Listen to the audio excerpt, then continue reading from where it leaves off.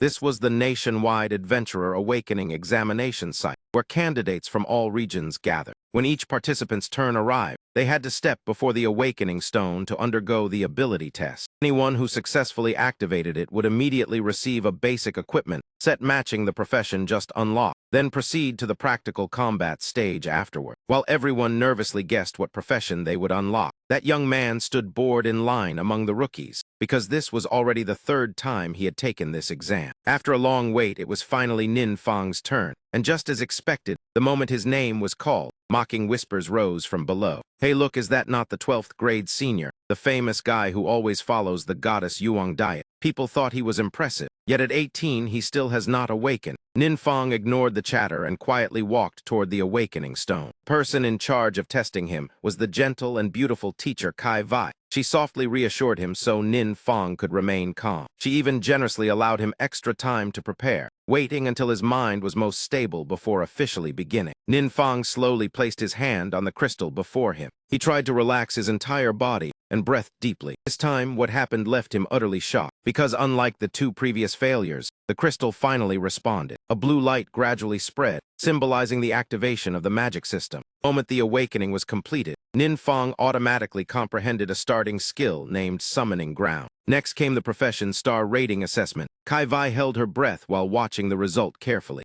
In the end, Nin Fang only reached 1 star, completely inferior to Yuang Diet, who had obtained a 5-star profession from the start. Kai Vai let out a quiet sigh, feeling regret for her student. Loud laughter erupted below again. They had thought Nin Fang would change his fate this year, yet he was still the same familiar 1-star adventurer. Kai Vai frowned at the cruelty of the students, then stepped forward intending to ask what skill Nin Fang had unlocked. However, seeing his dazed expression, she decided not to press further. Perhaps the shock was too great for Nin Fang. Kai Vai handed him the basic equipment set and offered a few encouraging words. After changing gear, he was to proceed to the next stage. Nin Fang obediently accepted it, but what truly stunned him was not the profession or the 1-star rating. It was that after awakening, a strange voice echoed in his mind, announcing that the host had completed awakening and now qualified to activate the system. Before he could even process it, the voice continued, and a virtual interface appeared, informing him that he had received the passive ability Dark Abyss Core and a mysterious gift. Dark power would normally cause backlash when used. However, when casting forbidden spells, all costs were completely exempt. Mysterious gift also allowed 1 completely free forbidden spell each week. Hearing this left Nin Fang even more confused, because darkness was the most sinister power in the world, while forbidden spells belonged to the highest tier of magic. Yet now he could both control darkness and cast forbidden spells. It sounded like pure absurdity, and everything still had not ended. The system continued to announce that his active skill, Summoning Ground, was being transformed. Within seconds, it was corrupted by darkness and turned into an entirely new skill named Rotten Earth Body. Nin Fang felt dizzy as if thunder roared beside his ears, yet the practical combat round was ahead, so he decided to use this chance to test his strength. Practical combat exam was divided into groups, each group of 50 people entering a secret realm together to practice skills by fighting monsters. Candidates were not allowed to assist or attack each other, and the entire process was monitored by drones flying overhead. Kai Vai asked the students to quickly confirm their skills. Nin Fang also opened his interface to check. His current active skill was Rotten Earth Body, a dark forbidden spell allowing him to summon forces from another world to form a shield and crush enemies at close range. Even so, Nin Fang increasingly felt that dark forbidden spells were too dangerous. If discovered as evil magic, the consequences would be unimaginable. He did not even know what this strange system truly was, yet there was no time left to think, because immediately afterward, Kai Vai signaled all candidates to enter the secret realm. Nin Fang and the others stepped through the gate and had just set foot inside. The sounds of candidates fighting monsters were already echoing everywhere. The first monsters to appear were Goppin. Nin Fang observed carefully and noticed drones densely scattered around. Therefore, he did not dare casually use the dark forbidden spell, even though it was his only attack method. For now, he could only find a safe place to hide, while every action of the candidates was broadcast live outside. This behavior made Captain Chu on the judging panel extremely displeased. Others were enthusiastically killing monsters while he hid. Kai Vai awkwardly defended that Nin Fang had awakened late. His physical strength was weak, and his skill leaned toward defense, so solo combat was unsuitable. However, Captain Chu was strict and demanded that Nin Fong be called out to stop the exam, because in his eyes, a one-star profession had little adventurer future. Before Kai Vai could react, Chu's subordinate suddenly cried out. A surveillance drone had just been attacked, causing the image feed to cut off. The monitoring system also issued an alert after detecting energy fluctuations far beyond average in the secret realm, requesting immediate investigation of the cause.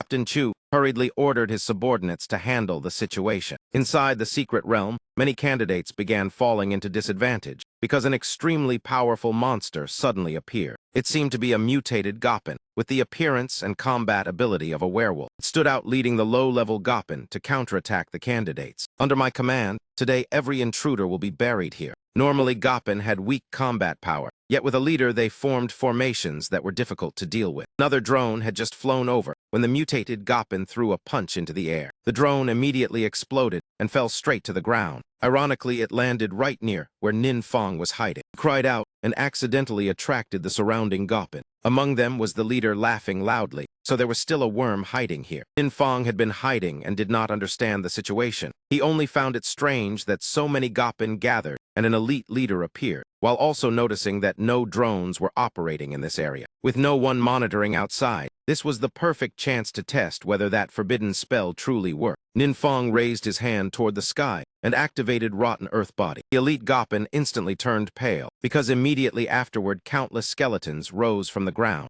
Outside, the monitoring team panicked as all drones lost signal and dark energy, suspected to be a king-level demon erupted in the secret realm. They hurriedly called reinforcements and evacuated non-combat personnel. Kai Vai was stunned. A king-level demon could destroy an entire city. How could it appear in an examination site? Meanwhile, inside the secret realm, the Goppin leader and his subordinates were already pale with terror. They had originally considered Nin Fong useless. Unexpectedly, he summoned a terrifying undead army. As for Nin Fong, he enjoyed his first time casting a dark forbidden spell. Aside from the sticky feeling of magic power on his hands, everything else was fine. The system continuously displayed notifications again and again. Each message stated that Goppin minions were eliminated, and he gained 10 experience points. Before long, the entire Goppin force was wiped out. Leader still had not recovered from shock. The overwhelming dark power made it suspect that Nin Fong was not human. But that suspicion changed nothing. In the end, it also died together with its subordinates. After defeating them, Nin Fong immediately gained 6,000 experience points. Checking his stats, he discovered that he had jumped straight to level 10. In previous years, during the practical combat round, the highest candidates only gained 1 or 2 levels. However, most of this level came from the 6,000 points of that elite monster. So why had it appeared here? Only then did Nin Fong notice the pile of dropped items. They all seemed to be high quality. Among them was a mark that permanently increased agility by 10 points. There was also a rare quality weapon.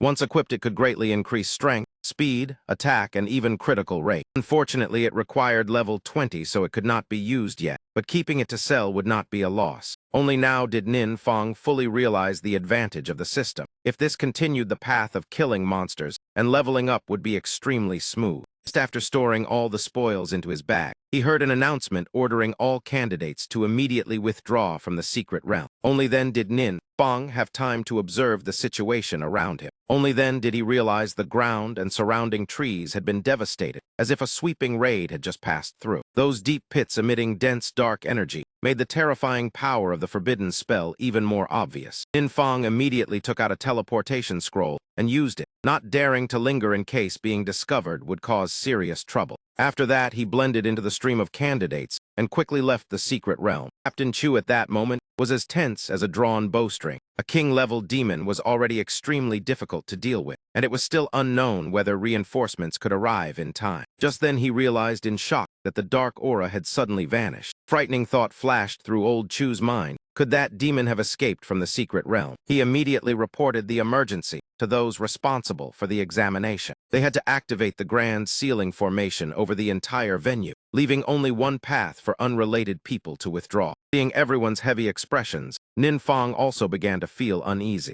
As soon as she saw him step out, Kai Vai hurried forward to ask about him. Nin Fong, are you injured? Of course, he was completely unharmed because he himself was the source that had worried everyone. After confirming he was safe, Kai Vai urged him to leave and announced the school was temporarily closed. Students with no business must absolutely not return. Nin Fong went home with Yuang Diet while his thoughts remained tangled. It was said the exam site had detected a strange energy source, so the entire area had been sealed. In truth, that mysterious energy source was him. Yet Ninfang naively believed it was caused by the abnormal elite monster. Seeing him looking dejected, Yuang Diet thought the interruption of the exam had dealt Ninfang a heavy blow. She suggested forming a team to level up together, because his defensive skill was not suitable for solo combat. However, Ninfang frankly refused, even though in his heart he truly wanted to accompany the goddess. Because at present he could only use dark forbidden spells, something that absolutely could not be casually revealed before others. If Yuang Diet learned the truth, he feared the first person to deal with him would be her. You are not allowed to refuse. 8 o'clock tomorrow morning at the West Gate. I will wait for you. Ninfang did not expect the beauty to be more decisive than he had imagined. It was clearly an order rather than a negotiation. After announcing the time and place, Yuang Diet had already turned and left. Why will she not listen to my explanation? Ninfang could only stand there in a daze. His mood rose and fell unpredictably. He thought of pretending to be sick to avoid it, yet hesitated. With Yuang Diet's personality, even if he avoided today, he would be dragged out tomorrow. Thinking about it gave him a headache. In the end, he came up with a plan, though he was still unsure if it would succeed. Ninfang went to the Vien Than Exchange, a place selling many pieces of equipment with attached skills. He planned to buy several items with summoning ground attached to use as a cover tomorrow. At the same time, he would sell the spoils obtained from the elite monster. The person who received him was a beautiful female staff member, yet Ninfang had no mind to admire her. He requested any equipment containing summoning ground. From weapons to accessories, everything was acceptable. The staff member immediately saw he had just awakened and enthusiastically advised that this low-level skill did not require special equipment. She introduced many higher-end items for leveling instead. However, Ninfang insisted on his intention, because he only needed to deceive Yuang Diet. The staff member's attitude instantly turned cold. She called another person to handle him and made sarcastic remarks, believing he could not afford good items. Seeing Ninfang had no intention of spending much money, she pushed him to a new employee. The new girl appeared gentler. Ninfang repeated his request. She led him through many shops and let him try various suitable equipment. In the end, Ninfang chose a ring that suited him quite well. After buying it, he moved on to selling his spoils. The girl brought him to the consignment appraisal room. Inside was a middle-aged man known as Master Vuong. Ninfang handed the shadow claw to him. Master Vuong immediately used an appraisal skill. He said it was an orange-quality agility type weapon with a low-level requirement, 3 gem slots, and very suitable for beginners. Judging it to be a good item, he asked what price Ninfang wanted, while he naturally hoped to sell it for as much as possible. Master Vuong went to contact clients, leaving Tiu Duong behind to serve tea. The first person he contacted was a director looking for good equipment for his son. Seeing the Shadow Claw was suitable, both sides quickly reached an agreement. In the end, Director Truong bought it for 50,000 star coins. After deducting the transaction fee, Ninfang received 46,000. Hearing that number, both Ninfang and Tiu Duong were shocked. He had never expected the item to be worth that much. Outside, the arrogant staff member was still gossiping and mocking Ninfang for being poor. At that moment, they saw Ninfang step out together with Master Vuong from the consignment room. News that he sold an item for 50,000 star coins spread quickly, making the employees regret the lost commission. Staff member from earlier felt as if struck by lightning. If she had treated him well earlier, that commission would have belonged to her. Before leaving Tiu, Duong softly reminded him to look for her next time. Mr. Nin, next time when buying or selling, just find me. My name is Duong Hin. Next morning, Ninfang went out with an excited mood. Last night, he experimented and discovered that equipment with attached skills was not affected by the system. This meant he would not expose his secret in front of Yuang Diet. Therefore, today, he arrived at the meeting place on time. As soon as he met Yuang Diet, he saw a group of people arriving with imposing momentum. Among them were a mage and a shield warrior. There were also a berserker, a warrior, and a holy priest. All of them were members of Yuang Diet's guild. Ninfang greeted them enthusiastically, but the mage and shield warrior remained indifferent. They looked at him as if he owed them a fortune, especially the pale-faced mage, who did not even glance at Ninfang, and instead went straight to speak with Yuang Diet about her upcoming second-class advancement. Hearing she was nearly level 60, Ninfang could not help being astonished at the talent of the 16-year-old 5-star girl. The mage took out a high-grade potion that permanently increased attributes as a gift. Everyone gasped because it was an orange item that increased 3 agility points.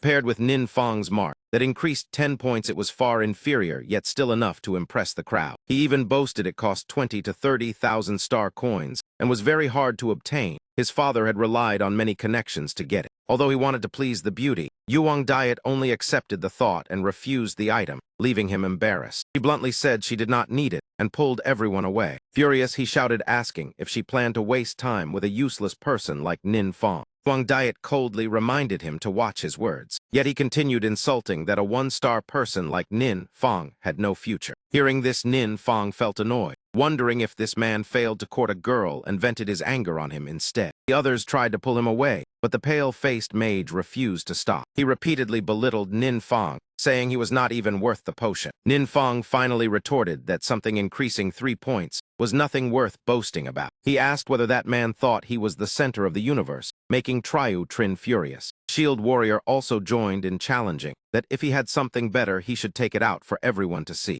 Triu Trin declared that if Nin Fong produced a superior item, he would kneel and apologize. Otherwise, Nin Fong must kneel before him. Waiting exactly for this moment, Nin Fong took out the permanent attribute mark and handed it to Yuang Diet. Even Miss Yuang herself was astonished because she had never seen such an item. Zhao Trin and his group naturally shared the same thought. Therefore, he believed Nin Fong was merely bluffing to scare everyone. Whether it was fake or not, trying it once would reveal the truth immediately. Yuang Diet hesitated because she feared the item was too precious and was reluctant to use it. However, Nin Fong appeared generous, while those people kept urging her to try it and see the effect. In the end, she decided to activate it. Zhao Trin and the others held their breath as they watched. They only saw Yuang Diet smile brightly. Her attributes had truly increased. Zhao Trin could not accept that reality, exactly the kind who searched for excuses after losing. He insisted that someone poor like Nin Fong could not possibly possess such a treasure. It must have been stolen. When you kowtow, remember to speak louder. My ears are poor and cannot hear clearly. With his arrogant nature, how could Zhao Trin willingly kneel before Nin Fong? Yet he had already made the promise before many contemptuous gazes from his teammates. He had no way out. He could only kneel down and lower his head deeply. Nin Fong felt extremely satisfied at that moment. The corners of his lips could not hide his smug smile. After settling this matter, he immediately pulled Yuang Diet away. Being near someone like Zhao Trin was truly suffocating. Even after leaving far away, Yuang Diet still felt uneasy. Yet their friendship could not be measured by a single attribute mark. Nin Fong only hoped she would complete her second advancement soon and enter a prestigious university instead of always staying beside him. Because if she kept following him, he would not be able to level freely at all. Yuang Diet misunderstood and believed. He felt inferior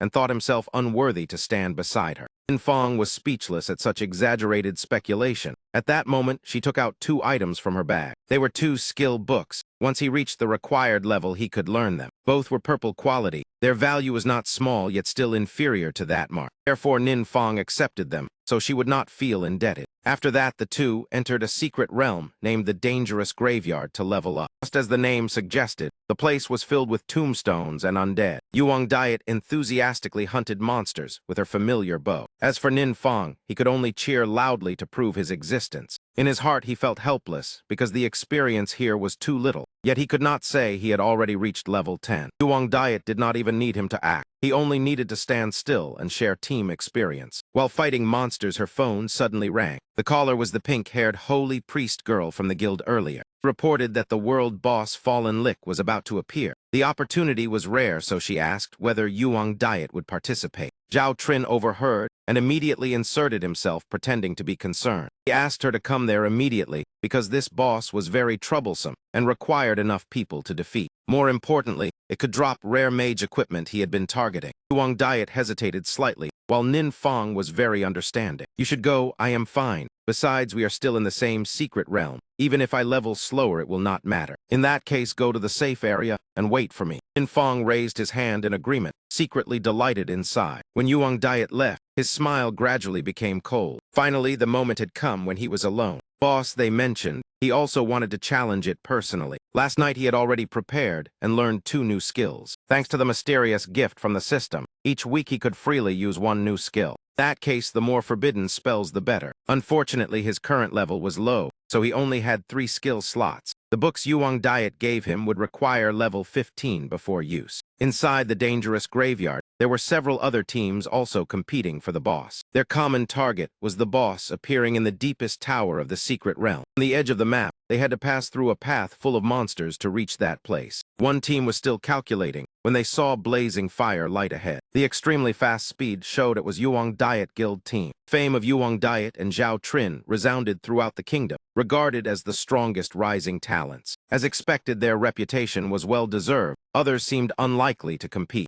Huang Diet team advanced like splitting bamboo, their coordination extremely perfect. Before even halfway, Zhao Trin confidently declared this boss would certainly belong to him, and even mocked other teams. Yuang Diet ignored him and focused on completing her role. Holy Priest and Berserker both noticed she had clearly grown stronger, thanks to the mark that increased 10 agility points. At the same time, deep inside the tower of the secret realm, a sudden disturbance appeared. That disturbance was the arrival of Nin Fang. He cast a spatial forbidden spell. Because of that, he could cross space and arrive instantly without clearing the path. This skill lasted for 1 hour. The moment he arrived, Nin Fang faced the fallen Lick. He was not afraid at all and even waved in greeting, startling the boss at the intruder. It unleashed a strike capable of wiping out a 5-person team. HMPH, an adventurer who does not know his limits dares to come here alone. Yet that attack missed, because Nin Fang used the spatial forbidden spell to evade. Appearing and disappearing like a ghost, he appeared behind the boss. "Because I do not want to share the reward with anyone else." The fallen Lick was shocked once more. Nin Fang smiled coldly. He activated the new skill Heavenly Meteor Fire Rain. Immediately, countless meteoric flames descended from the sky, causing terrifying damage across a wide area. The fiery rain poured down, causing the entire tower to shake within smoke and flames. Guarding zombies and ghosts were destroyed before they could react, bringing a massive amount of experience to Nin Fang. Even more astonishing was when he defeated the fallen Lick. He instantly gained 50,000 experience points, leaping from level 10 to 30 and completing his first advancement. Besides experience, the dropped spoils were also extremely tempting. Aside from 2 skill books not usable by a mage, the remaining items were all useful, especially the Lick Mark. Absorbing it would permanently reduce 3 stamina, but increase 15 spirit. When using the mark, the system sent another notification. After advancement, he could unlock the hidden class Necromancer or activate the hidden quest chain Omni-Element Archmage,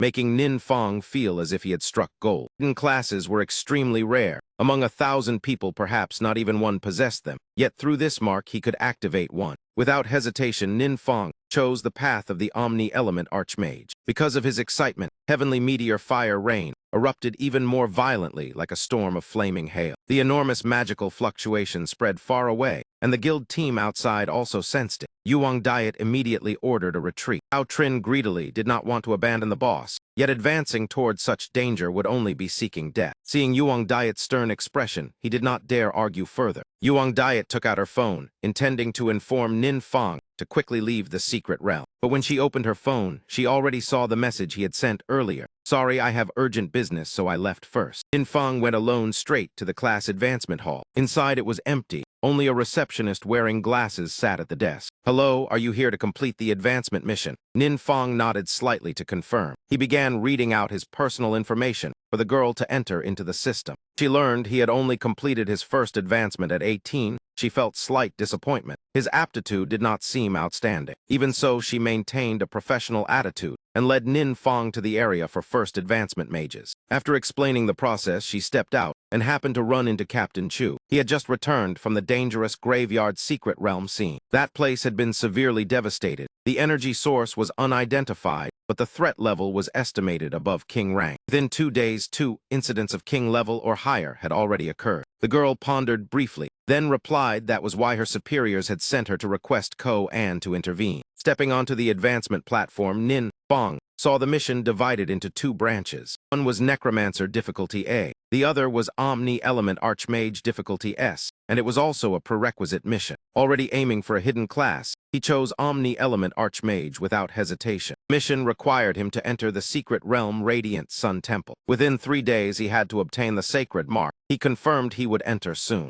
He only needed to wait a few more days. When he left, the person seeing him off was no longer the glasses-wearing receptionist. Although he noticed the strange point, Nin Fang had no time to think further, because that girl had been summoned away by Captain Chu. She was actually a member of the secret organization called Ko-An. It was rumored every member possessed a rare hidden class. They used the power of darkness to carry out special missions. At this moment, she was carefully investigating the dangerous graveyard secret realm. The dark aftershock was so strong that even after dispersing, it still placed heavy pressure on her. No clues remained, so the perpetrator intent could not yet be determined. Captain Chu felt even more uneasy. Recently, abnormal reports had appeared continuously in many places, like signs foretelling a crisis. He asked whether the events might be related. She only replied she would report to her superiors to increase investigation forces. May I ask if it has been confirmed to be a monster, or could it be, He hesitated, then asked whether it might be caused by mutants like her. She calmly said she did not believe humans could accomplish this. The threat level had surpassed king rank. To control that enormous dark energy, the cost could not be paid merely with flesh and blood. In other words, an extremely powerful monster was hiding in the city, capable of causing disaster at any moment. She nodded to confirm and believed it must be found quickly. Ironically, the monster they spoke of was now peacefully at home. Nin Fong had just reached level 30 and unlocked 4 new skill slots. Without delay, he took out the 2 skill books given by Yuang Diet to learn them. The first was Magic Shield. After learning it, the system fused it with Rotten Earth Body into Rotten Earth Guard, which automatically activates when attacked and absorbs all corresponding damage, then regenerates. Nin Fong laughed because a forbidden spell could combine with low-level magic to create astonishing effects.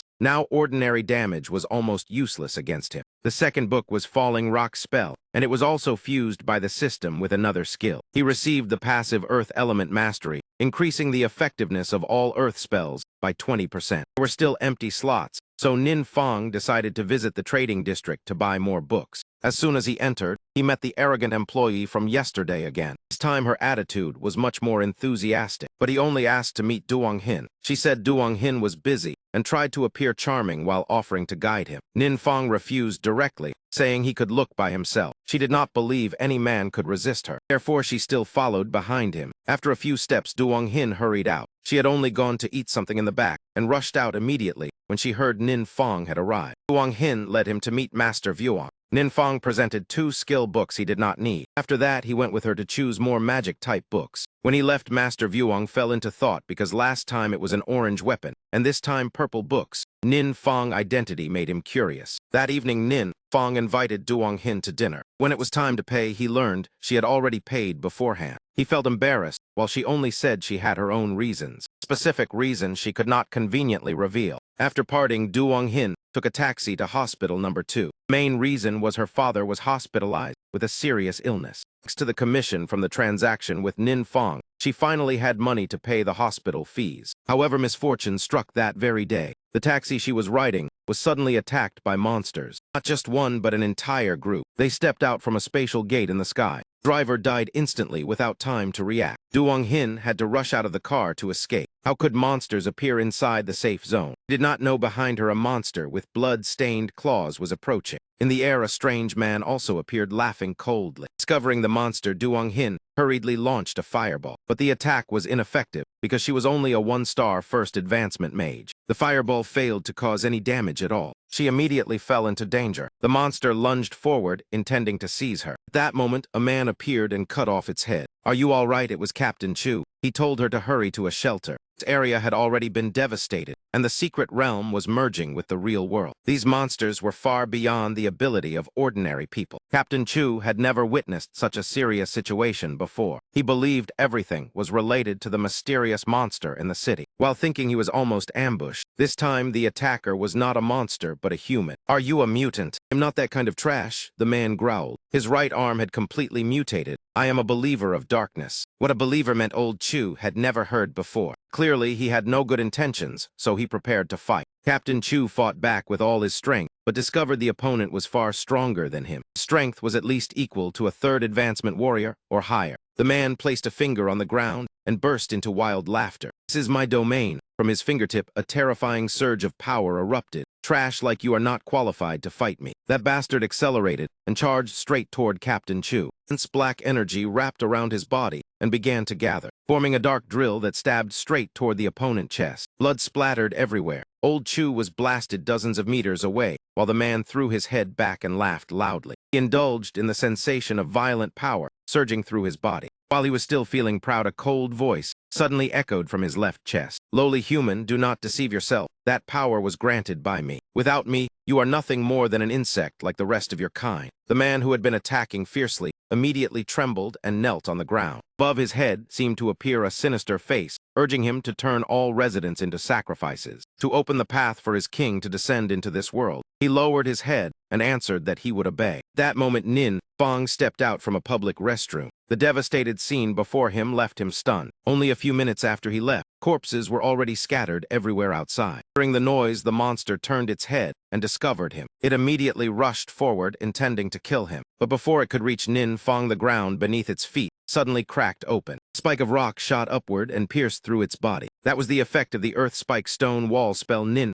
Fong had just learned. Fortunately today, he had spent money to buy a suitable weapon. This equipment carried a purple skill and also enhanced his earth magic. Nin Fong pushed open the restaurant door and walked completely outside. The scene outside was even more horrifying than inside. As soon as he stepped out, he faced that mutated man. He was slaughtering wildly, his eyes looking at Nin Fong full of bloodlust. Haha, there are still a few worms like you left. The hell, another terrifying thing has appeared. Before reacting, the man had already appeared before Nin Fong. His right arm swelled and grabbed him. He squeezed with all his strength, yet could not crush him at all. The man was shocked because Nin Fong was clearly only a mortal body. Yet he had blocked a full power strike from him. At the same time, he sensed an enormous dark aura emanating from him. It was even more terrifying than his own. Damn it. Why does this aura make me tremble more than death? Nin Fong did not dare be careless, because the opponent was indeed very strong. If he unleashed a large-scale forbidden spell, in the city the consequences would be unimaginable. To win, he had to strike first. Nin Fong unleashed his full counterattack. In the end, his power overwhelmed the opponent. The giant armored arm of the man was shattered, leaving only a thin arm behind. He panicked and shouted for his leader, but no one answered. The other monsters fled as the spatial gate gradually closed. When they all passed through, the spatial crack vanished completely. Only the mutated man remained struggling desperately. At this moment, the dark power inside him seemed to have dissipated.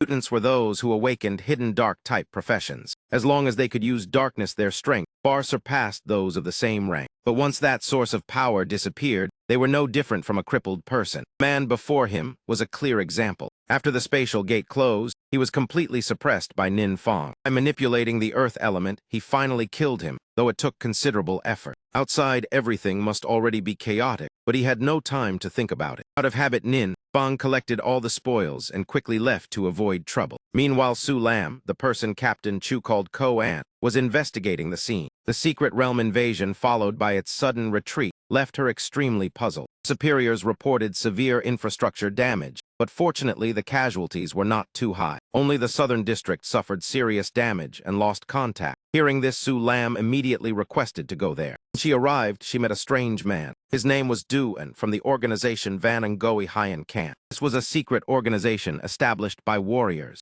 They operated quietly, and today Du-An had also come to investigate. The mutated man just killed was their traitor. He opened the path for the secret realm invasion and led monsters to attack the old camp. Hearing this, Su Lam's face grew even more serious. Perhaps his death caused the invasion to stop. Du-An did not answer and instead asked whether her side had killed him. Su Lam shook her head. She had just arrived and did not yet know who had killed the traitor. Du-An stared at the corpse for a long time. That man had always been cunning, hiding inside secret realms, and every pursuit had failed. Su Lam also secretly thought Captain Chu, at third advancement, had lost, yet someone mysterious had directly killed him. Such a terrifying expert really exists in this city. Du-An said he needed to find a few things, then left immediately. At night, laughter echoed loudly inside Nin Fong house. From that corpse, 2 orange-grade warrior equipments had dropped. His harvest was even more valuable than defeating a boss. During the battle, he had not seen the man equip them, perhaps because his level was insufficient. There was also a skull pendant with unknown quality and no information. Nin Fong examined it carefully and muttered that it probably did not contain any evil trick. It seemed he should change his profession to fortune teller. Whatever he said turned out correct, because the soul hidden inside the pendant was the one controlling that mutated man. He was not in another world, but hiding inside this piece of jewelry. From within, he could observe every movement outside. When Nin Fong suspected there was something evil inside, he was so frightened his hair stood on end. He hurriedly withdrew all aura to cut off contact with the outside world. If he was discovered, it would be the end. The next day, Su Lam visited Captain Chu in the hospital. According to him, Du-An had saved him from danger. Mutated man saw Du-An and immediately escaped into the spatial crack. From their first meeting, Su Lam had sensed Du and was not weaker than herself. Someone like that still failed to capture the opponent, yet the mysterious person managed to do it. Moreover, a trace of dark aura still remained at the scene. Therefore, they speculated that the mysterious person was very likely also an ability user like them. In Captain Chu's heart, he secretly hoped that if that mysterious figure stood on the same side as them, it would be wonderful. Just thinking about it already made him feel far more at ease. If that person belonged to the opposing side, then he would certainly become a great threat. While Old Chew's group and To Lamb were exhausting themselves following clues to find the whereabouts of the mysterious person, that very legendary figure was leisurely continuing his class advancement mission. Last, the important day arrived. When Nin Fong stepped into the mental realm, he immediately saw a massive city appearing before his eyes. It was very likely that this was the Radiant Sun divine temple mentioned in the mission. He calmly walked through the secret realm without realizing that behind him, a pair of eyes had been secretly observing every movement. The one watching was Duan. A few days earlier at the trading district, Duan had come to meet Master Vuong. He wanted to buy a set of equipment for a fourth-turn warrior. This request alone was enough to prove that Duan was an extremely wealthy customer. That ill-tempered female employee immediately tried to cling to him, hoping that later she might earn a large commission. Master Vuong laughed openly and said that he had a regular customer who was preparing to sell a fourth-turn warrior equipment set consisting of 2 items. Those 2 items were armor and leg guards. As soon as he heard this, Duan immediately wanted to meet the seller. But Master Vuong said that person was busy today and could not come. The one selling that equipment was actually Nin Fong. When coming here was not random. The fourth-turn equipment set consisted only of armor and leg guards.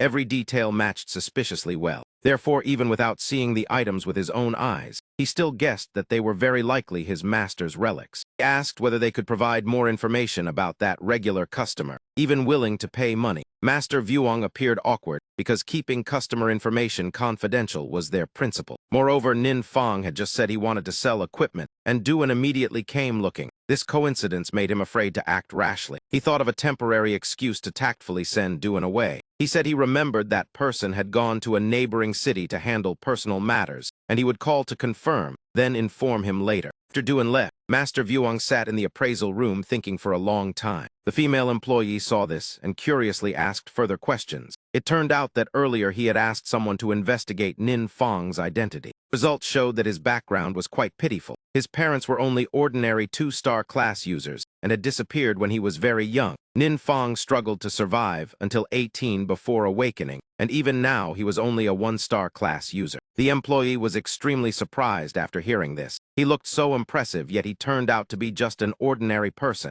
Her initial intuition had already made her feel that Nin Fong was very suspicious. At this moment, the issue was no longer about background. But with such an origin, where did the valuable items he brought come from? A 1-star class user could not possibly possess such rare equipment. This gave Master Vuong a severe headache. Although he knew Nin Fong and Miss Yuong Diet were childhood friends, the Yuong group could not help much. Earlier, Duan's expression looked extremely unpleasant. Master Vuong worried that the equipment Nin Fong wanted to sell was directly related to Duan. At that moment, the ill-intentioned female employee seemed to suddenly realize something. She suspected that the equipment might be stolen goods. Even if not stolen, the origin was probably not clean. It seemed this time Nin Fong had provoked a dangerous person because Duan was a 4th-turn class user. Although not the strongest, he was still considered a leading figure in this region. The employee secretly hoped to watch a good show and thought that this time Nin Fong would definitely face huge trouble. Turning to the present, Duan was still secretly following every step of Nin Fong. He could hardly believe that such a young man could repel the invasion of the secret realm. In the past, even his master had once lost to the boss here. Yet his master's equipment was very likely now in Nin Fong's hands. Duan believed that if he was not a true expert, then there must be someone behind him pulling the strings.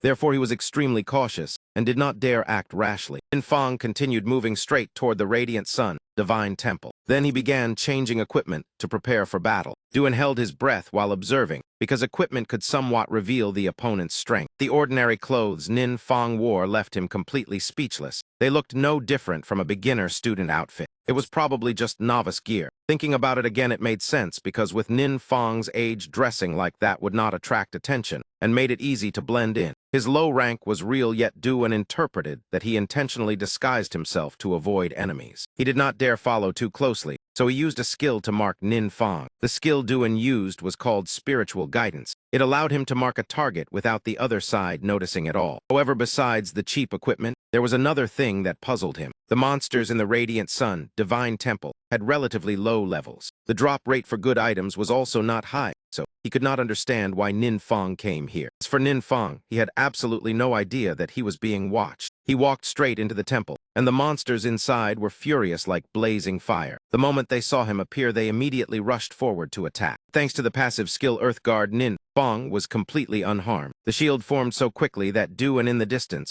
was shocked with his mouth wide open. Although the monsters here were not strong, Nin Fong's absolute defense was truly terrifying. After the first attack failed, the monsters began avoiding him. This only made Duan believe even more that Nin Fong was not simple. Nin Fong walked straight toward the largest statue in the temple, the place regarded as the final boss. Duan thought he was preparing to solo it. However, strangely, the statue remained motionless without any reaction. Clearly, it seemed frightened by Nin Fong's terrifying aura and did not dare attack. Nin Fong did not even bother to care and simply walked around the statue. Behind it, there was another hidden chamber. Inside hung a gigantic suit of armor with 2 pairs of wings behind it. It was the 6-winged angel. This was the real boss mentioned by the system, not the statue outside. When it saw Nin Fong, the eye sockets of the armor immediately lit up. But strangely, it did not attack, and instead shot upward toward the temple ceiling. Nin Fong muttered in confusion about why this fellow was running away. Duan outside was even more astonished. He had never known that the Radiant Sun Divine Temple contained this hidden chamber. This was clearly a rare hidden boss, yet Nin Fong knew about it. Truly worthy of an S-rank mission. If it were an ordinary class advancement mission, who could possibly discover it? Nin Fong chased after the 6-winged angel with interest, but it seemed like the statue outside. Both feared his overwhelming pressure. The 6-winged angel was nearly in despair. The battle had not even begun, yet it already felt certain of defeat, because the opponent's presence was overwhelmingly terrifying. But this was its secret realm, so even if it wanted to escape, there was nowhere to hide. Nin Fong realized the opponent was trying to flee. He immediately activated a new skill called Thunder Demon Sky Suppression. When cast, it could summon a massive storm of lightning. Its power descended no differently from heavenly tribulation. As soon as the attack was released, the 6-winged angel was instantly struck by lightning until smoke rose everywhere. A boss that had looked majestic and imposing, yet with just one move from Nin Fong, it was roasted into a charred bird.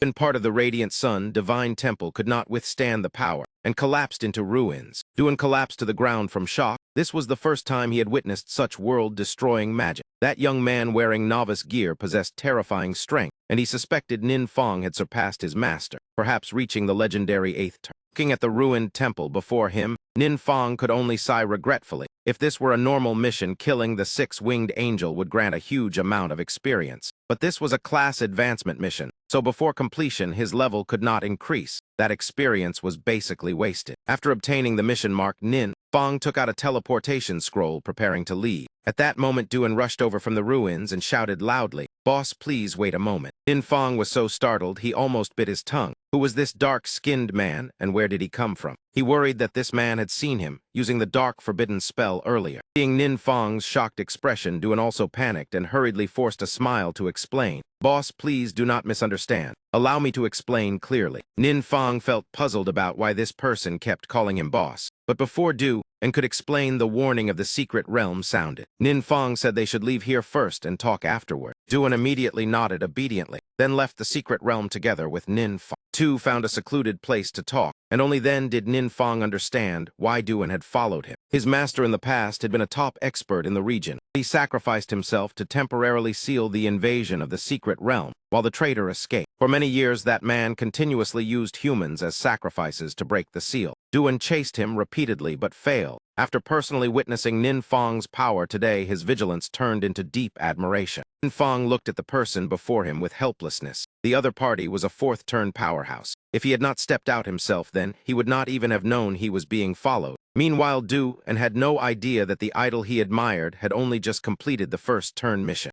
Nin Fong felt an immense headache. After all, his current rank was still far too low. With a situation like this, his identity being exposed was only a matter of time. His lowered expression in Duan's eyes became extremely terrifying. He immediately grew tense and thought that boss suddenly fell silent like this. Could he be planning to kill him to silence him? The moment that thought appeared, Duan felt a chill down his spine. He forced himself to remain calm, then hurriedly thanked Nin Fong for avenging his master. At the same time, he promised that if Nin Fong ever needed anything in the future, he would definitely help with all his strength. Coincidentally, Nin Fong also wanted to maintain a good relationship with this person. After all, the other party had a high rank and often acted alone. Perhaps he might become useful later. Before he tried to put on the coldest expression possible, then said, What happened today, I do not want a third person to know. Please rest assured, I will absolutely keep it secret. Duan said this with complete sincerity. In his eyes, Nin Fong possessed terrifying dark power, yet did not harm innocent people at all. He even repelled the invasion of the secret realm to save the entire city. Such a powerful yet humble person made Duan both respectful and admiring.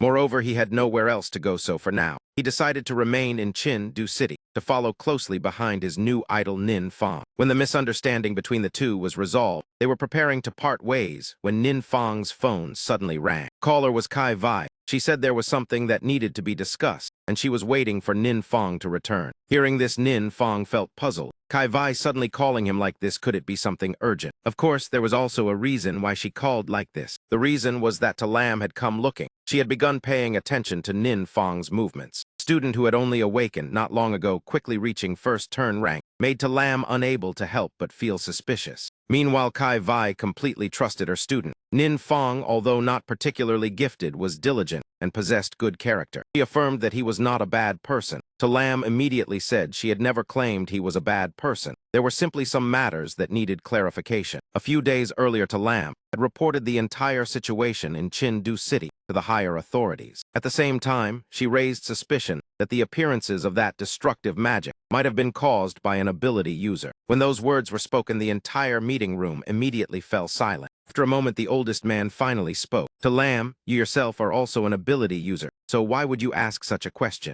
He said this because ability users who used dark power had to pay a tremendous price. The stronger the power, the heavier the cost. From losing lifespan, losing sanity, to turning into a monster. Even the lightest price, if not careful, could lead the ability user to an irreversible end. While the recent threats were all at king level, he believed it was impossible for an ability user to reach that level. Hey, old friend, you are going too far now. How could a king-level ability user possibly exist? The man with slicked-up hair sitting beside him mocked. If you enjoy imagining things like this, you would be better suited to become a scriptwriter. Talam did not expect her speculation to be opposed so fiercely, but she still believed the possibility existed. There was simply no evidence yet. That man with the stiff hair continued mocking that Talam was only good at empty talk. He even declared that if a king-level ability user truly existed, then he would personally offer his head for Talam to kick like a ball. The old man coughed a few times, signaling him to be quiet, then said they would send more people to investigate Chin-Du City. If necessary, the investigation team would take over the entire operation. Additionally, Talam also requested more personnel from Ko-An. But that request had not yet been approved. Talam angrily asked whether they did not trust her. The older man only advised her to patiently wait longer. But with the city currently in such chaos, how could anyone calmly wait? Returning to reality, Talam was still sitting with Kai Vi. At this moment, her subordinate brought shocking news. The Radiant Sun Divine Temple's secret realm in Longback City had just been attacked by dark power. There were currently no casualties reported. Hearing this, Kai Vi immediately turned pale because the place where Nin Fong had registered to complete his first turn mission was exactly the Radiant Sun Divine Temple. Lam naturally also knew this, because before being called away by Captain Chu, she herself had accepted Nin Fong's class advancement registration. She smiled faintly, then said it seemed everything was becoming more and more interesting. At this moment, the entire Longback City was already covered by a dense barrier. Nin Fong and Duan were also standing mixed within the crowd. The surrounding citizens all appeared extremely worried. He vaguely heard people discussing that the incident was related to the Radiant Sun Divine Temple, but Nin Fong did not realize that everything had actually been caused by himself. He only felt annoyed because Longback City had activated the highest level alert. It seemed there was no choice but to wait for them to remove the alert before he could take a vehicle back. But no one expected that immediately afterward, a gigantic crack appeared in the sky above Longback. The familiar scene repeated as monsters began pouring out from the spatial rift. Seeing that magical barrier, they laughed with contempt. Truly weak humans, they only know how to hide behind a turtle shell. From the spatial rift, more and more monsters appeared. The one leading them looked the most ferocious. Two massive demon-like horns grew from its head. It mocked that Longback's barrier was as fragile as paper and could not stop them. Then the leader raised its hand to signal. It said, "Let us give humanity an interesting surprise."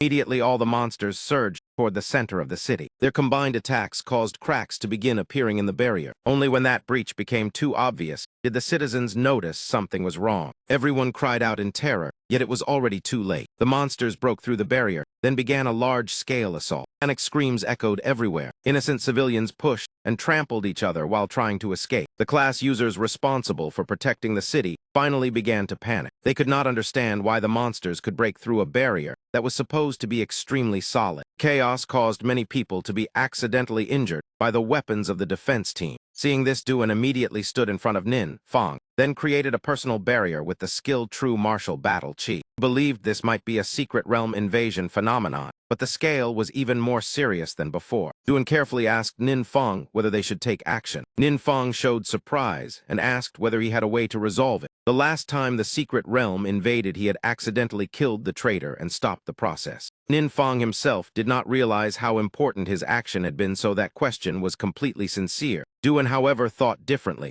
Boss clearly had the strength to resolve this matter, yet still asked him, could he be testing him? Thinking this, he became even more convinced it was a test. Duan immediately stretched his muscles, preparing to perform, so as not to disappoint Nin Fong. Understand now, boss, please rest assured and leave everything to me. Above Nin Fong's head there were only question marks. Understand what exactly? But this place was too crowded, so Nin Fong could not conveniently use dark forbidden spells. Letting Duan act was probably the best choice. He could only nod and say, all right, go ahead. Duan observed the entire battlefield. On one side, monsters were attacking wildly. On the other side, civilians were fleeing in panic. Several class users also stepped forward to resist, but their strength was clearly insignificant. Especially when facing that two-horned leader, the gap became even more obvious. One person after another rushed forward only to be knocked flying. Not even a single scratch appeared on its body. After slaughtering for a while, the leader began showing disappointment. How boring, I thought humanity might have a few strong ones. Dragged its blood-stained blade, then slowly walked forward. Wherever it passed, only a scene of devastation remained. People could only flee in despair. In its eyes, humans were no different from sheep waiting to be slaughtered. Its desire for slaughter continued rising. The monster raised its blade high, preparing to strike down a fragile female student. But just as the blade descended, it was blocked by a smaller blade. When officially appeared, the monster showed surprise because someone had finally stopped it. Facing it, Duan revealed extreme fury. Although Boss did not need his protection, if he was here, then he could not allow Boss to act personally. Boss, leave everything here to me. Nin Fong could only feel speechless, thinking, could you stop calling me boss? It sounds really awkward. The ugly monster laughed loudly with delight. So humans were not entirely trash after all. Duan did not reply and directly poured strength into his blade. The powerful counterattack sent the monster flying far away. It spat out a mouthful of blood, shocked by the strength of this small human. But before it could recover, Duan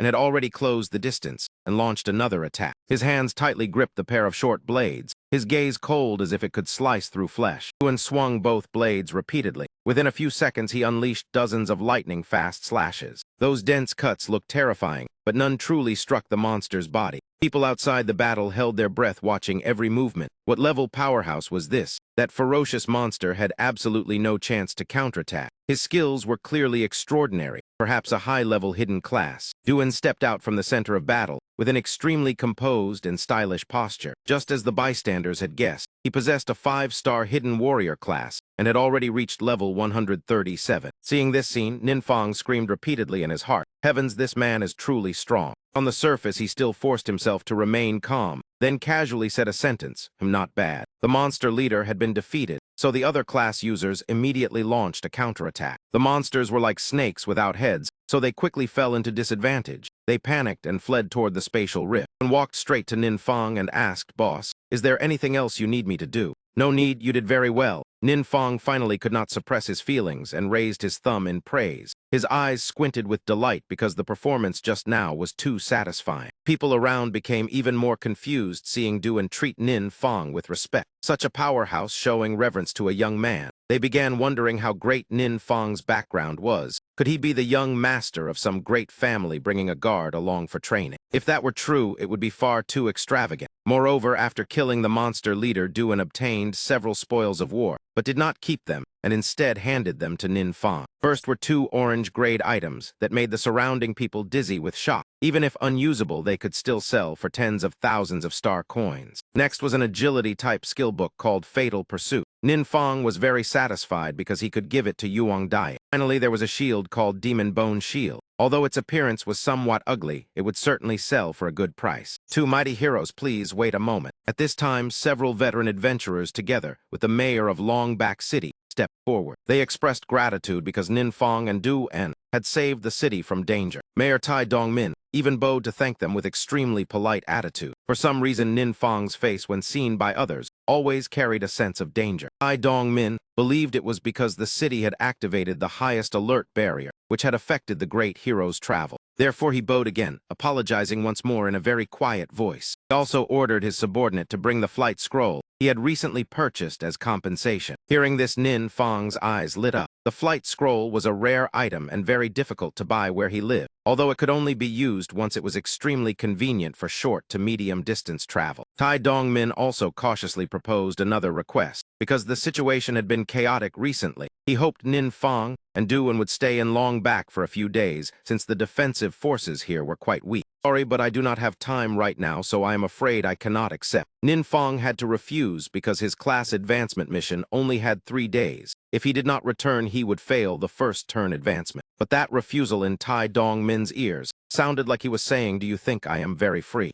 Tai Dongmin broke into cold sweat and did not dare continue persuading. At this time, his subordinate had already brought the teleportation scroll. Tai Dongmin also gave Nin Fang a powerful black card from Vinthan Trading Exchange to express gratitude. Nin Fang was quite surprised because this type of card was only for extremely successful people and carried many privileges. No wonder this mayor could buy a teleportation scroll. It seemed his identity was not simple either. When fortune came to his hands, how could he refuse? Nin Fang laughed loudly and accepted it. Only then did Tai Dongmin sigh in relief and hesitantly speak. Long Back City faces danger in the future. Could we ask boss for help? Nin Fang had already accepted the black card, so it was difficult to refuse. No problem, as long as I am still around. Tai Dongmin felt as happy as winning a lottery. Both his subordinates and the city defenders shouted excitedly like a group of apes. Boss has agreed. Long Back is safe. After everything ended, Nin Fang and Duan used flight technique to return. At the class advancement hall of Chindu City, the Suksu Guild group was nervously waiting for Yuang Diet. Today, she also came to complete her second class advancement mission. Look, Diet NHI has come out. Yuang Diet stepped out from the hall with Triu Trin behind her. As soon as she reached the door, she saw 2 figures streak past like birds flying straight inside. She stood stunned for a few seconds, because it seemed one of those 2 people was Nin Fang. Hearing that, Triu Trin burst into laughter. You must have seen wrong. A flight scroll costs thousands of gold coins, so how could a poor man like Nin Fang afford it? Besides, a newly awakened person like him coming to the class advancement hall for what?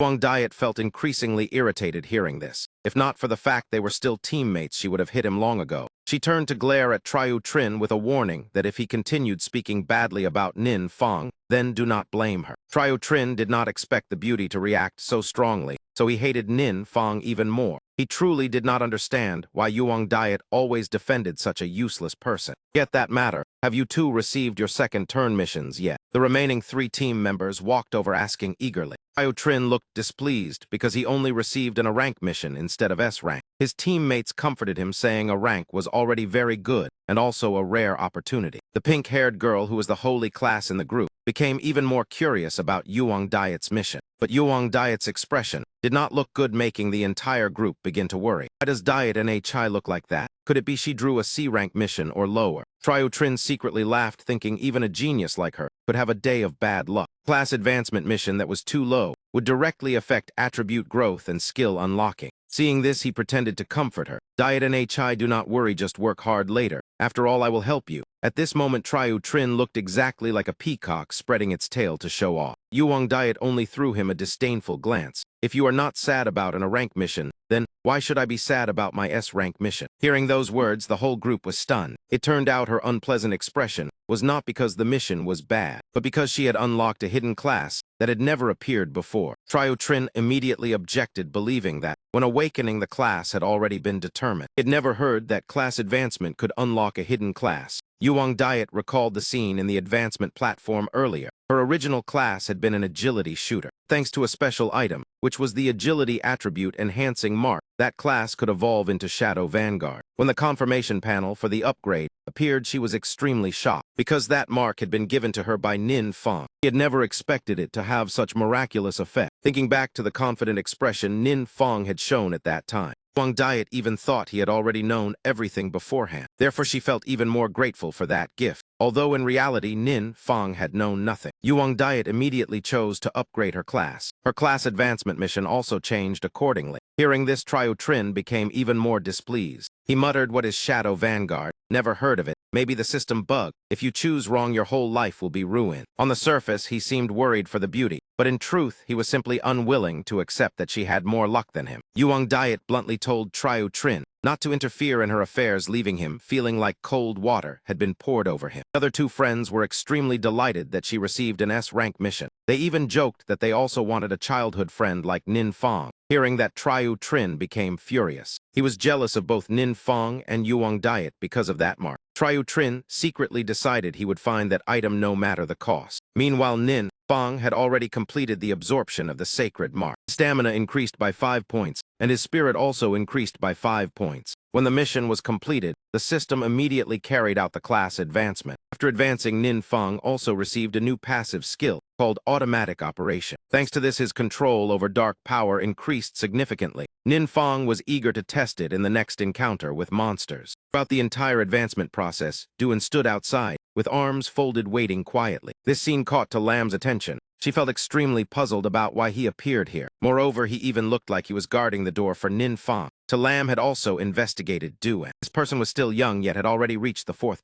Even across the entire country, he could be considered a rare powerhouse like Phoenix Horn and Killen Scale. However, according to the staff report, when the two had just entered, Duan showed extremely great respect toward Nin Fong. Student is clearly not simple. I have been keeping contact with Kai Vai through the phone just now. Miss Kai, the next step will depend on you. Do not worry, I will verify everything again. But I am certain he is not our enemy. At this moment, Nin Fong and Duan had already gone outside. The two were chatting happily when someone behind called his name loudly. Nin Fong turned his head, and when he saw Kai Vai, he immediately startled, because he remembered earlier Kai Vai had called saying there was something very important. Boss, I will wait over there. Duan understood and stepped aside. The title boss made Kai Vai curious. Nin Fong felt a jolt in his heart and did not know how to explain. Could only make up a random excuse. Please do not mind it. He was only joking. Kai Vai did not focus on that matter and went straight to the point. She directly asked Nin Fong whether he had already completed the first-class advancement. Cold sweat instantly appeared on Nin Fong's forehead. How did Miss Kai know about this? He knew sooner or later it would be discovered, but he did not expect it to happen so quickly. However, Kai Vai had always cared about him, so Nin Fong believed she would not harm him. Therefore, he decided to tell the truth. This matter is a bit difficult to explain.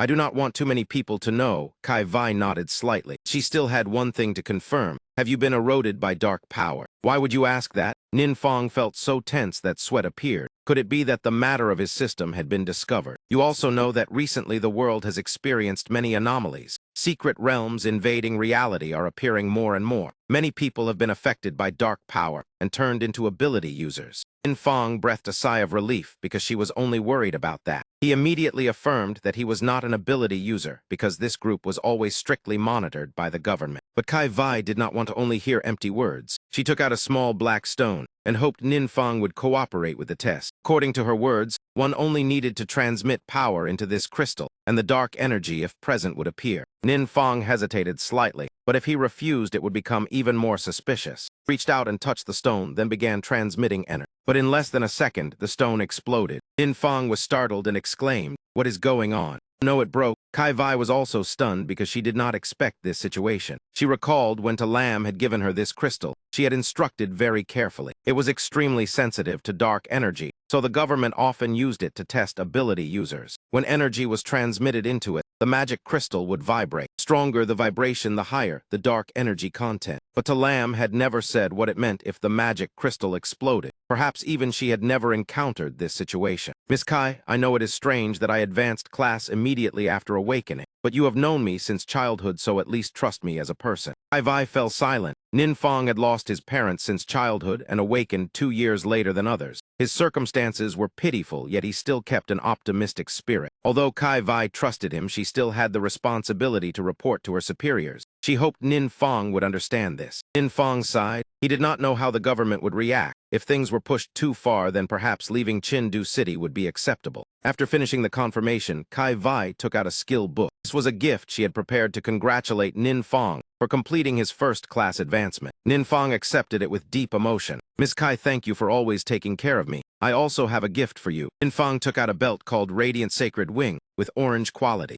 This equipment added 20 spirit points, increased stamina recovery and healing efficiency by 50%, while granting complete immunity to the dark attribute. The most special effect was pure radiance, where it could cast healing spells without chanting. Kai Vai was astonished because its true value lay in the life-saving effect during emergencies. Because the item was too valuable, Kai Vai did not dare accept it. But Nin Fong still firmly placed the belt into her hands and said it was only a spoil from his class advancement mission. No other choice, Kai Vai accepted it. Afterward, Nin Fong said goodbye to her, then left together with Duan. Kai Vai stood there for a long time lost in thought. Nin Fong gave such a valuable orange equipment without hesitation. Was this child too generous or simply too kind? After that, Kai Vai returned to the adventurer office and brought the broken magic crystal fragment to report to Talam. It was also the first time Talam had seen such a situation. Kai Vai looked extremely worried. If the Ability User Association regarded Nin Fong as a threat, then the consequences would be extremely serious. Talam sighed, then stood up and said, "Let us stop this matter." Stop means what? You decided to abandon the investigation. Talam believed that Kai Vai's student might have already exceeded the limits of their understanding. If Nin Fong was truly a powerhouse, then investigating further might irritate him. She immediately ordered all investigation activities regarding Nin Fong to be suspended. All information about him must remain absolutely confidential. Kai Vai completely agreed. After all, Nin Fong was still only a young boy without any special background. Stopping the investigation meant they would no longer target him. This made her feel relieved. Stopping the investigation of Nin Fong did not mean Talam would remain idle. She shifted her attention to the person who was always with him,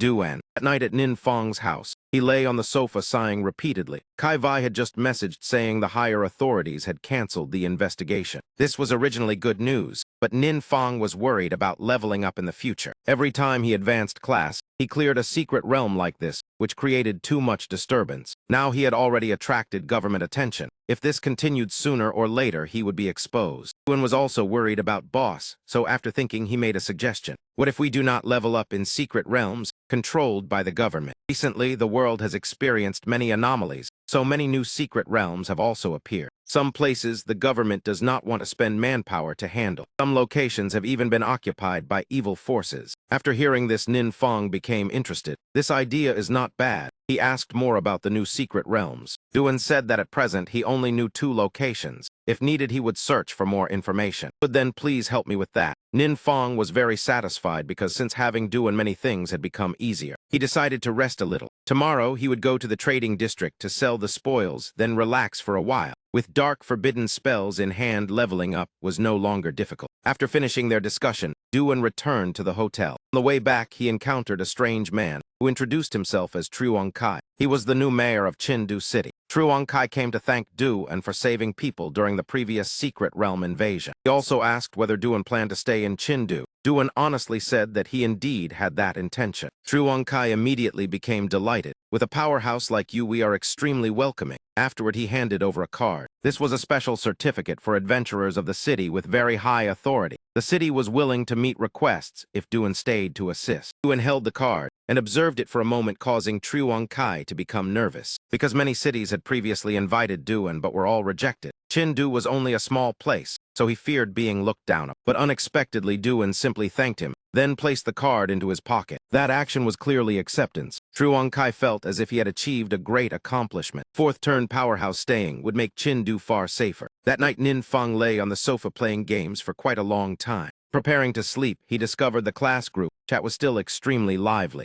Everyone was complaining because they had not yet reached level 30 to advance class, while the secret realms inside the city had been sealed. Nin Fong only silently read the messages. His classmates had awakened at 16 and needed first turn to enter university. Unexpectedly, in only a few days, he had gone from being despised to surpassing them all. He originally only intended to watch the conversation, but unexpectedly, someone directly mentioned Nin Fong's name to mock him. In such a tense situation, perhaps only low-level people would feel no worry. Yet Nin Fong still sat calmly playing games. Nin Fong casually checked the profile of the person who had just spoken. It turned out to be another fanatical admirer of Yuang Diet. What did it have to do with him if he played a few rounds of games? In the end, teacher Kai Vai had to speak up to calm the chaotic atmosphere in the group. Troublemaker quickly withdrew his message after seeing that. The conversation in the group immediately shifted to another topic. Someone posted a video recording the scene of a secret realm invasion and monsters attacking. Everyone immediately began discussing excitedly. It was said that many cities had already fallen and nowhere was safe anymore. Even out-of-control ability users had appeared. But last time a mysterious boss defeated the monsters and stopped the secret realm. Does our Chindu city also have such an expert? If I knew who it was, I would acknowledge him as my grandfather. If these people knew that the mysterious boss was Nin Fong, they would probably faint from shock. Nin Fong was also drawn into their conversation and began to feel worried. A few days ago, he had heard Duan and Kai Vi mention ability users. He did not expect the situation to become tense so quickly. He had only enjoyed a comfortable life with the system for a few days. He would absolutely not let this good life end. However many monsters dared come to Earth, Nin Fong would eliminate the same number. That moment, the monster hiding inside the pendant Nin Fong held suddenly sneezed. For some reason, it suddenly felt extremely uneasy. The next day, Nin Fong followed his plan and went to the Vien Than trading exchange. Duong Hin had already been waiting for him very early. Because of that, she was again mocked by that malicious female employee. The jealousy of women was truly terrifying. That employee mocked Duong Hin for being blind, following Nin Fong without knowing he was only a penniless poor man. Moreover, he even dared touch the belongings of a fourth-turn warrior. Now he had probably already been crushed. Duong Hin immediately retorted that Mr. Nin was not that kind of person. Master Vuong had already had someone investigate. That Nin fellow was only a useless person who awakened at 18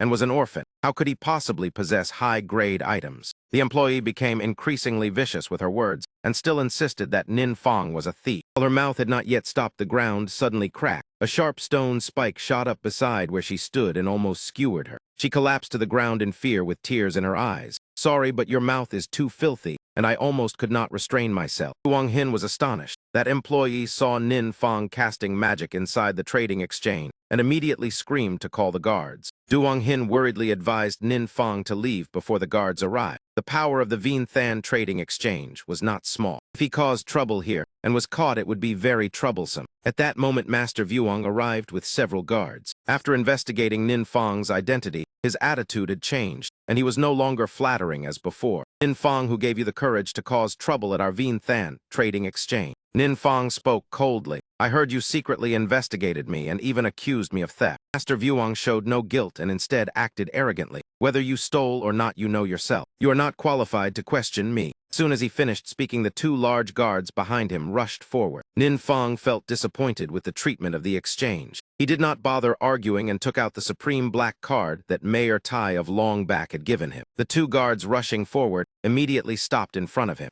Master Vuong's face instantly turned pale. He immediately recognized it as the supreme black card. How could this be? It must be fake. It must be fake. The malicious employee also panicked. Nin Fong looked at their expressions and felt pleased inside. The gift from Mayor Tai truly carried weight. Master Vuong frantically asked where he obtained the card. Nin Fong only coldly placed it back into his pocket. "Did you not already investigate me? Then find out yourself." Master Vuong was instantly speechless and hurriedly called to verify. The entire Vien Than trading exchange was temporarily sealed. After a while, Mayor Tai Dongmin personally called Master Vuong with an unfriendly tone. "The headquarters says you are investigating why I gave a black card to Mr. Nin. What exactly is going on?" Master Vuong immediately panicked. He hurriedly explained that it was only a misunderstanding. The father of Tai Dongmin was one of the founders of the trading exchange. He absolutely did not dare offend Tai Dongmin. But the mayor angrily said he had worked very hard to win over Mr. Nin, and if he offended him, the consequences would be unpredictable. Tai Dongmin became even more furious when he learned Master Vuong had truly caused trouble for Nin Fong. "You fools, stand there and wait for me." After the call ended, Master Vuong nearly cried. He did not understand what relationship Nin Fong had with the mayor to provoke such anger. He immediately thought of another method. He called Duan, saying that he had found the equipment he needed. If a fourth-turn powerhouse supported him, then even Tai Dongmin would have to show respect. While the outside was chaotic, Nin Fong still calmly sat in the waiting area with Duong Hin. Not long after, Mayor Tai hurried over, and beside him, Duan also followed anxiously. Nin Fong was surprised. "Why did the two of you come here?"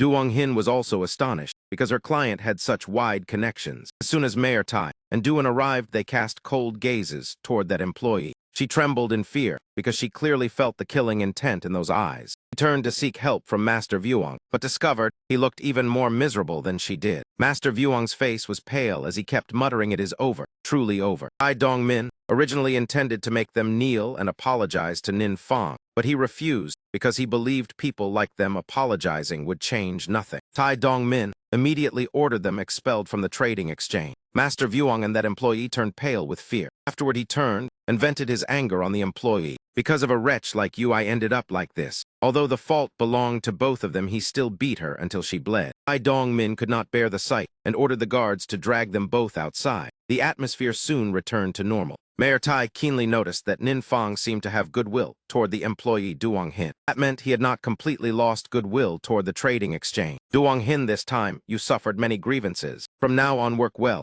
and the trading exchange will not treat you unfairly. Duong Hin blushed and lowered her head, saying she would work hard. Nin Fang also felt slightly embarrassed. Because of his matter, Mayor Tai had to rush all the way here. Not at all, your matter is also my matter. If you two had not acted last time, Long Back would have drowned in blood. Ai Dong-min remembered that earlier Nin Fang had been browsing the item catalog, so he asked whether he wanted to buy anything. Nin Fang was actually searching for something called micro-dimensional residue. Both Tai Dong-min and Duan heard that term for the first time. Seeing their confusion, Nin Fang felt slightly uneasy. He could only lie, saying he saw it online yesterday and became curious. In truth, last night Nin Fang had studied the skill book Kai Vai gave him. That skill was called Spirit Power Hand and was used to restore mana for mages. When learning the skill, the system automatically improved it with dark power. In the end, he obtained a new passive skill called Converging Mark Pool. The skill allowed him to absorb micro-dimensional residue remaining in dark energy and convert it into his own attributes. Therefore, today he came to search for it, but it seemed neither Mayor Tai nor Duan knew about it. After everything ended, Mayor Tai said goodbye and left using a flight scroll. Nin Fang began to feel hungry, so he invited Duan to eat. Duan instead invited him to his private residence. Unexpectedly, it was a luxurious villa. It seemed the mayor of Qin Du truly knew how to value talent. Nin Fang looked around in surprise. Duan even suggested that if he liked it, he could live in this house. But Nin Fang was not the type to take advantage. It seemed he needed to earn more money. In the future, once he earned enough, he also wanted to buy a villa and become neighbors with Duan. The two were chatting happily when Duan's phone rang. The caller was Mayor Truong Kai. He informed that an investigation team from higher authorities had arrived in the city to investigate several accidents and wanted to ask Duan a few questions. Duan fell silent for a few seconds, and his gaze unconsciously turned toward Nin Fang. That made him briefly feel puzzled, a trace of suspicion rising in his heart. The reason Duan showed such an expression was because he worried that the investigation by that group might accidentally implicate the boss. Thinking of that, he immediately hung up the phone. First, he had to ask Nin Fang for his opinion before deciding. Duan relayed Truong Kai's words to Nin Fang, which also stirred his curiosity about that investigation team. He was not sure what kind of people they were. It seemed better to remain cautious. Meanwhile, in another development, the story introduced another mysterious man. In a gloomy place like Tandu City,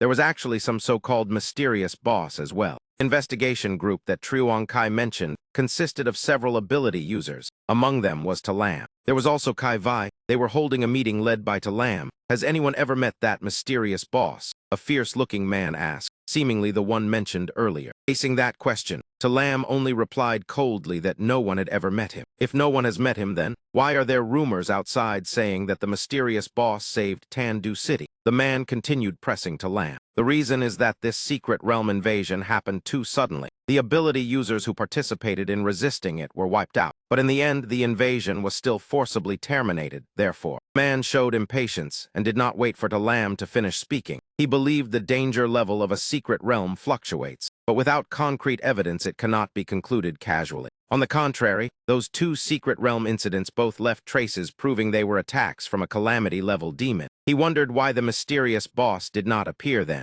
Of course it was because Nin Fang was the one who caused those two incidents. How could he reveal himself? Even though she had secretly investigated part of the truth, Talam still could not speak it out. She remained silent for a few seconds, making Kai Vai beside her tense as well. To protect Nin Fang, Talam used her authority to alter all data related to him. Therefore, all the pressure now fell on her shoulders, which made Kai Vai feel extremely guilty. Then Truong Kai pushed the door open and walked in, saying that he had called Duan, but he only replied that he was busy today. The man showed displeasure again. These unmanaged free adventurers were truly troublesome, merely someone without a guild backing him. Yet he pretended to be busy while idle. I still do not know this man's identity, but his foul mouth truly has few equals. In just a few minutes, he had already offended one person after another. However, he was still the one in charge of this investigation, so his eagerness to clarify things could be understood. At night, even though it was already late, the guards of the malicious graveyard secret realm still had to receive an uninvited guest. It was the fierce-faced man. Just a glance, they recognized that he belonged to the investigation team. not daring to obstruct someone carrying out a mission. They had no choice but to let him enter the secret realm, although it was his first time here. When he saw the secret realm so severely devastated, he could not help being shocked. Just how powerful must that demon be to destroy the entire secret realm into this state? Moreover, the dark remnants still lingered very densely, both pure and powerful. He believed that even if the mysterious boss they praised appeared, before this demon he would be nothing more than an ant. He did not know that the demon he was investigating and that mysterious boss were actually the same person. The man threw his head back and laughed strangely. Ha ha, truly an interesting place. He spread his hand wide, letting the dark power brush across each finger. And he laughed madly again, indeed worthy of the title Calamity-level threat. The surrounding space seemed to be covered by a massive force. Everything will belong to me? Ha ha. This man's identity was still a mystery, but his actions clearly showed he was not a good person. Elsewhere at Duan's villa, Nin Fong was still lying on the sofa engrossed in playing a game. Suddenly the system issued a warning. Detecting a doomsday relic, Nin Fong's expression immediately darkened. He vaguely sensed that something was connecting with him through aura. Nin Fong sat upright and focused carefully. That thread of connection became clearer and clearer. He felt that he had almost determined its location. Therefore, he stood up and put on an extra coat. "Boss, where are you going?" Seeing him dressed and ready to leave, Duan asked curiously. "I am going out for a bit. Help me finish this match.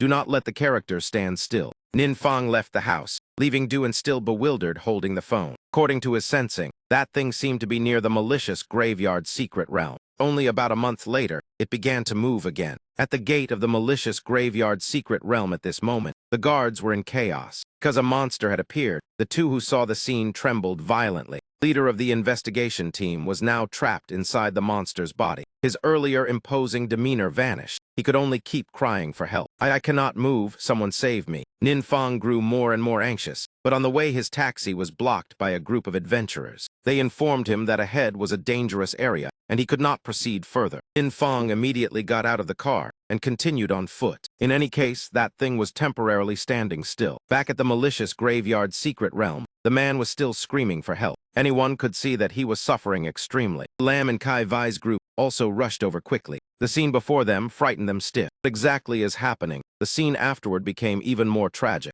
Lam was defeated by the monster, her entire body covered in injuries. Kai Vai immediately treated her. Fortunately, thanks to the belt Nin Fong had given her, she could shorten the chanting time of the sacred hymn to recover faster. But the situation was still extremely critical, because even Lam could not hold the monster back. After being treated for a while, Lam barely managed to sit up. The monster had already run toward the city. They had informed the mayor to call Duan for support. It was just uncertain whether he could arrive in time. Hearing Duan's name, Lam only sighed. His strength was not inferior to hers, yet she had been beaten so miserably. Therefore, relying only on Du and would probably still be difficult to deal with it. The person behind him was likely the city's only hope. The monster carrying the Doomsday Relic destroyed everything wherever it went. Even the investigation team leader had been reduced to complete unconsciousness by it. After rampaging all the way, it finally encountered Nin Fong. Looking at the ugly worm before him, he only thought of one thing. Should he use another forbidden spell to finish it? The monster recognized the person before it as an enemy and became enraged. Its massive body moved extremely fast, charging straight toward Nin Fong. Sharp claws swung, wanting to tear him into pieces.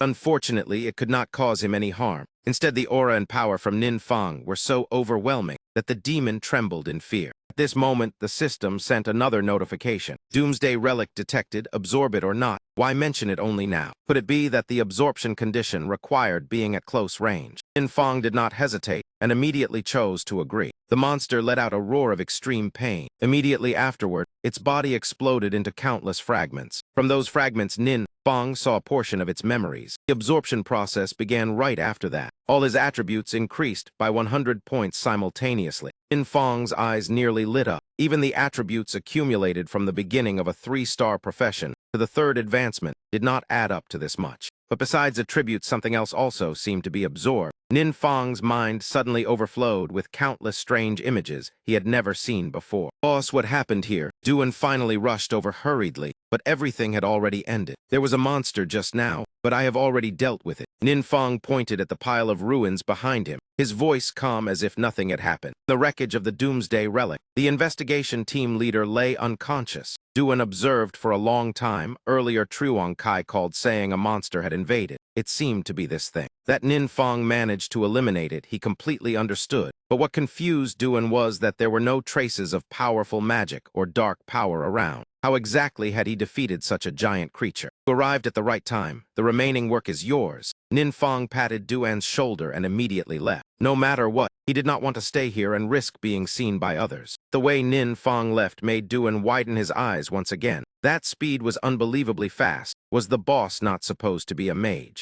This speed even far surpassed professions specialized in agility. Duan increasingly felt that Nin Fong was truly unpredictable. Time and time again, he left him astonished. As for that investigation team leader, he was later imprisoned. After interrogation, he confessed everything. According to him, during one exploration of a secret realm, he discovered a demon capable of turning dark power into its own ability. Therefore, he took advantage of the investigation opportunity to secretly enter the malicious graveyard, intending to absorb that power. Unexpectedly, he was instead controlled by the demon, and then completely lost consciousness. This incident was largely resolved thanks to Du-An and the mysterious boss behind him. Ruang Kai was so delighted that he felt happier than when his son was admitted to university. This is wonderful. Our Tan-Du city truly has a mysterious boss protecting it. To Lam and Kai Vai also felt relieved, although they still had not deeply investigated Nin Fong. At least from the current situation, he seemed to have nothing to do with those demons. Truong Kai excitedly turned to ask Duan whether he had ever met that mysterious boss. Duan replied that he had once been fortunate enough to encounter him.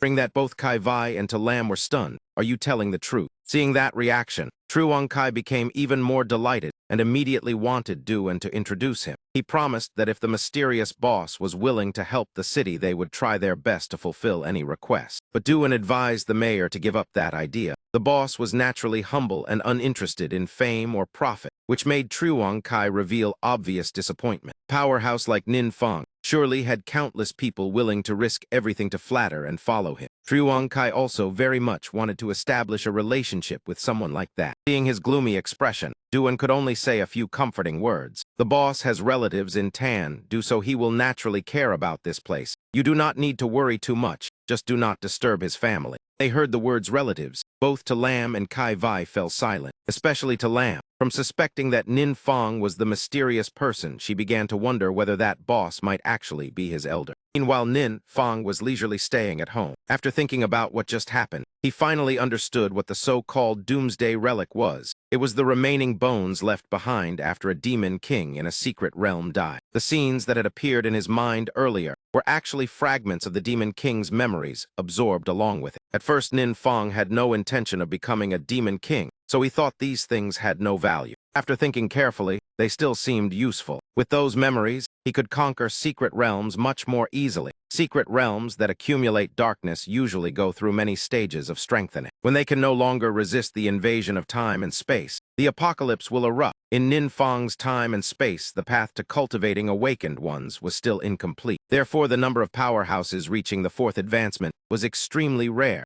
Moreover, the professions of most awakened ones had not yet reached an optimal state. If the situation continued like this, humanity would sooner or later perish. Although Nin Fong could protect himself, he did not want to live alone in a world filled with monsters. Fortunately, the time and space he was in was not the only one invaded by secret realms. Several other time spaces had successfully repelled the invaders. Nin Fong thought that as long as he gathered a few more doomsday relics and passed on important experience, it could create great changes. Only the method of conveying it still needed careful consideration. After all, these matters far exceeded humanity's current understanding. If handled poorly, it could lead to unpredictable consequences. The ringing of the phone interrupted Nin Fong's thoughts. Caller was Miss Yuang. She happily reported that she had completed the S-level class advancement task and obtained the profession Shadow Vanguard. Everything went smoothly largely thanks to Nin Fong, so Yuang Diet wanted to treat him to a grand meal as thanks. After stepping out of the class advancement platform, Yuang Diet's teammates were already waiting outside. Koa Truong even fired confetti to celebrate. Triu Trin had also just completed his class advancement. He happily enjoyed the praises from everyone. He even proactively chose the best restaurant in the city, wanting to invite the beauty to celebrate. Miss Yuang immediately refused with the excuse that she had personal matters. After completing such a difficult task, she also needed to rest. What matter could be so important? Could it not wait? Triu Trin still tried to keep her. Yes, it is very important. Yuang Diet only gave a short reply and then left, leaving Triu Trin and the three teammates behind. gritted his teeth in anger, believing that Yuang Diet had just completed her second advancement, and immediately looked down on him. Seeing the tense atmosphere, the female holy class user quickly waved her hands. Do not think so negatively. Diet NHI is not that kind of person. Perhaps she really has something urgent. Triu Trin refused to let it go. When he realized he could not win the goddess's heart, he decided to ruin everything. Turned to provoke his teammates. You must be exhausted trying to keep up with her, right? She has completed an S-level advancement and even awakened a hidden profession. The gap between her and everyone else is growing larger. What Triu Trin said was not entirely wrong, but he still continued to add fuel to the fire. Believed that with the current situation it was only a matter of time before Yuang Diet left the team. This made the remaining members feel uncomfortable. That night, Yuang Diet brought Nin Fang to a restaurant specializing in whole roasted lamb. Seeing the tempting food, Nin Fang smiled with delight. Today is mainly to thank you for the mark you gave me. It truly helped me a lot, Yuang Diet said sincerely. She meant that mark could unlock a new hidden class. Nin Fang asked while tearing a piece of lamb and chewing happily, then looked up. Only then did he remember that the Demon King's memories once showed that many veteran awakened ones still had not reached a perfect class state. Yuang Diet had activated an extremely rare hidden class.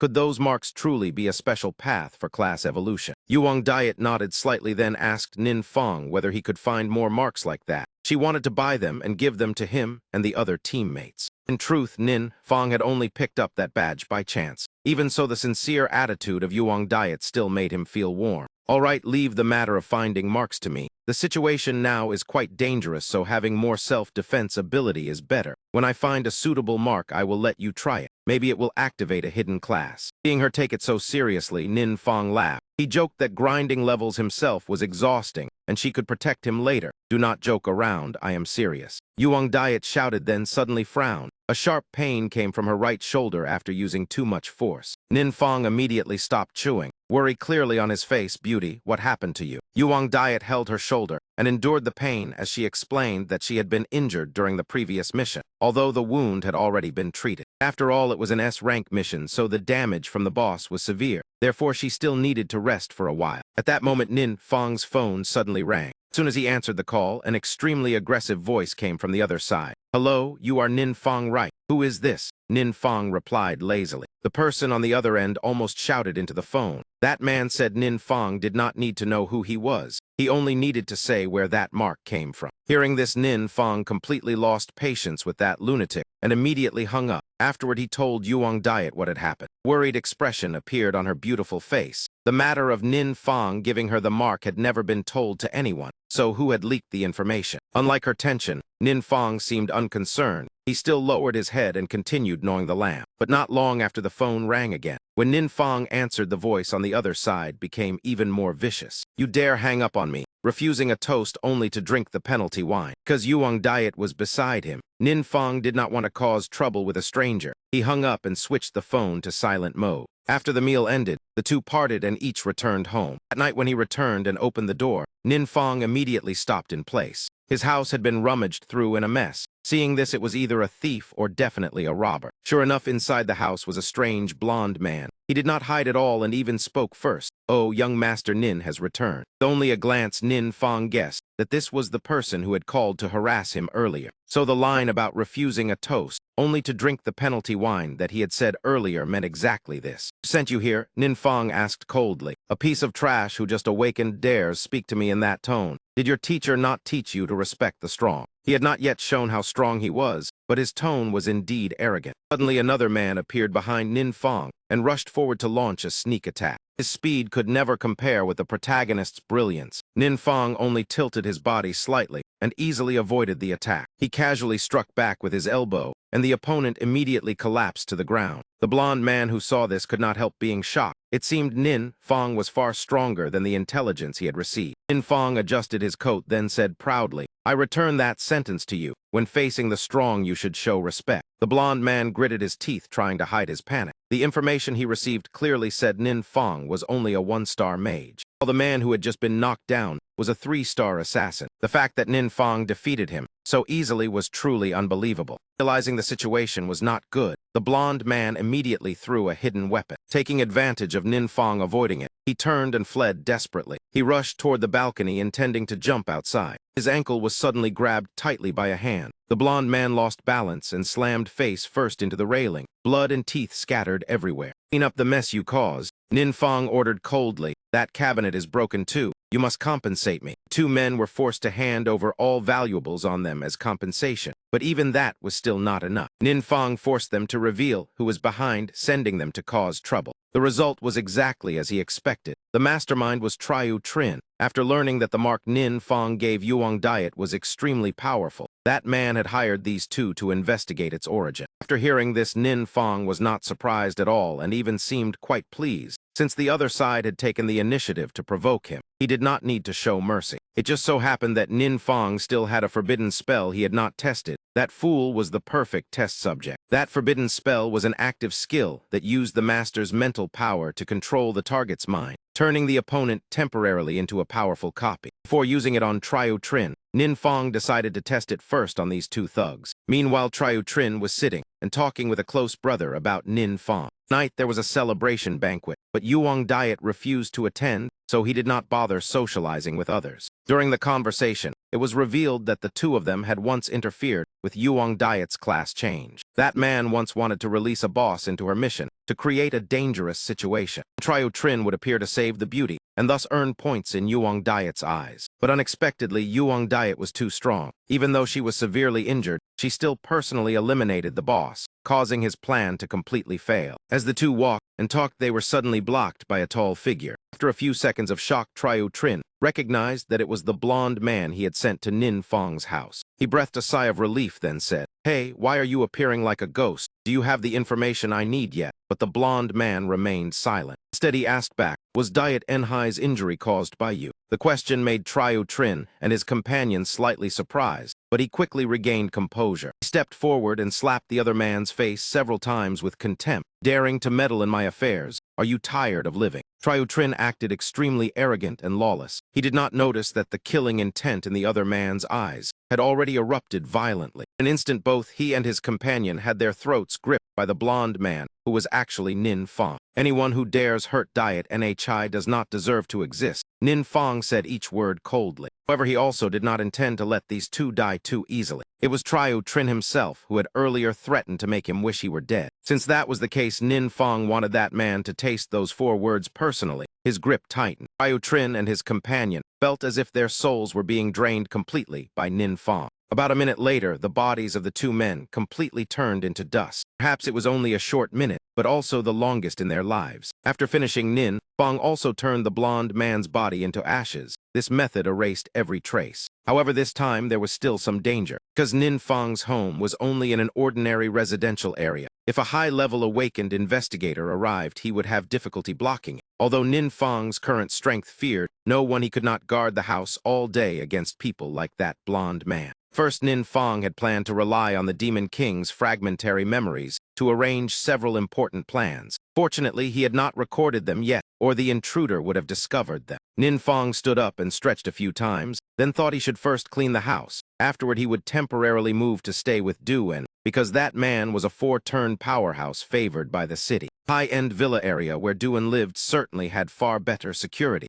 Ninfang left immediately during the night and told the whole story after arriving. As expected, Duan became furious after hearing it. "Daring to touch the boss is truly courting death. Boss, just rest. I will immediately investigate to see if anyone else is behind it." Seeing his enthusiasm, Ninfang only shook his head, then leaned back on the sofa. "No need to rush. I have another matter to ask. Do you know any trustworthy alchemists?" Duan nodded, then asked what requirements Ninfang had for that person. He thought for a moment, then stated the conditions. First, the skill level must be high enough and reliable. Second, it is best if the identity is independent and the surrounding relationships are as simple as possible. And thought of several names, then said, "I know a fairly good alchemist, but unfortunately he has joined a large guild." "Then that is not suitable," Ninfang sighed. In the fragmentary memories, he absorbed the Demon King had once slaughtered many high-level alchemists. The medicines they created had astonishing effects almost equal to modern technology. But Ninfang did not know the specific details, so he could only gather a few remaining formulas and find a professional to research them. However, if the alchemist belonged to a large guild, then it was not suitable. With such a bound identity, the risk of secrets leaking was very high. At that time, it would surely attract a whole group of troubles like Triu Trin. If there is a chance later, help me keep an eye out. I will also ask others. After instructing Du and Nin Fong went to sleep. The next morning, Nin Fong tried asking Yuang Diet about it. Unexpectedly, he truly obtained useful information. Even more surprising, that person was nearby, and also someone familiar. In Yuang Diet's guild, there was a cleric named Tu Din. Her older brother was a fairly well-known alchemist. He had once planned to join their guild, but because he did not get along with Triu Trin, he had to abandon the idea. If you want, I can arrange for the two of you to meet. Nin Fong sighed when he heard Triu Trin mentioned again. Having a teammate like that was truly unlucky for Yuang Diet. Fortunately, he had already dealt with that hidden danger early. Otherwise, there would certainly be many troubles later. By the way, why are you looking for an alchemist? Yuang Diet asked curiously. He replied that he had accidentally found a few formulas at home and wanted someone to take a look. Found them at home again? Yuang Diet looked suspicious. Last time you also said the mark was found at home. Could it be that your house hides a treasure trove? Although Nin Fong had shown many questionable points recently, but Miss Yuang had always trusted this childhood friend of hers. Therefore, she still enthusiastically introduced that alchemist to Nin Fong. That person's name was Tu Ngai. His appearance already revealed an air of deep learning. His calm temperament made Nin Fong feel he could be trusted. He immediately handed several formulas to Tu Ngai for careful examination. As for the ingredients, he did not see anything too special, but the preparation method was completely unfamiliar and quite complicated. Do you know what this medicine is used for? Tu Ngai asked. He said he had heard that after drinking it, the experience gained would increase by 100%. Nin Fong thought for a moment, then replied casually. That light remark almost made Tu Ngai drop the items in his hands. On the current market, the highest experience boosting potion only reached about 40%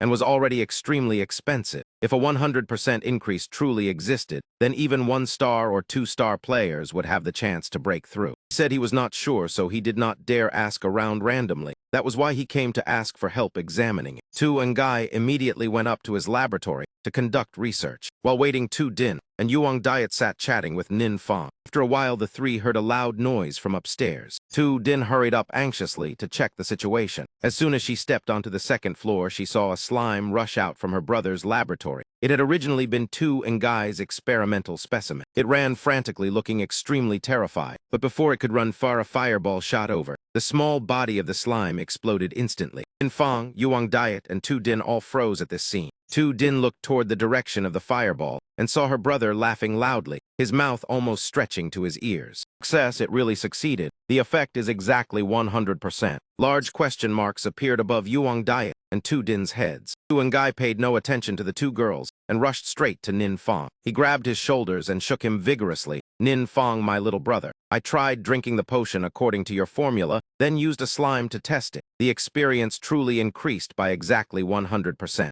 Nin Fong looked calm on the outside, but felt quite pleased inside. If this potion worked, then the other formulas he kept were also very valuable. Tu Ngai was even more excited, constantly throwing fireballs at slimes for testing. Tu Din watched and thought her brother must have gone mad. Normally, he treasured this laboratory more than gold and would not even allow her to enter. Yet now he was destroying it like this. Finally, Tu Ngai explained to the two girls that the experiment had succeeded. After that, he asked Nin Fong what the next plan was. If it was sold on the market, it would certainly earn an enormous sum of money. In this dangerous era, no one would refuse an item that increased strength. Nin Fong thought about it. Doing business would indeed bring huge profit, but also many troubles, so it needed careful calculation. At that moment, his phone rang. It was a notification message sent by teacher Kai Vai to the whole class. The school was preparing to organize a leveling trip in a secret realm in a nearby city for the final year students, starting next week, and classes had to be divided by time slots because the number of people was too large. As soon as the message was sent, the class group immediately became chaotic. The students discussed experience potions excitedly because everyone wanted to buy a few bottles. But when checking the market, they discovered the potions had long been sold out. Nin Fong looked at those messages and thought even more. In the end, he made a decision. The 100% experience potion would first be used by people on his side. After some time, it would be sold. Boss, then do I count as your person? Tu Din asked excitedly. Of course. Nin Fong replied with a smile. Hearing that, Tu Din immediately declared that from now on she and Yuang Diet would be his bodyguards, while her brother could be ordered freely. Tu and Guy could only feel helpless before this profit-loving sister. Nin Fong also felt this method was the most reasonable. The treasures in his hands would certainly cause a sensation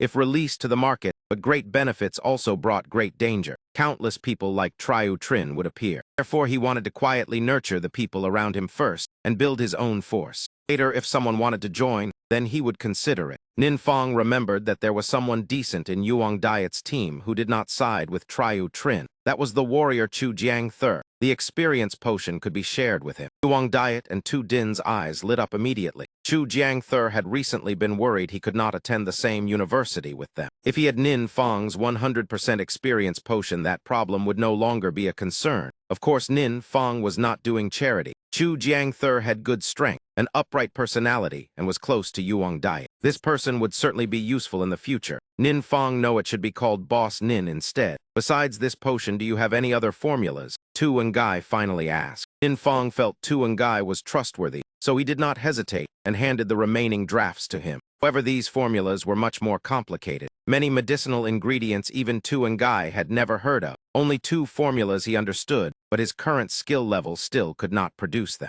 Nin Fong was not surprised. After all, these medicines came from another world and exceeded the ability of many awakened people today. Having a few usable ones was already fortunate. Yuang Diet proposed that, when the first batch of experience potions was finished, they should call Chu Jiang Thur and go leveling together. This idea was immediately supported by Tu Din. Of course, Miss Yuang did not forget to drag Nin Fong along. Tu and Guy calculated that the amount of potion enough for them would be completed next Monday. Yuang Diet immediately decided the leveling schedule herself. Nin Fong suddenly went from great contributor to someone without speaking rights, because Yuang Diet completely overwhelmed him. As scheduled next Monday, Nin Fong arrived at the gathering point. While waiting for everyone, a vehicle drove past. On the vehicle were his classmates, according to the school's plan, going leveling in the neighboring city. Seeing Nin Fong standing there, they immediately mocked him. Today is leveling day, yet useless Nin Fong is not going. What is he doing here? Probably carrying bags for the class. Entering the secret realm with that level, who knows who will protect whom. Stop mentioning that useless guy. Even talking about him wastes time. Traffic light turned green,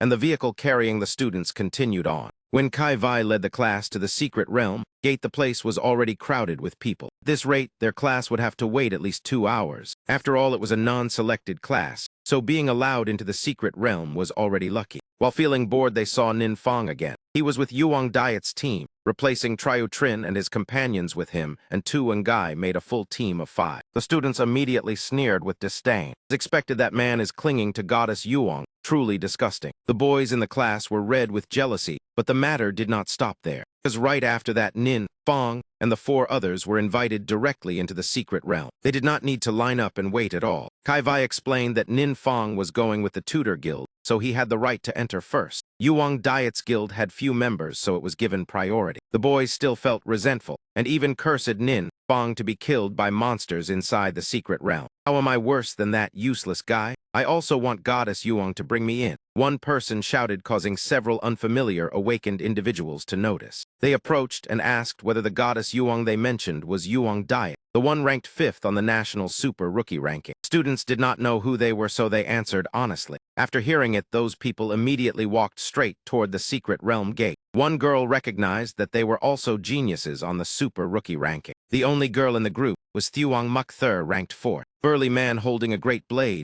was Lai Kok, ranked 3rd. And the leader with arrogant eyes was Ko Van Tru, ranked 2nd. After going deeper into the secret realm, Nin Fong handed Chu Jiang Thur a bottle of 100% experience potion. Chu Jiang Thur felt like he had found gold and shouted excitedly, "This is really a 100% experience potion." Tu Din immediately knocked his head. This fool wants the whole secret realm to hear. Chu Jiang Thur laughed awkwardly and kept apologizing for being too excited. After that, Chu Jiang Thur asked Tu and Guy whether the potion must be very expensive. Tu and Guy shook his head, saying the materials and production method were not too difficult. That was precisely why its value was even more terrifying. If an experience potion was cheap and so effective, no one would refuse it. Nin Fong would become a distinguished guest of every guild. Chu Jiang Thur patted his chest and declared that from now on he was willing to face life and death for Nin Fong. Tu Din also kept thanking and praising him until he became embarrassed. Nin Fong scratched his head and laughed. Everyone is family, there is no need for politeness. Yuang Diet standing beside them also felt happy seeing this scene. Nin Fong had always been rather withdrawn, so he had very few friends. Especially after the failed awakening at 16, he had been even more alienated and mocked by classmates. Therefore, Yuang Diet hoped that from now on, he could open his heart more and regain his spirit. Emotional matters could wait. Yuang Diet coughed lightly a few times, then began explaining the plan to conquer the secret realm. This time the team had lost Triu Trin, and that man's companion, so they lacked both a mage and a shield. Therefore, during battle, they had to pay special attention to each member's safety.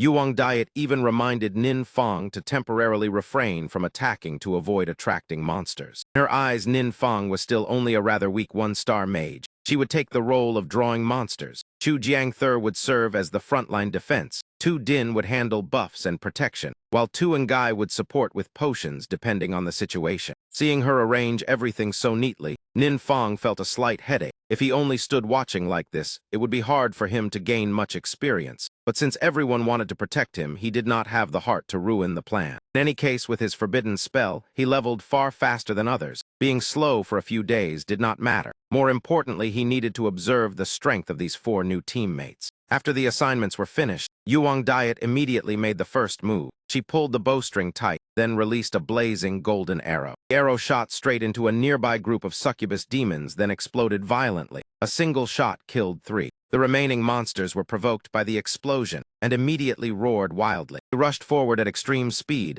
Right at this moment, Tu Din raised her staff high and activated the skill Thunder Blessing to increase Chu Jiangther's strength. Normally, Chu Jiangther looked somewhat foolish, but once battle began, he truly resembled a warrior. After receiving the strength buff, he lifted his axe high and swung it down with tremendous force. That strike immediately sent several more succubus demons to meet their ancestors. The remaining monsters saw the unfavorable situation and began to hesitate. Tu Ngai did not remain idle either. He rushed forward and continuously hurled several fireballs. 3 stunned succubus demons were instantly burned to ashes, just like the slimes in his laboratory earlier. A surge of experience points made Tu Ngai even more excited. If this continued, then researching Nin Fang's formulas would certainly progress faster. Tu Din and Chu Jiangther happily slapped hands in celebration. With this 100% experience increase, their leveling speed would double. Completing the second advancement before the university entrance exam was entirely possible. While the group was still excited, a mocking laugh suddenly echoed from a nearby cave. Everyone immediately turned back warily. Chu Jiangther spoke first. Who is there? It turned out not to be a ghost, but a person. Sorry about that. I did not intend to laugh, but what I just saw was too funny. The one who stepped out was Ko Van True along with 2 teammates. As soon as he left the cave, that man laughed loudly while mocking Chu Jiangther. A bunch who have not even completed the second advancement yet dream of entering a top university. Do you really think it is that simple? Tu Din and Chu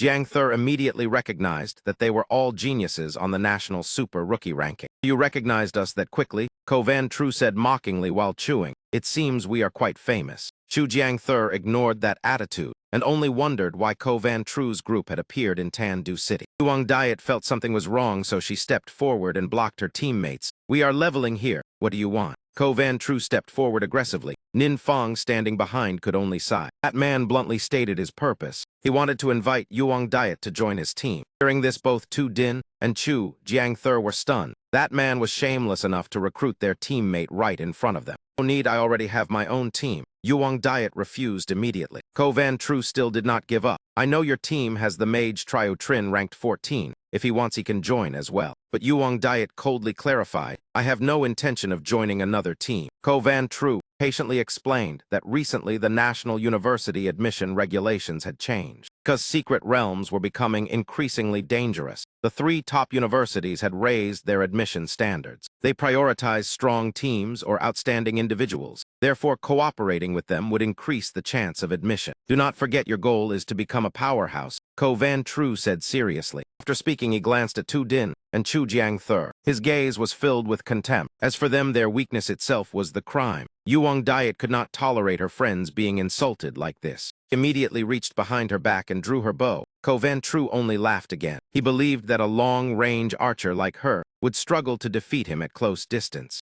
Seeing the tense atmosphere, Tu Din grabbed Yuang Diet's hand. Forget it. Let us change our leveling spot. Yuang Diet also did not want to continue the dispute, so she turned and left. The whole team followed behind. Nin Fang walked last while still thinking. This Ko Van True was indeed powerful. He He wondered whether Yuang Diet with her new class could defeat him. But the matter was not finished. Lai Kok suddenly stepped out and blocked Nin Fong's path. That man mistook Nin Fong for Triu Trin. When he said he was not, Lai Kok laughed disdainfully. Then you are just trash, get lost. Being insulted for no reason made Nin Fong uncomfortable. His eyes turned cold as he stared straight at the opponent. Nin Fong did not want to act yet, but Chu Jiangther could not endure it. He stepped forward and stood in front of his friend. You alone also want to show off? Lai Kok sneered. As soon as the words ended, he launched his attack. A powerful punch slammed straight toward Chu Jiangther's stomach. If it landed directly, his internal organs would certainly be severely injured. Fortunately, Chu Jiangther managed to block it. But immediately after, Lai Kok launched a second blow. This time, Chu Jiangther could not dodge and was struck.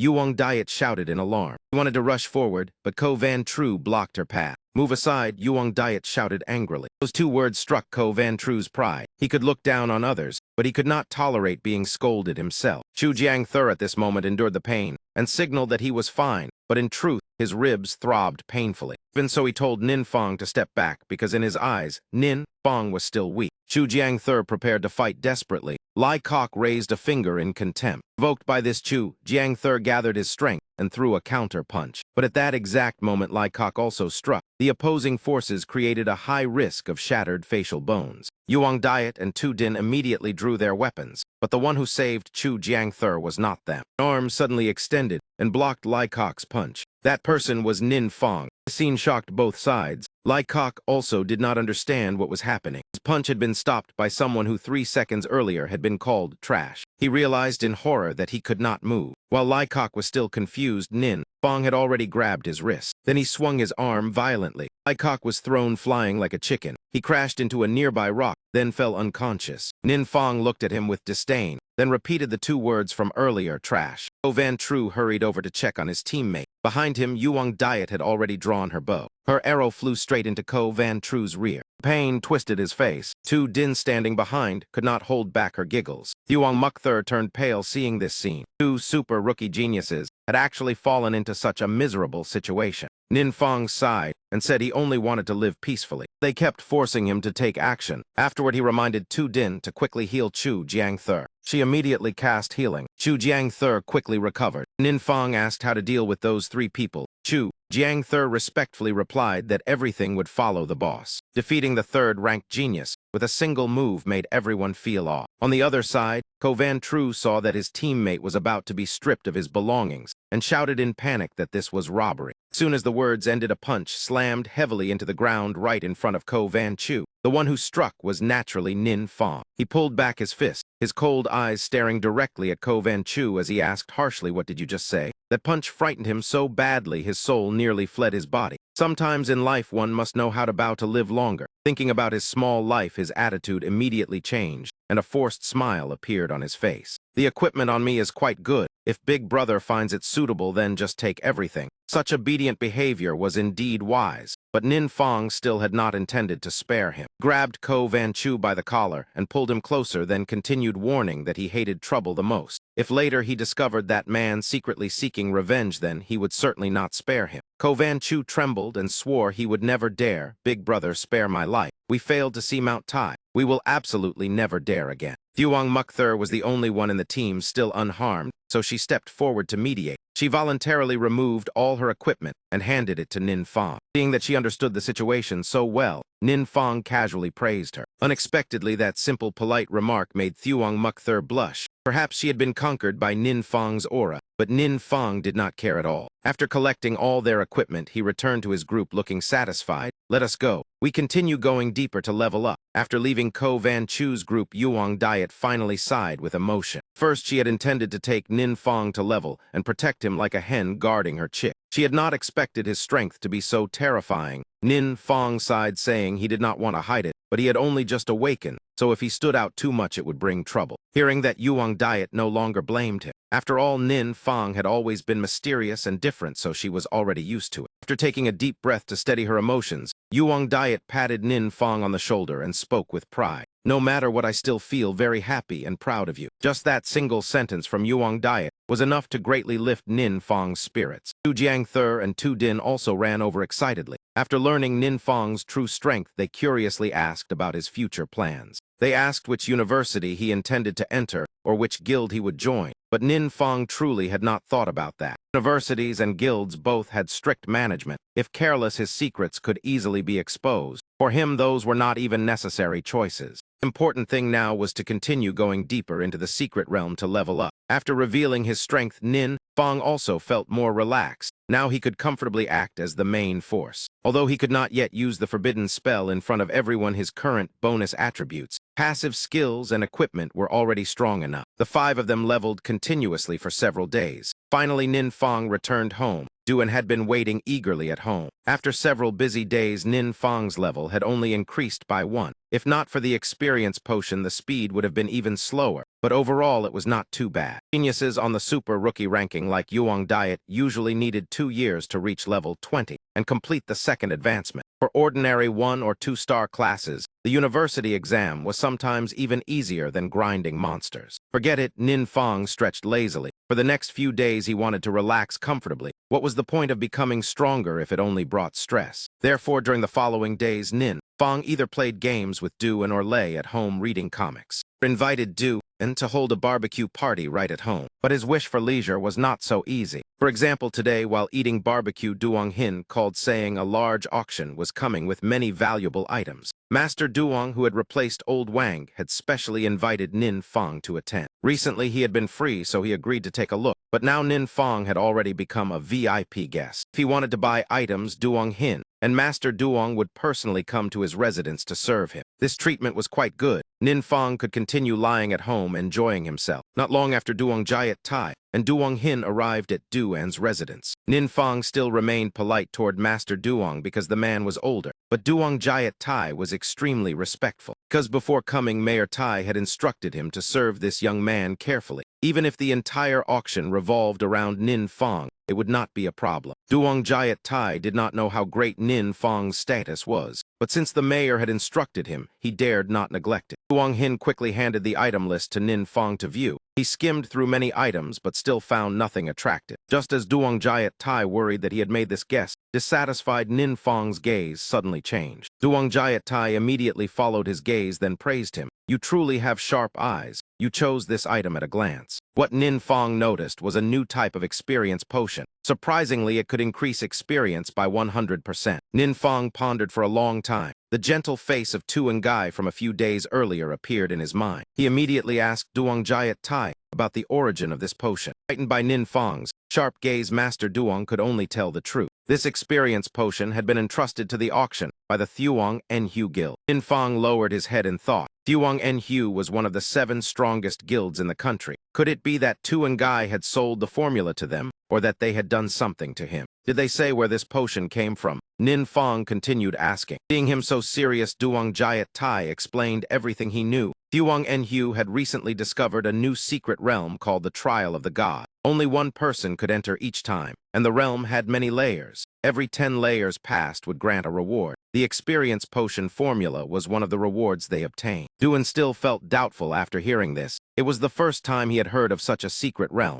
Perhaps it was a mutated realm. According to regulations, every exploration of a secret realm had to be registered, so basic information could be checked on the official site. Hearing that, Nin Fong also felt less suspicious. If it was unrelated to Tu Ngai, then it was good, but he was very interested in that trial realm. At that moment, the system suddenly issued a new mission. The content was to pass the trial of the God's secret realm and use its power. The time limit was 60 days. Nin Fong curled his lips into a smile. This was the first time the system had assigned him a mission. It seemed that secret realm was truly extraordinary. Thinking of this, Nin Fong immediately lost interest in the auction. Master Duong, I will not participate in this auction. Nevertheless, thank you both for coming here. No problem, no problem. If Boss Nin needs anything later, just come find me. Seeing that Nin Fong was not displeased, Duong Jiat Tai finally sighed with relief. This experience potion was originally the most valuable item of the auction. Many guilds wanted it, yet Nin Fong had become suspicious after one glance making him break into sweat. Duan now also wanted to investigate that secret realm. Nin Fong was also curious, so he first escorted Duong Jiat Tai and Duong Hin out.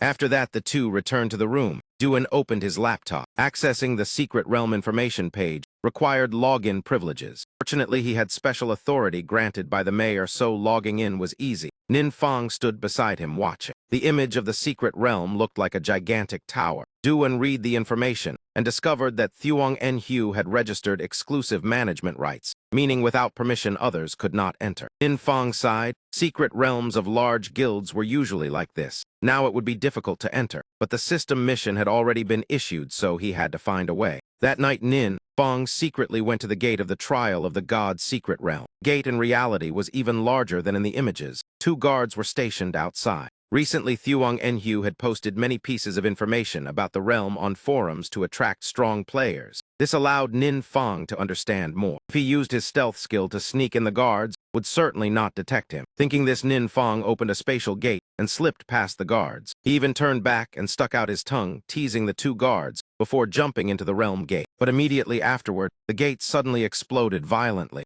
Fong could not react in time and was blasted outward by the shockwave. The loud explosion echoed all the way to the Thuong Enhu Guild headquarters. Immediately sent people to the realm to investigate. Meanwhile, Fong had already quickly returned home, but his entire body was covered in injuries and limp with no strength left. At what exactly just happened, Fong cursed angrily. When he touched the realm gate, a surge of energy hot like lava burst out and shattered his defenses. But what kind of energy was that? Did not stop there. The system window appeared with a notice that Fong's immune system was being tested and had received 3% damage. Each time the notice appeared, the damage increased by 1%. Confused Fong even more was that even the system itself seemed affected. What kind of bizarre ability was this? At this moment, Hasuvu, the guild leader of Thuong Enhu, had already arrived at the scene. After a cleric treated the 2 guards, he immediately asked them what had happened. The 2 guards knew nothing. They only remembered that the realm gate suddenly exploded. After that, both of them lost consciousness. Hasuvu's expression became serious. Since the guild had taken over this realm, such an incident had never occurred. He suspected the realm had mutated. Guild leader perhaps used that thing to test it. The female mage accompanying him suggested. Although he did not know exactly what it was, Hasuvu still agreed. The female mage raised her staff and constructed a complex magic formation. It turned out the trial of the god's secret realm had been connected to a special magic formation from the beginning.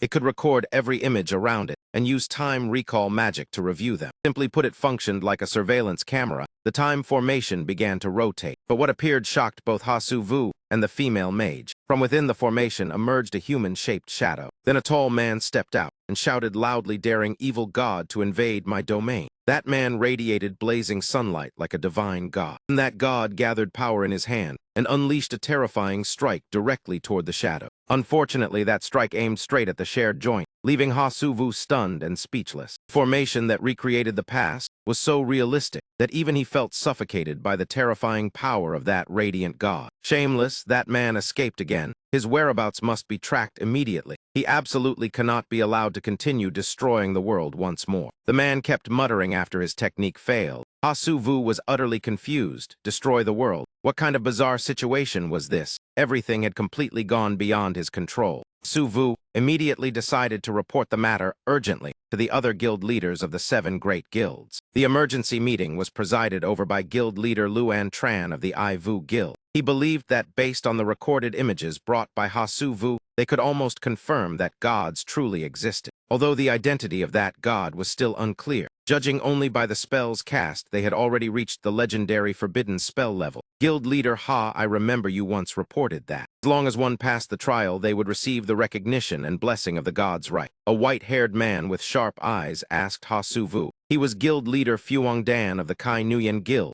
Hasuvu replied tiredly that such records did exist in the secret realm, but they never expected a god to appear literally. The most worrying thing was that even a forbidden level spell could not destroy that evil god. Clearly, this was not good news. The speaker was guild leader Dulin Hoer of the Trian Thur Guild, and guild leader Lakang Gayat Nin of the Vong Thur Guild also agreed. If that evil god truly intended to destroy the world, then with the current situation they would likely have no way to resist. And if passing the trial can receive divine grace, could there be a way to deal with the evil god inside it? For example, a forbidden spell or something similar. This time the question was asked by guild leader Vuong Bak of the Tine Jayak Guild. It is possible trying will not hurt. The last to speak was Truong Veem Zion of the Zaidim Guild. Each person added their thoughts, making the atmosphere quickly become lively. Hasuvu's mind was filled with thoughts. He realized the gazes of those people were all fixed on the trial of the god's secret realm. Clearly, everyone wanted to seize the opportunity. This way he could also remove the blockade. Thinking this, Ha Su Vu cleared his throat and said that if you wish to participate in the trial, I do not object. But I must remind you that the monsters inside the realm are extremely terrifying. With our current strength, it is almost impossible to clear it completely. Everyone understood the implication of Ha Su Vu's words. The final reward of the gods was likely still beyond their reach. Lu An Tran stroked his long beard, then looked across the table and called out a name that had remained silent until now. Old Feng, what do you think? Old Feng replied coldly, what opinion could I have? Are not all of you here very capable? Do not be angry, because the matter is so serious we invited you back. Lu An Tran quickly tried to calm him when he sensed the irritation in his voice. But this only made Old Feng even angrier. In your eyes, besides guarding against mutants like us, what else is considered important? That moment his face gradually appeared. It was a blazing skull. Feng and Gak was extremely furious. A few days ago, his disciple had reported an anomaly in Tandu City, yet the guild leaders not only ignored it, but formed their own investigation team. In the end, they found nothing and instead caused a disaster. If that mysterious master had not acted, the city might already have turned to ashes. Feng and Gak was the former leader of the Ko-An organization, and also the senior of Talam. Except for Lu An Tran, most of the younger guild leaders present were meeting Feng and Gak for the first time. They had heard legends that he paid a heavy price for using dark power, and thus left his position. They never expected him to appear at this secret meeting.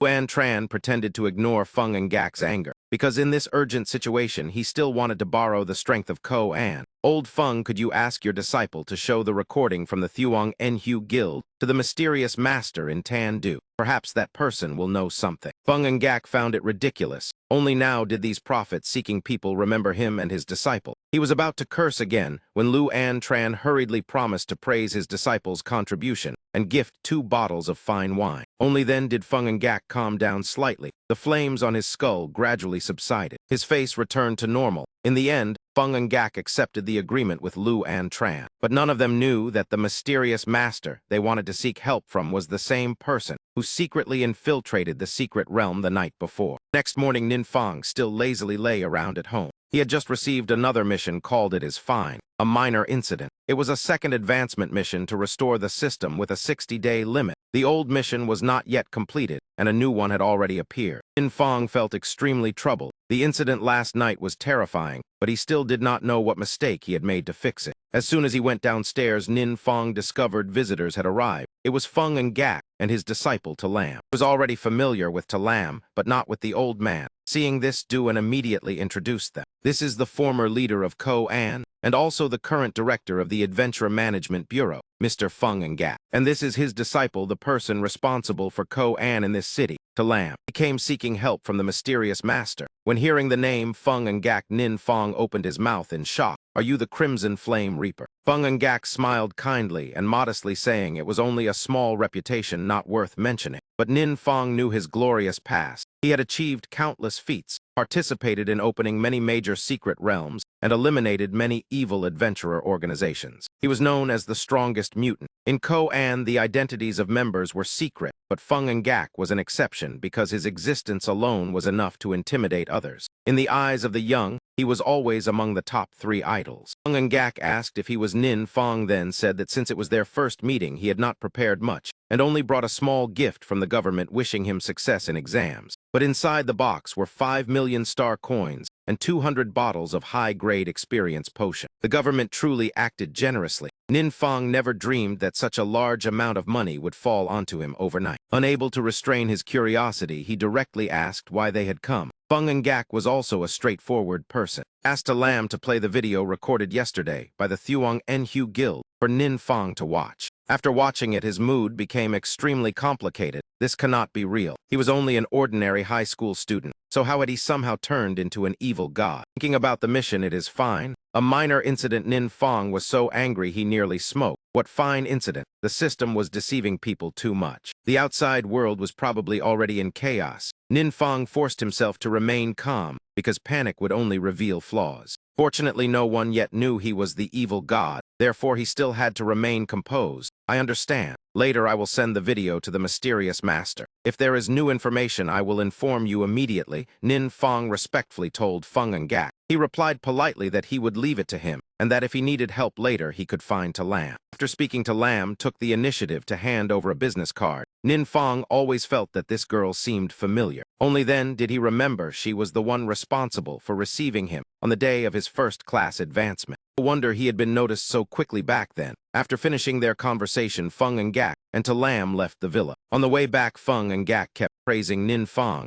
He said the boy was humble, polite, and thoughtful. The government had even considered recruiting him into their ranks. Only then did Lam cautiously ask something she had been thinking about for a long time. Master, do you feel that Nin Fong and the mysterious master could be the same person? Does it matter? Feng and Gak's calm reply surprised Lam. If Nin Fong wants us to see him only as a student, then we treat him that way. That benefits everyone. Giving 5 million star coins to a student is nothing. But if later he becomes the mysterious master, how we treat him then will be another matter. Feng and Gak clearly understood that their enemies were becoming stronger. Ordinary people like them were not even qualified to receive divine blessings. Therefore, he could only place hope on that mysterious master as the strongest support. Back to Nin Fong. After Feng and Gak left, he fell into deep thought for a long time. Last night, the system had been seriously damaged by that strange probing ability. From the video, he guessed that the Radiant God might be searching for his whereabouts. The single strike, it shattered his absolute defense, which proved the Radiant God's strength was at least at forbidden spell level or even higher. This was the most dangerous enemy Nin Fong had in this world. Therefore, the mission, it is fine. A minor incident became extremely important. Only by completing it could the system be restored, so it had to be prioritized. He still needed to rely on the system to avoid the Radiant God's pursuit. At the same time, the mission to pass the trial's secret realm could not be ignored. If he could not control the enemy's power sooner or later, it would threaten him. Thinking too much gave him a headache, so Nin Fong turned to ask Duan whether Feng and Gak had provided any additional documents. Duan immediately organized the materials. It stated clearly that the structure of the trial realm resembled a multi-level tower. No one had fully conquered it, so the final number of levels was unknown. The monsters inside were much stronger than those of other realms. The current record was level 42, achieved by Ha Su Vu. Nin Fong frowned. He still did not understand the mechanism of the trial.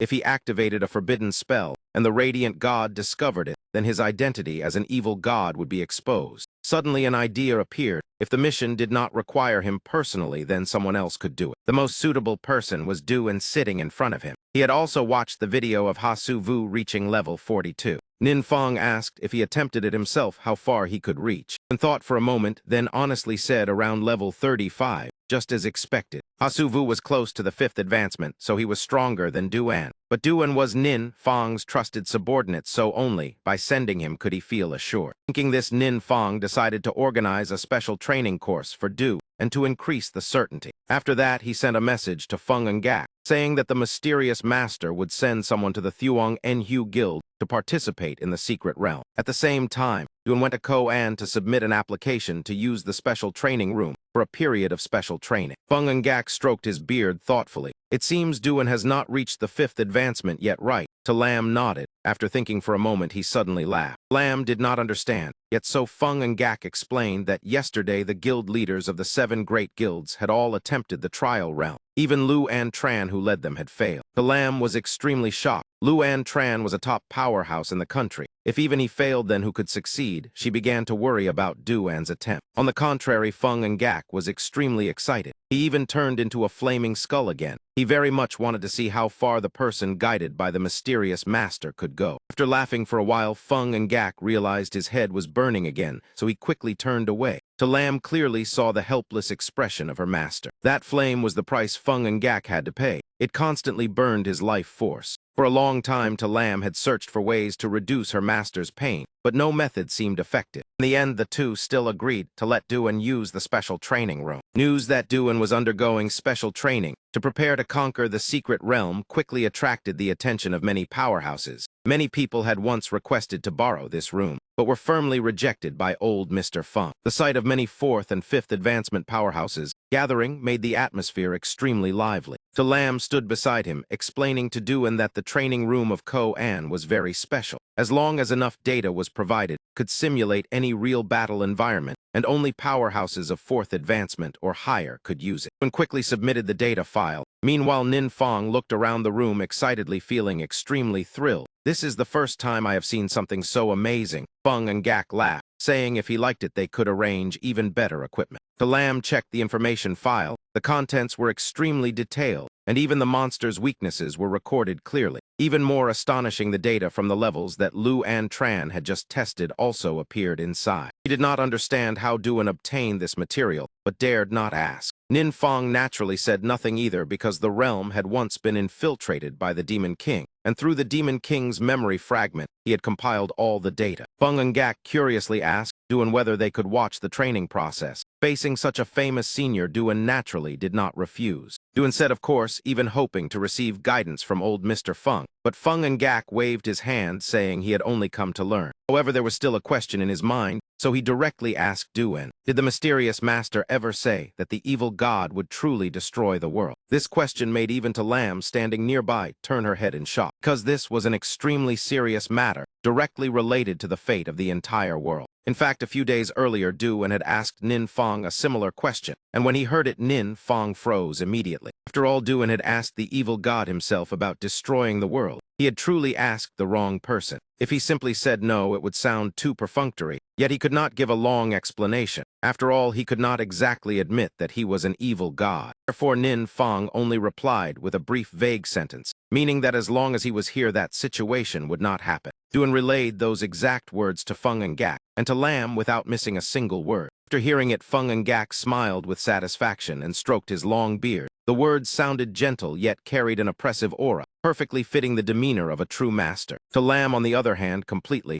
could not understand what kind of figure that mysterious big shot really was. It even seemed that gods themselves were not taken seriously by him. Nin Fong secretly laughed in his heart, praising his own cleverness, answering like that both reduced their curiosity and avoided exposing his true identity. Fung and Gak considered his doubts resolved and returned to the main topic. Mr. Duan, the next divine trial in the secret realm will have to rely on you. Special training room of Ko-An, after loading the data, had almost become a replica of that secret realm, 90% identical. And just like the simulated data, the moment Duan stepped inside, he was beaten badly by those ferocious monsters. Watching Duan endure trial after trial until his body looked battered, Nin Fong also felt a bit sorry. He even intended to let him take a short break. Unexpectedly, this man turned out to be so stubborn. It's fine. I will rest a bit and try a few more times. Duan panted almost to exhaustion, yet calmly replied. In his heart, he believed this was a precious opportunity Nin Fong had given him, so he absolutely could not let him down. Seeing his strong will, Lam could not help feeling astonished and admiring him. The monsters Duan was facing had already surpassed the limits of a fourth awakening. If it were her, she would likely have failed from the very beginning, let alone persist like this. Meanwhile, Fung and Gak had deeper thoughts than his student. He had once heard Lam say that Nin Fong only awakened at 18 years old, 2 years later than his peers, yet he only needed a few days to complete his first-class advancement. If such a miracle could happen to Nin Fong, then it might also repeat for his trusted subordinate. Perhaps that big shot had a method to break the current combat system, allowing Duan to unleash extraordinary power. If that were true, then hoping to touch the grace of the gods would not be unrealistic. As for Nin Fong, he was also thinking deeply. Watching Duan struggle made him realize he had judged things too simply. Before, he believed that as long as one understood a monster's weakness, it would be enough to pass the trial. But now, he understood that humans have limits, and so do equipment and skills. Even if one knows the opponent's weakness, if he lacks endurance or cannot even reach it, then all that knowledge becomes meaningless. If in the end Duan could not pass the trial, then that mission would still have to be completed by him personally. At that time, Ella would not be able to stop the trouble from arriving. On the battlefield, in a critical moment, he would be forced to use forbidden spells to preserve his life. In that case, his identity being exposed would almost be unavoidable. Thinking that, Nin Fong turned to Fung and Gak. Senior Fung, Lady 2, I will take my leave first. The school resumes classes next week, so I need to prepare a little, all right. If you need help, just tell us. Nin Fong left Duan to continue training, then departed. On the surface, he spoke of preparing for the new semester, but in truth, he wanted to use the time before enrollment to go level up, at the same time hoping to find some stronger skills or equipment for Duan. Nin Fong entered a deserted alley. At present, if he wanted to go out without attracting attention, the best way was to use a flight scroll. Earlier, he had asked the Veen Than trading hall to purchase a batch, so now using them required no hesitation. After activating the flight scroll, Nin Fong landed before the gate of a secret realm. According to Duan, this was one of the two rare wild secret realms, not yet managed by the government. This place was indeed suitable for leveling. However, traces of a recent battle remained at the entrance. Nin Fong had no time to think much. He would enter first, then decide. Whatever situation appeared, he would adapt accordingly. Inside the desolate secret realm, a massacre was indeed taking place. A group of unfamiliar mutants were frantically slaughtering other awakened ones. When Nin Fong arrived, they vaguely noticed the light from the flight scroll, but they were not afraid. Instead, they were excited that another person had come to offer his life. The more people arrived, the more sacrifices there would be for Lord Ma Thien. According to their calculations, Lord Ma Thien had already accumulated enough energy. The white-haired masked leader laughed loudly with pride. Even though he did not know who Lord Ma Thien truly was, rumors said today would be the day of his descent. Subordinates behind him grew even more excited and shouted like madmen. The words spoken by these mutants were all recorded through a listening device attached to an awakened one they had already killed. The information was immediately transmitted outside the secret realm to his teammates. The descent of Ma Thien meant the invasion secret realm was about to open. The entire team panicked upon hearing the news. Once an invasion secret realm appeared, the nearest city would immediately be demonized. And the nearby city was Suong Lang. "Captain, what should we do?" An awakened one asked anxiously. The man called Captain was not any better. 4 previous squads had already been wiped out by those mutants. Even if they gave everything, they could no longer stop the invasion secret realm. The monsters in the secret realm were too strong, while the magic shield protecting the city was weak. If they flooded out, the defensive line would certainly be broken.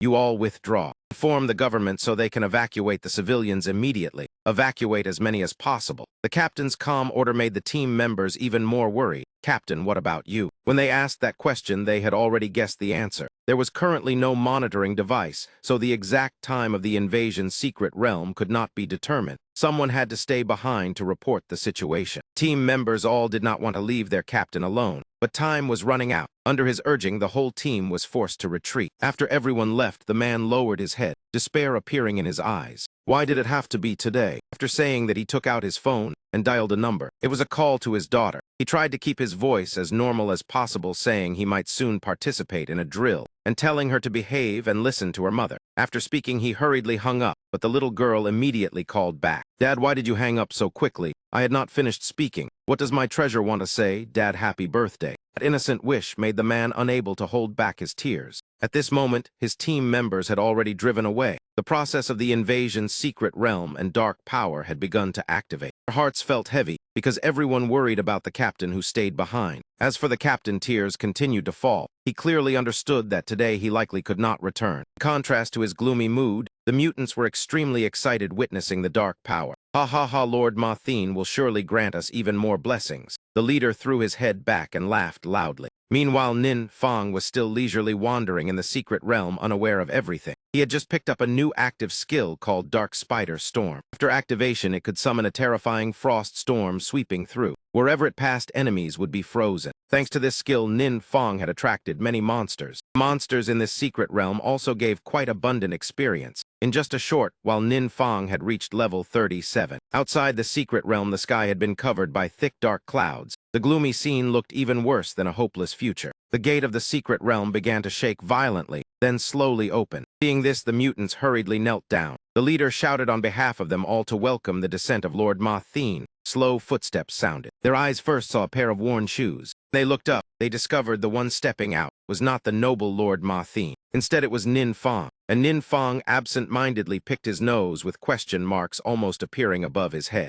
Two sides stared at each other, making the atmosphere freeze. After a few seconds, Nin Fong awkwardly spoke, breaking the silence. "What kind of bizarre situation is this?" The leader on the other side also did not understand what had happened. He pointed straight at Nin Fong and shouted, "Where is our Lord Ma Thien?" Nin Fong did not know who Lord Ma Thien was. In fact, that Ma Thien had just been frozen into a block of ice by his dark spider storm. At this moment, he could only cry silently while shivering from the cold. The leader looked at Nin Fong with countless tangled thoughts. Nin Fong did not recognize them, so he certainly was not an incarnation of Lord Ma Thien. But judging by his poor appearance, he clearly looked like a novice, so how could he be wandering inside this secret realm? Moreover, the flight scroll he had used earlier was extremely expensive. After connecting everything, the man concluded Nin Fong was merely someone who wanted to seek support from Lord Ma Thien, but was frightened by the dark power and hurriedly ran out. Thinking that, he rudely pointed at Nin Fong and shouted, Brat, you came here to cling to our Lord Ma Thien and beg for protection, right? The more Nin Fong listened, the more confused he became, so he shook his head, saying no. Then what did you come here for? What does it have to do with you?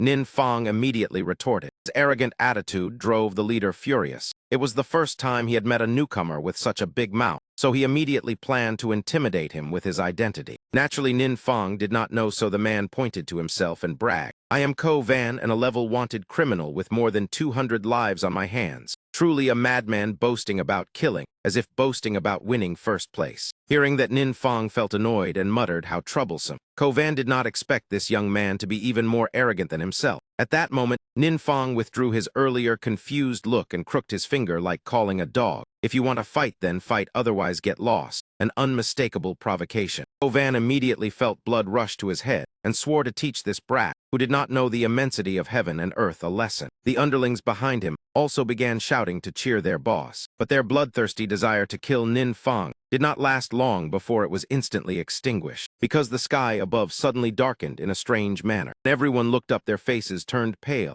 as they saw a gigantic shadow in the sky smiling bizarrely. The mutants who had just aggressively wanted to butcher Nin Fong were now trembling and sweating coldly, while continuously crying for help. For Nin Fong, he had already activated Bloodthirst mode. This was his new forbidden spell, and these fools happened to make good test subjects. The forbidden spell was called Offense to Vision. When cast, Nin Fong trapped enemies in an illusion, then saw through every weakness and used magic to torment them. Each weakness of the opponent immediately appeared before his eyes. For example, the leader. His shoulder had a crack from using a skill incorrectly for a long time. Besides that, countless other weaknesses were also exposed. At this moment, Nin Fong could read enemies like reading a book. Within the illusion he created, the opponents were imprisoned and continuously struck at their weak points. The scene was no different from a demon playing with prey. No wonder this skill was called Offense to Vision. It was truly extremely cruel. Though the torture process was somewhat inhumane, the ability to see an enemy's weaknesses was extremely useful. Returning to that captain, after crying for a while, he had prepared himself to die here. Yet after waiting a long time, there was still no sign of the invasion's secret realm. Therefore, he decided to risk climbing the mountain to investigate. After all, if the invasion's secret realm truly appeared, escaping would still be difficult. Being at the foot or on the mountain differed only by a few steps. Thinking that, the man took a deep breath, then bravely stepped up the mountain one step at a time. The higher he climbed, the colder the air became. But when he stepped onto the summit, the scene before his eyes left him stunned with shock. Ko Van, the infamous wanted criminal known as the Brutal Blade, along with all his subordinates, had been completely wiped out. The method used was extremely ruthless, and it was unclear which powerful expert had intervened. Capture Ko Van, they had already lost 4 squads of adventurers without success. Yet now he had died so miserably. Captain, what exactly happened inside the secret realm? The person on the other end of the line asked anxiously. Inside the secret realm, it seemed sealed by a gigantic block of ice, and every monster had been completely killed. The man exclaimed in shock while observing. Even the great boss of the secret realm had been defeated. Seeing it frozen, he intended to check whether it was still alive. Unexpectedly, when he struck it, once it shattered instantly. There were no dropped items and no experience. This proved it had already been killed by someone else earlier. Now the boss and the entire secret realm had been wiped clean,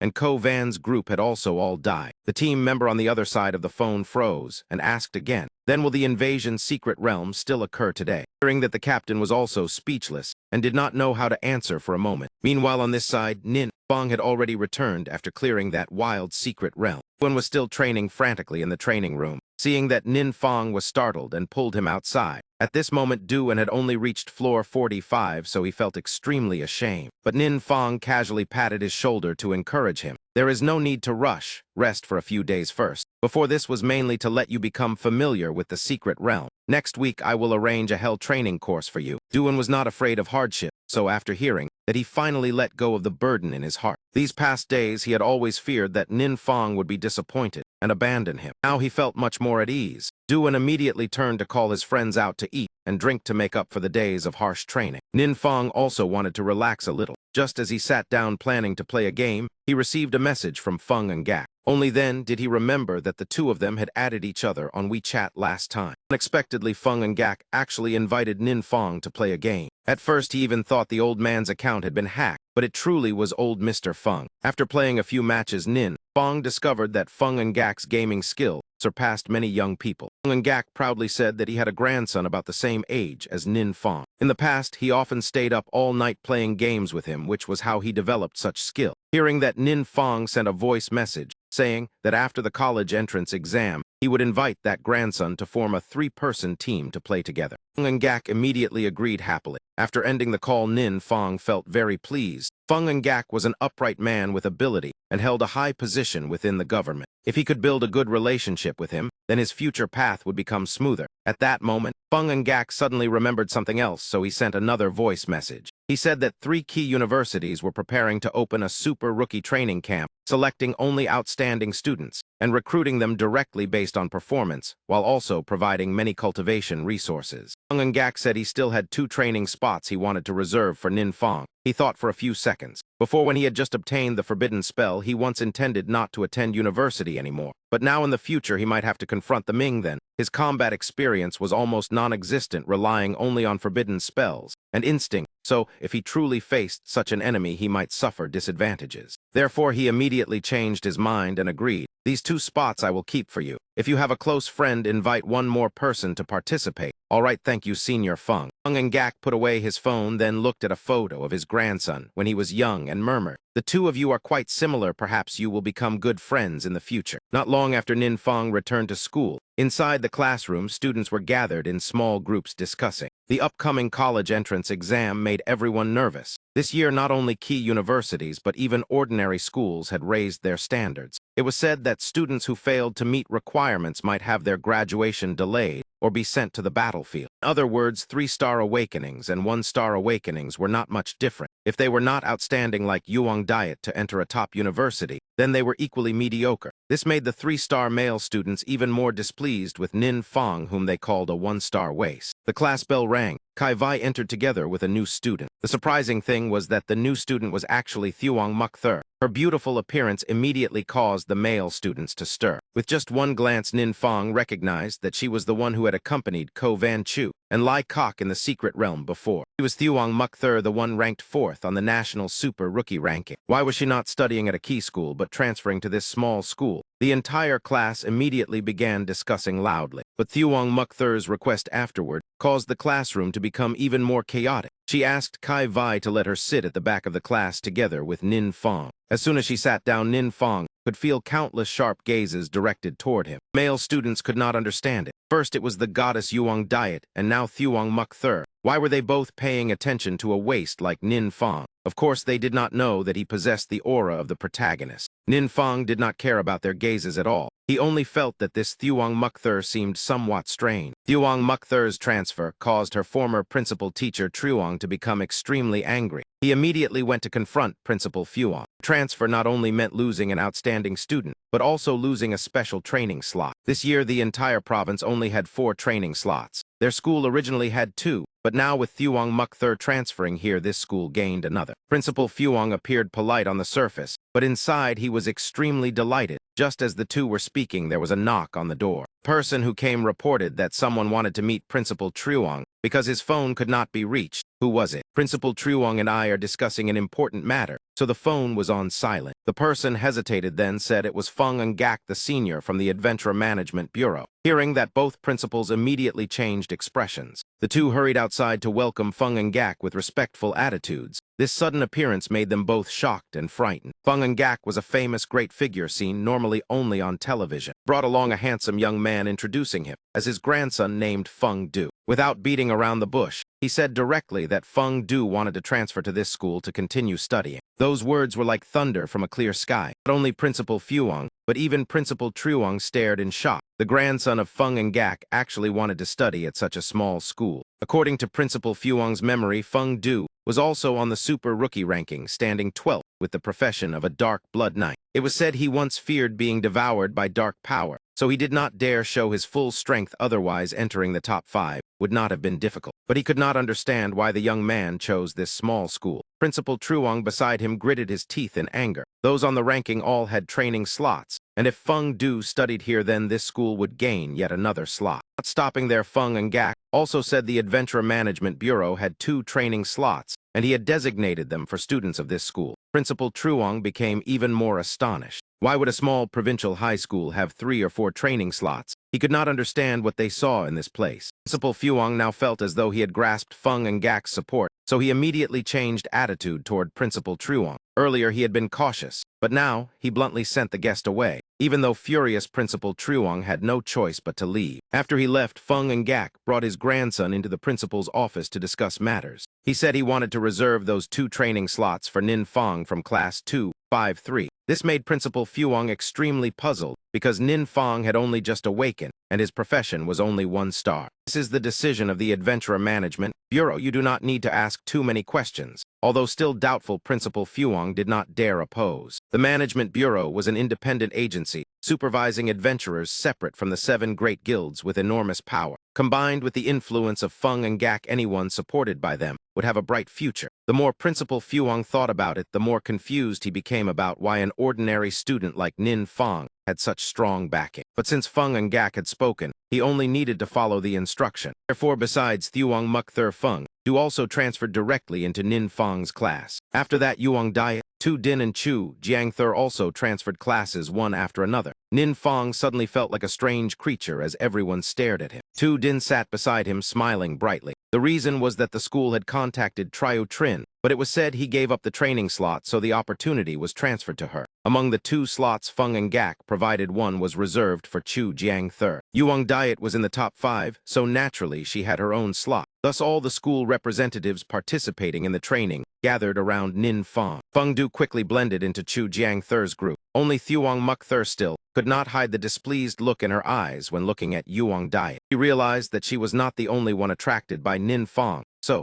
she became even more determined to strive to gain his favor. She even prepared a meeting gift with the feelings of a young girl. The whole class watched this scene without understanding. Why were the super rookies gathering around a waste like Nin Feng? Nin Feng was already used to that nickname, so he did not care. The only thing he cared about now was Triu Trin. According to Tu Din, he voluntarily gave up the training slot. This was too strange. Had no one discovered that he had disappeared? In reality, Triu Trin's father had already sent many people to search. But of course there was still no news. He even invited a powerful expert to assist the investigation. Although uneasy in his heart, he could only wait. His assistant used the excuse that Triu Trin wanted to participate in long-term special training to explain the situation. Therefore, the training slot was transferred to Tu Din. Old Master Triu's expression was extremely ugly. He instructed the assistant not to disturb him, unless it was important, then walked straight into his son's room. Walls were filled with photos of Triu Trin, from childhood to adulthood. He pressed hard against the wall, and a hidden secret chamber immediately appeared behind it. Returning to the school, Feng Du was happily making friends with Nin Feng's group. He even generously brought out a water element summoning skill book. He said it was newly obtained loot, and if Nin Feng could use it, he could take it. Summoning mages were very rare, so this book was extremely valuable. Feng Du's generosity truly matched that of a young master. Not only that, Thuong Mukthur also presented a meeting gift, which was a battle mage skill book. This was also a rare profession, so the skill book was even more valuable. Unfortunately, Nin Feng could not learn it at present, because before returning to school, he had entered the remaining wild secret realm to level up, and something unexpected happened. That secret realm required a team of 5 people to challenge. Nin Feng charged in alone and failed. His level did not increase, and he also did not unlock another skill slot. However, those 2 books were too tempting, and he also needed to build relationships to gather information later. Therefore, Nin Feng decided to accept their gifts. Of course, if he accepted, he must return the favor. The return gift he gave each of them was 20 bottles of high-grade experience potion. Thuong Mukthur immediately recognized that this was the rare potion of the Thuong Enhu Guild. She had no idea that Nin Feng and Tu and Gai could also produce it themselves. She had once heard that only core members of Thuong Enhu had priority to receive these precious experience potions. Feng Du at this moment was just as confused as Thuong Mukthur. He knew very clearly that this item was auctioned at extremely high prices on the market, and even having money did not guarantee one could buy it. Yet Nin Feng casually took out 40 bottles. At that moment, the 2 of them almost had the same thought at the same time. Such a thick thigh must be firmly hugged. Thuong Diet saw the lively scene and squeezed in to join the fun. She imitated Thuong Mukthur's tone and said she also had a meeting gift, which made Nin Feng reveal a helpless expression. "Miss Yuang, please stop joking. If there is something, then say it directly." Wang Diet giggled, then took out a bottle. She said this was a potion newly refined by Tu and Guy, and asked her to bring it to Nin Fong. Looking at the bottle emitting a sparkling light, Nin Fong could not help feeling surprised. After receiving the bottle, Nin Fong immediately returned to Duan's residence. After all, the school did not manage the time of students participating in the training camp. Even skipping classes would not be stopped. At this moment, Duan felt extremely heavy in his heart, because Nin Fong had once said that after 1 week of rest, he would begin devil training for him. Yet more than a week had passed without any movement. Duan thought he had been abandoned. Nin Fong suddenly brought out that bottle and told him to use it. This was a healing potion painstakingly refined by Tu and Guy, capable of curing long accumulated internal injuries. Drink 1 bottle first, then we will begin the devil training. Duan's eyes immediately lit up as he hurriedly took the bottle. His mood instantly lifted again, as he thought that the big shot had indeed never abandoned him. Immediately after that, Duan opened the bottle and drank it all in one breath like a man who had been thirsty for a long time. After drinking, he felt an unusual lightness in his body. His entire body felt as if soaked in warm water, and every part felt far more comfortable. Nin Fong nodded in satisfaction. Truly a good medicine. Before, when he rushed into a secret realm, he had been struck by the Mingthan's forbidden spell and carried internal injuries. But after drinking a similar potion, the wounds recovered immediately. All right, the healing is finished. Nin Fong immediately asked Duan to adjust himself to his best condition and prepare to enter the devil training. Duan had waited for this day for a long time, so his spirit surged. However, Nin Fong still seriously warned that this training course would not be easy. If at any moment you feel you cannot control the situation, you must follow my instructions. Seeing the big shot so serious, Duan also began to feel tense. Afterward, Nin Fong again used the skill offense to vision on him. Previously, Duan's body had 7 weak points that were easily struck, but now only 1 point remained at the right lung, caused by excessive use of overload energy skills. Fortunately, it was gradually recovering, which satisfied Nin Fong greatly. And first, I will tell you the weak points on your body. Then we will train specifically on them. Duan listened attentively with a serious expression. Nin Fong bluntly pointed out that the overload energy skill was not suitable for him because prolonged use would damage the lungs. Besides that, combining the 2 skills, Star Hook seizing the moon and falling star charge, was not smooth, so that habit must be abandoned. Not only that, Nin Fong also pointed out many unreasonable aspects in Duan's combat style which made him admire even more. The big shot truly understood the problem at a glance. After explaining the things that needed correction, Nin Fong immediately brought Duan into the new training course. This time he was far more confident. Key point of this training was that Duan would be dragged into an illusion created by Nin Fong,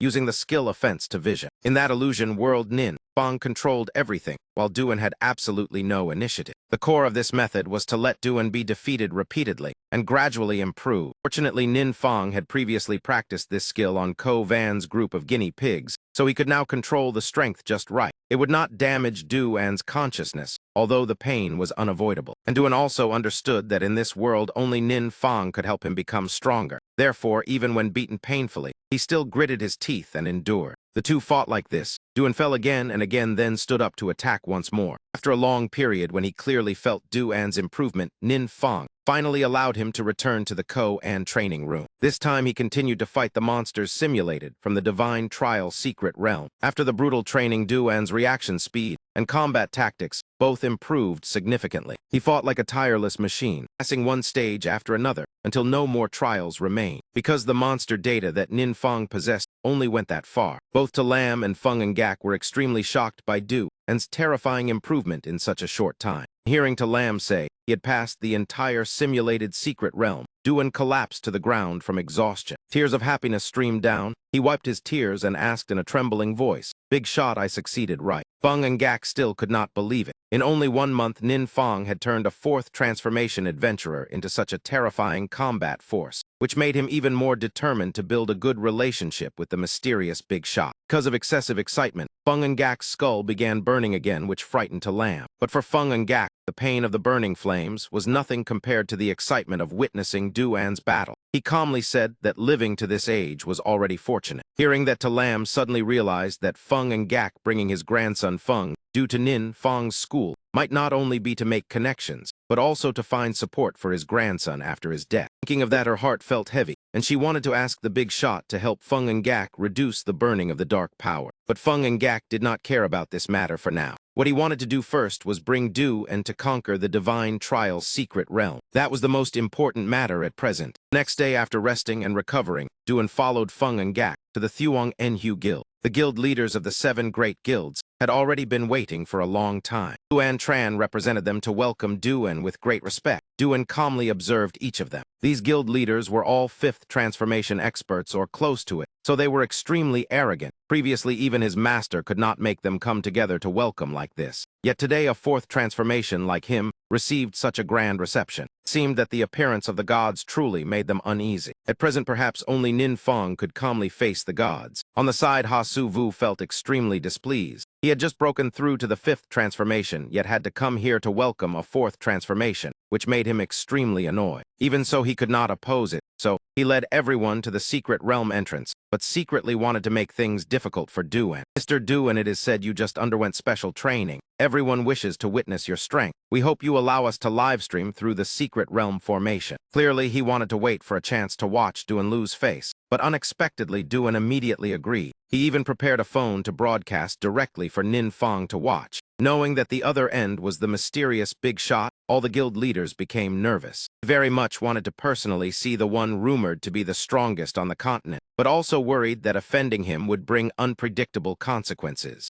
That mysterious big shot at this moment was inside Duan's residence, eating chips while leisurely watching the livestream. From the very beginning, Duan's combat speed was extremely fast. His moves were decisive, and his gaze sharp, clearly far beyond the level of a 4th transformation. Even Luan Tran had to admit that Duan's speed and movement technique even surpassed his own. Ha Su Vu also no longer dared underestimate him. If someone said this man was a 6th transformation, he would believe it, and fought more and more fiercely, from floor 30, then 40, then 50. Those watching the livestream were shocked seeing Duan break the records of Luan Tran and Ha Su Vu. The final floor, he encountered again the monster that had appeared in the simulated secret realm. Although somewhat difficult, he eventually defeated it. During training, this had been the final floor because Nin Fong's monster data only reached there. Expectedly, in the real secret realm, this was also the final floor. When the monster was defeated, a system window appeared. Congratulations, you have completed the trial. Not only Duan but everyone was shocked by this result. Duan was so moved that he could not speak. His reward, just as expected, was the grace of the gods. So-called grace of the gods was in fact the forbidden spell of a god. Su Vu felt both jealous and angry. This reward was only for the first person to clear the secret realm. That meant even if others cleared the secret realm later, they would no longer receive this precious reward.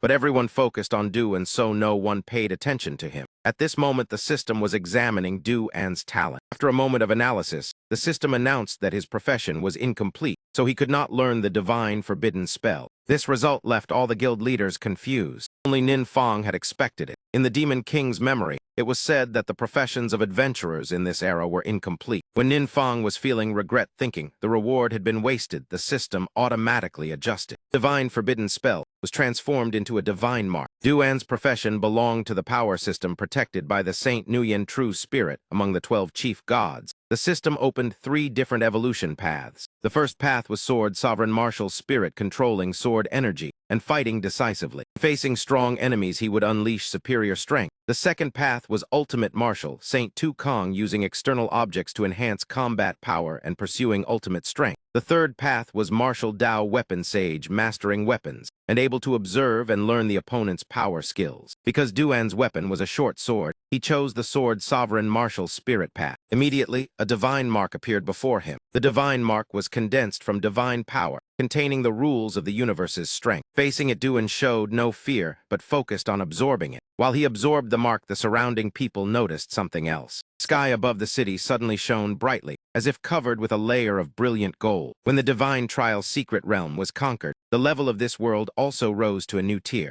News was transmitted through a gigantic simulated window that appeared in the sky. All the inhabitants across the world saw that scene. The sky suddenly shone brilliantly and strange characters appeared. A few people, out of curiosity, took out their phones to record this rare moment. Nin Fong stood by the window looking down at the city, his heart filled with an unprecedented sense of satisfaction. Mission to conquer the divine trial secret realm, assigned by the system, had finally been completed. That meant Nin Fong could now wield the power from that secret realm. A moment later, Duan also stepped out of the secret realm, but his identity had completely changed. His strength now far surpassed the guild leaders present there. Lu Antran quickly realized this as well. Duan's strength could no longer be evaluated by the standards of the fourth transformation. It could even be said that the limit of power in the entire world would now be broken by his existence. Such a powerful expert naturally became the target everyone wished to recruit. The guild leaders immediately invited Duan to join their guilds, but he only wanted to remain a free adventurer. At present, his mind held only one choice, which was to continue following Nin Fong, so he had no intention of joining any guild. He hurried back home. The moment he saw Nin Fong, tears could no longer be restrained. "Boss, Duan choked for a long moment before speaking. "I did it. I did not disappoint your expectations." Nin Fong only raised his thumb in praise while thinking that a combat-class warrior had such a fragile heart. Her own effort was also very important. "I cannot take all the credit." Afterward, the two sat down to discuss the divine mark. Earlier, Nin Fong had only seen it through the phone, so he had not looked carefully. Based on his memory, he sketched the shape of the mark. The result completely matched the one Duan had received. "You also know this symbol?" Duan asked in surprise. "Yes, earlier when I was clearing a dungeon, I accidentally picked one up and casually gave it to Yuang Dai." The room suddenly fell silent. Duan faintly felt a bit aggrieved. He had risked his life passing the trial to obtain this divine mark. Yet Nin Fong could casually give such a thing to someone else. Thinking that, Duan suddenly became more serious, feeling that he still had to strive much harder. Meanwhile, Nin Fong was deep in thought. Duan said the divine mark was formed from divine power. Perhaps because he himself possessed divine power, he could create something similar within an ordinary secret realm. Although Nin Fong did not want to admit it, an evil god was still a god in the end. Besides, there was another issue that particularly caught his attention. That was the 12 chief gods mentioned when Duan chose his profession evolution path. Could it be that Nin Fong's enemies were not just one but as many as 12? Duan also said that the 7 great guilds had already begun urgently searching for more trial secret realms to obtain divine marks. He believed that before long every guild, large or small, would join this competition. Nin Fong silently pondered. Duan had completed the trial, so the system had also confirmed that his mission was finished. That meant as long as he controlled those who passed the trial, he could use that power. But what if the one who passed the trial was an enemy? That divine bestowed mark sounded terrifying, but in truth it was only a small matter. What worried Nin Fong the most was that after passing the trial secret realm, participants could learn forbidden spells. If these forbidden spells fell into enemy hands, they would certainly become an enormous threat to him. Worse still, if his existence were exposed to the 12 main gods because of this, the trouble would become far more serious. The only way was to make everyone who passed the trial become part of his faction. But how could that be achieved? Even thinking about it made the difficulties seem endless. Seeing Nin Fong silent for a long time, Duan hesitated briefly before speaking. "Boss, there is actually another matter. I am not sure whether I handled it correctly. It happened like this." Duan began recounting the situation from earlier. After he passed the trial, Ha Su-vu immediately stepped forward to demand his share of the benefits. According to the previous agreement, the Thuong Enhu Guild had the right to reclaim all rewards Duan obtained from the secret realm. With Duan's strength, those pieces of equipment were not very important. Therefore, aside from the divine mark he had already absorbed, he quickly handed over all remaining items to Ha Su-vu. However, Ha Su-vu's expression was clearly ugly. In his mind, he seemed to be shouting, "No, the divine mark must stay with me. Otherwise, do not even think about leaving here." Even though he did not say it aloud, the thought almost showed plainly on his face. Ha Su-vu suppressed his anger and sighed. Duan had already absorbed the mark, so he had no way to take it back. The other guild leaders at this moment were dazzled by the pile of spoils. All of them were orange quality equipment and high-level gemstones. The most important item was the record of the method to concoct the forgetfulness potion. This type of potion manual could erase a chosen skill and return that skill slot to an empty state. Because leveling up was extremely difficult, every skill slot was incredibly precious. It could even be said that skill choices determined a person's future. With the forgetfulness potion in hand, when advancing, one could remove an old skill and replace it with a stronger one. Ha Su-vu gripped the record tightly in his hand, unable to hide his satisfied smile. This was a miraculous medicine capable of changing the situation. If he monopolized this formula, the Thuong Enhu Guild would certainly attract countless powerful experts, and its strength would soon surpass other guilds. All he needed to do was make the only person who had seen the formula, Duan, keep silent. Mr. Duen, according to the contract, you must keep the forgetfulness potion formula confidential and not reveal it to anyone. Hasuvu stepped forward and spoke first. He was even willing to pay a large compensation in exchange for Duan's silence. I need to make one thing clear. Duan replied slowly, I have seen this formula at the place of that mysterious senior. It is exactly the same. So even if I say nothing, he can still create this potion himself. During this, every guild leader widened his eyes in shock. Hasuvu was the first to regain his composure. Previously, he had investigated that the reward for the first person to pass the secret realm was always something never seen before, with no records at all. Therefore, Duan's claim that the senior already had the formula sounded extremely unreasonable. Mr. Du, do you have any proof for what you said? Duan remained silent for a few seconds. Hasuvu immediately thought he had nothing left to say. His confidence quickly returned. Since it was his possession, no one was allowed to take it away. Right after that, Duan spoke again. I do not have the qualifications to prove things for that senior. But if you need evidence, then there is one matter. In fact, that senior also knows the formula for your advanced experience potion. He even refined it long ago. That casual sentence made Hasuvu freeze in place. He muttered repeatedly, how could that be possible? The other guild leaders also could not hide their astonishment. Heavens, that mysterious senior even knows things from the trial's secret realm. Duan being so powerful, could it be because he had already used that potion earlier? Truly, when one stays near a master, one gains benefits. Seeing everyone discussing noisily, Feng and Gak simply stood to the side, stroking his beard and smiling. He recalled what Feng Du had once said, that when they first met, Nin Feng casually gave him and Thuong Mukthur 40 bottles of experience potion. Only now did Feng and Gak understand, because to Nin Feng such things were never valuable. He became even more convinced that his previous decision to transfer his grandson to another school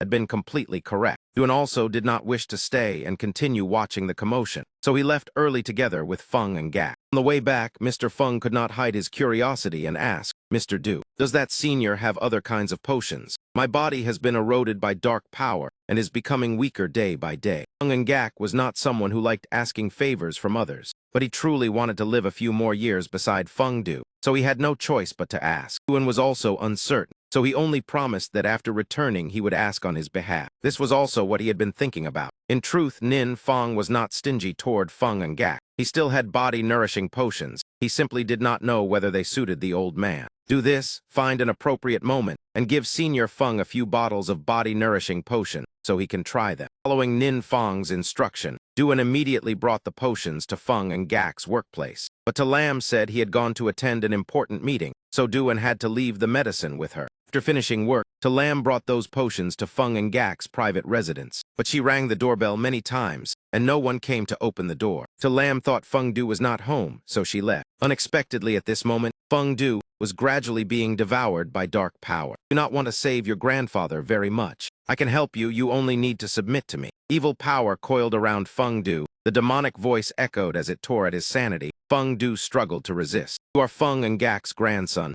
How could you betray humanity and trade with a demon? That weak resistance only made the dark power more excited. Horrifying laughter echoed continuously. Ha ha, weak humans always like to bind themselves with strange rules. Let us see how long your stubbornness lasts. When your grandfather dies right before your eyes, I hope you can still speak like this. Even though Feng Du barely resisted this time and was not devoured, those words struck the deepest fear in his heart. The next morning, Feng Du sat alone in a daze in the stadium. Nin Feng happened to find him. With just a glance, he could tell Feng Du was in a terrible mood. Cheer his friend up, Nin Feng used the simple, familiar method between boys, inviting him to play a game together. But Feng Du shook his head and refused. Sorry, grandfather does not allow me to play games at school. Nin Feng did not force him. Then we will wait for Senior Feng to return and form a 3-person team. His skill is truly impressive. Last time it really broadened my horizons. Mentioning Feng and Gak made Feng Du's expression even more sorrowful. His grandfather learned to play games only to become closer to him. When Feng Du was still young, his parents died during a mission. That shock left him deeply traumatized. He became withdrawn, quiet, and locked himself in his room all day. At that time, Feng and Gak did not know how to comfort his grandson. He only remembered that Feng Du liked games,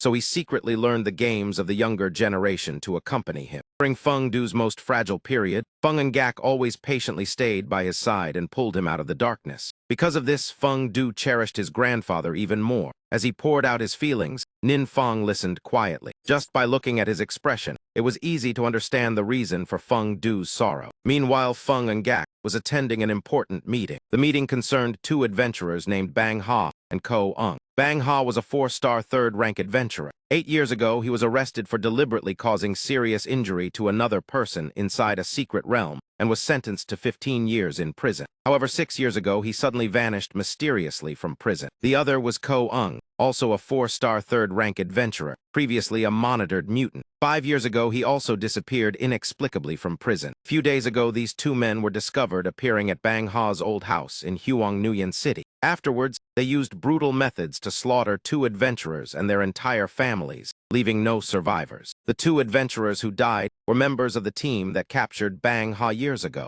His motive for revenge was extremely clear, but what confused everyone was that both victims were 4th-rank warriors. Why were they defeated by two 3rd-rank criminals? Moreover, they could only watch helplessly as their entire families were slaughtered. Afterwards, the council played surveillance footage from a house, recording the entire battle. What shocked everyone was Ko Ung's strength. Although the records stated he was only a 4-star 3rd-rank adventurer. Observing his movements and attacks, it was clear that his real strength had likely surpassed the 5th rank long ago. Feng and Gak even felt that if he faced him directly, he himself might not necessarily win. Therefore, those two adventurers could only be completely overwhelmed. A 3rd rank suddenly reaching the 5th rank. During those missing years, what exactly had he experienced? After investigation, people discovered that Ko Ung and Bang Ha were connected to the Zhao family. Yu Trin's father had hired them to search for his son's whereabouts, even though they still had not found him until now. But during their actions, Bang Ha sensed an extremely powerful source of dark energy. According to him, those who wield dark power usually receive blessings from a demon king. Just like the massacre in Chindu City before, those who died were merely pawns of some demon king. Those with real potential would be directly summoned by the demon king for cultivation. In other words, they would be separated from the outside world and cultivate within a secret realm for a long time. Bang Ha and Ko Ung themselves had experienced a similar situation in the past. Therefore, he suspected the Zhao family's son had also attracted the Demon King's attention and had been taken into a secret realm for cultivation. I only know that Yu Trin is conducting some kind of ritual. Could what you said be related to that ritual? The Zhao man asked, half believing. I'm not certain either, but I inspected the dark room your son used for sacrifices. It was indeed a spirit summoning ritual, and the arrangement was completely correct. Bang Ha believed that as long as the sacrifices continued, with Yu Trin's talent, he would certainly attract the Demon King's attention. Only then did old Zhao finally breathe a sigh of relief. Of course, he had no idea that his son had already been dealt with by Nin Feng. Afterwards, Bang Ha handed him a business card and said that tonight after dinner, he should send a car to take them to the address written on it. Are you looking for someone? Yes, we want to visit our future junior brother. The person they targeted was Feng Du. At this moment, Feng Du was sitting alone in his room, quietly looking at the night sky. His mind was filled with memories of the day his parents died. Suddenly, there was a knock on the door outside. Feng Du did not think much and stood up to open it. Standing before him were Bang Ha and Ko Ung. Because Feng and Gak had not yet brought the news from the meeting back, Feng Du had no idea who these two men were. You are Feng Du, right? Bang Ha spoke first. Yes. Good then, let us go inside and talk. Bang Ha casually pointed toward the living room of Feng Du's house, as if he were in his own home. But at this moment, Feng Du had already realized something was wrong. He felt an extremely dangerous aura radiating from those two men. Who exactly are you people? Feng Du asked with a stern expression. I came here on behalf of our master to visit you. From now on, you should call us senior brothers. Feng Du was stunned. Which master? He did not even have a master. You must have met our master yesterday. Bang Ha's words made Feng Du suddenly understand. So they were connected to the source of dark power that had tried to devour him last night. Looking closely, that power was even swirling behind their backs. Feng Du immediately moved into a combat stance. Unfortunately, even with his outstanding talent, his strength could not compare with the two devilish men before him. Feng Du was grabbed by the collar with one hand by Bang Ha and slammed violently against the wall. You dare raise your hand against your senior brother? Truly an ill-mannered brat. Feng Du gritted his teeth and resisted, but the difference in strength was far too great. In his entire life, he had never been beaten so miserably as he was now. Today, Bang Ha came here under the order of his master. That man said Feng Du was still young and ignorant, so he sent him to persuade the boy. Who would have thought that before he even spoke a few sentences, Feng Du tried to attack, making Bang Ha furious. He did not use enough force to kill, but it still left Feng Du in severe pain. According to Bang Ha, his master valued Feng Du greatly. Not only would he grant him immense power,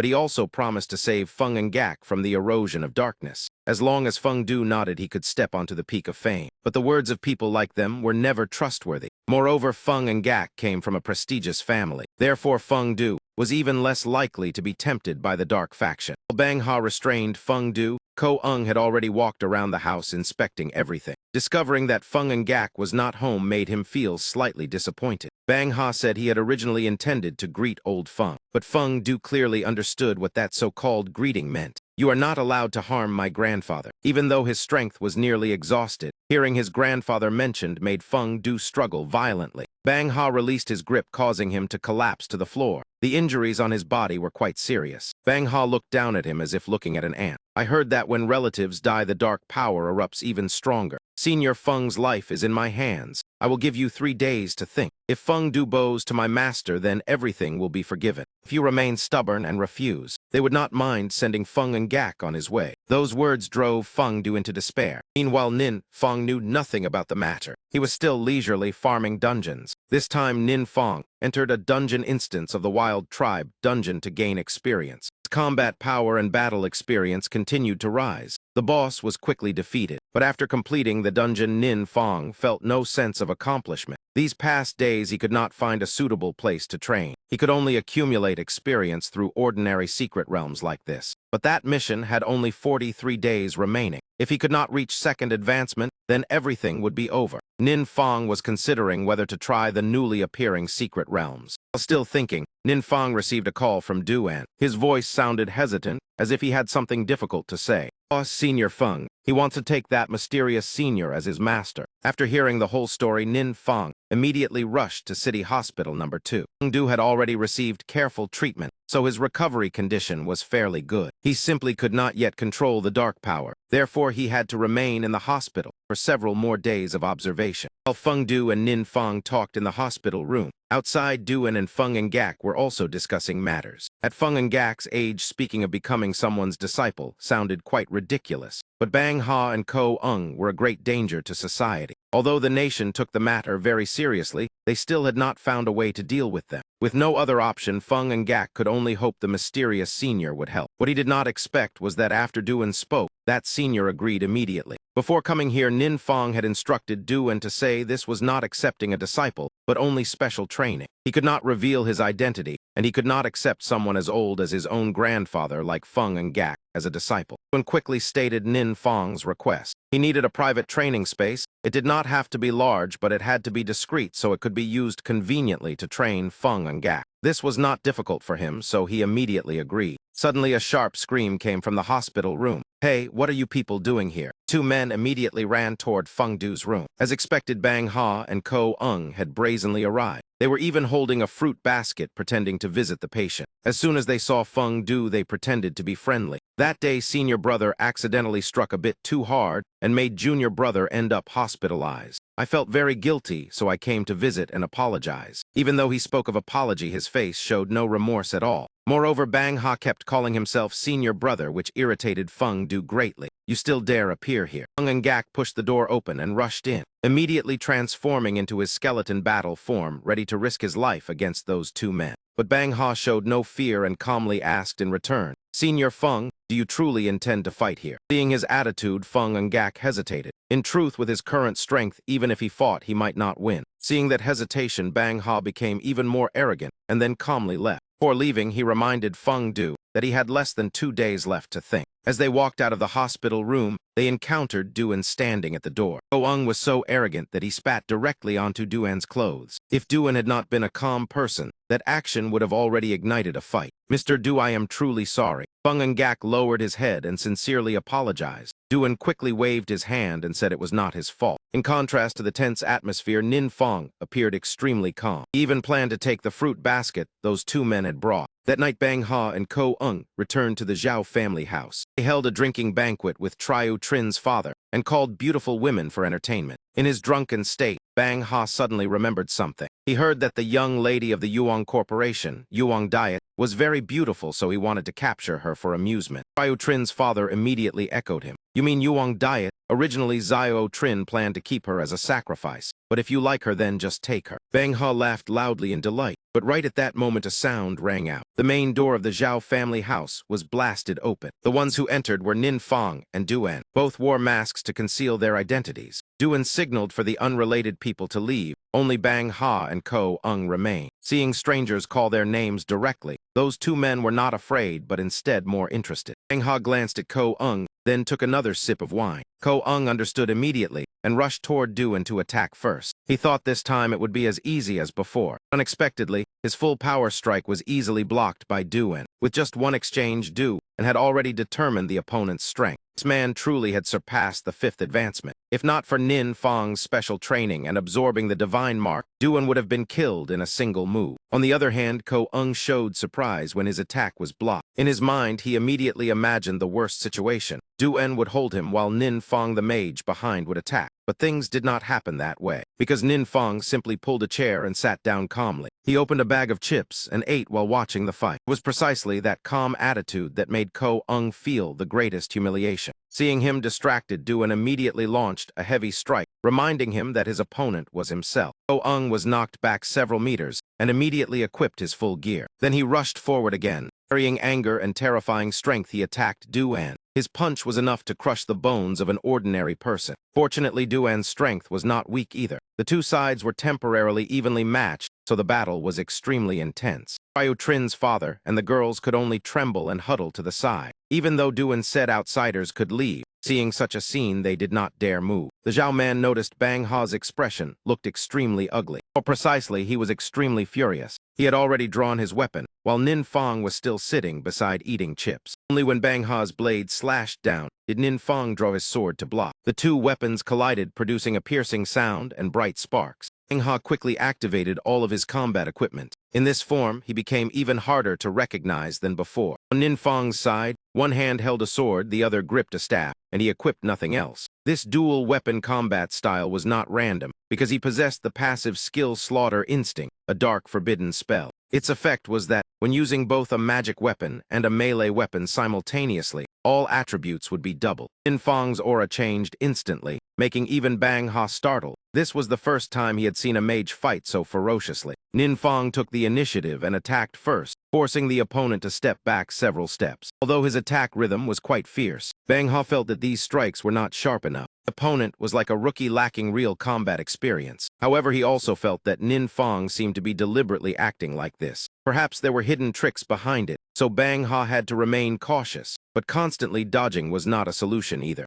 While continuously evading attacks, he still searched for opportunities to counterattack. Two closed in again. Nin Fong's slender sword showed no disadvantage when clashing with Bang Ha's great blade. The opponent was gritting his teeth and straining to fight, while Nin Fong appeared rather relaxed. After fighting in close combat for a while, Bang Ha gradually fell into a disadvantage. He knew the opponent was hiding something, but he did not expect Nin Fong to grow stronger the longer he fought. Realizing the situation was becoming unfavorable, Bang Ha temporarily proposed a ceasefire. "I do not know who you are, but can we talk? We are both powerful figures, and there is no need to fight to the death." "No," Nin Fong replied coldly. "My goal is that you die and I live." Bang Ha had already endured humiliation to seek peace, but he did not expect such a cold rejection. His anger immediately exploded. "Do not be too confident. In my master's eyes, you are merely an ant." "Oh, your master is that demon king in the secret realm?" Nin Fong pretended to think and asked. Bang Ha immediately nodded, bragged that his master was in existence with unmatched power in the world. Not only human adventurers, but even other demon kings in secret realms had been defeated by him.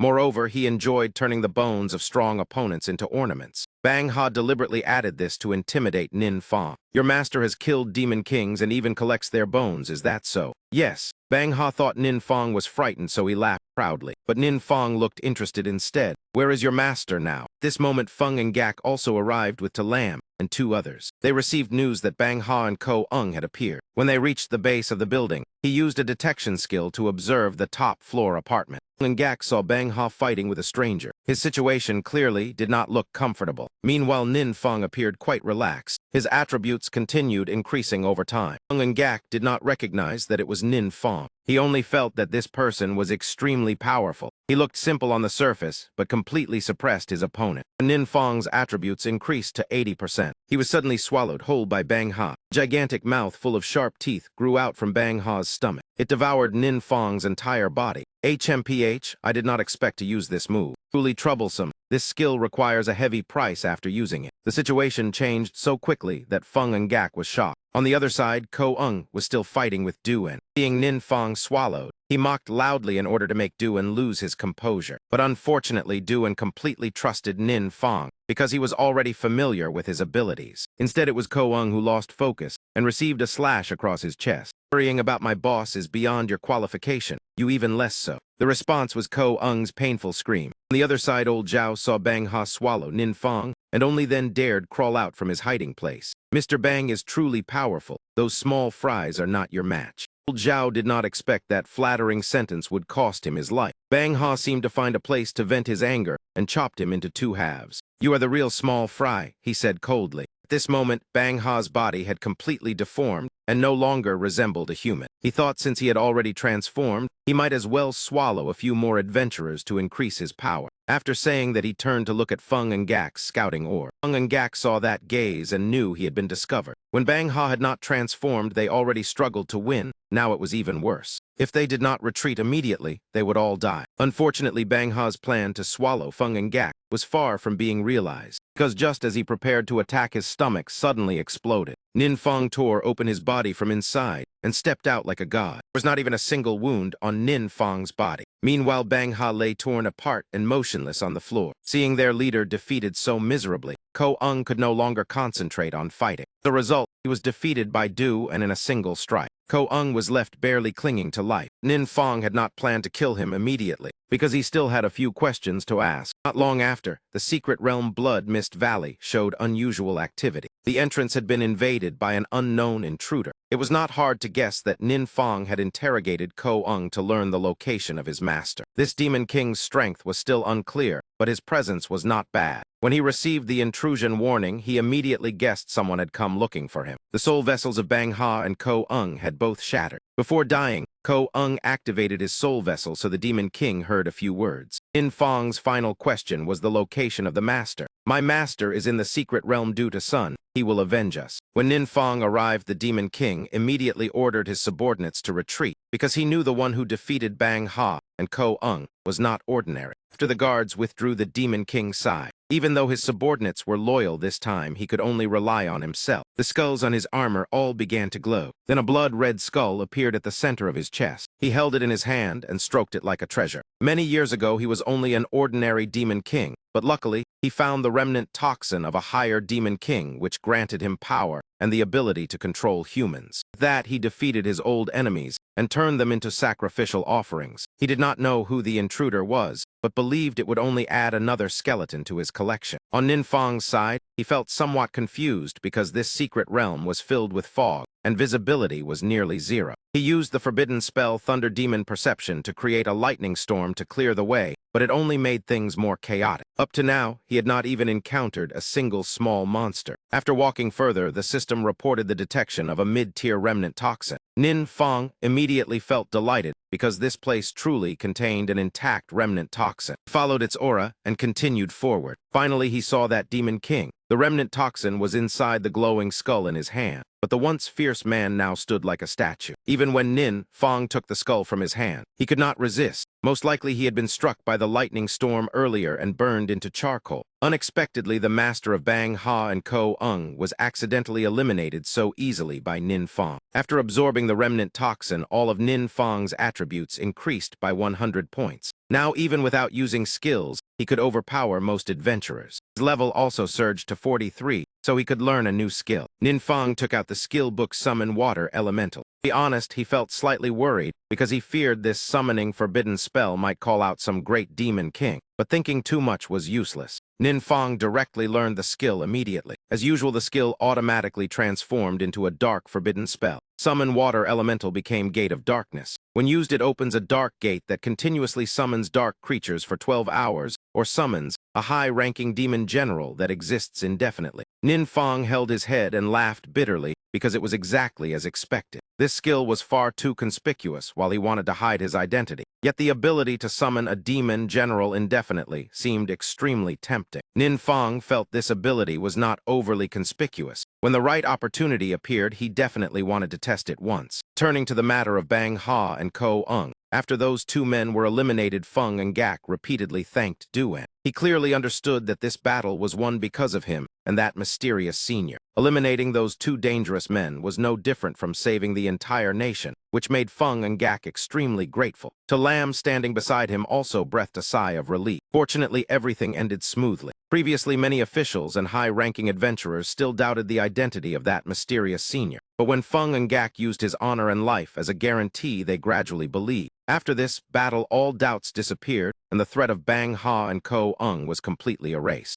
After that event, Nin Feng's reputation soared. When he proposed finding a secluded place to cultivate, the authorities immediately paid attention and offered support. They surveyed many areas and selected several suitable locations. All of them were training facilities built by the state with excellent environments, modern equipment, and absolute privacy. Though Feng and Gak had introduced everything in great detail, Duan still did not dare decide on Nin Feng's behalf. Because the purpose of the training site was to conceal the true method of special training, he brought all the documents back for Nin Feng to choose personally. The next day, they went to inspect the training facility with the highest standards. The moment he arrived, Nin Feng was stunned by its enormous scale. According to Duan, this was the nation's new exploration base, code name 51. This base had never been used, but if Nin Feng needed it, the state was willing to grant him the right to use it. This entire place? Nin Feng asked in surprise. Yes, Duan confirmed firmly. This training area was a massive 10-story building including training zones, work areas, living quarters, and recreation sections. Its total capacity reached 2,000 people. The facilities were so advanced they could be called the pinnacle. Every system was fully constructed and operated by an intelligent control network. If he wished, Nin Feng could live here for several years without any problem.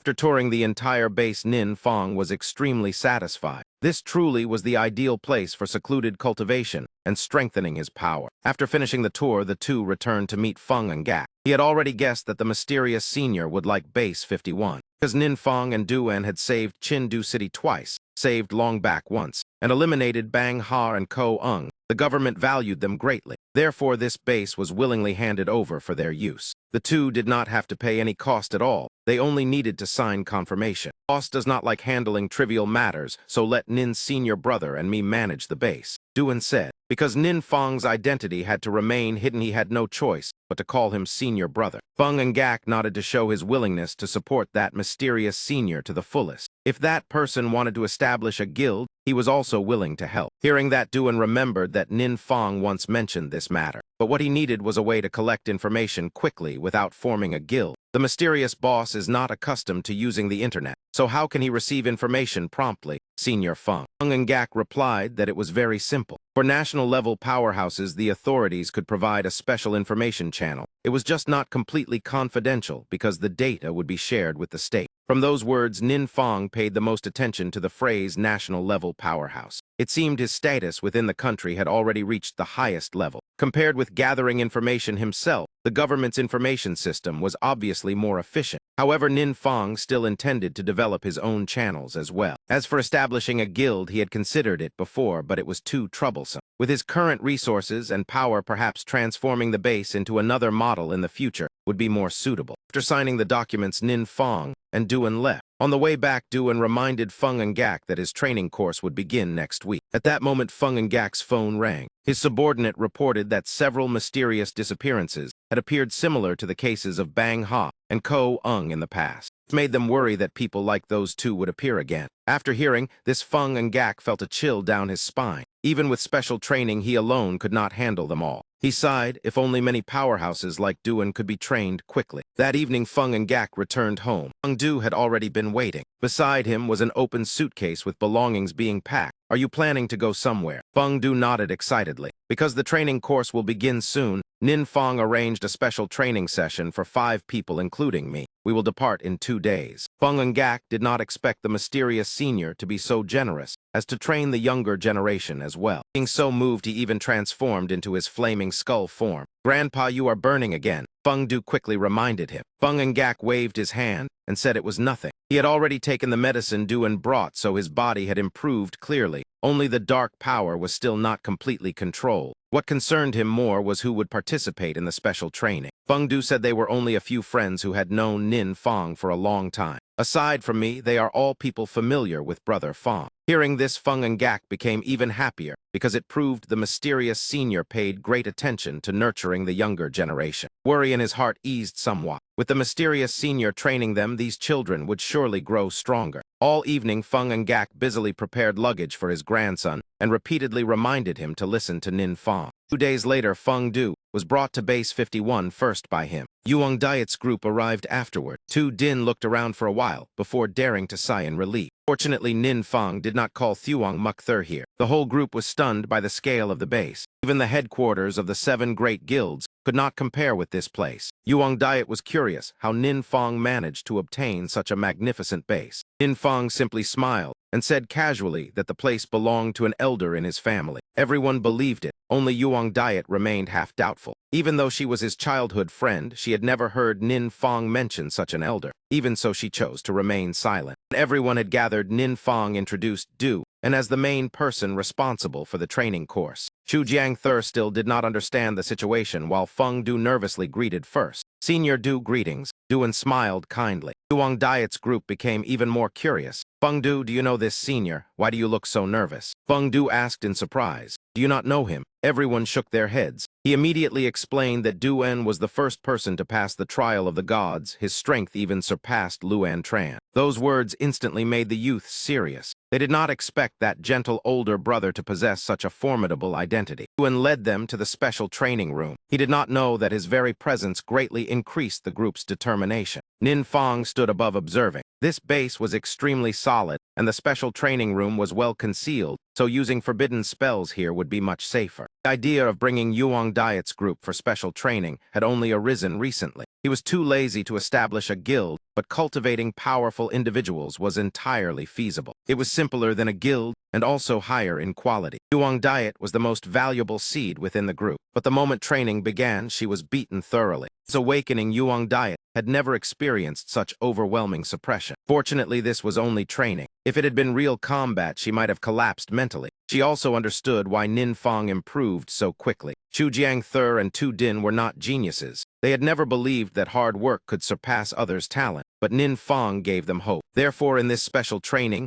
they were determined to give everything. Feng Du was even more determined because he did not want to always rely on his grandfather. The final person was Tu Ngai. Although quiet and difficult to read, his determination was also obvious. Seeing everyone's spirit like this, Nin Fong was very satisfied. The decision to bring them here was indeed correct. All 5 fought with all their strength. Even Chu Jiangthur, who was normally robust, felt as if he had been tortured for a century. The door of the special training room opened, and Duan walked in with a serious expression. Today's training session is finished. You should rest well. Starting tomorrow, we will begin target training. That evening, everyone gathered to eat and rest. Yuang Diet felt that even though it had only just begun, the gains already far exceeded many previous years. Training alone truly made it difficult to notice one's weaknesses. Feng Du was quieter because he noticed something unusual about the dark power within his body today. While everyone was chatting, Tu Din suddenly collapsed on the table from exhaustion. According to Yuang Diet, recently Tu Din and Chu Jiangthur had been under great pressure. Because their school had many spots for the supernova training camp, there had been countless discussions online. Most believed the two were only average and unworthy of participation. Some even said they got in through connections and promised to teach them a lesson when they met. Among the countless comments, only one person defended Nin Fong's group.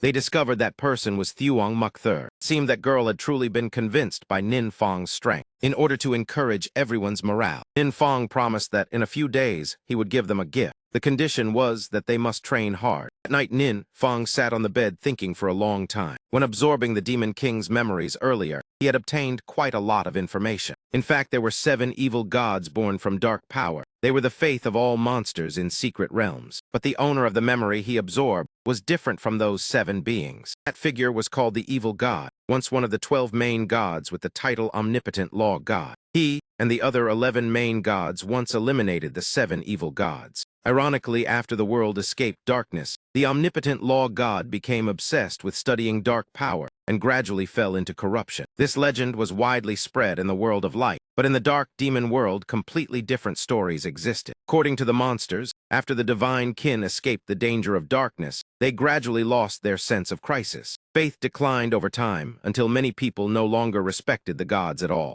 This made the main gods extremely furious. To reclaim the power of faith, they began creating new kin to serve them exclusively. As time passed, the gods even encouraged their kin to fight one another, turning them into tools for entertainment and sacrificial offerings in cruel rituals. Even the monsters that once hid in the shadows gradually reappeared with the tacit permission of the gods. This was the origin of secret realms. In that chaotic era, only the omnipotent law god who had fallen into the evil god remained calm and did not participate in the struggle for power. Unexpectedly, one day war spread to the territory of the evil god. Because his kin were too few to defend themselves, the entire clan was almost wiped out. The evil god was filled with rage but still endured it and pleaded with the other gods to stop this meaningless game. Unfortunately, his plea only received ridicule, and the war erupted again. The law god who rarely fought erupted with astonishing power this time. 2 of the 11 main gods were killed by him, and 6 others were severely wounded. Although he was eventually forced back, the opposing side also suffered heavy losses. After that battle, no one knew where the evil god went. Rumors said he stepped into a formless space that belonged neither to righteousness nor evil, and then vanished. The main gods, fearing revenge, slandered him while secretly searching for his traces.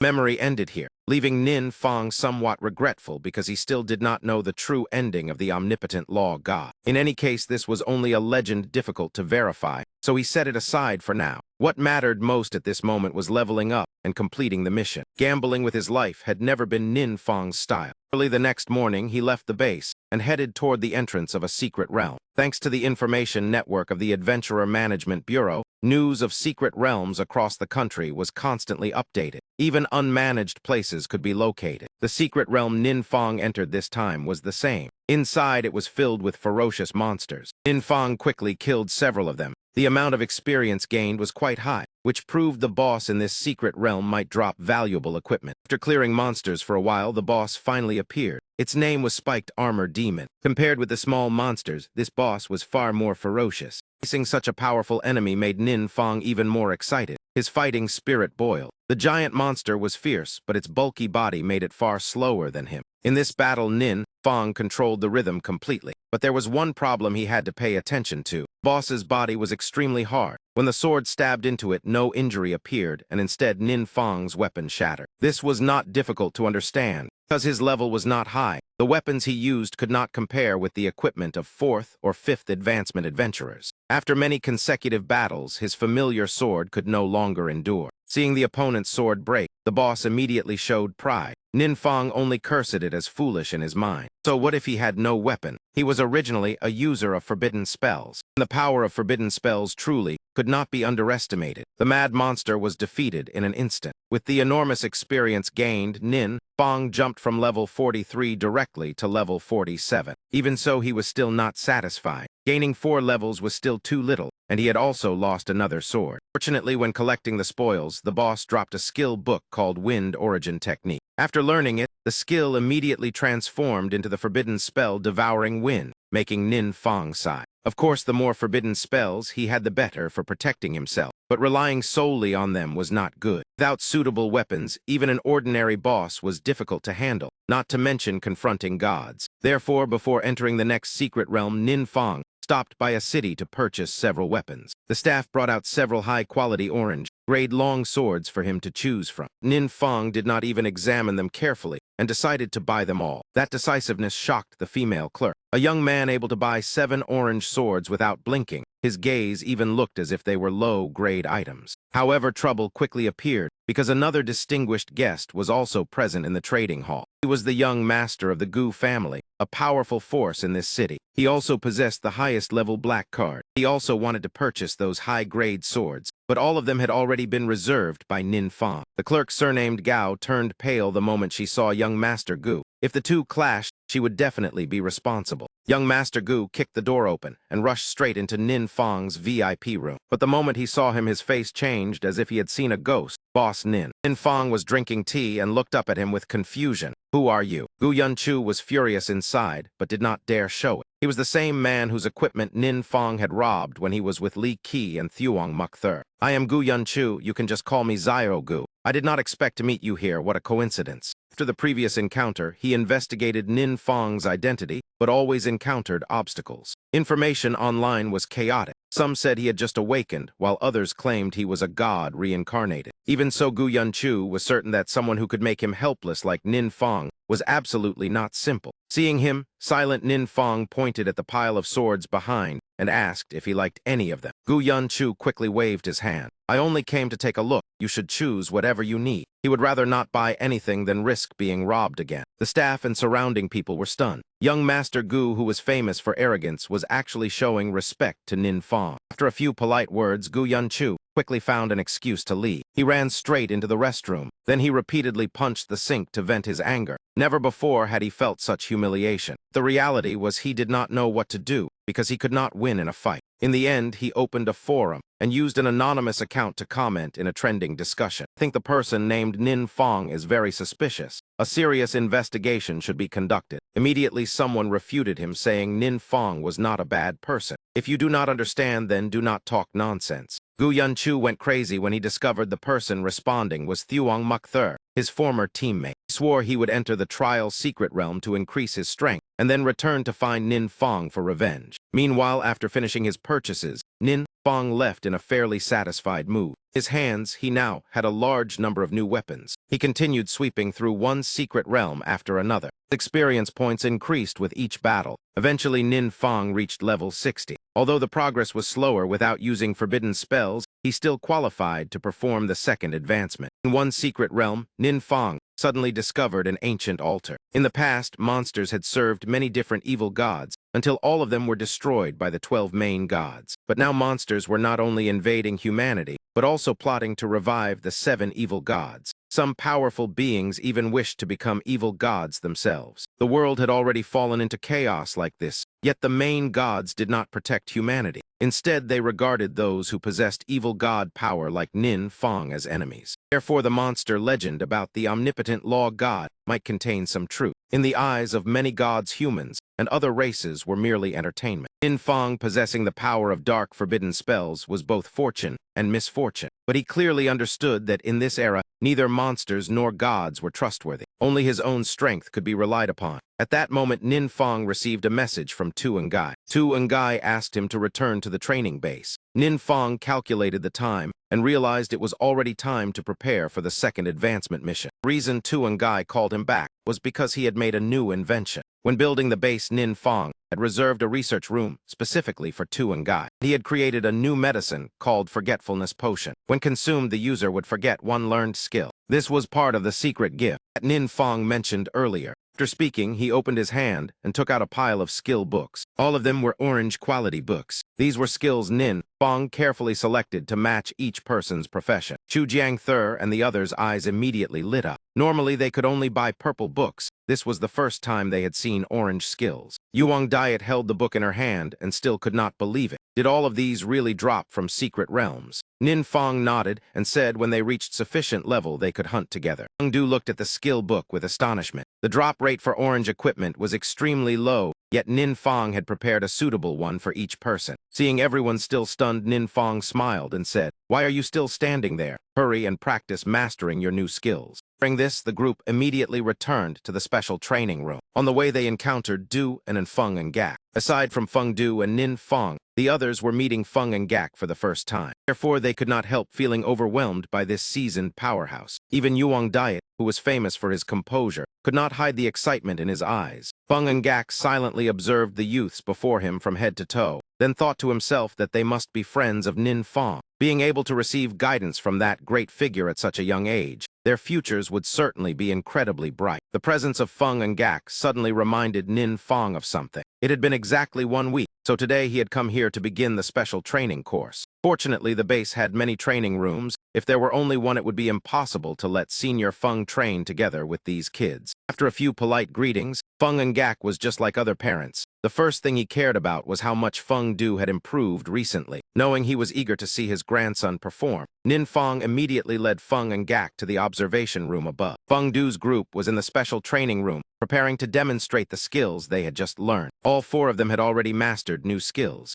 Yuang Diet possessed the ultimate move, Shadowless Wind Arrow. As for Feng Du, He had comprehended layered stone ramparts. Uncle Jiangther used Giant's Blade, and Tu Din handled the skill-linked healing. After a week of training together, their coordination had become far more harmonious. Standing above and observing, Feng and Gak continuously nodded in admiration. Being so young yet already mastering such skills was truly rare. However, he still felt they were somewhat clumsy. Duan then explained that because these orange grade skills had only recently been learned, they were not yet fully proficient. Hearing this, Feng and Gak thought he had misheard. Orange grade skills. That is right. Duan confirmed that they were all spoils dropped from a high-level secret realm. Feng and Gak became so excited he nearly burst into flames. The military had organized attacks on high-level secret realms many times, yet had never succeeded. Everyone could only speculate about the rewards inside. This was the first time he had seen an orange grade skill with his own eyes. Therefore, Feng and Gak asked Duan whether this matter could be reported to the military. Duan agreed on behalf of Nin Feng because this was not really a secret. Sooner or later, others would find out. Feng and Gak's heart beat rapidly while his eyes remained fixed on the children in the training room. Although their levels were not high yet, that could be compensated with time. With the guidance of that mysterious great figure, he believed they would sooner or later surpass the previous generation. The future of the nation was resting on the shoulders of these still clumsy children. While Yuang Diet's group was training their skills, Nin Feng also went to handle some personal matters. He entered the class advancement hall. To Lam could not hide her surprise. Veteran adventurers who wanted to advance from first class to second class usually had to work hard for 2 years. But for Nin Feng, the entire process had taken only 2 months. He received an S-rank advancement mission called Omni-Element Archmage. The requirement was to enter the Frostflower Icefield secret realm to obtain the item Elemental Emblem, and within 7 days, collect 20 transformation stones along with 100 Wraith essences. Nin Feng was surprised and could not understand why the mission required as many as 20 transformation stones. Normally, a second-class mission only required 1. Moreover, this item did not drop from killing monsters, but had to be mined from crystal ore veins with an extremely low probability. To be safe, Nin Feng decided to visit the trading hall to ask. If he could buy them, it would be even better. Thus he returned to the trading hall of Vinthan. When they heard Nin Feng wanted to buy 20 stones, the person in charge was both happy and worried. He apologized because recently the number of people advancing had increased sharply, causing transformation stones to become scarce. If given 3 days, they could definitely gather enough. Nin Feng calculated that the trading hall certainly would not dare break its promise to him. 3 days was not too long. For now, he could complete the Elemental Emblem mission first. To save time, Nin Feng also planned to buy the Wraith essences here. Speaking of that, he suddenly remembered something. All right, I still have some miscellaneous spoils from the secret realm that I have not sorted yet. Please help deal with them while we are at it. The manager immediately agreed. Nin Feng immediately took out a pile of equipment from his inventory, stacking into a mountain that made the trading hall owner dizzy. This was what he called miscellaneous items. Just a glance revealed more than 10 purple skill books from different professions, along with a series of orange equipment. In this era where everyone leveled up, such items were almost instantly sold wherever they appeared. The owner was extremely delighted because no one would surpass his performance this year. In his heart, the owner became even more certain that he must serve Nin Feng attentively, as he truly resembled a walking money tree. Afterwards, Nin Feng returned to the Frostflower Icefield secret realm. At this time, another team was also there completing a mission. Nin Feng, appearing alone, immediately aroused suspicion from the secret realm management, because not long ago the Adventure Management Bureau had just issued a new regulation. According to it, anyone wishing to enter a secret realm had to be led by an official guild team with at least 5 people acting together. Otherwise, entry would not be allowed, so they had to follow the rules. However, Nin Feng produced a special card issued by the Management Bureau that allowed him to freely enter and exit secret realms. Captain in charge initially remained extremely firm, but after carefully checking Nin Feng's card, he immediately opened the gate and let him enter. Watching Nin Feng's back, the captain could not help wondering what background he had. The time the card was issued almost coincided with the moment the new regulation was released, as if it had been prepared specifically for him. Could it be that the higher authorities sent a special envoy down to inspect us suddenly?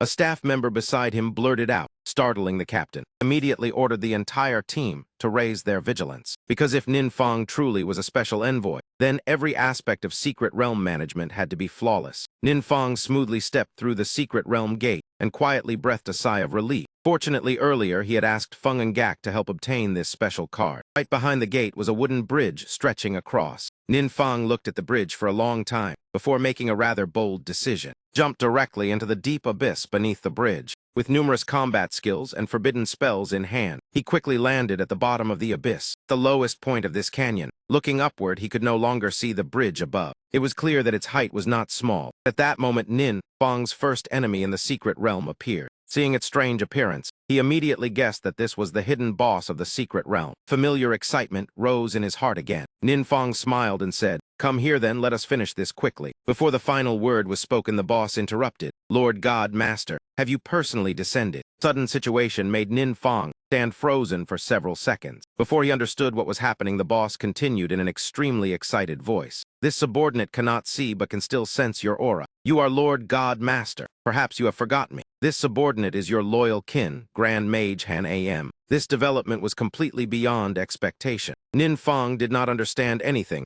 and never expected to be called Lord God Master by the hidden boss. Perhaps Nin Fong's aura truly resembled that of an evil god. In this situation, if he denied it too strongly, it might be disadvantageous, so he decided to go along with it. Is that so? Then why have you become like this?" Nam apologized that he could not explain clearly. He said that their kin had once been attacked by other kin, causing heavy casualties. He himself had also been killed on the battlefield. Nam became more emotional as he spoke, drawing Nin Fong into the story as well. He should have died, but did not understand why he appeared here. Since waking up, strange whispers constantly echoed in his mind like mental torture, causing killing intent to surge endlessly. Only when Nin Fong fell here did he regain his sanity. Nin Fong pieced together Han Am's story with the vague memories he had once absorbed. He remembered that the kin of the omnipotent mage god had once been attacked by other divine kin. Could it be that the title Lord God Master he mentioned referred to that omnipotent mage god? Nam still firmly believed that Nin Fong was his master, so he became more and more emotional as he spoke. He even choked as he asked, "Lord God Master, have you come to save this subordinate?" Nin Fong had never been so awkward. He intended to speak and deny it, but after he said the words "not really," Han Am immediately showed disappointment, making Nin Fong even more embarrassed. "Sorry, but I am not your god master. I am just a student who came here to complete the mission of eliminating you." Saying those words was also difficult for Nin Fong. He thought Han Am would become furious and killing intent would surge again. But no, though unable to see, he still turned his shining gaze toward Nin Fong. "Eliminate me, then you came to help me end this pain, correct?" Nin Fong was speechless. He felt that Han Am, though merely a dungeon monster, possessed more humanity than many people in reality. Nevertheless, he still insisted that Nin Fong was his god master, only that he had lost part of his memory. Otherwise, he must at least be someone extremely closely connected to the god master. Saying this, Han Am raised the staff in his hand and shouted loudly, "Great Lord of 10,000 spells,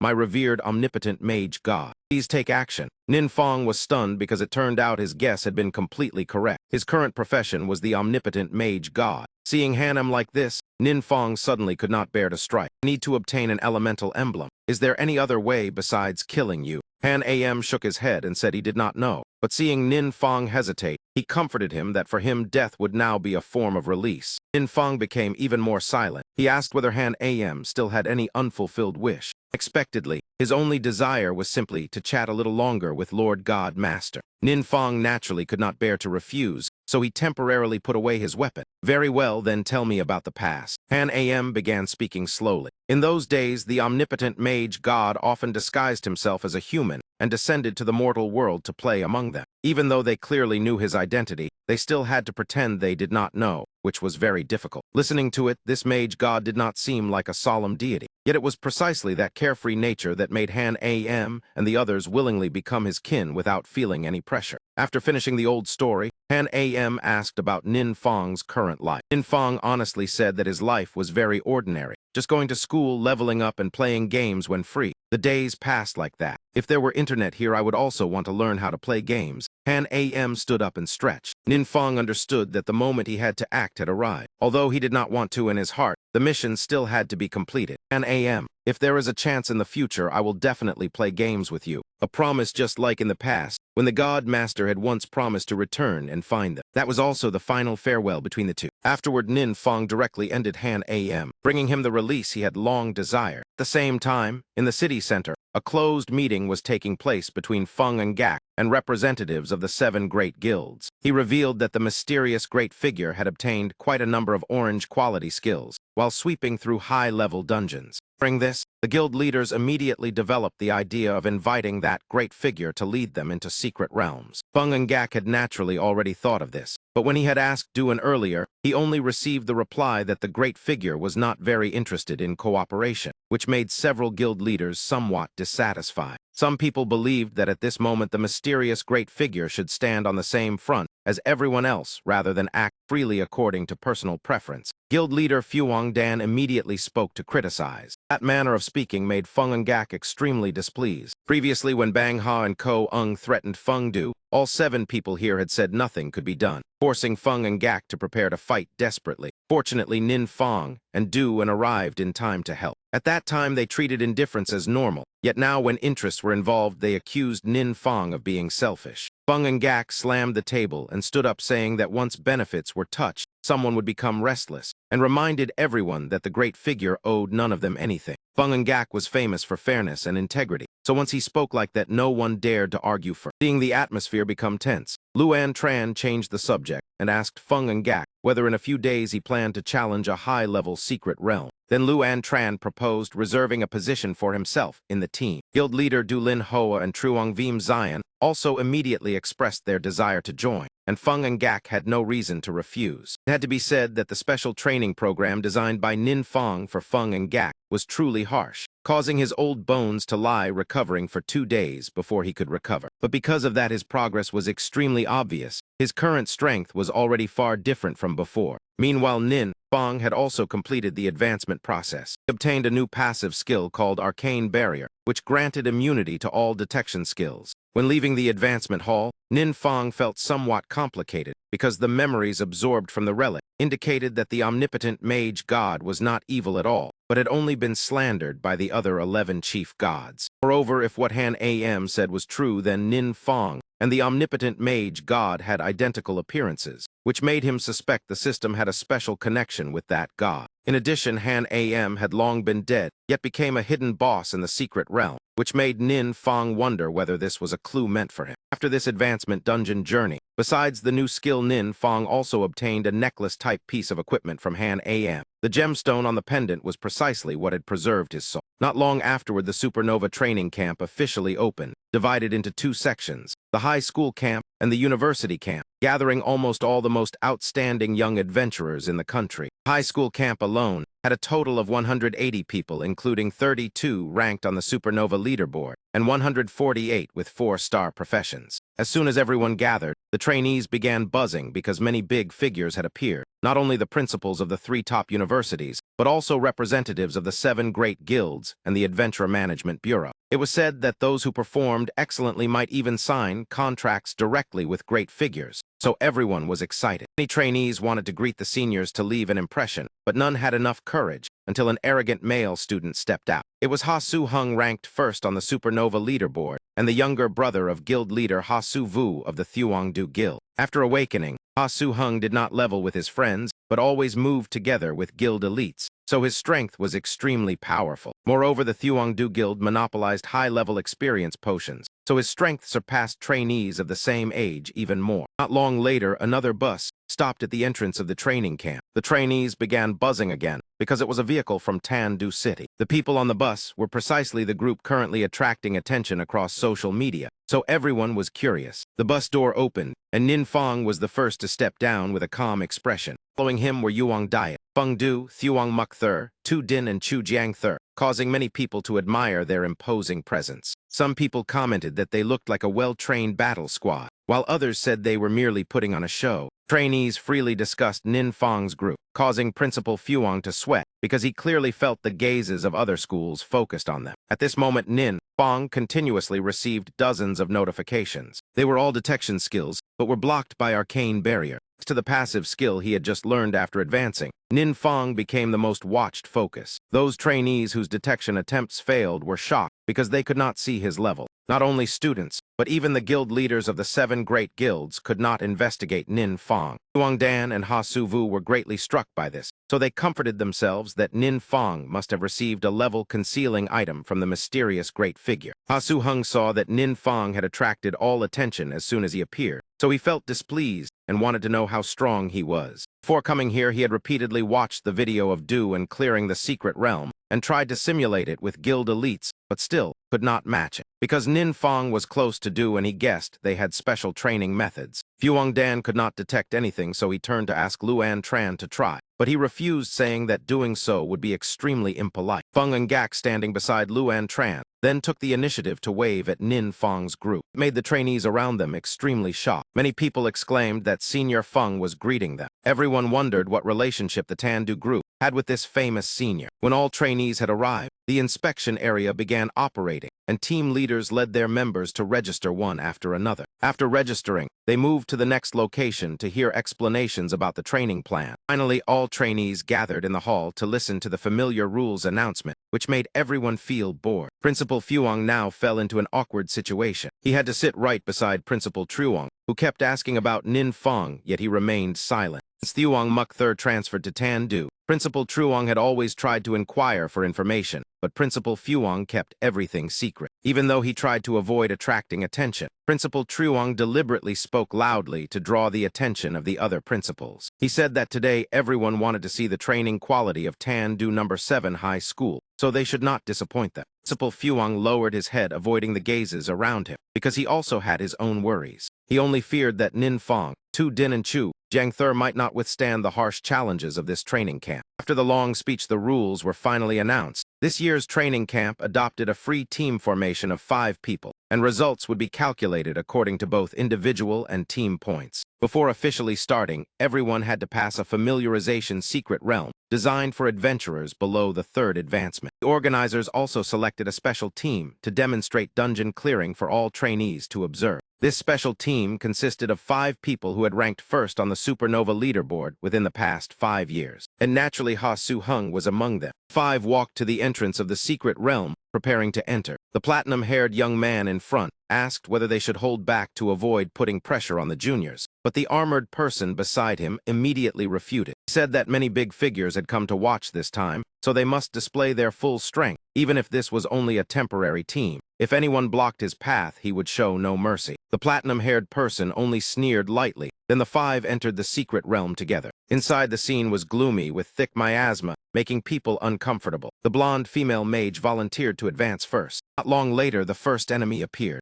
The terrifying swarm of huge fat spider spirits. Their fangs and sharp legs immediately shifted into attack mode when they detected the intruders. However, the 5-person team still dealt with them very calmly. Though calm, their battle speed was extremely fast, leaving the trainees outside stunned. Among them, Ha Su Hung, though the youngest, displayed the most outstanding performance with a completely different bearing. Ko Van Chu carefully observed him, and though unwilling to admit it, still had to acknowledge that he had been left far behind. Feng and Gak and Luan Tran also closely watched the performance of these young geniuses. Their monster clearing speed was extremely fast, and soon they encountered an elite monster without slowing down at all. After a long stretch, the dungeon boss finally appeared. Ha Su Hung revealed a confident smile. He charged forward, and under the coordination of the whole team, the boss was quickly defeated. This temporary team set a new record with a time of 48 minutes 18 seconds. The result far surpassed the old record of Jiang Nam and Gu Kuai, which was 1 hour 24 minutes 46 seconds. When they exited the dungeon, the red-haired girl in the team walked over to greet Nin Fong. She smiled and said, "Hello, Nin Fong. I am Tai Vu Tran, and Mayor Tai Dongmin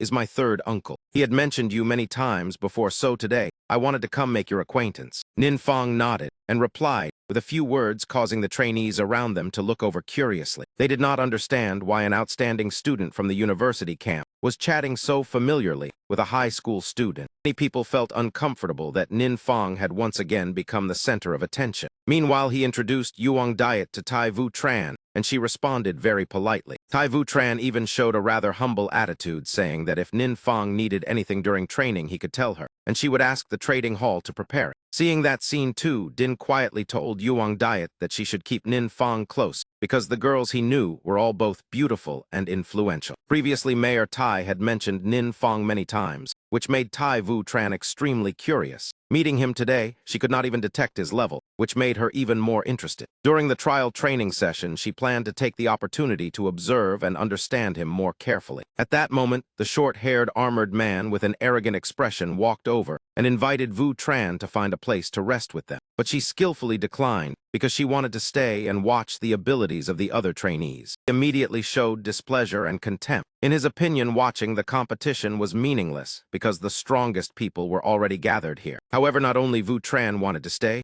Ha Su-hung did as well. Almost everyone guessed that 9 out of 10 chances he wanted to wait and see Nin Fong perform. Seeing this, the armored man merely shrugged helplessly and left together with the platinum-haired young man. At this moment, the teams entered the secret realm one after another. Each round 6 teams would participate together and receive the corresponding assessment mission. When reaching the final point, the organizers would score accumulated points according to the level of mission completion. Most trainees here lacked real combat experience. Especially for high school students, the difficulty of these dungeons was clearly too high. Seeing the students struggle, the principals could not help sweating. If the situation continued like this, the high school camp might not have even one team pass the challenge. Indeed, the situation was not optimistic. Many teams struggled in the secret realm. Some had not even seen the boss yet before being tormented by minor monsters. That gradually weakened the morale of the students. Some people who usually performed very well now became discouraged before even fighting. Finally, it was Nin Fong's team turn to enter. Their mission was to pass the secret realm called Iron Crocodile Swamp. After entering, the group immediately observed the environment carefully to find a suitable course of action. A professional team never fought randomly. Normally, they divided roles such as assault, research, support, and protection. The assault team possessed the strongest combat power responsible for conquering the secret realm or leading the confrontation against powerful enemies. Research teams specialized in analyzing secret realms, discovering the knowledge hidden within to become materials for humanity. The protection team took responsibility for guarding controlled secret realms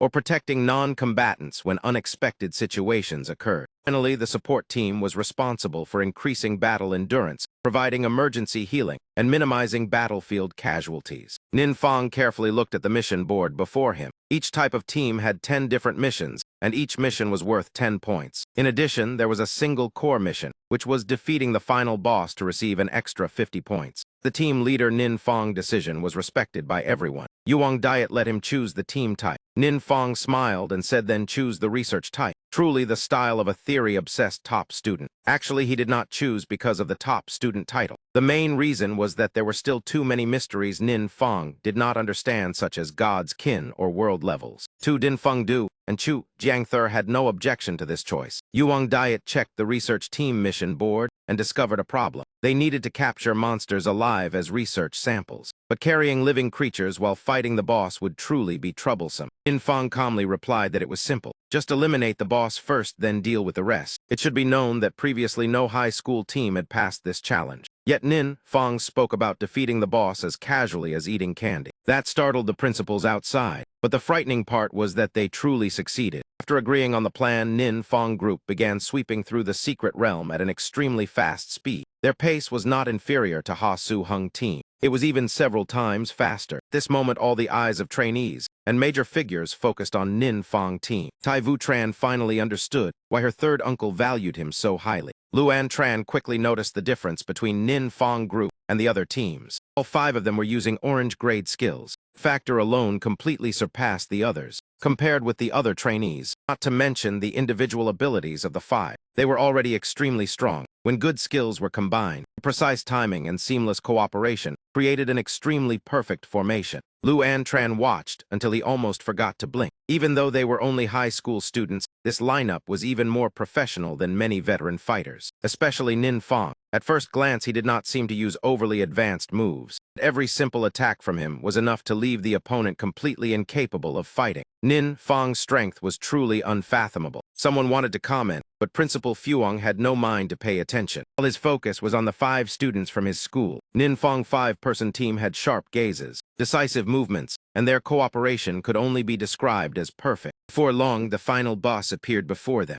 Without discussion, Yuang Diet and Chu Jiangther immediately split into 2 directions and attacked first. Nin Fong together with Feng Du and Tu Din supported from behind. They barely even needed to act much. The boss was defeated. They quickly completed the remaining missions and returned to the hall to submit the results. The ranking board immediately changed dramatically. Nin Fong team surpassed Ha Su-hung team and occupied the number 1 position with the astonishing time of 8 minutes 14 seconds. They calmly walked out of the secret realm gate. All eyes gathered on them. The first to react was Thuong Muk Thur. He immediately applauded loudly. After that, Chu group also began clapping. Although he once felt very displeased with Nin Fong after witnessing the battle, young Master Ko was completely convinced. The other trainees applauded together as if welcoming a returning king and rushed to ask Thuong Muk Thur and Ko Van Chu about Nin Fong. Thuong Muk Thur had always supported Nin Fong, so she naturally praised him enthusiastically. What surprised everyone even more was young Master Ko, the person who once criticized Nin Fong online,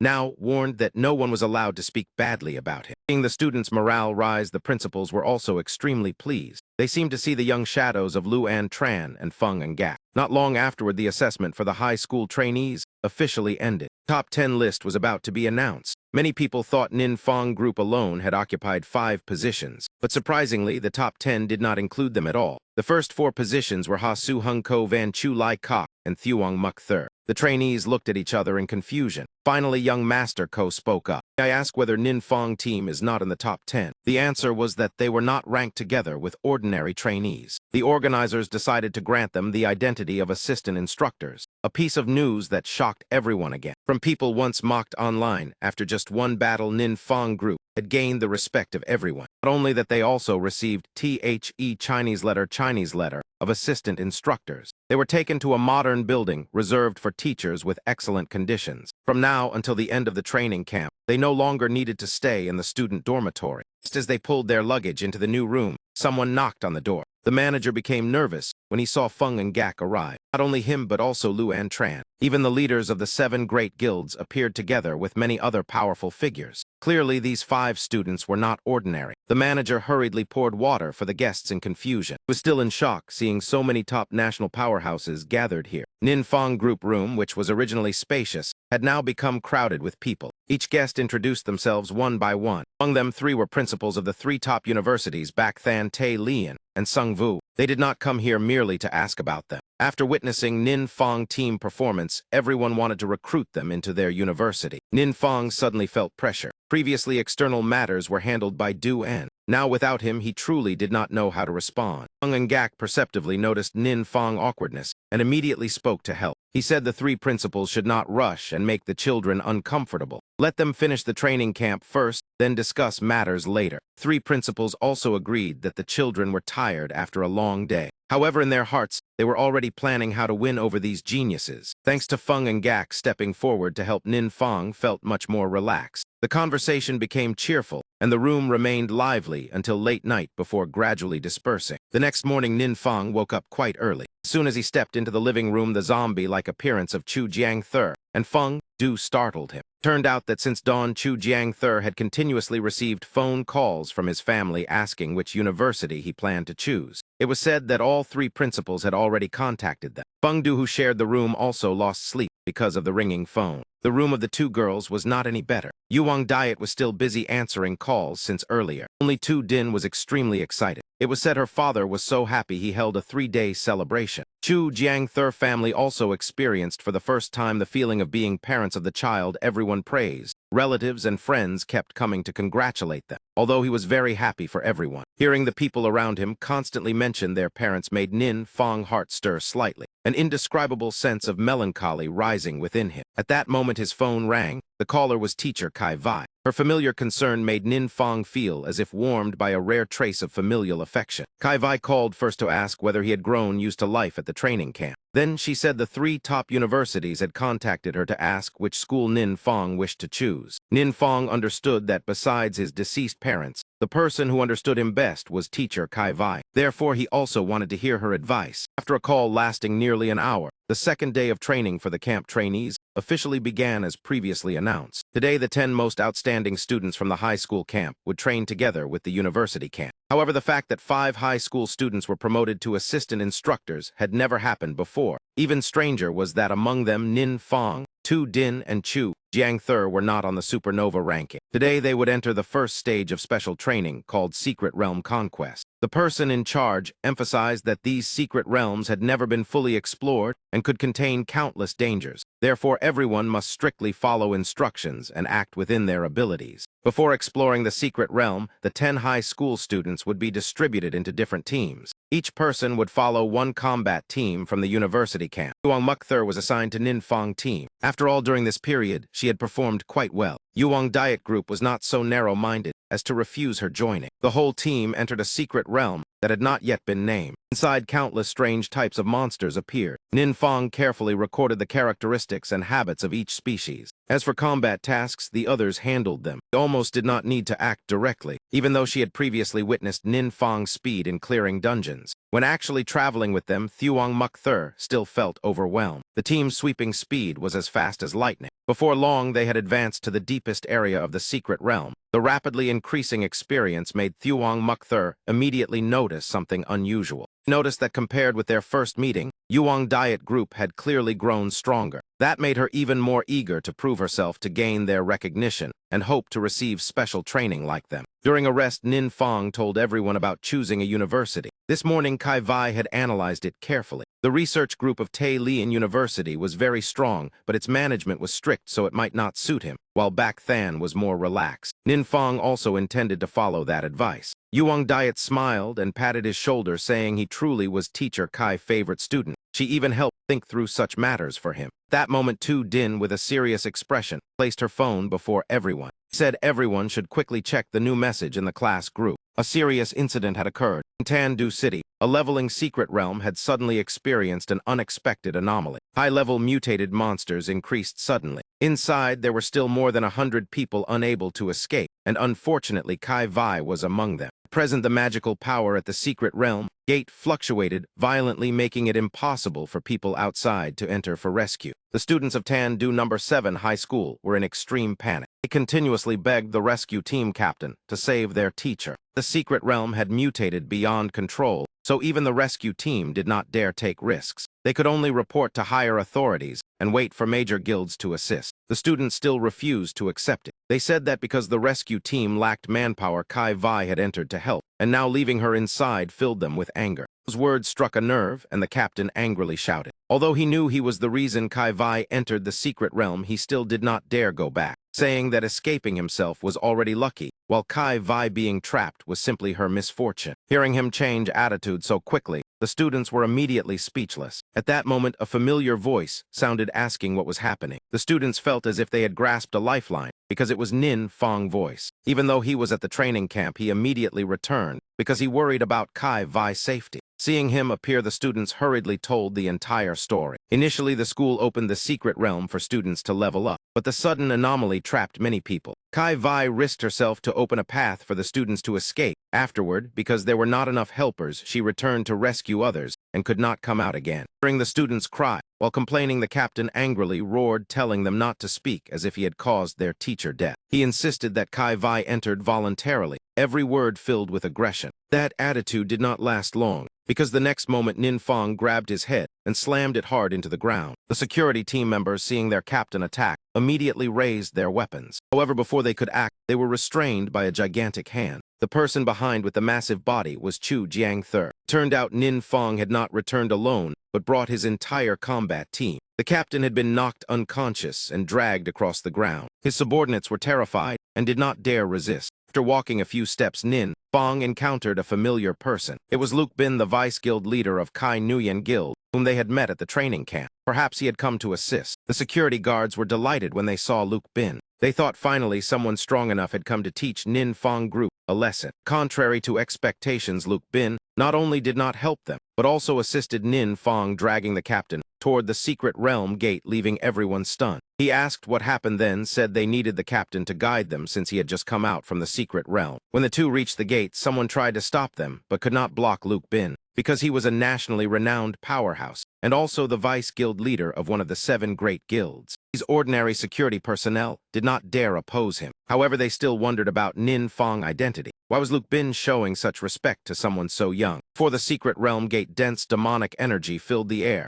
Ninfang, together with Luke Bin and the others, entered inside. Immediately, their stamina and attack power decreased. The female mage accompanying Luke Bin recognized it as a domain effect. A domain was a continuous influence within a certain range, and was usually very difficult to remove. In this case, it was a negative state, causing their attributes to decrease gradually over time. Luke Bin remembered that previously, this secret realm had no such effect, so it must have been produced by the mutation. Among the entire group, only Nin Fong appeared calm. Luke Bin guessed the domain effect barely affected him. In fact, Nin Fong basic attributes were too high, so even with reduction it was insignificant. However, he knew the others could not endure for long, so they had to quickly find Kai Vai and the trapped people. Looking at the captain lying on the ground, Luke Bin signaled his subordinate to wake him for directions. The captain was awakened by a spell, trembled, saying that the trapped people were very far from the exit, and the road was filled with fierce monsters. He begged them to release him because he did not want to die here. Nin Fong coldly offered two choices. Either he led the way to Kai Vai or he would be left here. At the same time, deep inside the cave,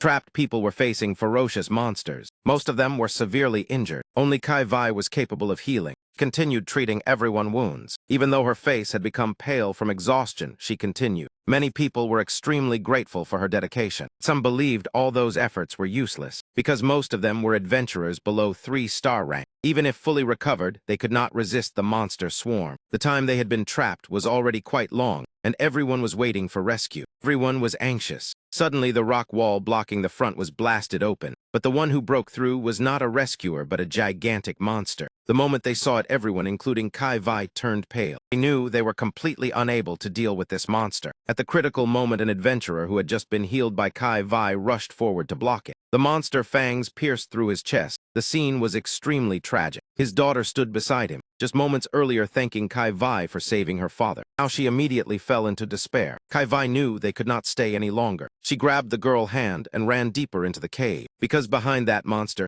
an entire swarm was rushing forward. If they delayed, they would be torn apart. But due to the difference in body size, even running with all their strength, they could hardly escape the claws of the monsters. Just when Kai Vai and the girl were about to be caught, a solid wall of ice suddenly rose, separated them from the monster behind. And the one who arrived in time was none other than Nin Fong. Walking right behind him, Yuang Diet Group was also filled with fighting spirit. Compared with previous special training sessions, directly facing real monsters on the battlefield made everyone feel far more excited. Lu Din, together with the female mage following Luke Bin, quickly began treating the wounded. Kai Vai was finally ensured safety. The body of that father was also dragged out of the monster jaws by Nin Fong. The daughter hugged her father's corpse tightly and cried bitterly, the scene making everyone feel heartbroken. The danger was temporarily resolved. However, the female mage checked the number of people and discovered that including the dead, there were only a little more than 20. The whereabouts of the others were still unknown. Luke Bin had just intended to reply when he suddenly felt the ground tremble violently. The cave ceiling began cracking into large fissures. From those cracks, terrifying giant tentacles extended outward. Su Jiangther tried swinging his blade downward, but those strange tentacles possessed extremely rapid regeneration ability. In only a few seconds, the slash wound had completely recovered. They even blocked the retreat path entirely. Those eyeless and noseless tentacles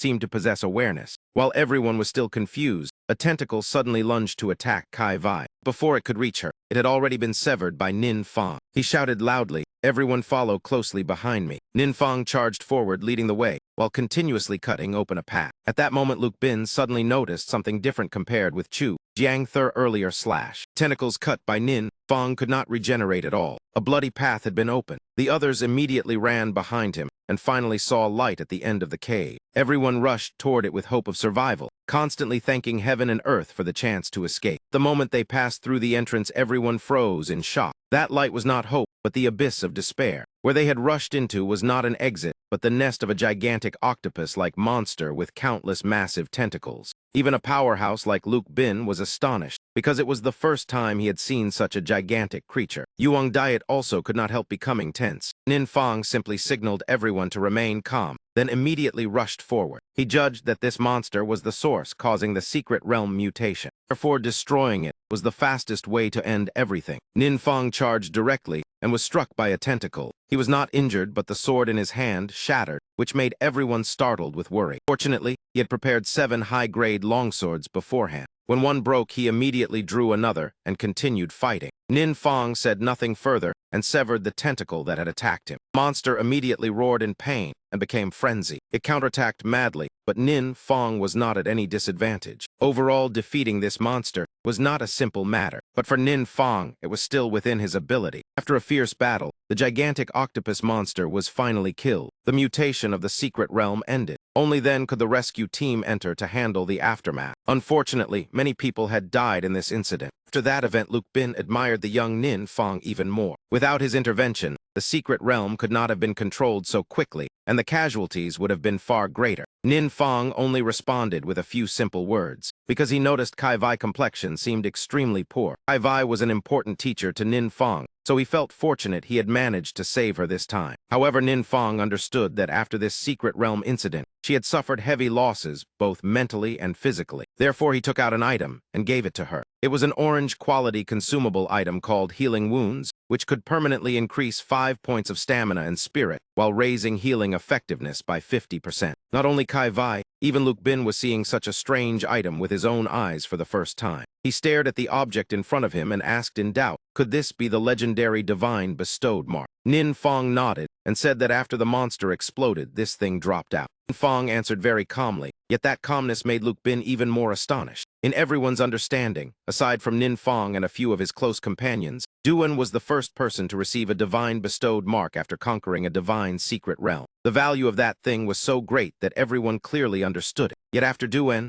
no one had obtained another mark, and Nin Fong was acting as if nothing surprising had happened. He even casually handed it to Kai Vai as if giving away an ordinary item. Kai Vai hurriedly waved her hands in refusal because she clearly knew that for an adventurer who had only reached a 3-star profession like herself, this item was far too precious to accept. But since Nin Fong insisted on putting it into her hand, Kai Vai could only reluctantly accept it in the end. When Kai Vai began absorbing the divine bestowed mark, a new thought suddenly appeared in Nin Fong's mind. He felt that Kai Vai should arrange to undergo a special training course like the one Feng Lao once experienced, at the very least so she could protect herself. The only issue was that the supernova training program lasted 2 full months and almost had no time for rest. Nin Fong worried that something unexpected might happen during that time, so he turned to Luke Bin and asked, "Teacher Luke, can I take a little leave this weekend?" Luke Bin nodded easily and said that even taking a few more days off would be completely fine. Facing such a national-level genius, Luke Bin naturally did not dare to be too strict and immediately agreed. This made Nin Fong quite happy. Previously, he had heard that Luke Bin appeared gentle on the surface but was difficult to approach. But after this interaction, he realized the man was not unpleasant, as the rumors said. Remaining matters at the scene were almost entirely handed over to the rescue team to handle. When Luke Bin intended to bring Nin Fong back to the training camp, they were suddenly surrounded by a group of reporters. They continuously asked which of the two had defeated the monster. Luke Bin immediately pointed behind him and said that the hero was this young man. Hearing that, Nin Fong instantly panicked. What he feared most in life was social interaction, especially having to face troublesome people like reporters. Luke Bin was truly too straightforward, yet that straightforwardness pushed Nin Fong into an awkward situation. Facing dozens of microphones, cameras, and countless rapid questions, his head spun so badly that he almost fainted. Even when fighting the strongest monsters, he had never felt as frightened as he did now. Feng Du, standing beside him, curiously asked why Brother Fong looked so tense. This was the first time he had seen Nin Fong so flustered, because he was never good with words, especially in situations like being interviewed. Huang Diet explained that since childhood, Nin Fong had always avoided interviews at school. Even so, she had no intention of helping him escape this situation. In her view, with Nin Fong's vast future ahead, sooner or later he would have to get used to becoming a famous figure. After struggling for quite a long time, Nin Fong finally managed to escape the reporters. After that, he returned to the resting area inside the training camp. Even after lying on the bed, he still had not completely shaken off the shock from the earlier interview. Only when he remembered an important matter did he regain his spirit. When he killed the ghost octopus, he had received a new active skill called Soul Guard. Although its cooldown time was quite long, it could summon a guardian soul that blocked a single fatal attack. Its value was extremely high. After Nin Fong finished learning that skill, it immediately transformed into the familiar dark forbidden spell. The new skill became a passive ability called Undying Calamity. Whenever Min Fong accumulated 100,000 faith points, he would gain 1 resurrection. Currently, he only had 243 faith points, but each time the world level increased by 1 level, he would immediately receive 1,000,000 faith points. Min Fong suddenly remembered the 12 main gods from before. Was this thing called faith exactly what the gods had always longed for from their followers? As for the concept of world level, he already had a rough understanding, but how to gather faith points he had absolutely no clue. It seemed he would need further research. In any case, the ability to resurrect was extremely important to him. While Nin Fong remained in the training camp, not long afterward, a new incident occurred in Tandu City. This time it was not caused by a secret realm anomaly, but by the appearance of an adventurer named Dean Nga. Like Bang Ha and Ko Ung, this person had mysteriously disappeared 5 years ago. Recently, he suddenly reappeared, and today even walked openly through the streets. Because of a dispute with someone else, he suddenly went mad. He attacked passers-by like a lunatic. By now, 10 innocent people had already been severely injured. Their life and death were still unknown.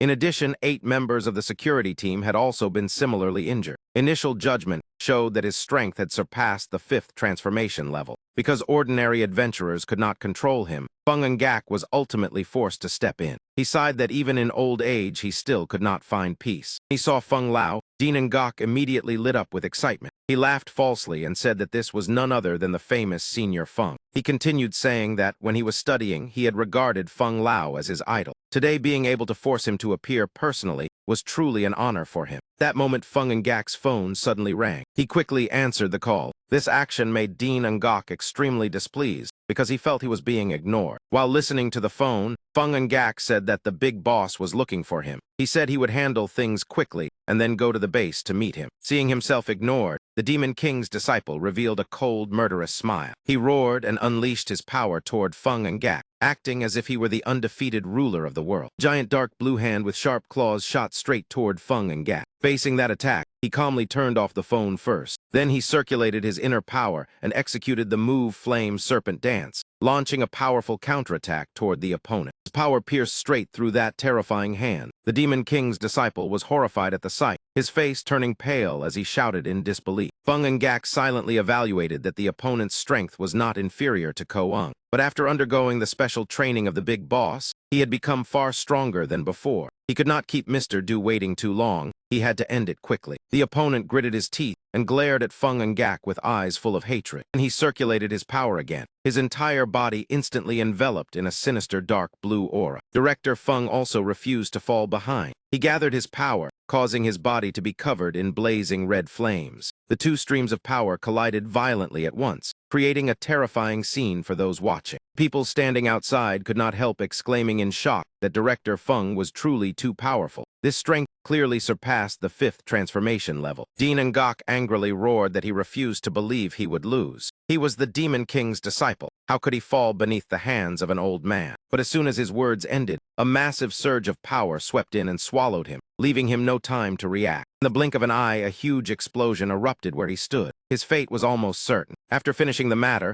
Feng Ngak coldly said that he still had business to attend to and would leave first. The person beside him could only gape and nod in response. In the base living room, Feng Ngak and Duan were sitting together discussing matters. The atmosphere between them was somewhat tense. He asked whether the big boss truly intended to publicly release all formulas for high-level potions to the nation. Duan quickly confirmed it. He said the big boss wanted to release all high-grade potions and hoped the Adventure Management Bureau would handle the coordination. Feng Ngak said thoughtfully that the current world was losing balance. The danger level of secret realms kept increasing, while the strength of adventurers could not keep up. Yet if they wanted to become stronger, they had to enter even more dangerous secret realms. This formed a deadly cycle with no escape. High-level potions could completely change the current power balance, so they were regarded as strategic resources. The big boss must have considered very carefully before entrusting this responsibility to the Management Bureau. After thinking for a moment, he said he was very grateful for the trust of the big boss. This was recognition of the Bureau's work. He also asked whether the big boss had any other requests. Duan thought for a moment and said the big boss only mentioned 2 words, contribution. Hearing that, Feng Ngak was quite surprised because he had not mentioned any benefits. That showed that in the big boss's eyes, helping more people become stronger was the most important thing. Mentioning his friend, Duan smiled and said that was exactly what he admired most about the big boss. For the big boss, things that seemed small could become great actions that saved countless people. Feng Ngak frowned and said the big boss might be noble, but they could not take advantage of that. He would report to his superiors and create a proper plan so the big boss's efforts would not be wasted. Time passed quickly, night had fallen. At the Thuongdu Guild, a shout of shock suddenly rang out. The messenger trembled as he reported that they had discovered high-level experience potions and forgetfulness potions being sold on the black market. The packaging was different from the guild's, but the effects seemed identical. Another person wondered that all the guild's high-level potions were personally created by them and strictly supervised by the guild master.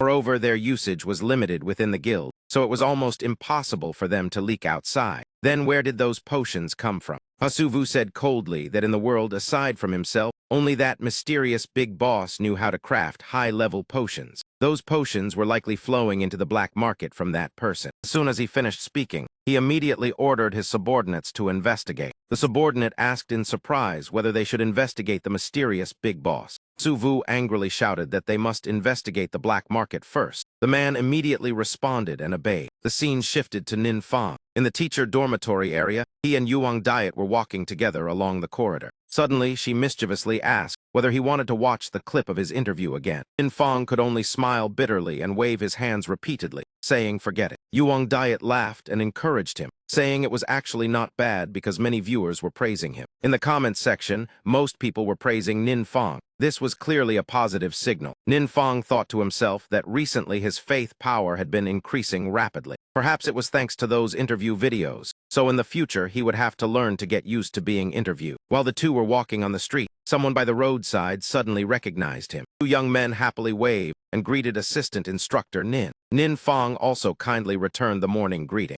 Yuang Diet realized that since Nin Fang displayed strength far beyond normal understanding, no one dared say strange things anymore. Even the seniors of the four greats sincerely called him assistant instructor Nin. Wherever the two went, people greeted them. Everywhere echoed the greeting assistant instructor Nin. Looking at him now full of presence, completely different from the naive young man before. Behind them, discussions could still be heard saying that was Nin Fang truly impressive. If only they could have half of his strength. The scene shifted back to Tandu City. Captain Chu was holding his phone watching the news and said in surprise that this time Tandu City had also become famous thanks to Nin Fang. At that moment, Mayor Trung finished looking at his phone and held his head with a helpless sigh. Captain Chu curiously asked, Mayor Truong, why are you sighing like that? At the same time, Lam stood up to leave and said she would step outside to take a call. Slowly said, Nin Fang will certainly have to go to university, right? If he leaves, I fear that the mysterious big boss will also leave Tandu soon. Duan just contacted me, saying he wants to return the villa prepared for him because he rarely stays in this city now.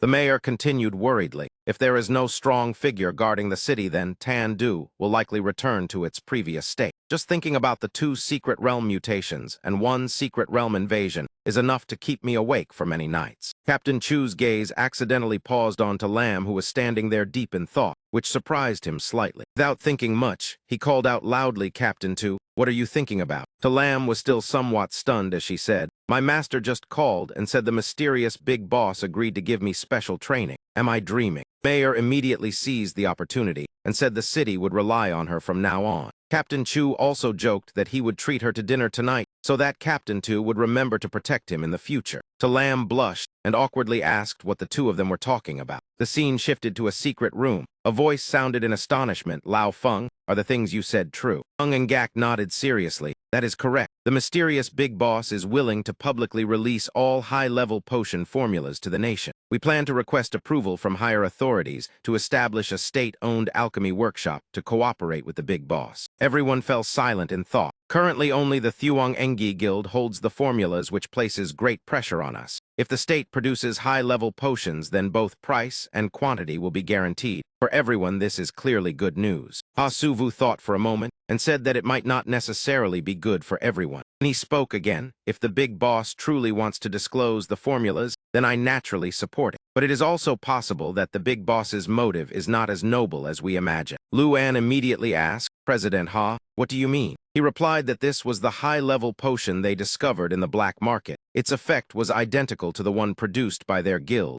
only the packaging was different. I have checked carefully. The guild's medicine storage has not lost anything. The number of potions sent to auction is also very small. Moreover, tracking magic detected no sign of them leaking into the black market. Then where did those potions come from? Everyone should still remember that when passing the trial secret realm, Duan once said something, that the mysterious big boss already knew the formulas for these high-level potions beforehand. Another person also spoke. The black market has a huge underground trading network outside the law. Many shady activities happen there. If these potions fall into the hands of dangerous elements, then the consequences will be terrifying. Even if it is not the big boss's intention, in reality it is no different from helping criminals. Feng Ngak said that if such a situation truly existed then, he would immediately send people to investigate. But in his heart, he secretly planned that after Lam completed special training, he would let her handle the matter, and at the same time he also needed to inform the big boss. Another old man spoke. From the beginning I believed that allowing a powerful figure to act entirely according to his own will without any restraint was extremely dangerous. Regardless of how Director Feng handles this, the Kai Nuyen Guild will send people to cooperate with the Thuong Engi Guild in the investigation. If in the end it is discovered that these potions truly relate to the mysterious big boss, I hope Director Feng will handle it fairly and not overlook it out of respect. Feng Lao calmly replied that if the matter truly involved the mysterious big boss, then he would certainly take responsibility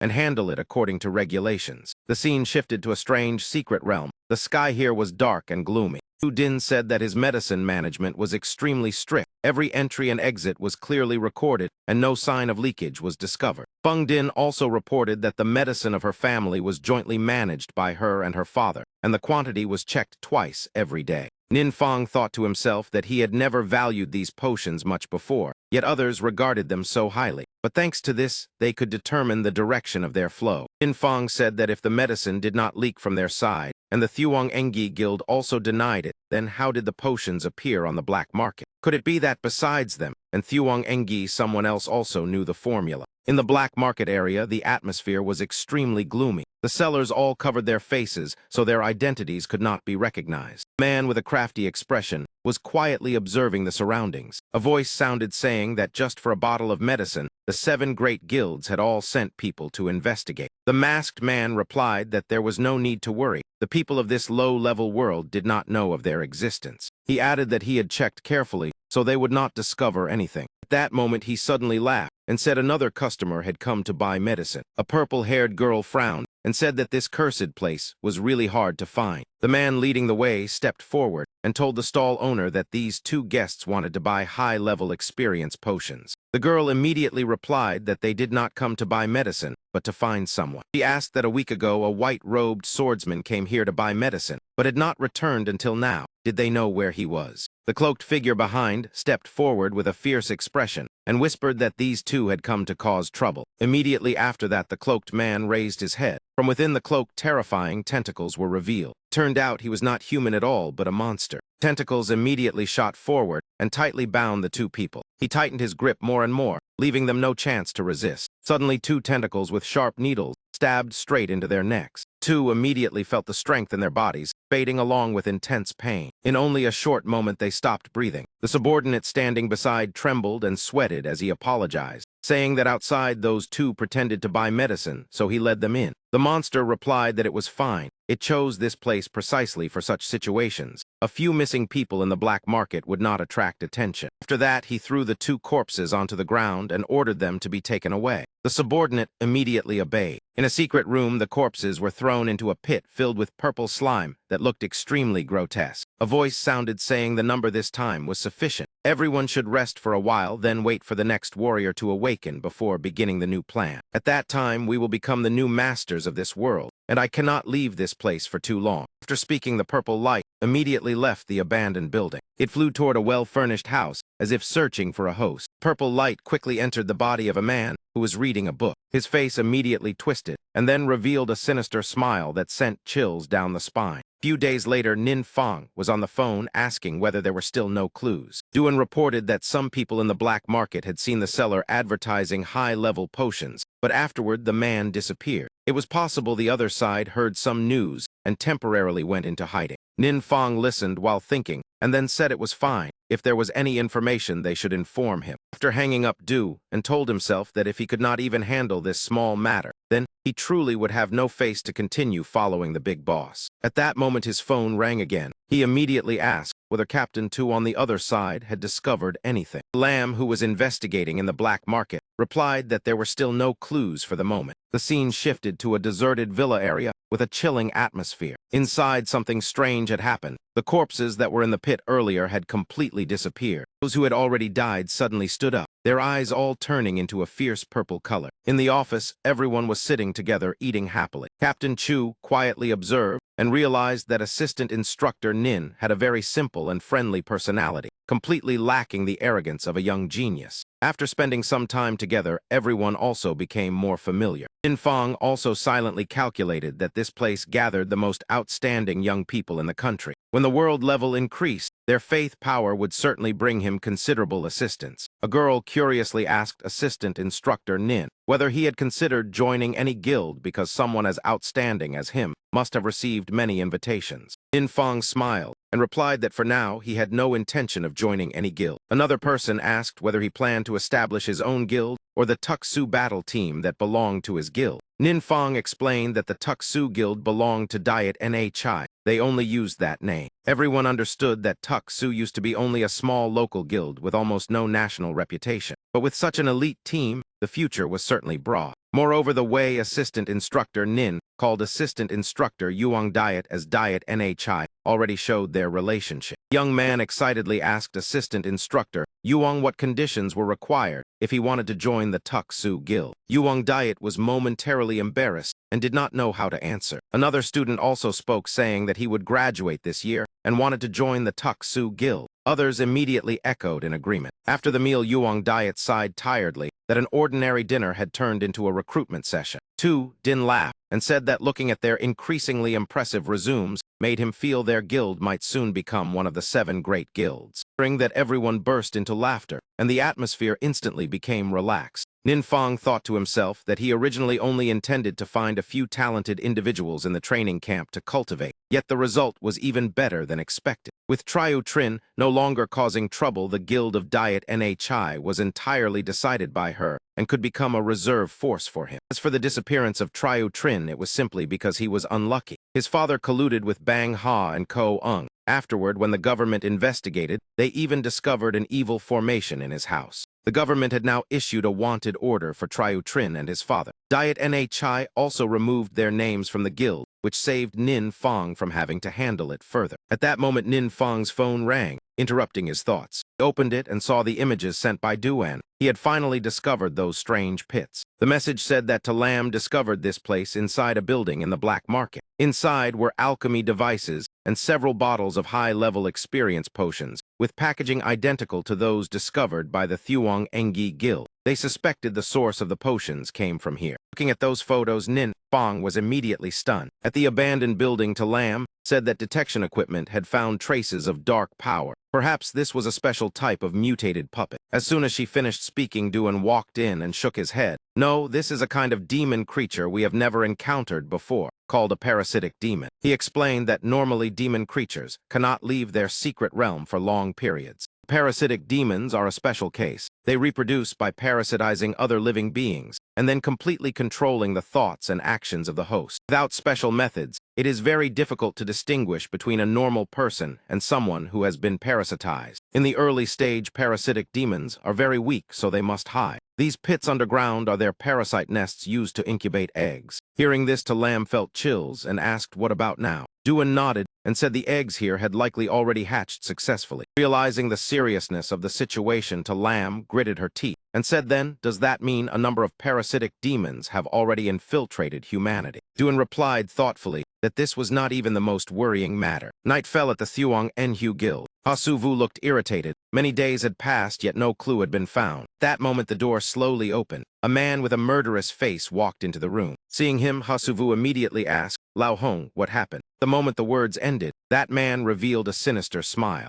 Immediately, long tentacles shot out, rushing straight toward them. Just like the victims in the black market, Su Vu and Fuong were quickly bound tightly by the tentacles. The moment he saw that scene, Su Vu immediately realized the one before him was no longer Lao Hong. But before he could react further, a poisonous needle stabbed straight into his neck. Su Vu's eyes quickly turned empty. Purple veins bulged across his body, making him look extremely terrifying. After completing the parasitic process, he released the two men. Both of them immediately knelt down as if waiting for orders. The monster that achieved its goal laughed loudly with delight. He looked at the two and said he originally only planned to capture Su Vu, yet unexpectedly Captain Fuang of the Kai Nuyen Guild was also here. 2/5 transformation powerhouses like this would greatly increase his strength. Becoming a host for our race is the greatest honor for lowly creatures like you. Scene shifted to Duan. He explained that the big boss once said parasitic demons were not individually very strong, but they possessed a special talent called collective race. As the number of parasitic demons increased, they would receive overall enhancement, making each individual stronger. At the same time, the leader responsible for reproduction would gain power far beyond ordinary individuals. Lamb immediately understood and said their hiding in the black market from the beginning was to secretly accumulate strength. Duan nodded and added that human potions were probably only used as bait to attract hosts. Hearing that, she began to worry and asked how they should deal with parasitic demons. Duan repeated the big boss's words that when the power of parasitic demons reached a certain level, tools or talismans could detect abnormal dark power, but to eliminate them, divine bestowed objects were required. Lamb asked in surprise what divine bestowed objects were. Duan explained that they were items granted by gods or once blessed by gods. Hearing that, she immediately said she would report to her master to find a way to obtain them. In her heart she thought, although she did not know where to find divine bestowed objects, if it was the big boss's suggestion, there must still be a chance. But neither of them knew was that Nin Fong himself did not clearly know what divine bestowed objects actually were. He remembered that in the memories of the Demon King there was some mention of parasitic demons, so he roughly understood. They coexisted with the host, and when receiving heavy damage they transferred most of the harm to the host body to share it, allowing them to exist for a long time. Only divine bestowed objects could block that ability and accurately identify parasitic demons. But after thinking carefully, Nin Fong did not see anything in this world that matched those conditions. If this parasitic species developed secretly, the consequences would be extremely dangerous. So how should they eliminate them? While thinking, his phone suddenly rang. It was a call from Duan. Nin Fong immediately answered and asked what happened. On the other end, Duan urgently said the Thuongdu Guild showed extremely strong dark power fluctuations. The situation was very similar to what he once mentioned. Duan continued reporting that currently everyone in the guild had lost contact, including Guild Master Su Vu. Besides, many adventurers with strange behavior were gathering toward the guild. Hearing that, Nin Fong immediately stood up and said, "Do not let anyone approach that area because it is very dangerous." He would personally go check it. That night at the Thuongdu Guild, the one disguised as Lao Hong stood above, observing with satisfaction, because he finally no longer needed to hide in the shadows. Below him were many people already parasitized and controlled, waiting for orders. Fuang Dan and Su Vu reported together that all clan members had gathered. He nodded with satisfaction and said, "Very good." Suddenly someone appeared behind him, causing him to turn back in shock. The one who came was Nin Fong, standing alone among the monsters wearing human skins. Even while surrounded, he remained calm, his sharp gaze staring straight at them. The leader recognized that this was the young man who appeared in the previous video. He wondered what this young man came here for. Nin Fong observed around and thought the number of controlled people was too many. If he used a high-damage forbidden spell, they would become shields for the parasitic demons. He wondered whether his weapon could be considered a divine bestowed object. The fake Lao Hong asked why he came here alone. Were the others too afraid to come, so they sent him to play the hero? Nin Fong did not answer, and instead asked whether he was the leader here. He secretly felt proud being called king, and asked whether Nin Fong wanted to submit to him. He said it was unfortunate because he did not accept lowly humans, but Nin Fong's body was very strong, so it might produce an even more powerful warrior.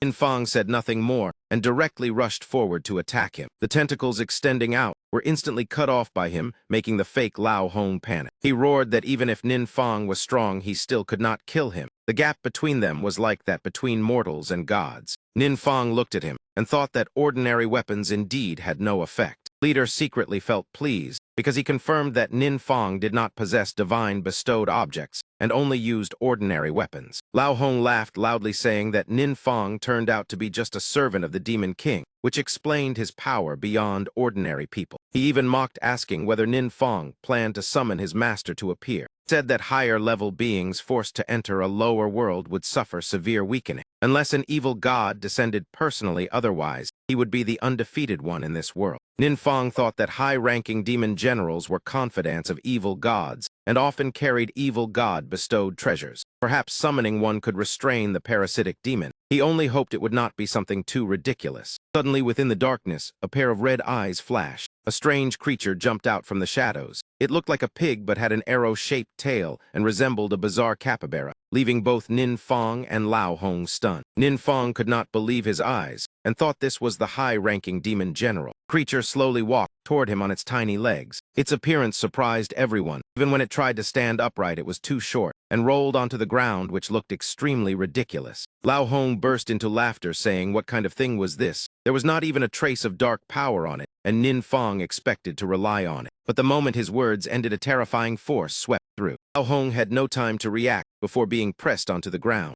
Not only him, but all the controlled people also collapsed face down. Lao Hong asked in shock what happened. His body suddenly only wanted to lie still and do nothing. That small demon king lightly opened its mouth and bit into the air. Immediately, the shadows hidden in darkness were pulled out. The creature continued biting several more times into the air. Ninfang observed that it was directly devouring the hidden parasitic demons. This method was even more effective than divine bestowed objects. Lao Hong said in horror that it was impossible. He only thought Ninfang might summon a demon king at most, yet it turned out to be such a terrifying thing. Ninfang stepped in front of him and said, "What now?" The one who claimed to be undefeated in the lower world. Only then did Lao Hong truly panic and beg him not to take the previous words seriously. Ninfang took out his phone and said then record a video for him to study. Through the camera, he revealed his monster form and begged for mercy. Ninfang asked him to first explain how he sneaked into this world. The monster said that previously a team of adventurers entered his secret realm. He seized the chance to parasitize one of them and followed them to this world. Ninfang asked further what he was in the secret realm, a hidden boss. He hurriedly nodded, saying yes. He said that at first he was very weak, so he only dared hide in the black market, because missing people there attracted less attention. Only recently, when his strength increased, could he skip the egg incubation stage and directly use larvae to control humans, which was why he dared attack the Thuongdu Guild. As soon as he finished speaking, the small demon king walked forward and opened its mouth wide, seeing that he screamed in terror, begging not to be eaten. All of this was recorded and sent to the guilds. And Chan said that because they lacked a safe method of containment, they could not keep the parasitic demon and could only hand it to Ninfang to deal with. Although they did not want to admit it, a low-level world like theirs, constantly encountering demon creatures was extremely difficult. Team Zion said that without Ninfang, the Thuongdu Guild would have been destroyed. Vuongbak added that not only the guild, but perhaps the whole world might also face danger. Feng and Gak reassured everyone not to be too pessimistic, because the mysterious big boss and Ninfang still stood on their side. If the high-level potion matter was unrelated to the big boss, the two sides could cooperate. After everything became clear, everyone quickly voted in agreement with the cooperation plan. Feng and Gak reported that the state would establish a company to produce and sell high-level potions, in which 80% of the profit would belong to the big boss. Ninfang thought that receiving 80% of the profit without managing anything was truly a very sincere proposal. Feng and Gak added that the nation would commend Xiao Feng for 2 heroic actions recently at the closing ceremony of the training camp. Besides, many reporters also wanted to interview him. Hearing that, Ninfang was very pleased, because it was an opportunity to accumulate more faith power. He quickly said then he hoped Senior Feng would help arrange it. Feng and Gak laughed and said there was no need to be polite. After finishing speaking with Feng and Gak, Ninfang turned to tell Duan that he had to return to the training camp, so he would leave that creature for him to take care of, because it seemed to only eat demon creatures. Duan respectfully replied that he should rest assured he would take it into secret realms to find food. In his heart, he thought that even the big boss's pet could easily eliminate parasitic demons. Its strength must far surpass his own. It seemed he had to work even harder. Ninfang gently stroked its head and thought that the ability of this creature seemed to be a kind of domain that completely erased the opponent's will to fight. When it stayed in a normal state, it did not cause any influence, so he did not need to deliberately hide it. This little creature particularly liked sniffing the cold aura still lingering on the necklace. Ninfang suddenly wondered whether it had some connection with Han Am. Thinking of that, he told it that since it moved so slowly, he would call it Man from now on. The scene shifted to the teacher apartment area in the training camp, where Ninfang lived. Suddenly, an excited voice rang out asking where the great hero was. Hearing that, Ninfang was surprised and thought it sounded like a child. The little girl ran over asking if he was the great hero Ninfang. He awkwardly asked what great hero she meant. At that moment, 3 young men walked into the room, saying that Professor Ta had not been seen for a long time.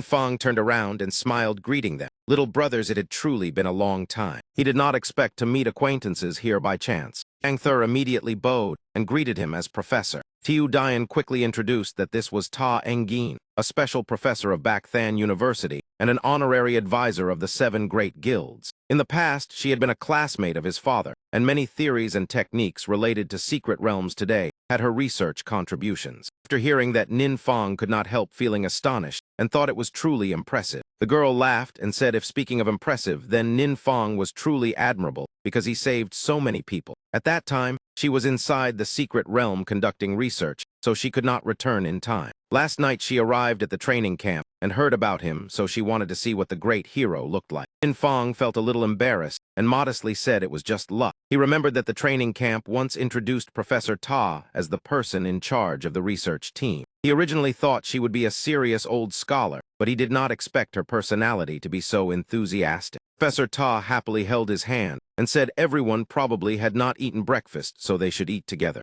Immediately after that, she excitedly introduced that these dishes were all made from ingredients taken from monsters, so they should try them. Everyone immediately praised continuously, saying this dish was delicious and the flavor was excellent. Tu Din ate until he spoke incoherently. Ta Engin walked closer and asked Nin Fong whether Teacher Lai came to call everyone this morning. Nin Fong remembered and replied that Teacher Lai usually woke up very early. Teacher Lai secretly thought that Professor Ta was truly a work fanatic. She just returned and already made everyone work all night. But she did not call Nin Fong because she said the great hero should rest. Thinking about that, he felt somewhat dissatisfied. Treatment between people was truly too different. Professor Ta happily told Nin Fong that she had watched the video of his battle and felt his combat control was perfect compared to others his age. Yuang Diet immediately added that Nin Fong was also the top academic student of this class, with theoretical scores always ranked first. Hearing that, Professor Ta laughed and said it was indeed true. She continued saying it had been a long time since she met a genius who excelled both in theory and combat. This time, she also brought back several special items from the secret realm for him to examine. Hearing that, Nin Fong curiously asked what those special items were. Soon, everyone stood in front of Teacher Lai's office. Professor Ta smiled and said perhaps this was the first time he came to the research room of the training camp. Since it was only a temporary place, it was somewhat messy.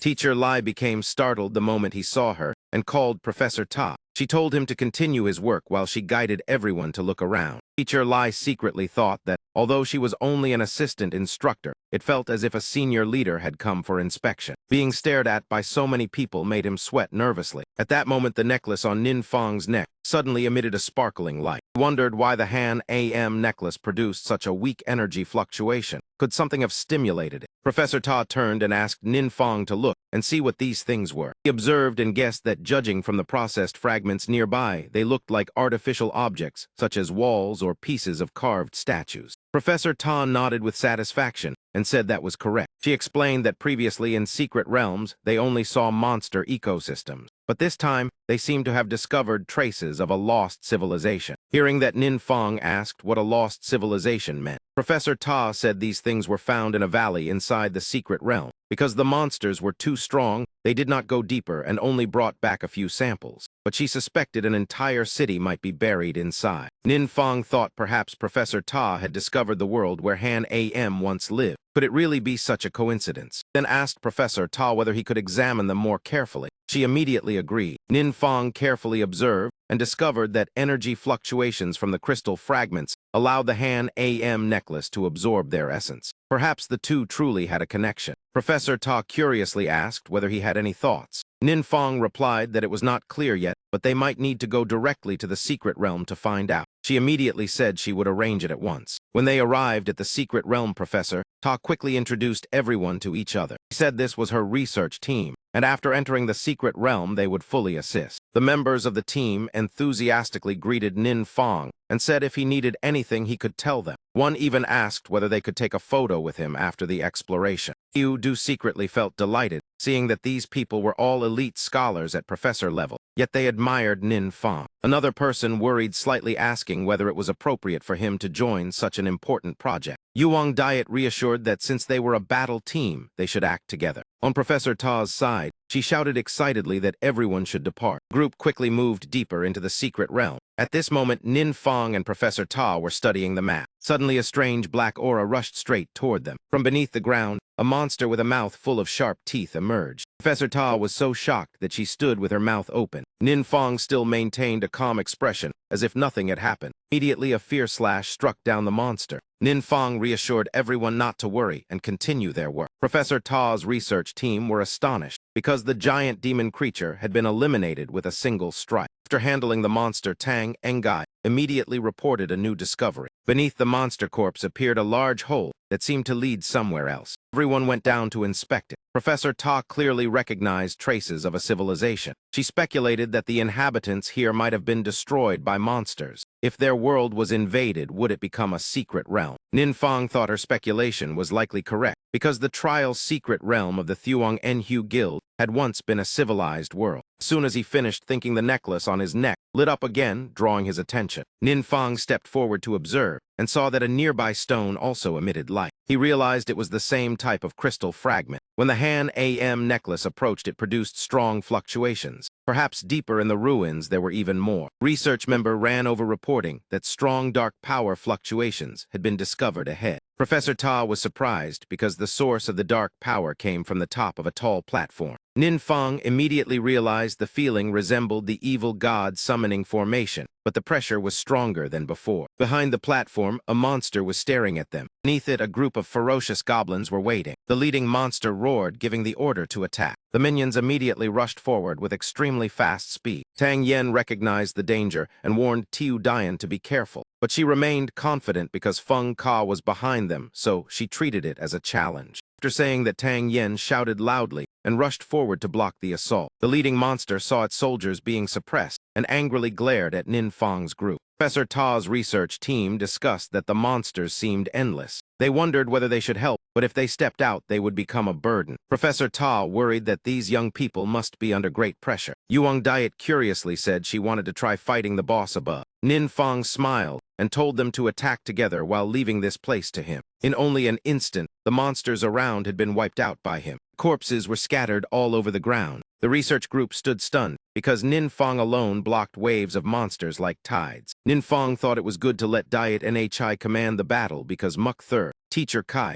and Lam Tai had all undergone his training, so their strength was quite balanced. Even without him in the team, two priests would not collapse easily. At this moment, Nin Fang stood firmly there, making the monsters tremble and not dare to advance. Everyone looked at the scene in amazement because the monsters seemed afraid of assistant instructor Nin. Someone even joked that perhaps they should consider early retirement. Scene shifted as Yuang Diet shouted that the boss had appeared, so everyone should pay attention to healing and strengthening. Tiu Dian immediately replied that she understood. Boss immediately unleashed a powerful attack skill. Its body gradually blurred within the smoke, making it difficult for ordinary people to determine its position. But suddenly, a stream of golden light shot forward. Sharp inner force like a blade pierced straight into the monster. The scene returned to the desert. A few minutes earlier, the head of that monster had been cut off by Tang Engin and rolled across the sand. Is there anyone else in this secret realm? They seem to have found the entrance. Another voice sounded. Someone is coming. Hurry and get inside. We must obtain that thing before they discover it. The strangers continued speaking. Life reaction detected near the exit ahead. It may be the enemy. Prepare for battle. But contrary to their expectation, the gate began to blur. Someone said in alarm that this was not good. The secret realm was collapsing and beginning to reject them. When the words ended, only a few faint streaks of light remained on the ground. Those people disappeared without a trace.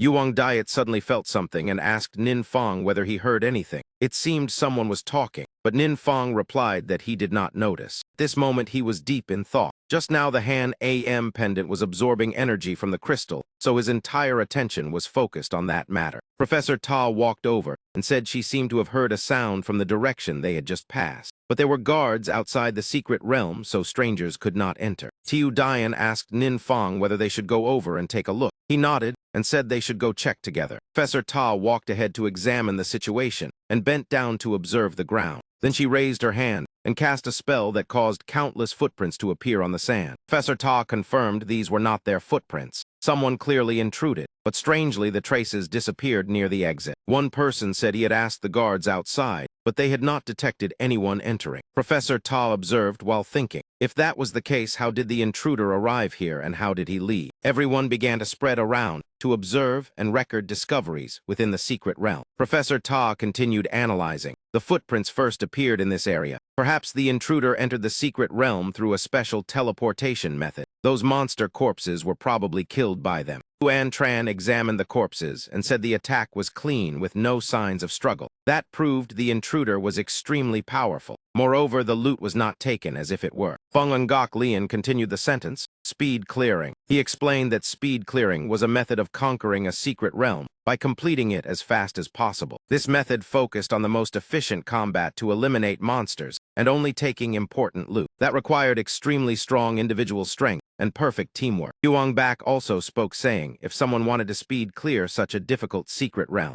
except for Nin Fong's group, he did not think anyone else could accomplish it. Professor Ta thought for a moment and asked whether it could be an explorer from another world. She added that although it was only speculation, it was still possible. This secret realm had revealed relics of another world, so there might be many worlds similar or even higher level than theirs. She wondered whether communication between them was possible. Nin Fong also agreed. At least in the memories of the Demon King, he had seen many other worlds. He had simply never thought worlds could interact with one another. Professor Ta analyzed that if the other side was friendly, things would be easy. But if they carried malice, humanity would gain new enemies besides monsters. Moreover, their disappearance was too strange, so their purpose remained a mystery. Yuang backside saying troubles were truly increasing. Feng Ngak and An Tran exchanged glances at that moment. And An Tran spoke, asking Yuang Diet a question. Does the Tiu Su Guild wish to replace the Thuong Engi Guild and become a member of the 7 Great Guilds? Question left Yuang Diet stunned. Her confusion was clearly visible on her face. An Tran explained that after the parasitic demon incident, the Thuong Nguyen Guild and Kai Nguyen Guild both suffered heavy losses. The Kai Nguyen chairman Thuong Chu had resigned, while Thuong Nguyen had many members leaving and was requesting a downgrade. Yuang Diet awkwardly said she was only a high school student and the Tiu Su Guild was just a small guild. He reassured her that everyone had discussed it beforehand and the guild presidents all welcomed her joining. Yuang Bak also nodded in confirmation. He helplessly turned to look at Nin Fong for help, but Nin Fong simply smiled encouragingly before finally speaking. Decide according to your own thoughts. No matter what, I will stand on your side. Yuang Bak thought that Nin Fong's support was enough to give Yuang Diet a position among the 7 great guilds. With the relationship between them, matters like age or guild scale were no longer important.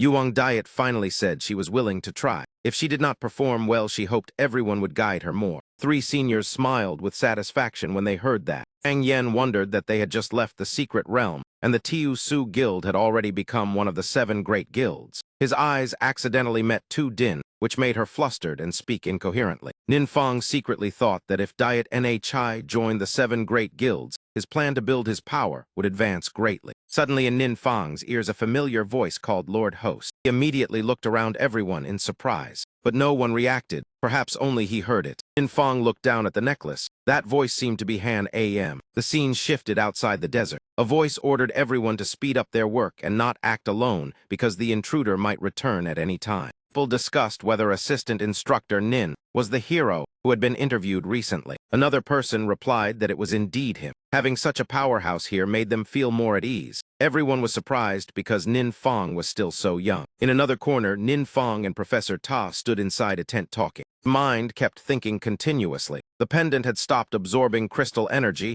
and he did not know the reason. Fortunately, the appearance of the crystal had not changed. Otherwise, it would definitely attract attention. He also did not know whether that voice earlier was only his imagination. While Nin Fong was still thinking, the voice sounded again, calling Lord Host. Silently asked whether it was Han Am. The voice immediately replied that it was indeed her. Han Am was extremely happy to speak with him again. Nin Fong told Han Am to calm down, then asked what exactly was happening. Han Am said she had suddenly regained consciousness. He asked whether the necklace absorbing crystal energy was related. After a while of conversation, Nin Fong finally understood. This place turned out to be the World Core. Han Am explained that the world core was the heart of a world formed by the convergence of universal laws. As long as the world core still existed, even if the world suffered disaster, it could recover itself. But if it was destroyed, the entire world would perish. The laws within the world core were the source of the power of gods. In the past, they used it to resurrect their followers. But at that moment, Han Am suddenly stopped, as if she could not remember something. Finally, she apologized, saying her memory seemed to be missing a part. Nin Fong reassured her not to rush and remember slowly. But Han Am blamed herself for being useless. Outwardly, Nin Fong remained calm. But inside, he felt worried because Han Am's unfinished words might involve serious consequences. On Professor Ta's side, the members reported that the excavation was nearly complete, and nothing valuable had been found, except a few collapsed structures. And Tran suggested that since intruders might exist, they should not remain here. Vuong Bak also agreed that everyone should evacuate and the secret realm should be closed. Bung and Gak smiled, asking Yuong Diet's opinion. She was still unfamiliar with the way of address, so she felt somewhat awkward. He explained that now she was already a member of the 7 great guilds, so the decision to close the secret realm required the agreement of at least 3 guild presidents. Yuong Diet nodded in agreement. After that, everyone joined forces to close the secret realm. Bung and Gak politely said the secret realm had been successfully closed and thanked everyone. The next morning, at the teacher apartment area of the training camp, Nin Fong was happily showering under the spray. Suddenly, Han Am's voice sounded saying she remembered something which startled him. He accidentally turned the wrong switch, causing cold water to pour down, and he shouted because it was too cold. Han Am hurriedly apologized repeatedly.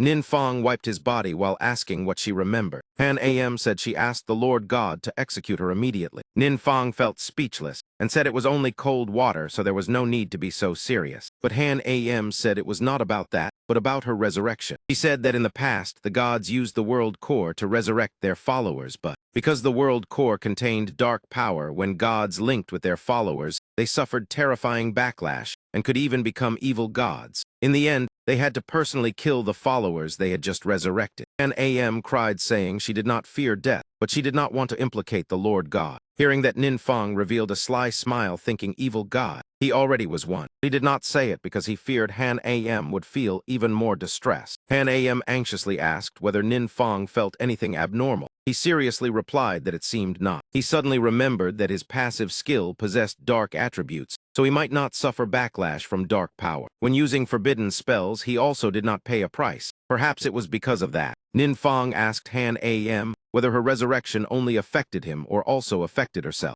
Han Am said she was not certain. Nin Fong smiled and said since she had already returned to life, she should continue living. If problems appeared, they would face them together. Han Am was moved to tears, saying those words were exactly the same as before, but she still feared causing trouble. Suddenly, Nin Fong's expression turned serious. He said in a deep voice, Han Am, I have something to say. After that, he explained all the thoughts and doubts that existed in his heart. Han Am cried out in shock, Are you truly an evil god? Facing Han Am's astonishment, Nin Fong calmly explained that according to the stories passed down, the situation was roughly like that. Those gods have always called me by the title evil god. Even the spells I use automatically transform into dark attribute incantations. Han Am immediately refuted in anger. No, you are absolutely not an evil god. They are the evil ones who let their subordinates and clansmen die in meaningless wars for their own benefit. No one has ever cared about our lives. Only you stood up to demand justice. If they are your enemies, then this subordinate is willing to follow you to the end. Even if my bones shatter and my body is destroyed, I will never betray you. Nin Fong smiled lightly with delight. Thank you for your trust. I will also do my best to protect everyone and not let anyone be harmed again. Hearing that, Han Am was so moved that tears flowed down his face. Being able to stand beside the Lord God once again makes this subordinate incredibly happy. Nin Fong awkwardly hurried to say, All right, stop crying now. Nin Fong lay down on the grass in the forest in exhaustion, but his mind kept thinking. To be honest, I still do not understand many things. For example, what exactly the concept of world rank means. An AM explained simply, world rank is essentially the level of recognition that the gods give to a world. Countless different worlds exist in the universe, but not every world receives the attention of the gods. Only when a world gives birth to intelligent life does it enter the sight of the gods. But even then, it is only like a human accidentally discovering a tiny little worm. Only by passing the trials set by the gods can that world gain favor, and from there receive greater power and a more developed civilization. In short, the more trials a world passes, the greater the attention from the gods, and its world rank rises accordingly. Han Am continued speaking endlessly, saying that the strongest expert in this world is only around level 150, and the highest quality of equipment and skills only reaches orange gray. This proves that the rank of this world is extremely low, and it has almost no favor from the gods. Nin Fong closed his eyes and replied, "Is it really that bad?" Han Am said sincerely, "But now you are here, the future of this world will definitely change for the better. All right, regarding your equipment, this subordinate has a suggestion. The equipment of this world is too outdated and cannot meet your requirements, so it would be best for you to quickly switch to divine artifacts." Hearing this, Nin Fong immediately sat up and asked, "Divine artifacts?" Han Am continued explaining, "Divine artifacts are usually forged by our race. Then once the Lord God infuses divine power into them, they can continue to level up." Nin Fong remembered that Han Am's pendant seemed to have a symbol indicating the ability to level up. Han Am nodded in confirmation. "That is correct. This pendant was originally the blank core of a divine artifact. As long as you reactivate the divine power within it, it will officially become a divine artifact." Nin Fong asked curiously, "Then what should I do?" Han Am instructed him to place his hand on the pendant and use his consciousness to draw the rune that represents divine power. Nin Fong immediately followed the instructions. A brilliant stream of light quickly spread from the pendant on his chest. Mysterious azure patterns instantly appeared on the surface of the stone. Nin Fong said in surprise, "It really works." Han Am replied, "Of course, you are the Lord God. This rune originates from the essence of the world, so only a true god can activate it. Moreover, even those chosen by the gods as representatives cannot use it." Han Am secretly let out a sigh of relief. It seemed the Lord God had always worried about his identity. This time he could probably feel at ease. At that moment, the system suddenly displayed a notification that shocked Nin Fong greatly. Muttered, 1,200 spirit points. The total of all my attributes before was only around this amount. I did not expect to gain so many other powerful attributes as well. Han Am was still not truly satisfied, but the quality is currently only orange-gray. When this subordinate finds suitable materials, I will continue upgrading it for you. The remaining parts require you to find other kin races to complete." Nin Fong laughed and said, "Talking with you made me realize there are still many things I do not know." Han Am replied happily. Being able to answer the Lord God's questions is the honor of this subordinate. Soon dawn arrived. Han Am greeted cheerfully, "Lord God, good morning." Nin Fong looked at him and asked, "Your condition today seems quite good." Han Am said sincerely, "As long as I remain beside the Lord God, this subordinate will always be full of hope." Nin Fong thought to himself. After last night's conversation, he realized the world Han Am once lived in was completely different from his own. Many experiences could not be used, but as an assistant, there would certainly be no problem. In a mysterious secret realm, somewhere the surrounding atmosphere became gloomy and heavy. A ferocious monster burst out from the ground and charged forward violently. Han Am's figure suddenly appeared. The layer of ice surrounding his body instantly shot toward the monster. The monster seemed to go mad as it rushed forward and attacked Han Am fiercely, sending dirt and rocks flying everywhere. The two people standing beside Gyro Suta widened their eyes in astonishment at the scene. Nin Fong smiled in satisfaction. 1,200 spirit points truly feels wonderful. Thay Luke standing beside him sighed with emotion. "Assistant Nin, you are truly terrifying. Before you still had to struggle to fight bosses, but now you eliminate them with a single move." Gyro Suta nodded repeatedly in agreement. Thay Luke quickly added, "Gyro Suta, please do not imitate me." Nin Fong stepped forward and asked, "Thay Luke, are there any other secret realms today?" But the answer was none. Thay Luke said, "That is all. The progress of our group has always been faster than the others. Today it was even faster than usual, so the organizing committee is having a headache about it." Hearing that, Nin Fong asked in confusion, "Why is that?" Thay Luke explained, "You know, the participants in the training run are all very diligent. Because we finished early, the group members went to the training secret realm to continue practicing. As a result, the level and strength of our group have now surpassed the other groups by far. Students from the other groups have jointly signed a petition stating that from next month the groups must rotate secret realms." Gyro Suta asked in surprise. The other teachers did not object. Thay Luke smiled bitterly. If the committee had not stopped them, many teachers would have already run to our group. Some even secretly signed the students' petition, but were discovered. Gyro Suta laughed proudly. "Well done. No one is allowed to snatch Assistant Nin from us." Han Am suddenly stammered, "Lord God, your magic." Nin Fong asked in surprise, "Is there a problem?" Han AM said somewhat awkwardly, "There is no problem. This subordinate only feels that the way you cast magic is extremely refined. You seem able to use the surrounding environment to control the effective range of your spells." Nin Fong smiled. "You mean this? Last night I just learned a bit of knowledge. If you want, you can listen as well." Soon it was class time. Nin Fong sat quietly thinking while listening attentively to the lecture. On the podium, the teacher was explaining the subject computational strategy. Han AM asked in confusion, "Lord God, what is this?" Nin Fong explained, "Interesting, right? This is my favorite subject. It combines tactics with knowledge such as mathematics, physics, biology, and terrain. Perhaps because the world rank is too low, people do not have many choices. They are forced to find every way to maximize the use of resources. For example, how to use limited magic to create the greatest damage, or turn one skill into many different uses, even seize the faint opportunity within a desperate battle. Not everyone needs to master all these theories, but our training system is based on that foundation and has cultivated many outstanding explorers." NAM secretly resolved, "To gain the recognition of the Lord God, one must certainly possess profound knowledge. This subordinate will also strive to study." The bell rang, the teacher said, "Today's lesson ends here, class dismissed." Night soon fell. Nin Fong walked along a quiet road with Yuang Dai. Suddenly someone appeared in front of them. When he saw Nin Fong, he also looked surprised. The young man walked closer with a complicated expression. Assistant Nin. Seeing this person, both Nin Fong and Yuang Diet were surprised. A classmate, Nin Fong thought to himself, "Did he come to find me? During the training run, Ha Su Hung hardly spoke with me. I also did not pay attention to him. Why does he look so tense now?" Suddenly Su Hung bowed and said, "I came here to thank you. Thanks to your help, my brother and the Thuong Engi Guild were saved. You are our benefactor." Nin Fong laughed awkwardly. "It was just a coincidence that I encountered it. There is no need to come specially to thank me." Su Hung thought to himself, "Before, because of my relationship with my brother, I always avoided Assistant Nin,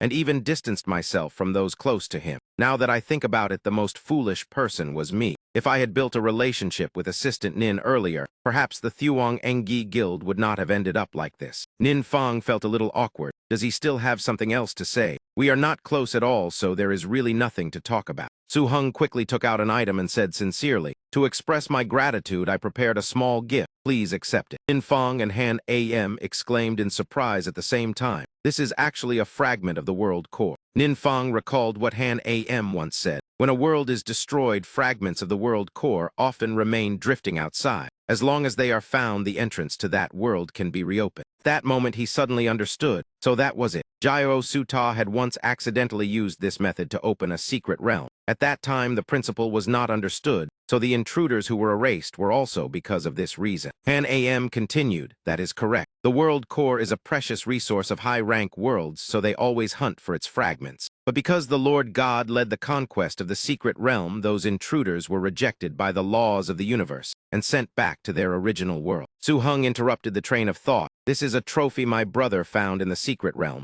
We have not used it yet. I heard from Gyro Suta that you just conquered a similar secret realm, so I thought this item would be suitable for you." Nin Fong did not refuse and accepted it. "Thank you for the gift. I like it very much." The scene shifted to another secret realm. Someone said, "The location indicated by the fragment is exactly here." Gyro Suta said in surprise. Assistant Nin understood how to use it so quickly. "If I discover anything else in the future, I will contact you immediately." Nin Fong revealed a satisfied smile and thought to himself, "That is exactly the sentence I wanted to hear." An AM said, "This subordinate's current state is still unstable. I need to absorb more energy from the world core. As long as the Lord God is not affected by dark power, this subordinate will have no more worries." Nin Fong thought to himself, "I must quickly help Han AM recover his strength. That way I will also gain another powerful assistant." Everyone quickly moved deeper into the secret realm. When they saw the scene ahead, they were all stunned. Nin Fong exclaimed, "Is this a secret realm?" Yuang Diet also said, "This place is so beautiful." Han AM was also surprised. "What is going on? This does not resemble a world that was once destroyed at all." Nin Fong asked, "Is this also the first time you have encountered such a situation?" Han AM nodded, confirming that it was also the first time he had seen it. Gyro Suta, who was walking ahead, turned back and said to everyone, "Let us continue inside and take a look." Before them appeared a solid and enormous city. Nin Fong guessed this was probably the city where humans once lived. Tu Din said in confusion, "I'm not seeing it wrong. That is clearly an ordinary human." Yuang Diet said suspiciously, "Could it be that we have crossed into another place?" An AM speculated, "Not necessarily. Fragments of the world core usually guide us to the world they belong to. Even if this is an illusion, its level of realism is astonishing. As the group stepped in, a guard immediately blocked their path and shouted loudly, "Stop, where do you come from?" Fong and the others felt slightly uneasy. He scratched his head awkwardly and replied, "Well, we." The guard shouted again, "You are adventurers from another world, right?" Fong asked in surprise, "How did you know?" That man replied, "From your clothing and that awkward expression, it was obvious at a glance." He asked curiously, "Do adventurers from other worlds usually come here?" Guard replied, "Occasionally, but I rarely see little kids like you." Anyone could tell who he was implying. Jayo Suta protested angrily, "I am not a child." The guard continued, "If you want to enter the city and take a look, then go ahead. But it is best not to cause trouble. Otherwise, I cannot guarantee you will leave alive." Before they left, the guard called out again to remind them, "Keep a close eye on that little one. Do not let the girl run around." Jayo Suta immediately shouted back angrily, "I already said it. I am not a child." Fong walked while observing the surroundings. So this world also has adventurers. That is why they were not surprised when they saw us. Before long, they entered the city. Everyone was immediately drawn to a large statue that seemed to have words carved on it. The person carved into the statue was the hero Alita, an outstanding genius, the guardian deity of the empire.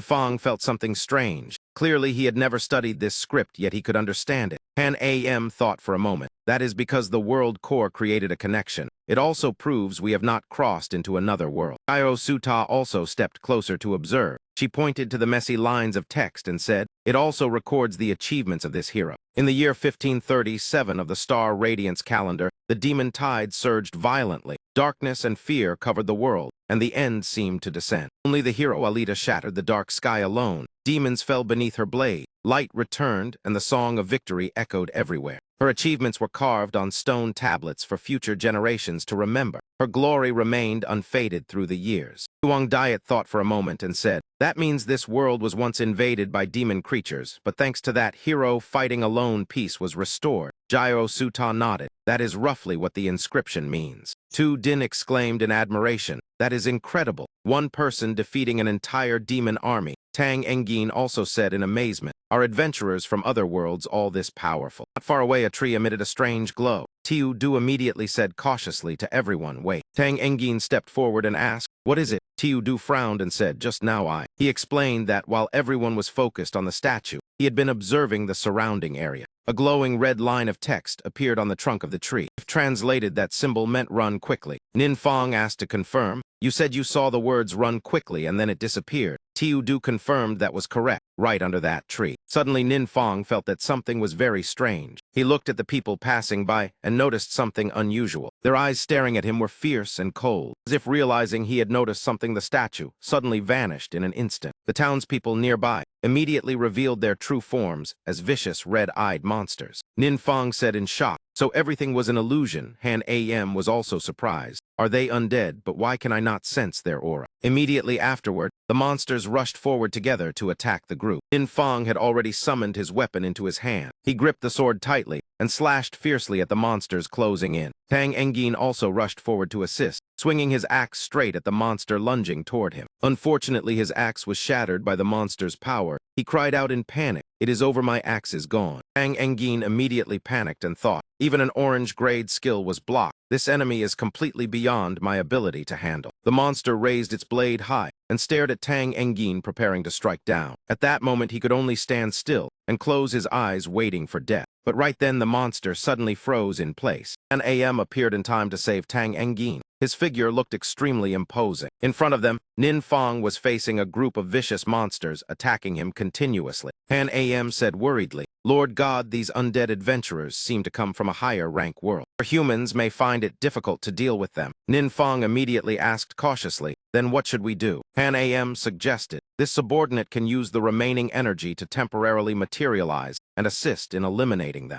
Fong smiled with satisfaction and said, "Good, then I will trouble you." Yuang Diet and Tang Engin saw Han Am and stammered in shock. This is. Fong explained, "Do not worry, this is an assistant I summoned from another world." Han Am waved cheerfully and greeted them. "Nice to meet you for the first time. I hope we can help each other." Han Am then stepped forward before the monsters, his aura erupting violently. He raised his weapon high and shouted, "Everyone stay calm." Thousands of ice arrows shot out, piercing the monsters' bodies. and causing them to scream miserably. Yuang Diet and Tang Engin exclaimed in astonishment. The magic is too powerful. This strength clearly surpasses orange-grade skills. Suddenly, a massive arm reached out and crushed Han Am's ice arrows. In the chaos stepped out a muscular woman whose crimson eyes stared at Nin Fang's group. Jiao Suta recognized her at a glance. She was the statue from earlier. The woman said coldly, "Foreign mage, it seems you are the strongest among them, but before my blade your power is worthless." And AM replied without backing down. "Do not speak nonsense. I am not the strongest, but dealing with you alone is enough." The woman sneered and shouted, "A mage dares to duel a warrior who gave you such courage, the gods." Hearing that, Han AM nodded and laughed foolishly. "That is right, it is the gods." Hearing that firm answer, she became even more furious. Another foolish believer worshipping the gods. Do you really think those empty gods care about you? Hearing that, Han AM turned his head to look toward his master. Nin Fang was still looking at him, with a gentle smile on his lips. Woman roared, "Foolish, you dare lose focus." Nin Fang's gaze seemed to grant Han AM strength. A terrifying wave of cold instantly erupted. The woman suddenly realized her speed was slowing down,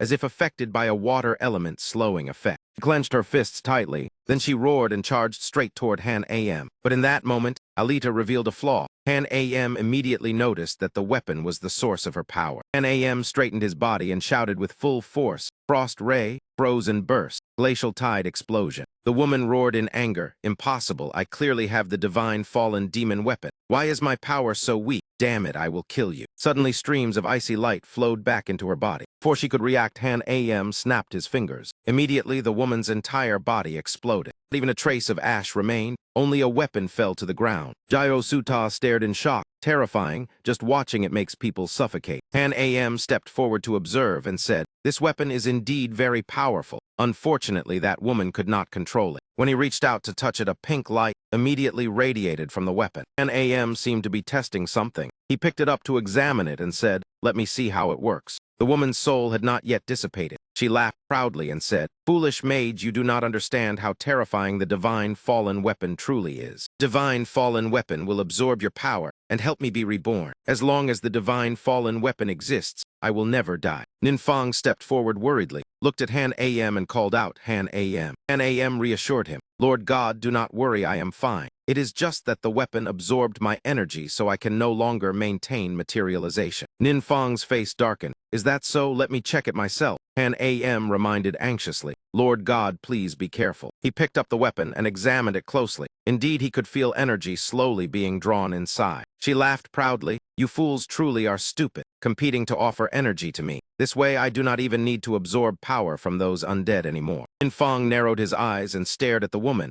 asking coldly, "What exactly are you celebrating?" She was so shocked that her mouth hung open. You can see me." Nin Fang replied calmly, "So what if I can?" Lita panicked inwardly. Something is wrong, since just now the divine fallen weapon has stopped absorbing energy. It is even trembling as if it is afraid. Nin Fang also thought, the moment I touched this weapon, the system immediately notified him. The final remaining fragment has been detected. Begin absorption or not. He revealed a cunning smile. He did not expect this weapon to be the remnant of a poisonous relic, but since the situation is not clear yet, he will not absorb it for now. After thinking it over, he stared at her and asked, "Speak, what exactly happened here?" From the side, Jiao Suta anxiously called out, "Assistant Nin, how is it over there?" Yuang Diet noticed that the surrounding souls had all become motionless. She began to tell the story. "As you can see, this place was once a beautiful nation. Although monsters often invaded, we always protected our homeland. Calling the past when everyone worked together to eliminate monsters, she once praised them happily. Well done, everyone."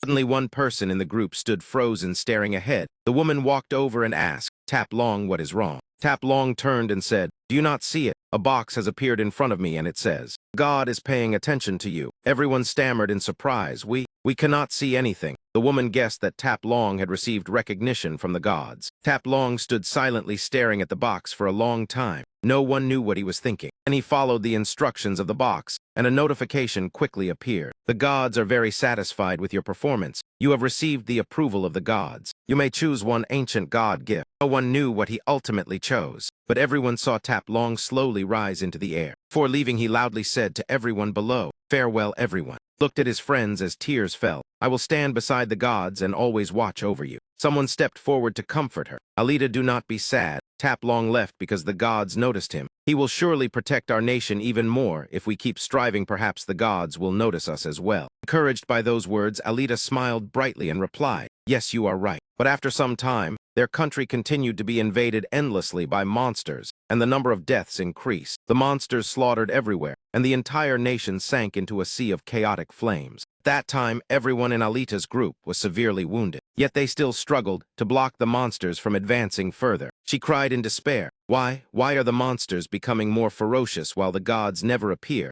Tap Long never returned either. Have we been forgotten? A teammate tremblingly asked, Alita, are we going to die? She took a deep breath and regained her composure, her gaze turning sharp. No, we still have one final hope. She opened the door of a hidden underground chamber. Inside was the weapon she was currently using. Hearing this, Nin Fong roughly understood the story. So she used this demon weapon to repel the monsters, but it also cursed the entire nation. Alita nodded, that is right. After driving back the monsters, I used dark power to restore the nation. But I did not expect it to gradually erode my consciousness and turn this place into a terrifying secret realm. Since then, adventurers from other worlds occasionally came to explore, and all of them were turned into undead by me. Nin Fong gripped the weapon tightly and thought, dark power always demands a price in the end. Suddenly, footsteps approached and they were heading toward Nin Fong. He turned to look. A pink light spread out, and within it, the figure of a man slowly walked forward. The person was Tap Long. He said, greetings, that glove belongs to me. Could you return it to me? Alita saw him. She was shocked. Tap Long, how can it be you? But Nin Fong was not someone who would easily return his spoils. He smiled and said, sorry, this is something I obtained. Tap Long looked displeased but remained calm. Perhaps there is some misunderstanding. I deliberately left that weapon here for refining. Hearing that, Alita asked in alarm, refining? What do you mean by that? In the end, he lost patience, and Tap Long's face darkened immediately. He said coldly, do you have a problem? I already said that weapon is mine, or do you want to become refining material as well? NAM glanced once, and immediately recognized that this was true divine power of the Holy Spirit element. Alita knelt before Nin Fong and pleaded, great expert, please forgive my offense. I want to know the truth. Can you help me? Nin Fong smiled and asked back, why do you not ask him directly? Those words left Alita stunned, as if she did not dare believe herself. Tap Long frowned at Nin Fong and asked in confusion, why is that man smiling? Alita asked again, what do you mean? Nin Fong explained that he had a skill that could temporarily give her a body, but afterward she would completely dissipate. Alita said firmly, I am not afraid. Please give me a body. I will bear all consequences myself. Hearing that, Nin Fong said nothing more and simply ordered, raise your head. Alita immediately obeyed, yes. Nin Fong frowned and activated the active skill Soul Seizure of Yin Vessel. The Dark Forbidden Lord uses spiritual power to control the target's consciousness, at the same time creating a powerful clone for a short period. Before long, Alita had completely restored her former human appearance. Tap Long froze when he saw his old acquaintance and could not believe his eyes. Alita looked at her body and sighed. Dark power is truly terrifying. Nin Fong said, I will not control your will so you can move this body freely.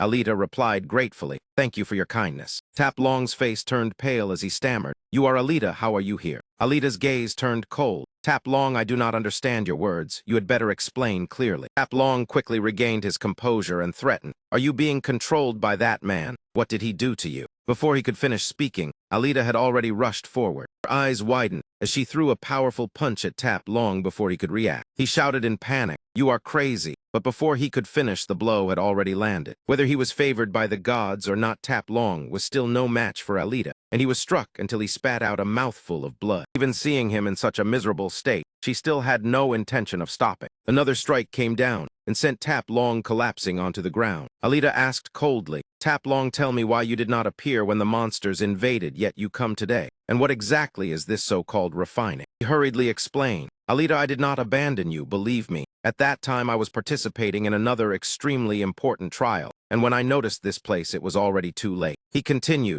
you do not know how much hardship I endured after leaving this world. Even the strongest expert of this world is only the weakest before the gods. You surely understand that pressure and helplessness. Alita said coldly, stop avoiding the topic. You have always been paying attention to the divine fallen demon weapon, have you not? He stammered, I only left a magical mark on the divine fallen weapon. When it disappears, I will sense it. Alita, do not blame me. I only wanted to become stronger with the divine fallen weapon. Otherwise, one day I would be abandoned by the gods. When I placed the mark, all of you were already dead. He thought resentfully, damn it, if I had not sensed the divine power weakening, I would never have come here. My revered God, your believer, is being threatened by evil. Please, for the sake of my loyalty, do not abandon me. Please bring down divine punishment and destroy these enemies. But while he was still thinking, Alita's punch had already struck. Nin Fang's group looked at Alita's decisive action in great astonishment. Afterwards, she placed the weapon down and knelt before Nin Fang, saying, "Great expert, thank you for giving me this opportunity. At last, my people and I have escaped the endless nightmare." Nin Fang asked, "I want to know where the world core is. Besides, my companions still have many questions. During the remaining time, please answer them." Alita replied, "Yes." Alita recalled sadly, "In the past, I thought it was an honor when Tap Long was chosen by the gods. I did not expect we would still be abandoned in the end. At that moment, I finally understood." As she said that, her body gradually faded just like that memory. Before disappearing, Alita said, "No matter what, Tap Long is still a person of this world. Let him and us be freed forever." Yuang Diet watched Alita's fading figure, and a trace of sadness rose in her heart. Nin Fang asked in surprise, "Diet Nhai, what is wrong with you?" She spoke softly, "I was thinking that even with the favor of the gods, Alita's world still could not avoid destruction. Will we one day become the same?" Nin Fang smiled and reassured her, "It will not happen. Do not think too much. I am still waiting for you to take me to eat all the delicious food here." Hearing him say that, Yuang Diet felt relieved and laughed. This guy really is something. Yuang Diet turned and asked, "Jio Suta, can we eat first before returning?" She nodded immediately, of course. Yuang Diet continued, "Then let me see if there are any local specialties around here." As they gradually walked away, the vast grassland returned to its quiet desolation, with no one in sight. Suddenly, a streak of purple light appeared in the sky, and the beam slowly cracked open like a rift. From within it, a foot slowly stepped down. It was Tap Long with glowing, empty eyes, yet it seemed someone else had taken control of his body. He sighed faintly in regret. "Too bad I was a step late. That familiar aura has already vanished, but the memory in this body still retains the image of the other party." He recalled Nin Fang's figure and wondered, could that be the omnipotent archmage? In any case, in this world, he cannot run anywhere.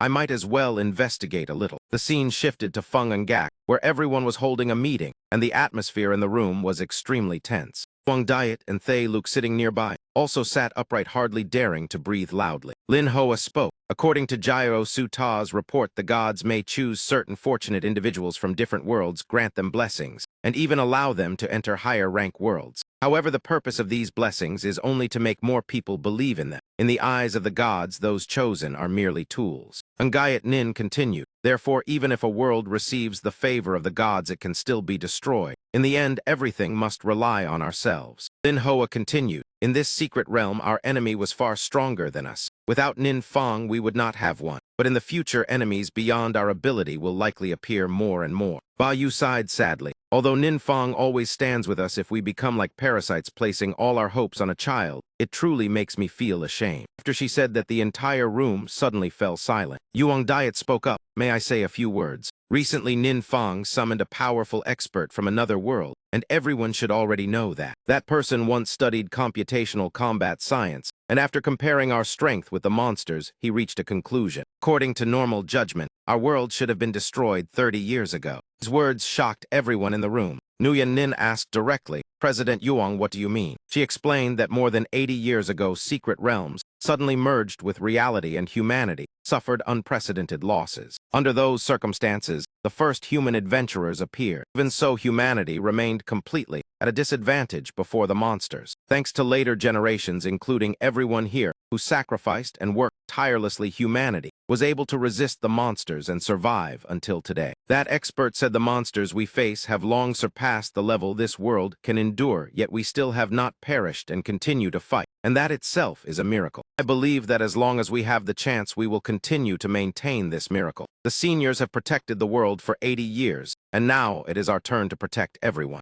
The elders in the room listened and silently looked at Yuang Diet. He smiled awkwardly and said, "Did I say something wrong?" Immediately afterward, everyone began applauding, clearly satisfied with the speech. Lin Hoa smiled brightly and said, "President Lu was right to invite President Yuang here. I feel as if I have regained the fighting spirit of my youth." Yuang back analyzed, "So the monsters are becoming harder to deal with because they have long exceeded the limits of this world." Veem Zion laughed. and said, "Hearing that makes me feel a little proud." Antran also spoke. "Everyone likely agrees with President Yuang's opinion, so the next question is how we should respond if we encounter the gods in the future, because this incident has taught us a lesson. Gods may not necessarily be our hope." The being controlling Tap Long's body was searching everywhere for Nin Fong. He thought the omnipotent archmage is actually hiding in a place like this. A low-rank world will not attract much attention, and the gods cannot descend directly. Truly a cunning one. He closed his eyes to sense, and thought, "I can feel that my trial secret realm exists here. I happen to need a place to hide, so I will choose that place." The Thuong Engi Guild, Su Hung stood looking around. The guild his brother built with great effort collapsed overnight. "I must become stronger to restore the glory of Thuong Engi." Suddenly a strange object appeared. It manifested right in front of him, leaving Su Hung stunned. From inside, Tap Long stepped out and said in surprise, "There is actually someone here." Su Hung immediately shouted cautiously, "Who are you? How did you enter here?" Tap Long laughed sinisterly. "Do not be afraid, I am the master of this secret realm, and the existence you call a god." Hearing the word god, Su Hung broke into a cold sweat while staring at him. He thought to himself that he clearly remembered this secret realm. This place was never meant for two people to enter together. He had seen the appearance of this god in images before, and he could also control the power of the secret realm. Thinking that, he immediately knelt down. "Lord God, did you hear my prayer and descend here?" Tap Long sneered, "Prayer is only for the weak. You must prove your strength and loyalty are worthy of my blessing." Su Hung was quickly convinced. "Lord God, please rest assured I will give everything I have." Tap Long thought the omnipotent archmage is too cunning. Before confirming his identity, I should not act rashly. Besides, this incarnation of mine is not as strong as the true body, and I need some helpers. Seeing Su Hung submit so quickly, he felt satisfied. "Good, your first task is to find this person." Nin Fong's image appeared. Su Hung stared in shock. How could it be? Seeing his reaction, Tap Long immediately realized something and secretly rejoiced. "I did not expect you to know him. That saves me the trouble of investigating." But Su Hung said, "Sorry, I am not familiar with him and cannot provide much information." Tap Long said, "It does not matter. From now on you will monitor him, and if there is anything unusual, report to me immediately, and remember, do not leave any trace." Because his true identity may be the evil god who once destroyed countless worlds. Hearing that, Su Hung was startled. Could it be that time? Tap Long thought, "When I discovered the trial secret realm had been invaded, I immediately searched the divine realm, yet a strange power blocked me. Surely the omnipotent archmage concealed his trail." Then he suddenly remembered. "Right, who were the people who completed the trial here?" Su Hung said awkwardly, "They were the companions of that evil god." The image of Du and quickly appeared. Tap Long continued manipulating his mind. "What a pity the glory that should have belonged to you was taken by the servant of the evil god. It does not matter, I can help you take it back. You only need to offer your loyalty." And Su Hung immediately agreed as if hypnotized. But what he did not expect was that Su Hung soon went to meet Nin Fong privately. And after hearing everything, he found it quite interesting. There is such a thing. Su Hung said seriously, "Assistant Nin, that man claims he is an incarnation of the true origin Holy Spirit, sent to secretly investigate you." Nin Fong thought incarnations can only exist for a short time, and gods usually borrow their believers as vessels. Because the two share connected minds, they are not rejected, and therefore can exist longer. He thought to himself that he had always believed gods were like him, capable of choosing anyone as an incarnation. Nin Fong asked, "Are you not afraid he will discover this?" Su Hung replied, "I tested several times, and he does not seem omniscient unless he is pretending, so I wanted to remind you to be more careful." Nin Fong thought new believers like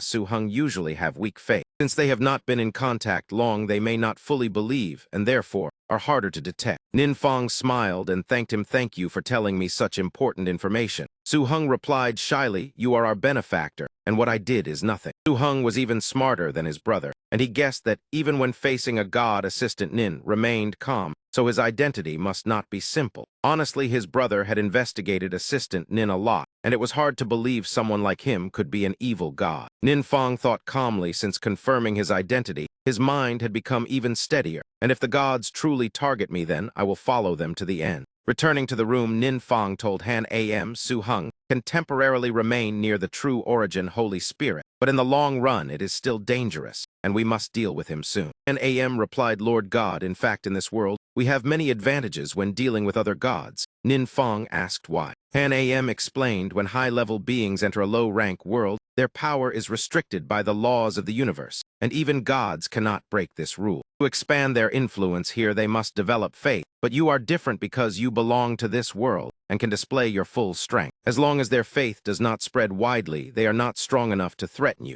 However, the trial's secret realm is protected by divine power, and the last attack you faced was a direct clash with the divine realm of the true origin Holy Spirit. If he hides there, we cannot do anything, and it would be best to lure him out. And AM calculated, then we should plan around this. I will immediately compile all the information I know. Nin Fong thought according to Han AM, this world is almost his home ground, and he holds dozens of forbidden spells, so dealing with this level of battle is no problem except for one enemy skill that worries him. The active skill overlord pressure creates immense mental pressure, causing lower-level targets to temporarily lose the ability to act, and the greater the level gap, the longer the suppression lasts. According to the description, this is a control skill whose effectiveness depends on the difference in rank between the two sides. My current strength is quite low. If the opponent finds an opening, I may not even have time to cast a forbidden spell. To be safer, I need to learn several kinds of mental defense magic, but spells of this type are extremely rare, and finding them will certainly not be easy. Thinking of this, he immediately stood up and said, Han AM, I want to return to the base for a trip. Are you sure that place will not be exposed? Han AM answered decisively, of course. That place has always been very safe. The scene shifted to the base Nin Fong mentioned. When everyone arrived, Man happened to be lying there enjoying the sun. Han AM rubbed its head and said,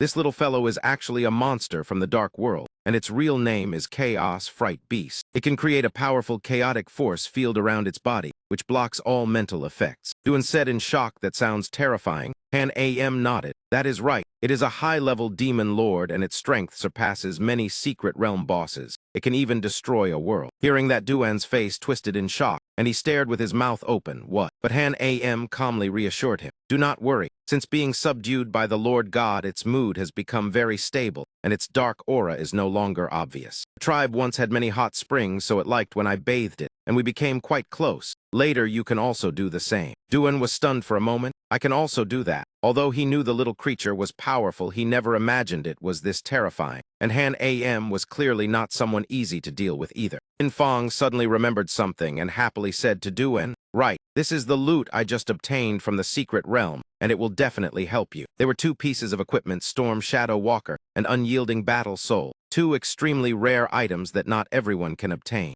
Duan thanked him excitedly. I will definitely work hard to become stronger and become a sharp weapon in your hands. If that god dares to oppose you, I am willing to risk my life to protect you. Nin Fong thought luckily because of the lesson from Alita's secret realm, everyone's attitude toward the gods has changed. Just like Duan, who showed no hesitation even after hearing that the true origin Holy Spirit had descended. This will make it harder for the gods to slander me. Thinking of this, he felt quite pleased. The security system of the dedicated network line in the base is the best, so I will try searching for mental defense spells or related materials. The scene returned to the trial's secret realm. That voice belonged to Tap Long, and he said, this world seems somewhat familiar to me. The god spoke. In this place, humans were once extremely weak when monsters invaded, and they almost had no resistance, so the gods lost interest and abandoned them. Yet after that disaster, they still survived. Tap Long reported, through observation, I confirmed that no gods are assisting humanity, including the omnipotent Archmage, which means humans here possess some special trait that allows them to resist monsters. During this, the god smiled schemingly. How interesting. Perhaps the omnipotent Archmage also discovered the potential here and wants to turn it into his own territory. He clenched his fist and said, how could I allow him to succeed? At that moment, Su Hung also returned. His entire body trembled, as if he had just experienced a brutal battle. The god asked what happened. Su Hung lowered his head and said, sorry, I am still stuck on the 15th floor and cannot pass it no matter what. The god's eyes lit up. You have died on the 15th floor more than 100 times already. Su Hung stammered an apology. Suddenly, a stream of power flew straight toward him, and Su Hung exclaimed in shock, this is 100 deaths unyielding. The god said, do not be afraid, I do not blame you. This is the trial I grant you. When health drops below 15% for 10 seconds, the wearer becomes immune to all negative effects caused by injuries or illness, while increasing damage and defense by 30%. The god continued tempting him. Those noticed by the gods can receive trial missions, and if completed, they gain permanent achievements that strengthen themselves, and some achievements even transform their power entirely. This is only the beginning, and I can grant you power beyond imagination. These words left Su Hung stunned, unsure whether he felt fear or excitement. In the secret realm spirit maze, according to the materials, I found several secret realms in the country once dropped mental defense spells, and this is one of them. If I farm it many times, I should eventually have a chance. The small monsters cried bitterly, Great King, that battle mage who fights alone has come to attack again. Great King roared, what, he is looking down on us demons too much. If I do nothing, he will truly think I am easy to bully. As soon as he finished speaking, Nin Fong appeared and attacked directly. Great King shouted angrily, come here. But in a moment all the monsters were knocked flying, and the Great King begged in panic, Great Master, please spare my life this time. Nin Fong asked seriously, is this some kind of new mental attack? The Great King hurriedly waved his hands. No, please listen to my explanation. Your mental power is so strong, and I am only a low-level demon king, so my attacks cannot affect you at all. Others usually need a full team and 2 hours to defeat me. No one is like you who comes here every time just to beat me directly. Nin Fong said somewhat apologetically, sorry, I only wanted a skill book to drop. The Great King cried miserably, I do not decide the drops, and if I become depressed the drop rate will even decrease. Nin Fong was stunned. Did I just mentally break a boss that specializes in mental attacks? The scene returned to Nin Fong's home and he sighed. Searching like a needle in the ocean really will not work. In the end, only one skill book for mages dropped. This was the active skill Mana Reflux, which grants allies within range a mana aura, and each skill used has a 35% chance to restore some mana. I urgently need to increase my strength, so I will learn it for now. The active skill Divine Authority Revelation, Dark Forbidden Lord. The chosen believers receive divine blessing, breaking their limits and greatly increasing their power. With this skill, I can see all believers choose who to bless, and even preview the effect of the blessing. Immediately afterward, Han Am's image appeared before him like a savage warrior, using the move Divine Power Infusion. The explosive aura caused Han Am's form to quickly transform, becoming more ferocious. Nin Fong panicked at the sight and thought Han Am definitely would not want to become like that. Thinking of that, he chose Shadow Protection and Grace Covenant. On the screen, one item caught Nin Fong's attention. Trial Achievement. Han Am explained that means activating potential, and for now these do not have much effect. You once said achievements are part of the laws of the universe, and gods only serve as guides. Therefore, gods often grant achievements to those they notice, even if the person is not a believer.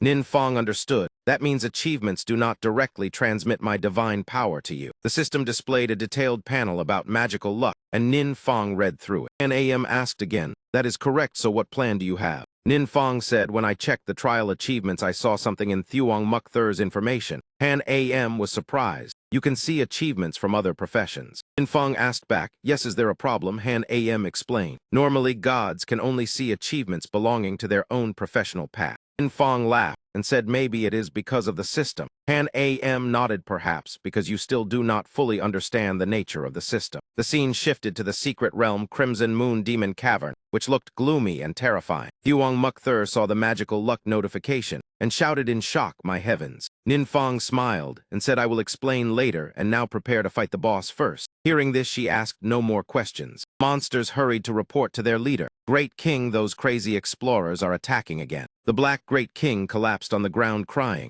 just destroy everything already, I am exhausted. After the battle, Nin Fong finally showed satisfaction. It finally dropped. That glowing book was the mental shield he had been searching for. Scene returned to the classroom, and Gyro Suta stood on the podium saying, this is the secret realm we explored last week, and also our first contact with the legend of the gods. She thought the 7 great guilds have agreed not to express their stance toward the gods yet, and only report objectively. After learning Alita's lesson, everyone will think for themselves, and what matters is letting them understand that humanity defeated powerful enemies by its own strength, which is our miracle and glory. Han Am said in surprise, this can make believers trust themselves instead of depending on the gods. Such generosity can only be done by the Lord God. Su Hung was also sitting below in the lecture hall, but his expression did not look very good. Break bell rang, and Gyro Suta said, all right, everyone take 15 minutes. As soon as everyone went out, Su Hung immediately ran over. Assistant Nin, I want to ask you something privately. When the two reached the empty corridor, Su Hung asked directly, do you know about trial achievements?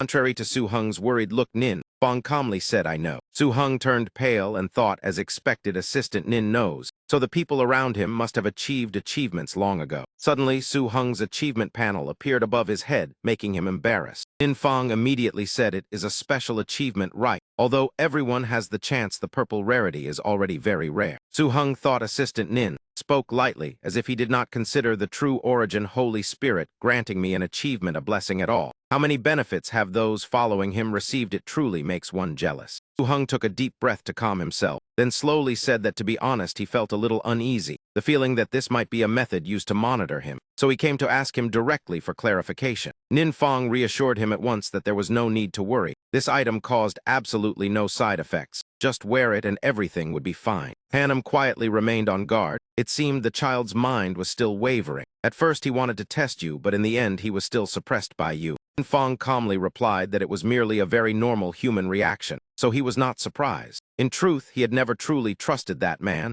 The things that man investigated were only matters he did not mind being exposed. If that man was still willing to assist, then it simply meant he had gained another helper. At the Thuong Enhu Guild, images related to Nin Fong were continuously replayed. The feeling was no different from this person having a camera attached to your body. Then Min calculated for a moment and felt something strange, far too strange. After 2 encounters, I realized the strength of the omnipotent magic god no longer seemed as powerful as before. After all, that man had been severely wounded in the great battle back then. If I had not deliberately followed the traces, it would have been extremely difficult to even notice the distinctive aura of that man's magic power. Yet the omnipotent magic god suddenly made a move to test my secret realm, causing the disturbance to be exposed. This truly left me unable to understand. Every action of Nin Fong made me feel even more confused. Su-hung said that although Nin Fong possessed formidable strength, he had never used any technique beyond our understanding. Many times they were merely extremely ordinary attacks. Positive changes he brought to those around him, from your perspective, also seemed to be nothing more than trivial tricks not worth attention. Sorry for speaking so bluntly, but after personally experiencing your divine might, I truly find it hard to imagine Nin Fong being placed on the same scale as you. What I find even harder to understand is that if he wanted to conceal his identity, why he insisted on joining our training camp, and even did so many things that easily attracted attention. Was he not afraid of being discovered by you? After hearing those words, then Min pondered for a moment and said that I have just thought of a possibility. Perhaps this person merely happened to obtain 1 or 2 treasures of the omnipotent magic god. If that were the case, then everything could be explained. Raised the question himself and answered it himself. Why his strength was clearly not weak, yet he only used ordinary attacks. The reason was that the divine artifact could greatly enhance his basic attributes. So in this low-level world, that was already more than enough. As for dealing with the parasitic demons without allowing anyone to approach, it was because destroying them required the use of a divine gift. He did not want others to see what divine artifact it actually was. As for his participation in the training, it was because once separated from the divine artifact, Nin Fong's true strength was not particularly outstanding. Therefore, he needed to rely on the training camp to obtain more benefits. Ha Su-hung once mentioned that behind Nin Fong, there existed an extremely mysterious figure. Though not certainly the omnipotent magic god, he was undoubtedly closely connected to that level. This person always hid in the shadows and let Nin Fong stand in front to block every gaze. The scene shifted to Nin Fong's room as sunlight gently streamed through the window. He and Han Am stood by the window looking outside. Han Am spoke, "Patron Lord, do you think Tran Nguyen Than Lin has truly fallen into the trap?" Nin Fong calmly replied that a person who happened to possess a divine artifact was the perfect disguise. Even if many things he did were merely coincidences, with careful guidance others would still believe he had discovered some secret. While the situation remained unclear, Tran Nguyen Than Lin would not necessarily dare to act recklessly. But when he analyzed everything himself and reached a reasonable conclusion, the stalemate might break. If it could lure him out, then it was worth trying. At that moment, a voice broke his train of thought. "Brother Fong, come eat dinner." Nin Fong smiled and replied, coming right away. The next scene appeared in the cafeteria as Nin Fong received his meal. He and Su-hung passed by each other. They said nothing, yet their eyes silently exchanged meaning. As he walked past, Su-hung whispered softly, "The fish has taken the bait." Su-hung recalled what God Min once asked. "I remember you said that sometimes Nin Fong would act on his own, right?" After hearing Su-hung recount Nin Fong's speculation, God Min thought, "So he wants to attack while I am alone." That moment, Su-hung's expression became far more serious. Next would be the confrontation between 2 gods. In a dense forest filled with trees, the surroundings were silent and desolate. Nin Fong said that to make it easier to strike, he had deliberately chosen such a remote secret realm. Could it be that Tran Nguyen Than Lin still could not find this place? Han Am guessed that perhaps he was hiding somewhere in the shadows, waiting for the right opportunity. "I have arranged everything as much as possible. Hopefully the plan will not go wrong. Just like casting bait into a river. Now all that remained was waiting for the big fish to bite." God Min thought that although he had analyzed the information he gathered, he still could not rule out the possibility that Nin Fong was the omnipotent magic god. Using only a single incarnation to probe was still too risky. More preparation was needed. Thinking of this, he began secretly calculating the weakness of the omnipotent magic god. Scene shifted to Yuang Diet's group as everyone moved together. Something seemed to appear ahead, making everyone tense. God Min calculated that since he was not certain of victory, he would not confront Nin Fong directly. While the opponent was absent, he would strike at his friends. The omnipotent magic god seemed to value his pieces too much, even willing to confront us because of them. His greatest weakness was that foolish compassion. These people were all close friends of Nin Fong. As long as they were captured as hostages, even if he was the omnipotent magic god, he would have to reconsider. By the time Nin Fong reacted, everything would already be too late. After thinking this through, he immediately flew up and rushed straight toward Yuang Diet's group to attack. Because Tiu Du was walking in front, God Min's first target was him. A ferocious arm swung forward, but strangely he could not touch Tiu Du at all. Even the attack itself could not be carried out. This left both Ta Engin and Tiu Duong stunned.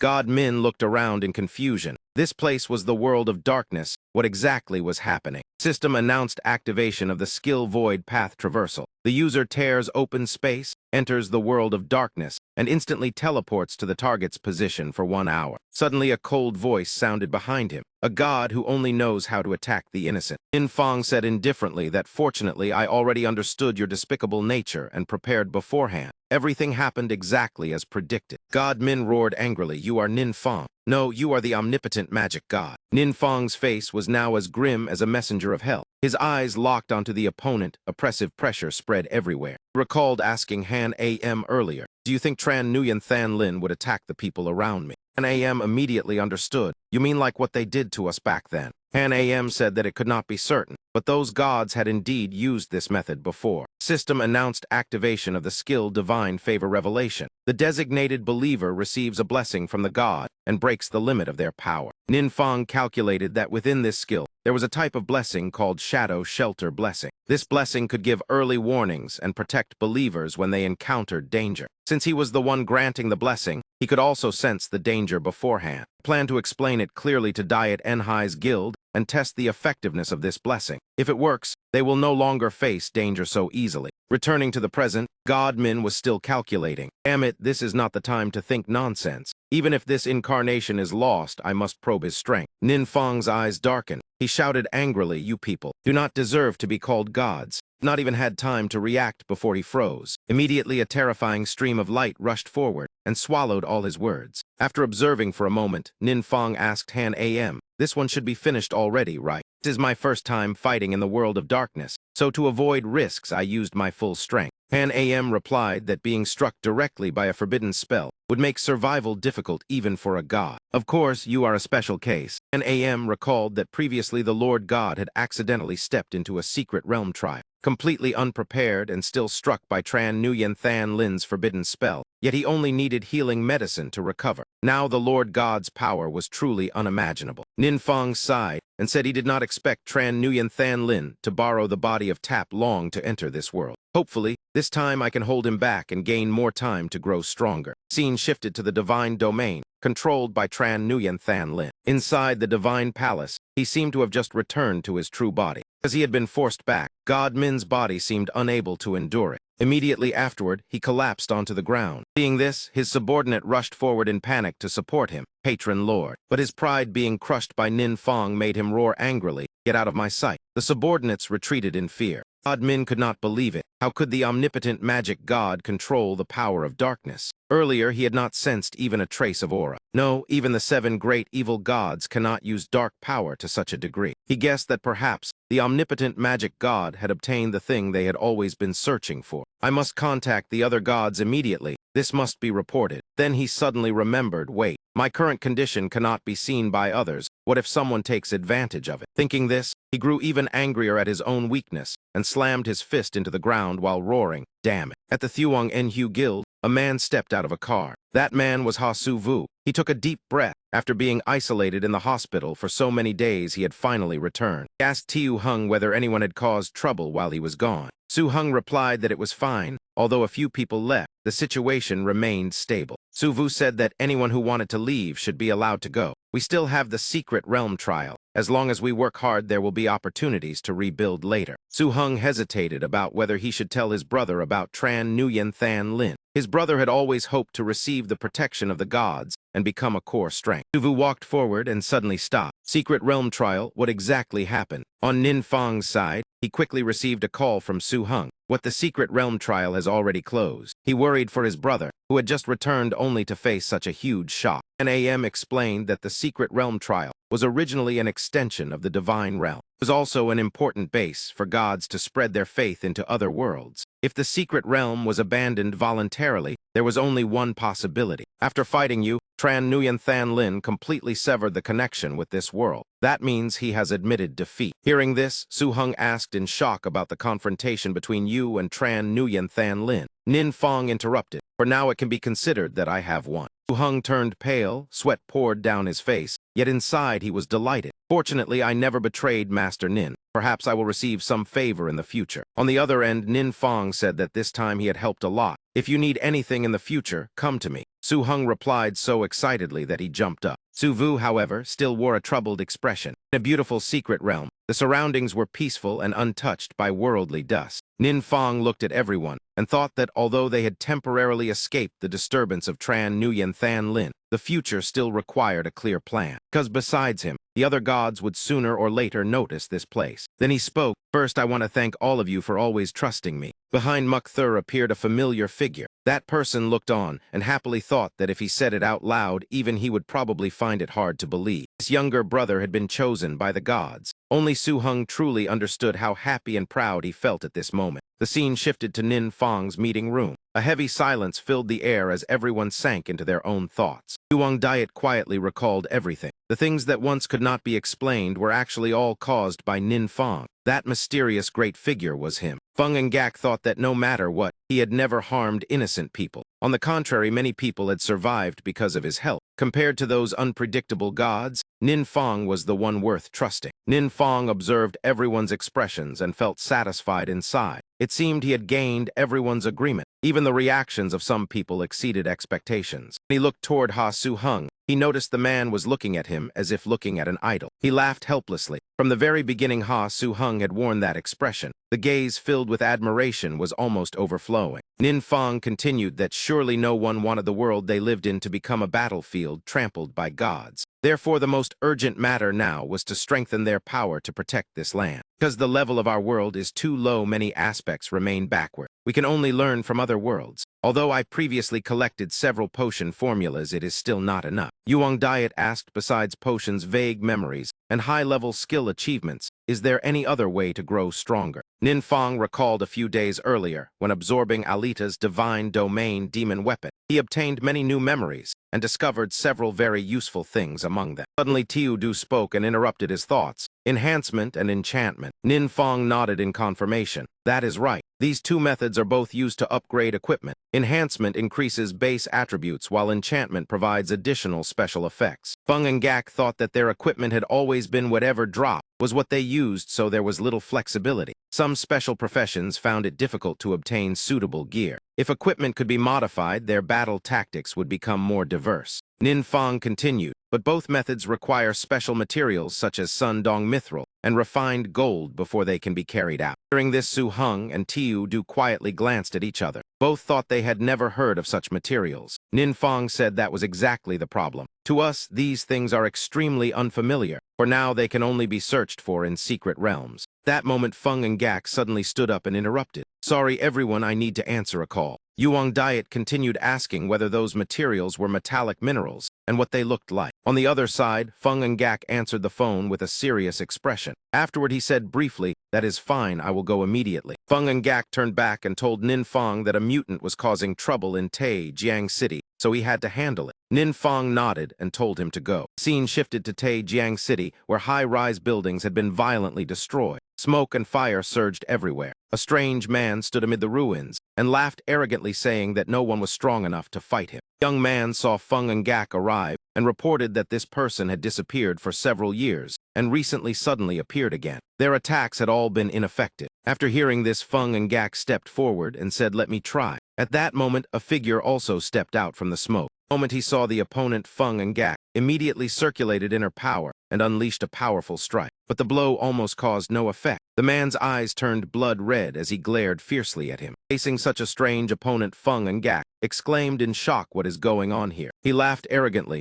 and mocked that Senior Feng's magic seems to have no effect on me. Feng and Gak refused to give up and unleashed another strike stronger than before. But when the power touched him, it was like wind passing by. He laughed and said, "I already told you it is useless, do not waste your effort." The man proudly explained that his armor had been enhanced with mithril. This was a special metal with extremely strong resistance to magic. Hearing this, Feng and Gak cried out in shock, "You said mithril." Immediately afterward, he turned and ran away at incredible speed. That man was surprised and wondered why this old man suddenly ran away. Feng and Gak ran while pulling out his phone. "Tiu Feng, I think I have found a clue related to mithril." A while later, everyone outside was worried. Captain Chu contacted them asking about the situation inside. Rumors spread that the mutant was so powerful even Director Feng could not handle him. Someone said they had seen many flying spell scrolls being used and many people mobilized. No one knew just how strong that mutant was. Inside the battle area, the man's face was bruised and swollen. He clenched his teeth angrily and asked, "Who exactly are you people?" Shouted in grievance that if you want to fight, then fight. "But why did you strip off my clothes?" Nin Feng impatiently asked whether he had Bai Kim on him. Feng and Gak searched and replied that he found nothing. The man thought that even if they took his equipment, it would be useless, because enhanced equipment binds to the user's soul, so others cannot wear it. Nin Feng approached with a cold face and asked where he obtained the Bai Kim. He said that he had once attracted the attention of a great demon king who brought him into a secret realm under his control for training. Inside were many special mines used to enhance equipment. Nin Feng immediately demanded that he reveal the location. He looked at Nin Feng's group in fear as if seeing demons. The scene shifted to another secret realm. The system announced that this secret realm required a team of 30 people to challenge. "The number is sufficient, open or not." Nin Feng was slightly surprised because this was a large secret realm for 30 people. Feng and Gak explained that this type of realm has very high difficulty, so everyone must cooperate closely. Nin Feng recalled the warrior's words that the monsters in the realm were mainly beastmen divided into 5 tribes.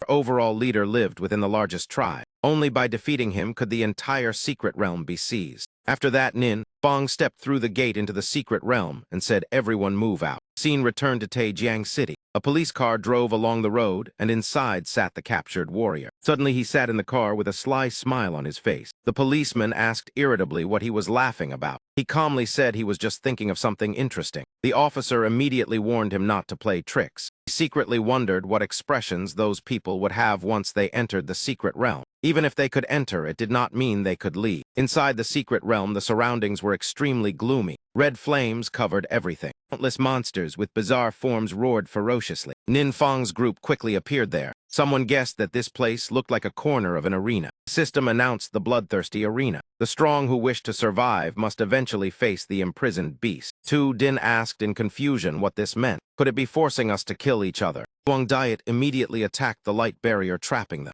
Feng and Gak also circulated inner power to assist. Everyone soon realized the barrier could not be broken. The monster leader laughed loudly. He mocked that the worms wanted to escape. "Save your strength to deal with your own kind." His subordinates roared kill. In the distance, countless red eyes and twisted bodies stared at Nin Feng's group. One of them had been sitting silently from the beginning without speaking. Feng and Gak glanced over and recognized that those 5 were the leaders of the Beastmen tribes. The system continued announcing that there were no allies here, only enemies. Countdown begins battle. Suddenly, Nin Feng stepped forward. His inner power circulated and a burst of green light erupted. The leader shouted in panic because he did not expect the barrier to be. Before he could understand what happened, Nin Feng smiled mysteriously and said everyone could leave now. Afterward, the scene shifted to the Beastmen tribe, where Nin Feng somehow made them. At that moment, he was leisurely touring their dwelling place. The Beastman leader introduced that this was where they enhanced equipment. In the nearby storage were Sun Dong Bai Kim and refined gold. A monster curiously looked at the strangers. The leader scolded his subordinate to work properly and not tremble and lose face before the boss. Nin Feng observed and understood the process of upgrading equipment. The Beastman leader said this was the traditional technique of their tribe. The leader forced a smile and asked if he was satisfied. A subordinate thought that the strongest lord of the tribe bowing before these humans was unbelievable. Recalled the battle earlier and let out a sigh of relief. That human mage was truly terrifying. At that time, he thought that if he had hesitated even a little longer, he would have been destroyed. Fortunately, he surrendered in time and kept his life. Nin Feng calculated that their world lacked this technique because of differences in level and race. Therefore, it was better to cooperate directly with the beastmen. The leader heard that he wanted them to supply weapons, and happily agreed, saying from now on they would handle this matter. Ninfang was slightly surprised and scratched his head because they agreed too quickly without even discussing the price. Normally, to occupy a secret realm, one must first defeat the boss. Since the other side had taken the initiative to cooperate, he could not turn around and kill them. However, monsters were still monsters, so they could not be completely trusted. Beastman leader proposed signing a blood oath contract. This was the tribe's highest contract, carrying coercive power. Whoever violated it would suffer terrifying consequences. Seeing such a profitable deal, Nin Fong immediately extended his hand and signed the contract with the beastman leader. Two hands clasped tightly as a pledge. From this moment onward, both sides officially became business partners. The only condition was absolute loyalty, with no betrayal. Suddenly, the beastman looked startled and asked what was happening. Ninfang was also surprised when this skill activated on its own. Active skill: Dark Forbidden Spell, Divine Authority Revelation.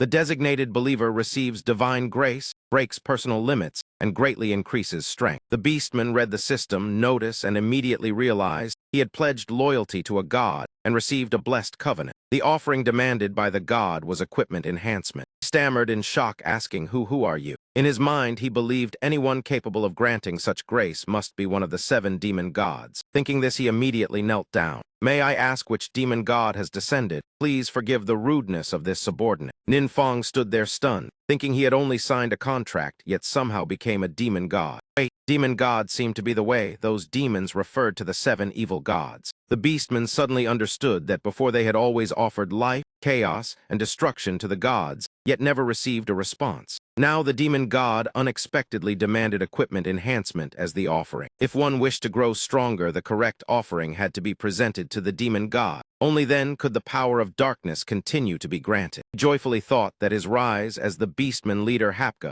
must have been due to the secret blessing of the gods. Thinking of this, the leader felt even more grateful and continued bowing to Ninfang as if meeting a savior. Ninfang looked at the scene in confusion. Why does this man keep bowing? Fortunately, they were in another space, so no one outside could see. He stepped forward and warned that what happened today must never be spoken of outside. Hapka immediately replied respectfully, This subordinate obeys the command. 2 days later, all necessary rituals had been completed. Hapka said equipment enhancement required more time and suggested holding a feast to welcome the new guests. The beastmen whispered among themselves that the great leader seemed unusually enthusiastic today. Perhaps those humans had driven him mad. That evening in the beastman tribe, everyone gathered around a large bonfire. Din happily sat watching a roasted pork leg turning golden over the flames. Ngak enthusiastically drank barley juice together with a beastman. He thought in amazement that humans and demons could actually sit together peacefully. Perhaps this was the miracle of a god. Suhung and Hapka were just as lively,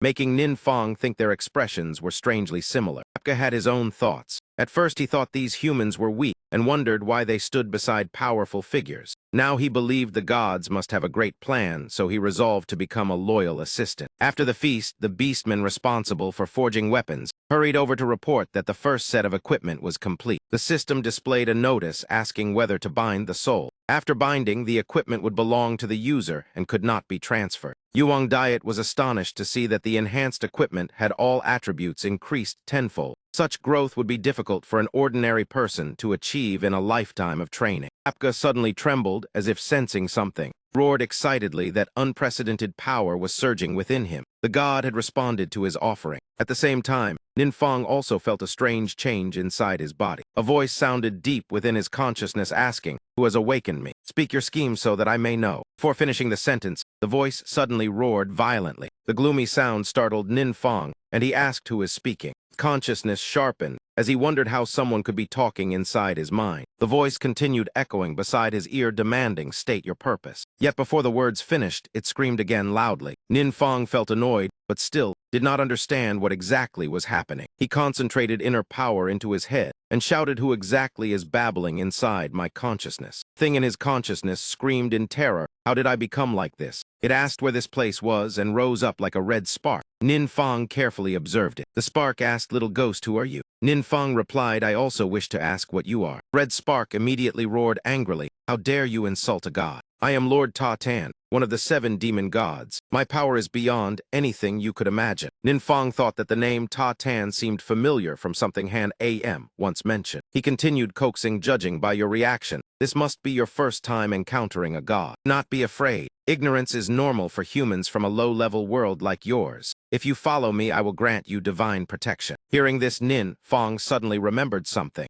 The battle between the 12 main gods and the 7 demon gods. This was the one he had personally destroyed. Ta Tan shouted in shock, "Who exactly are you? Speak clearly." Ninfang thought irritably that this man was unbearably noisy and wondered if there was a way to silence him. At that moment the system appeared again, as if a new notification had arrived. He was surprised to see it was the quest interface. Ta Tan continued shouting non-stop, "Speak already, look at me." Ninfang glared angrily and shouted coldly, "Silence." Ta Tan immediately felt himself shrink and apologized in fear. New quest appeared: break the cocoon and be reborn within 20 days. Failure will result in the host being erased. After reading the quest, Ninfang pondered the matter of fusing divine cores. Scene shifted to the divine realm. Inside the hall of Min Defang, the atmosphere was strangely quiet. Subordinate lowered his head respectfully and spoke softly, "Patron Lord." Tran Nguyen Than Lin said irritably, "I told you not to disturb me." The subordinate stammered that this matter was very important. Vong Hun Kui Tuk and Vin Hu Then Nin have arrived. It is said they found a way to fuse divine cores. Soon the 3 gods sat together to discuss. Vong Hun Kui Tuk asked Than Lin, "Why your complexion looks so pale?" Beautiful woman beside him was Vin Hu Then Nin. Tran Nguyen waved it off, saying he only encountered a small problem. He asked if their research had progressed. Vin Hu spoke little and simply raised her hand. A red aura immediately surrounded her body. Tran Nguyen recognized it as the aura of an evil god and became extremely excited. Vin Hu explained that this power came from the divine core of a demon god. Although less than 10% had fused, she could already feel her understanding of cosmic laws increasing and could control a portion of dark power. Kui Tuk added that observation showed the fusion currently remained stable. Completely absorbing the divine core would require a long time, but it at least proved their research direction was correct. Tran Nguyen secretly worried that the omnipotent magic god might also have grasped this secret. He once seized Ta Tan's divine core and somehow managed to fuse it. Thinking of this made him even more frustrated. Seems this time we are again one step behind him. If he cannot become my ally, then every possible method must be used to destroy him. The scene shifted to a girl with a full figure gently pouring tea. She softly invited Mr. Min to drink tea. Ninfang did not hesitate and immediately picked it up and drank. He sighed inwardly that he was Ninfang, who had just reached level 90 and was preparing to complete the 3rd advancement quest, yet encountered an unexpected situation. System displayed the 3rd advancement quest of the omnipotent magic god class. In the secret realm, Zaihuang Pine Forest, collect 50 transformation stones, 150 pure moon nectar, and 150 spirit shepherd sprouts within 15 days with S-level difficulty. The scene returned to the secret realm, Zaihuang Pine Forest. A voice cried out in shock. What? The young man explained that he understood Ninfang's feelings, but the reality was clear. A few days earlier, the entrance to the secret realm suddenly disappeared. Ninfang turned to Han Am and asked what this meant. Han Am guessed that it might be a sign of a demon tie. When certain secret realms accumulate enough energy, they temporarily enter dormancy to strengthen themselves. After the process finishes, the entrance will reopen and release countless demons to invade. This phenomenon is called a demon tie. Normally, the longer a secret realm remains dormant, the more ferocious the demons become when they awaken and surge out. If not handled well, it can easily cause heavy losses to the outside world. Ninfang asked whether with only 15 days there would be enough time to prepare everything. Han Am replied apologetically that he could not guarantee that either. He fell into thought again. Even Han Am did not know much about divine cores, but if the system assigned a quest of this level, it surely was not meant to harm him. Thinking this, he decided to warn everyone in advance about the danger of the demon tie, so they could prepare early. On the surface, Ninfang remained calm, but inside his mind, countless calculations were unfolding. The girl beside him silently marveled at how formidable this young man was. The information reported by the captain had already drawn extreme attention from the higher authorities. They even invited him to take supreme command and assigned personnel to assist him. Yet the person entrusted with such responsibility sat leisurely drinking tea. Meanwhile, the 3 guild leaders of the 7 great guilds personally went to the battlefield, arranging all defensive plans. A young man walked over and said, "Guild leader, Du wanted to evacuate all civilians, which would take a great deal of time and manpower." She replied that even if it was difficult, it must be done. because Tiu Fong had warned that if mishandled, the consequences would be severe. Seeing how much Lin Hoa valued Nin Fong, he did not dare be careless and quickly replied, "Understood. I will go handle it immediately." But before he could finish speaking, a loud noise suddenly made everyone turn their heads. In the sky, a massive black hole suddenly opened, sending the civilians into panic. Immediately afterward, thousands of monsters poured out from within it. All of them had terrifying crimson eyes. Inside the secret realm's Huang Pine forest, a deathly aura filled the entire place. A monster asked the high priest anxiously whether opening the rift this early would be safe. Leader replied coldly, "What are you still worried about? I already said it. I sense the call of Lord Ta Tan. I am certain Lord Ta Tan is somewhere nearby. If we wish to receive his favor, we must offer sacrifices immediately." Back in the city, people fled in panic from the monsters. An emergency announcement ordered all civilians to evacuate the dangerous area immediately. Monsters laughed savagely. They mocked that those sacrifices were so frightened they had already fled in terror. One monster said they might as well begin the slaughter. Two monsters discussed who would kill more sacrifices and decided to charge first. One cheered that the first drop of blood would belong to him. The other roared in excitement. Suddenly, hundreds of ice arrows shot forward, aiming directly at the leading monster. The other monster broke into a cold sweat in shock, looked around in astonishment, and saw that Nin Fong had arrived as reinforcement. He calmly said to Han Am that these creatures did not seem too strong. Han Am explained that a demon tide was not always a disaster. If controlled well, it could grant great experience and rewards. During this, Nin Fong became even more interested. Rich rewards, that sounds appealing. During the battle, a warrior thought that they were all elites of the 7 great guilds, originally the strongest force among humans. Yet before the demons, they were still like weak sheep, forced to desperately face terrifying enemies, watching their comrades fall one after another, never to rise again. They once believed such brutal warfare would be their eternal fate, till they encountered Nin Fong's team. These people fought so fiercely that the monsters seemed little more than entertainment. Veem Zion rushed forward, excitedly, saying it had been a long time since such a satisfying battle. It felt as if he had become a different person. Fong thought that since the amount of high-grade potions and enhanced equipment was limited, prioritizing the top combat forces of the 7 great guilds had indeed been the right decision. Moreover, a large battlefield like this was perfect for something. As he thought this, he glanced at the monster flying ahead. Suddenly, a sharp golden beam shot straight toward it, causing the monster to panic. Everyone exclaimed in shock, "What kind of joke is this?" That blazing dragon blocked the view, yet the shot still hit the target. Yuang Diet smiled in satisfaction. After that attack, her skill improved once again. Nin Fong felt very satisfied. A battlefield of this scale was extremely suitable for his followers to accumulate strength, but also an opportunity to earn achievements. Not only Yuang Diet, but Tiu Du and Ta Engin also continued to perform feats and gained large amounts of experience. Tu Din was no less impressive. She cast support skills, providing powerful effects for her allies. Spirit increased by 8, skill casting speed increased by 15%, duration increased by 15%, and effect increased by 15%. Monster muttered in terror that it was impossible. The high priest said they were warriors blessed by Lord Ta Tan. But why? Their attacks were completely stopped. While it was still thinking, more companions had already fallen. Suddenly, a voice sounded asking warriors, "Why are you being held back?" The monster recognized that it was High Priest's voice transmission magic. Everyone discussed in confusion, not understanding what it was saying. Someone replied it was the language of demons, so they could not understand. Nin Fong was surprised, because he could actually understand it. The voice continued saying, "Lord Ta Tan awaits your sacrifices. Make your enemies taste death." Hearing this, Nin Fong asked suspiciously who. Then he immediately transmitted a message, asking Ta Tan, "Are these your subordinates?" Ta Tan hurriedly denied, "It was not me. I have nothing to do with them.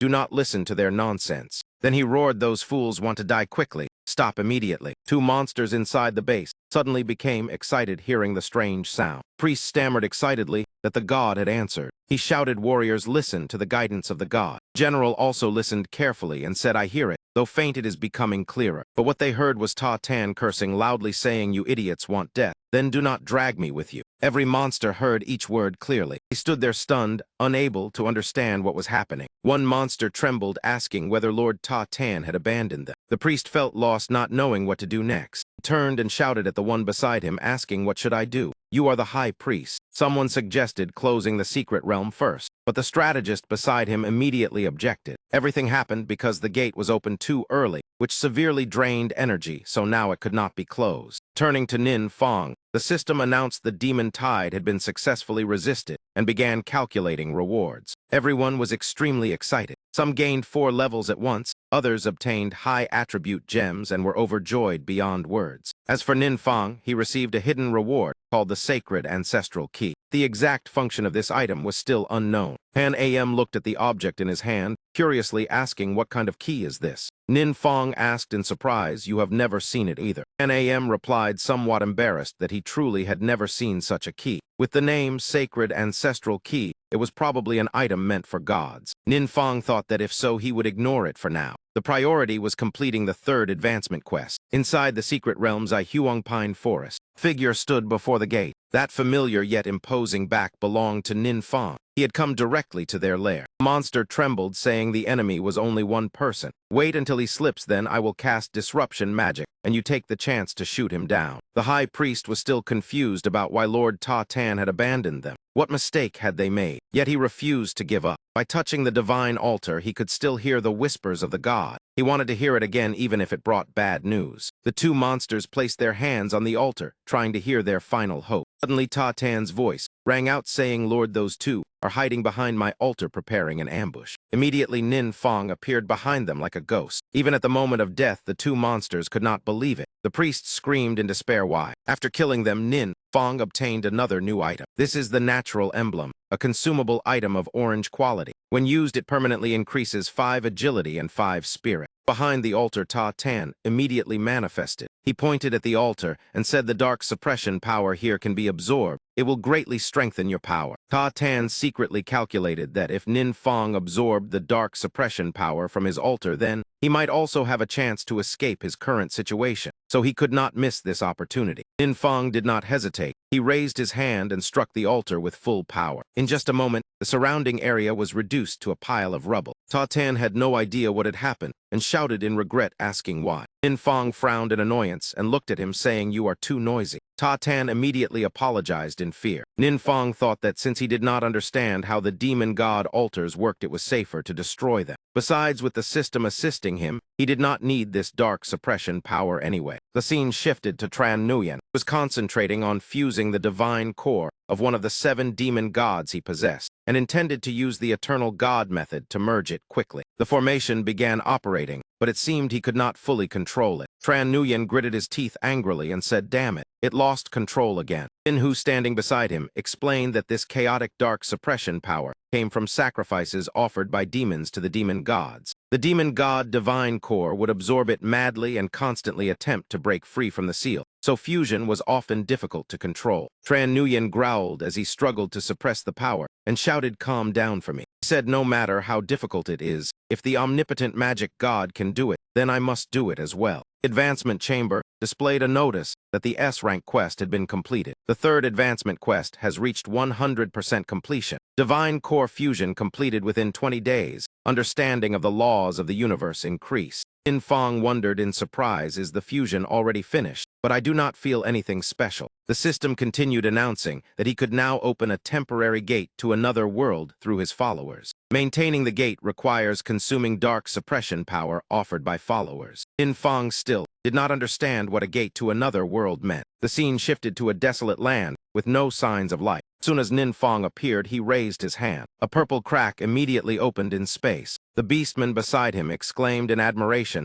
that the demon god lord truly lived up to his title. With a single gesture, he could tear open space. Nin Fang thought this skill was extremely important. If the gods could invade his world, then he must also be able to enter theirs. He wondered what the world on the other side looked like, and whether he should go take a look. Beastman stepped forward, asking whether the Lord required him to accompany him. Nin Fang shook his head in refusal. However, he instructed that since this gate lay within your secret realm, you must guard it carefully and allow no one to approach. If a powerful enemy appears, I will immediately return. The beastman respectfully replied that this subordinate will protect this place with his life. After giving his instructions, Nin Fang stepped directly into the crack. As soon as he arrived on the other side, he said in surprise, "This place is truly different. The scenery is completely unlike Blue Star." Suddenly, he remembered that he should use that item first. The system notification appeared. Active skill, bewitching illusion, dark forbidden spell. Ordinary eyes cannot see through your illusion. Nin Fang thought that this skill scroll was loot from the previous demon tide, and now it was extremely useful. Then he began moving around the area, searching for a place with a better vantage point. After walking for a while, he discovered an enormous city in the distance. Below were the inhabitants of this kingdom, with very strange appearances. Nin Fong blended into the crowd. These people were tall indeed, but fortunately they did not recognize him. He could even understand their language, likely thanks to his increased understanding of the universe. Suddenly Han Am noticed something, and quickly told Nin Fong to look into the distance. Han Am said that was a temple, where followers of the eternal star god worship. Nin Fong remembered that the eternal star god was the deity specializing in support professions. Han Am nodded, saying, "Your memory is truly excellent." Nin Fong thought that although curious, it was better not to attract attention, so he temporarily avoided approaching. That moment, the blue-skinned people suddenly gathered together with extremely angry expressions. Han Am curiously asked what they were saying. Nin Fong guessed that a team had just exited a secret realm and obtained an extremely rare staff. He laughed, saying it seems that staff is very valuable. No wonder the others are jealous. Han Am said, "If I am not mistaken, that staff looks very similar to your staff from the past." The image of Nin Fong in the past appeared in Han Am's mind, making him surprised. Han Am explained that this divine artifact style could only be forged by one of his followers. That was Cessna, known as the Song of Death. Yet Nin Fong still did not fully understand. Immediately afterward, he revealed his true form, which surprised the blue-skinned crowd. Nin Fong stepped forward and asked about the origin of the staff held by that mage. One of them laughed and said, "You truly do not know. That is the most valuable hidden reward of this secret realm, the staff of the evil god. It is also called the shame of Cessida." After hearing this, Nin Fong expression became complicated. He asked hesitantly who Cessida was, because he could not remember at the moment. The blue-skinned man replied that she was the final boss of this secret realm. It is said she once served an evil god, but was later defeated by another god and imprisoned here. Han Am worriedly asked whether that was Cessida and whether they should rescue her. Nin Fong pondered for a moment, then asked how one could obtain a staff of the evil god. Hearing this, the man asked in surprise, "Are you a beginner? There is only one way to enter that secret realm. Pay 1,000 Bei Lin, and we will guide you inside." Nin Fong wondered what 1,000 Bei Lin meant. It was probably the currency here, but where could he obtain it? Then he took out the purse he carried with him. The system reminded him again of the skill bewitching illusion, dark forbidden spell. Ordinary eyes cannot see through your illusion. Nin Fong thought this skill could also consume mana to create additional illusions, so it would be difficult to detect. The two blue-skinned men saw what he offered, and their eyes lit up. 1,000 Bei Lin, little brother, you are truly generous. Immediately afterward, they kept their word and led the way inside. Before long, they entered the secret realm called the demonesque ghost domain. Tribesmen said the paths here are very complicated, so if you get lost and need us to rescue you, there will be extra payment. He secretly planned to abandon him later, then return to rescue him in order to extort more money. Seeing no response, he turned back and said, "Hey, I am talking to you." But when he turned around, he discovered that Nin Fong had disappeared. Two immediately panicked because the purse had also vanished. Meanwhile, Nin Fong had already flown swiftly ahead. An AM confirmed that this was Cessida territory. This place was once called the City of Morning Hymns, but they had renamed it Demonesque Ghost Domain. I remember every road here clearly. If the secret realm has not changed, then Cessida must be nearby. Before Han Am finished speaking, the two already stood before an enormous library. Han Am said this was Cessida Library, the place where she stayed most often. As soon as he finished speaking, a pair of feet stepped out from the shadows. A beautiful girl carrying a dark aura appeared calmly. Han Am felt joy upon seeing the familiar figure, while Nin Fong showed no caution. Suddenly, the ground beneath them split apart from a sudden attack. Han Am was shocked. Han Am immediately shouted loudly, "Cessida, how dare you show disrespect to the Lord God?" But she did not recognize them, and shouted, "Those cursed blue skins dare to humiliate me. If I were not sealed, I would make your lives worse than death." Seeing that reaction, Han Am became suspicious. "When I saw the Lord God, I regained my sanity. So why is Cessida still like this?" Suddenly, Han Am remembered her words about the cursed blue skins and immediately realized something was wrong. He immediately told Nin Fong his speculation, asking whether all of this might be created by illusion magic. At that moment, he tried to perform the disappearing illusion, then turned to ask Han Am whether this method had any effect. Cessida's face was staring wide-eyed in shock. That fierce gaze suddenly softened, returning to normal. She stammered in astonishment, "Lord Divine Master, this truly makes it hard for me to believe." Nin Fong fell into deep thought, then said that indeed everything was caused by a forbidden curse. Cessida cried out in delight, "So it really is you, and there is also..." Han Am immediately stepped forward with a smile and interrupted, "And there is also me." But Cessida's attitude suddenly changed. She gritted her teeth angrily and added, "And there is also you." Then she glared and shouted, "And that hateful blue-skinned one like you,"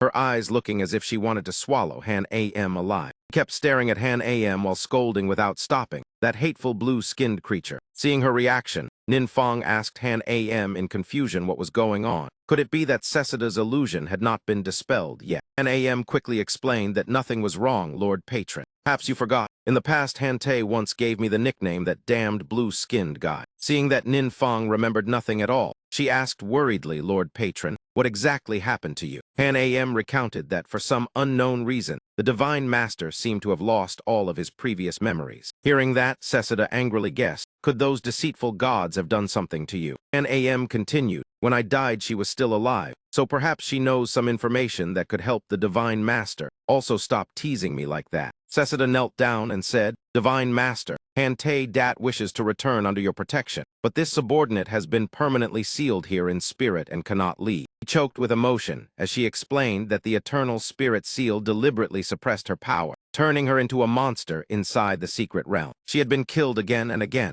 only to revive repeatedly, enduring torment both in body and spirit. At this point, Sesida begged painfully and resentfully, Divine Master, please save this subordinate. Ninfang calculated that her condition was different from Han Am's, so he was not sure whether the previous method would still work. Han AM beside him immediately encouraged that as long as it was his decision, this subordinate would accept it. Then Han AM quickly explained to Sesida that the Divine Master must kill her first before using another method to save her. She would revive through that method, but it might not succeed. However, just like Han AM, she completely trusted her master, so she calmly said it was fine. I trust the Divine Master. Ninfang considered that this place was under the influence of other gods, so they could not stay here for long. It was best to leave as soon as possible. Thinking so, Ninfang immediately summoned his weapon. He decisively held the sword and thrust it straight into Sesida's body, his expression darkening slightly. Before long, Sesida's body began to change. The two stood within a magic circle, glowing patterns gradually appearing with increasing brilliance. Outside, a violent wind suddenly rose, throwing those blue-skinned people into panic. One shouted in alarm, forced teleportation. What exactly is happening? They immediately shouted to each other that the seal inside the secret realm had been triggered. Quickly summoned the guards to check the situation. No matter who caused this, must be captured alive and brought for the goddess's judgment. The entire city of that race was quickly covered by a ring of energy, along with invisible chains that looked extremely bizarre. Inside, Sesida said in alarm that this was bad. The magic formation had activated. Please leave quickly and do not worry about me. Ninfang thought that Sesida had not created any artifact, so he likely could not save her using the previous method. At that moment, soldiers of the blue-skinned race also rushed over in large numbers. Seeing him, they mocked that the man had already been imprisoned by the goddess's seal, truly someone who did not know his limits. Sesida felt extremely sorrowful and regretful, saying, I am sorry, I caused you to be implicated.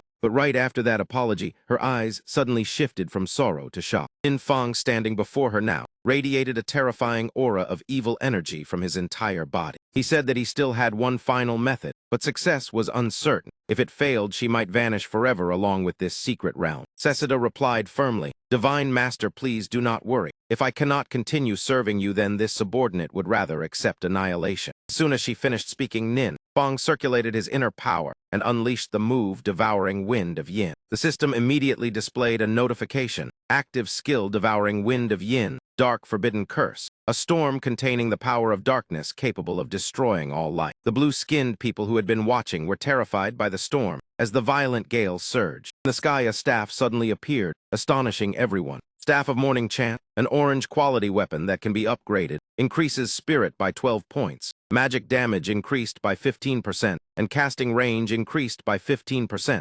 Sesida's soul, protected by divine power, remains within the staff. Ninfang smiled in satisfaction as he took the staff and said, Sesida, it seems we have succeeded. Scene shifted back to the original barren land. That beast was still standing there waiting for him. Suddenly, a crack in space-time appeared behind him and slowly widened. Ninfang stepped out from it with a face filled with killing intent. That man stepped forward and said, the Lord has returned. Ninfang instructed that this place no longer needed guarding. He would close the exit and the man should go handle other tasks. He immediately obeyed. Looking at the entrance, Ninfang thought that maintaining this gate consumed quite a lot of energy. The dark power from the previous sacrifice was nearly exhausted. It was a pity that items from high-level worlds could not be brought into lower worlds. Otherwise, he could have brought several powerful pieces of equipment back. Han Am smiled and said fortunately divine artifacts could ignore that rule. Seseda had finally returned with them. Ninfang immediately raised the staff before him and tried to sense the new power. The system announced that Seseda's soul was protected by divine power,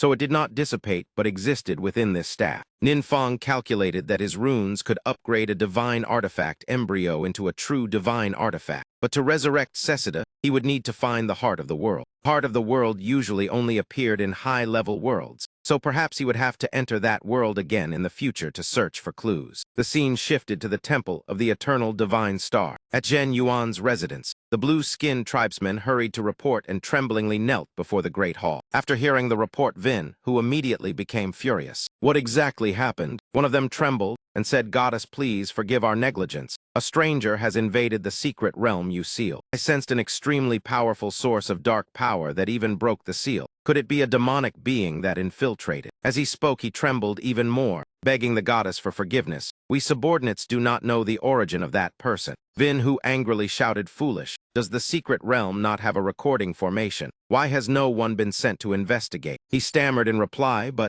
the secret realm has also disappeared. Scene returned to Ninfang's secret base. The place was still extremely quiet. In his room, he carried Man while walking around. Standing before a room, Ninfang nodded in satisfaction and said, "This room is good. The space is large enough. Then this place will be chosen." Immediately afterward, he took out a key and opened the door. The system displayed a notification asking whether to recreate the secret realm land of morning chant here. Choose yes or no. Ninfang thought that the holy reforging key obtained from the previous demon tide was actually used for this purpose. It could restore a destroyed secret realm. As he thought this, he raised his hand and chose yes. However, saving Seseda had attracted the attention of another god. If only there were a way to defeat them one by one. Scene shifted to the vast starry sky within the divine domain, ruled by the eternal divine star. Vin, who was so worried that she bit her finger while thinking about what was happening. Dark power strong enough to break my seal. Could it be that some demon god has revived? She quickly calmed herself and sighed. It has been a long time since I felt such unease.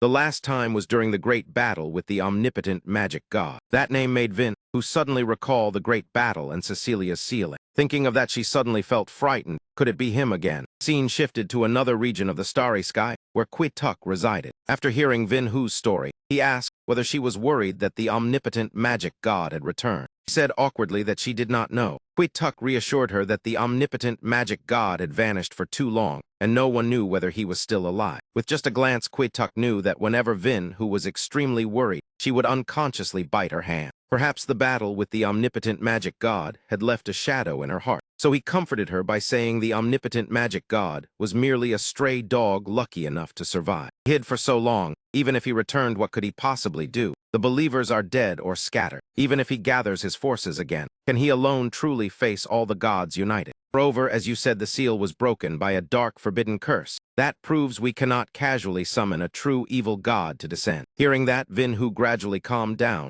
Perhaps I really have been overly suspicious. He continued saying that this matter should first be investigated quietly. It is only the loss of one temple and one secret realm, so there is no need to worry too much. Vin Hu changed the subject and asked how Zhen Nuyen Holy Spirit was now. Quituk replied that he was still in seclusion, because fusing with a divine godhood is never easy. The scene shifted to Tung Vong Citadel, where the gate leading into the secret realm was slowly opening. Han Am said joyfully that this truly is a divine miracle. When Seseda is revived and sees that her world remains intact, she will surely be extremely happy. The books in the library are all the results of Seseda's many years of research. They are a treasure of precious knowledge and experience that for her are even more important than life itself. Suddenly Ninfang called out to Han Am. He immediately replied, "Lord Patron, do you have any orders?" Ninfang said calmly that he would also find a way to restore his world. Those unexpected words moved Han Am so much that tears instantly flowed. In the end, he could not hold back and burst into tears. "Thank you for your grace, great divine master. Please forgive this subordinate's rudeness. This subordinate truly misses his homeland."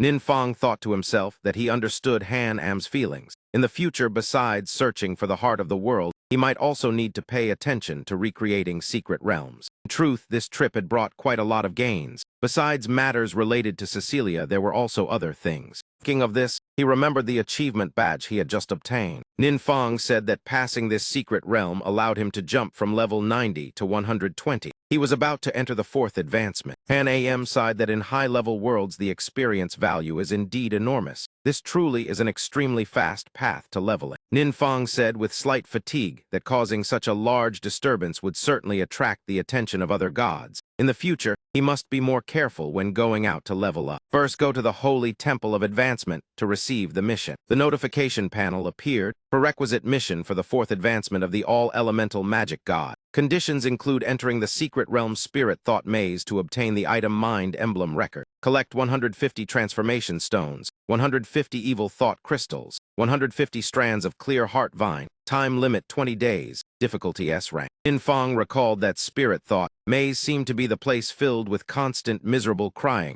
that could drive people into depression. He sighed in relief because the target this time was not that, but the hidden boss within the secret realm. Ninfang immediately entered the secret realm spirit thought maze. The moment he saw the scene inside, he froze. Giant blue-skinned monster was glaring directly at him. Not only that, it even revealed a cunning smile. It even stuck out its tongue and made a throat-slashing gesture in provocation. Ninfang frowned, thinking, could he have seen wrong? Was it deliberately provoking him? Winding a little into the past, within the secret realm spirit thought maze. When they saw Ninfang appear, the subordinates hurried to report to the great king. That battle mage who fights alone has come again. The boss felt the scene strangely familiar. Cried out in panic that it simply could not defeat that man. A deep voice sounded. What are you afraid of? Am I not here? The creature looked extremely terrifying. The blue-skinned monster suddenly remembered. That is right. We still have the hidden boss who was just summoned and is far stronger than me. The hidden boss said that his skill is called Great Intelligence Reduction Technique. No matter how high the opponent's spirit is once struck, they will continuously have their spirit attribute reduced. As long as you distract him, I will launch a sneak attack, guaranteeing he cannot dodge in time. Once his spirit attribute drops,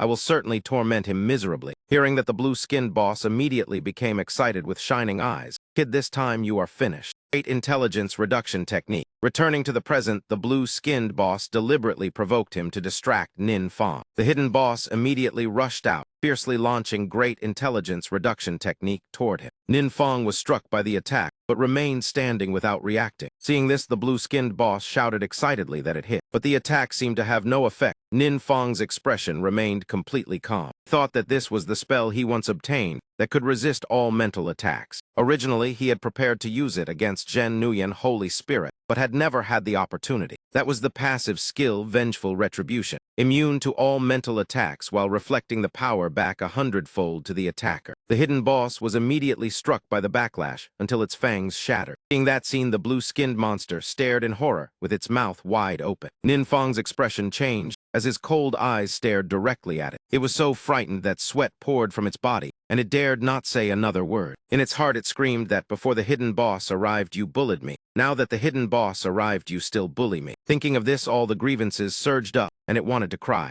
Ninfang did not care at all. With a simple wave of his hand, it was instantly destroyed. After defeating this boss, Ninfang received another new reward. It was Mind Emblem Mark, a consumable item of orange quality. Permanently increases 20 spirit points. Ninfang thought that as time passed, everyone gradually became stronger, so the drop rules of emblems had also become understood. As long as one defeats a hidden boss with fairly strong power, there is about a 1% drop chance. Although somewhat difficult, at least everyone does not have to rely entirely on him. After saying that, he took out his phone and called the trading exchange to ask whether enough transformation stones had been gathered. The staff on the other side smiled bitterly and apologized that the amount of transformation stones in storage was insufficient. We are urgently purchasing more for you. Ninfang frowned because transformation stones are already rare items. Moreover, during the 3rd advancement, he had also bought a batch, so the temporary shortage was understandable. In any case, there was still plenty of time, so there was no need to rush. First, return to the training camp to see the situation. The scene quickly shifted to the superstar new training camp. As soon as he entered, he was surprised because the place had suddenly become lively. The moment everyone saw Ninfang, they shouted in unison that Boss Nin has returned.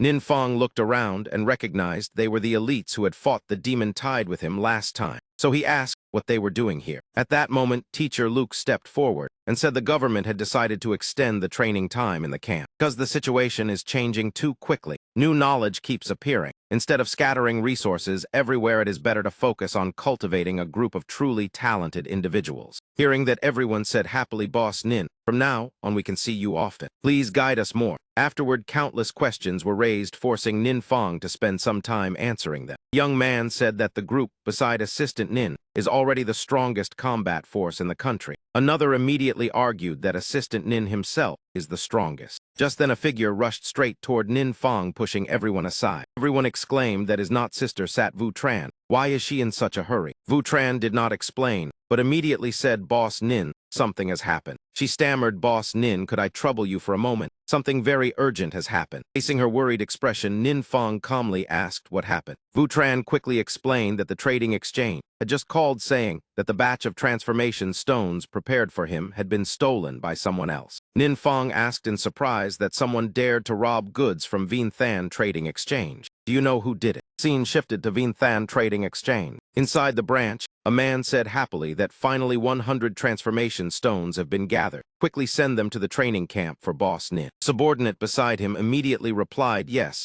and prepared to carry it out. After giving instructions, the man carefully sealed the box. Suddenly, a strange black aura rose from inside the box. That aura quickly expanded and wrapped tightly around the director's neck, causing him to panic. Seeing this, the employees rushed forward shouting, Director. But from beneath the ground, strange, shapeless creatures suddenly emerged. They immediately wrapped tightly around the man's body. No one knew what method they used, but within moments he collapsed. Afterward, the monsters immediately changed targets and rushed toward the bank director. One of them fiercely tightened its grip around his neck. The director trembled and gasped for breath, his choked voice asking what kind of monster this is. Strange man stepped out and sneered, saying that he heard Vien Than Trading Exchange had recently been secretly stockpiling transformation stones. It turns out it was true. The director struggled to breathe, yet still forced his eyes open to look at the man before him. Who are you? Only then did he realize that the person was Trin Jia Thin, the eldest young master of Zheng I Trading Exchange. Trin Jia Thin and Vu Tran were once high school classmates, and he was also a prominent super rookie of that year. Later, he was disqualified from the college entrance examination for intentionally injuring someone. It was said that out of anger, he moved abroad and had not returned for many years. The monster tightened its grip on the director's neck even further. Jia Thin smiled wickedly and said, Do not let him die yet. I still have a few questions to ask. Stepped closer and asked coldly, Speak. Why exactly are you stockpiling transformation stones? The director shouted in panic, Do not come closer. Those goods were ordered by an extremely important client. Jia Thin pretended to be surprised. Oh, an important client. Then that is perfect. Our Zheng I Trading Exchange also needs such clients.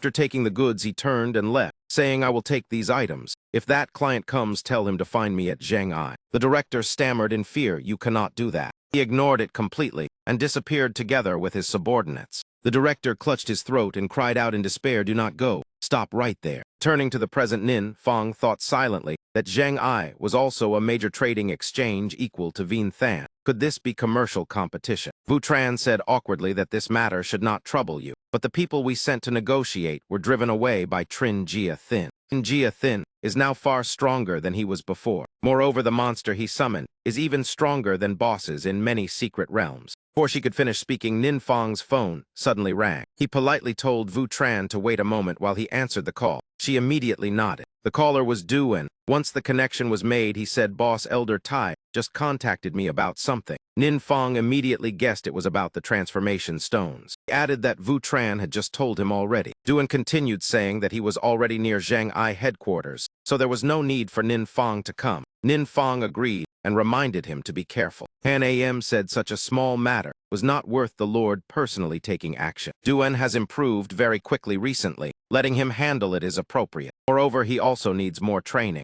With Man assisting, his strength has been improving steadily. The scene shifted to a meeting room. A middle-aged man asked worriedly Jia Thin, Is it really fine for you to seize goods from Vien Than like this? Jia Thin replied arrogantly, Uncle, rest assured. Has Vien Than not always seized our market share? I only casually taught them a lesson. The uncle worried because Jia Thin had been spoiled since childhood and always acted recklessly. Now that he had just returned from abroad, he had already caused a major incident. He advised that recently the 7 great guilds were cooperating with Vien Than If they asked those guilds to intervene, it would be troublesome. Jia Thin said disdainfully, the so-called 7 great guilds are nothing but clowns in my eyes. Uncle, you know that gods truly exist in this world. The man wiped his sweat and replied that he had heard something about it. It seemed that discovery was made not long ago. Jia Thin said proudly, my master is a believer favored by a god. The uncle looked at that man with suspicion. Was that not the strange person Jia Thin brought back from abroad? First glance, he looked more like a cultist than a divine servant. The uncle felt that man was not a good person. Jia Thin continued introducing that his master came from a high-level world blessed by gods. That god cannot be called by name and is usually honored as resting soul of the dead, the one who once proclaimed himself a god and fought Nin Fong in the past. He added that this time his master traveled across the world spreading faith and recruiting believers for the god. Nations that worship the divine Lord will receive protection. Those who refuse will be erased from the world. Hearing his arrogant words, the uncle was astonished. Even if he came from a high-level world, that tone was far too bold. Jia Thin said, you have never witnessed my master's power, so you cannot understand. At that moment, the uncle's phone suddenly rang. Jia Thin immediately reached out and took the phone. After hearing the report from the other side, he asked, how is it? The person said someone came to retrieve the transformation stones. Jia Thin immediately told them to let him enter. He turned to his uncle and asked where were we in the conversation before casually hanging up. The uncle wiped sweat and replied, we were talking about the strength of your master. Jia Thin continued, simply speaking, if the highest level adventurers in this world can reach is level 300, which is the 10th advancement, then my master's level is at least above 1,000. That gap cannot be filled by numbers. He said excitedly that in the near future his master would summon the divine Lord to descend and bless this world. When that time comes, he would become the first believer to receive divine grace. Hearing this, the uncle also relaxed. If so, there is nothing to worry about. Even the 7 great guilds would be like insects before the divine Lord. At that moment, the meeting room door was suddenly pushed open by a powerful hand, startling Jia Thin and his uncle. Jia Thin turned and shouted, who dares break in? Duan looked at him coldly and said directly, I came to take the transformation stones. Jia Thin sneered, it seems I have been abroad too long. The kids in this country have all become so arrogant. He stood up, releasing a threatening aura, saying, I told you to wait outside. Did you not hear? But Duan has always had a fiery temper. Aside from Nin Fong, he has never feared anyone. Jia Thin was instantly lifted off the ground by him. His body trembled in terror. Duan asked coldly, speak quickly. Where are the transformation stones? Jia Thin unwillingly thought that he had been trained by his master, and his equipment and skills were all top tier. Yet he could not even see the opponent's movements clearly. Duan then turned his gaze toward the man called Jia Thin's master. That man stood still with a sinister smile. Around him were many monsters with bizarre shapes. Man lay on Du and shoulder, lazily snoring out of boredom. The cultist smiled and said, not bad skills. Are you a believer of Zhen Nuyen Holy Spirit? Duan replied calmly, I am not. The cultist continued, if you are not, then it means you know about Zhen Nuyen Holy Spirit. It seems you encountered some opportunity that greatly increased your strength. But I do not like your answer because your tone lacks even the slightest respect for gods. That is arrogant blasphemy. Cultist did not realize his disciple was in danger. Jia Thin screamed in his heart, Master, save me, but no sound came out. The cultist continued, even if our beliefs differ, I will teach you a lesson on behalf of the gods. My shadow guards will show you that beyond mountains there are higher mountains. Suddenly, a strange sound rang out, causing the cultist to grow curious. He looked around, searching for the source of that sound. It turned out to be Man. Little Beast had just woken up and trotted toward him. No one saw what it did, but afterward a satisfied burp sounded. Cultist asked in horror, when did this thing appear? Where are my shadow guards? In just a moment, all the shadow guards had been eaten by Man, without a single one remaining. Jia Thin was terrified because the shadow guards of his master were high-level transformed demons, yet that beast devoured them all. Duan guessed that Man quite liked that flavor. Little Beast reached out and lightly touched the cultist. Duan spoke for it, saying, if you still have more, you can let it eat a little more. That man could not believe his ears. Is this not a low-level world? What cursed place did I enter? He secretly gathered his strength, thinking he could only risk everything and look for a chance to escape. Man playfully tapped him with its paw, and his aura instantly dissipated. This startled the cultist so much that he jumped in shock. Man would not allow him to escape so easily. It immediately rushed forward and punched the cultist straight in the face. At first glance, that punch seemed to carry no force, yet his face immediately swelled and bruised. Several teeth also broke. In the blink of an eye, the cultist collapsed to his knees and burst into tears. He begged for mercy, saying he was only a small adventurer. During an expedition in a secret realm, he encountered a spatial turbulence and was swept into this place. Duan suddenly remembered that spatial turbulence seemed to have been mentioned before by Senior Han AM. It was a rare phenomenon that could cause people from high-level worlds to fall into lower worlds. He then asked further, "I heard you intended to summon a god. What exactly is that about?" That man hurriedly explained that he intended to use the heart of the world to conduct a sacrificial ritual, hoping to attract the attention of a god. If accepted, he would become the god's representative in this world and receive many blessings. Du-En and Man did not need to speak to understand each other. Both stared at him coldly. "If you have the heart of the world, then hand it over quickly." Scene shifted to the divine realm at Mingyao Peak Monument. Zhen Nuyen, Holy Spirit, was concentrating on absorbing energy. Hu congratulated him on his success. Hui Tuk also praised that he truly deserved the title of Zhen Nuyen, Holy Spirit. Fusing 10% of a divine godhood was indeed rare. Zhen Nuyen thought that after fusing the godhood, the injuries in his body had decreased significantly. The rampaging dark power had gradually stabilized. Suddenly he looked toward the two fellow gods, making both of them curious. And Nguyen said, "There is something I think you two should know." After hearing it, Vin, who became even more anxious, omnipotent magic god. That day. Hui Tuk spoke. "Could it be that last time it was truly him who saved my relative?" Zhen Nuyen asked in surprise, "What exactly are you talking about?" Hui Tuk explained that while Zhen Nuyen was in seclusion, something had happened outside. Vin, who said nervously that previously the omnipotent magic god had never been like this. He had never taken the initiative to create conflict. Both of them thought of a terrifying possibility. Could it be that he had truly become an evil god? Hui Tuk said with a gloomy expression that he had a method to deal with him. Zhen Nuyen immediately asked excitedly, "What method you have to deal with the omnipotent magic god?" Vin, who also could not help wanting to hear Hui Tuk's method. Seeing the two so worried, Hui Tuk fell silent in thought. After a moment he said, "It is only a speculation for now. Wait until I test it, and then I will explain." Zhen Nuyen thought in his heart that this man was sinister and must be secretly plotting something. Tuk also had his own calculations. He knew Zhen Nuyen was hot-tempered and feared he might rush to confront the omnipotent magic god before things were clear. Vin, who interrupted, asking, "But where is the omnipotent magic god now? Are we simply going to ignore it?" Hui Tuk said confidently, "Do not worry. No matter how strong he is alone. Faith in a low-level world is too scarce to sustain divine power. Blue Star cannot become a high-level world without the protection of gods. This is also a rule of the universe, designed to prevent a single god from monopolizing a world and breaking the balance of power. Therefore, the hiding place of the omnipotent magic god will eventually become a cage he created himself." The scene returned to Jia Thin's office. Din Fong was happily stroking Man. The cultist panicked, thinking, who exactly is this young man? The demonic beast, even stronger than his master, was obedient before him. Din Fong asked Du-En whether the identity of that one-eyed man had been investigated. Du-En replied that it had been confirmed. Du-En said that about a month ago, he appeared in a secret realm in Leja. Nin Fong recalled that Leja was a small country in Eastern Europe. Du-En nodded, saying the Leja government had honored him as a national-level powerhouse. They even established an adventurer alliance under his name and forced many other countries to join. But when they contacted our country, the government refused. Therefore, he likely came here to demonstrate power. Du-En asked boss if something seems wrong. Han AM said that one-eyed man always claimed to be a follower of resting soul of the dead. According to the ritual, he mentioned the so-called summoning of a god actually means the omnipotent magic god. Hearing this, Nin Fong was momentarily speechless. He shouted, "Hey, you hurry and tell the truth. Which god exactly are you trying to summon?" One-eyed man broke into a cold sweat and said, "Great Vong." Nin Fong stared at him. That man immediately kowtowed, repeatedly saying, "I was wrong. The god I want to summon is the omnipotent magic god." Du-En glared and scolded, "Shameless.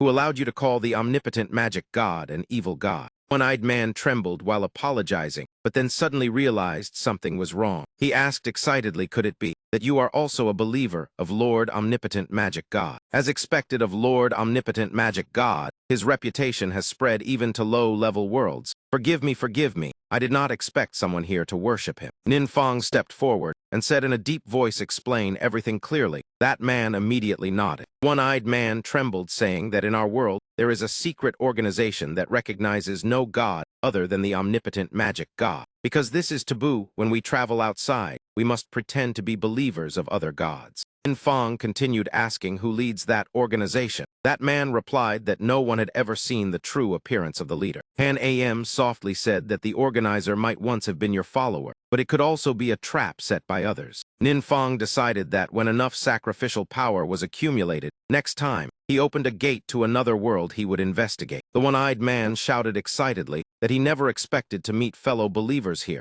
Great omnipotent magic god, your grace is everywhere. Han Am laughed, foolishly saying, I am starting to like this guy. Nin Fong and could only helplessly look at the fanatic. Nin Fong felt that this man had provided some useful information. Only 2 more pieces of the heart of the world were needed. He felt happy because he could finally awaken Seseda. Scene shifted to Tung Vong Citadel. Seseda emotionally hugged Nin Fong, saying, Divine Master, this subordinate has finally met you again. During that long, endless time, this subordinate missed you every single moment. An AM immediately interrupted, asking, what about me? Seseda replied angrily, the person I least want to see is you. Get out of my secret realm immediately. Nin Fong laughed, saying, it seems the relationship between you two is very good. She immediately protested, loudly saying, that is absolutely not the case. Seeing Nin Fong confused, Seseda complained that this man always caused chaos in my library. After reading books, he never returned them to the correct place, and even borrowed without returning them, so I banned him from entering. Han Am hurriedly said, that is exactly why we must go into the library to talk. We cannot let the Divine Master stand outside like this. This subordinate will lead the way. Figure immediately dashed past Nin Fong. Seseda shouted, that bastard, do not make decisions for me. 3 quickly sat inside her library. The atmosphere suddenly became quiet. Han Am teased, saying, Seseda, this way of receiving guests is not good. There is not even a cup of water. She replied seriously, food and drink are forbidden in the library. I apologize, Divine Master, but this rule cannot be broken. Nin Fong laughed, saying, Han Am, stop teasing Seseda. Han Am scratched his head awkwardly.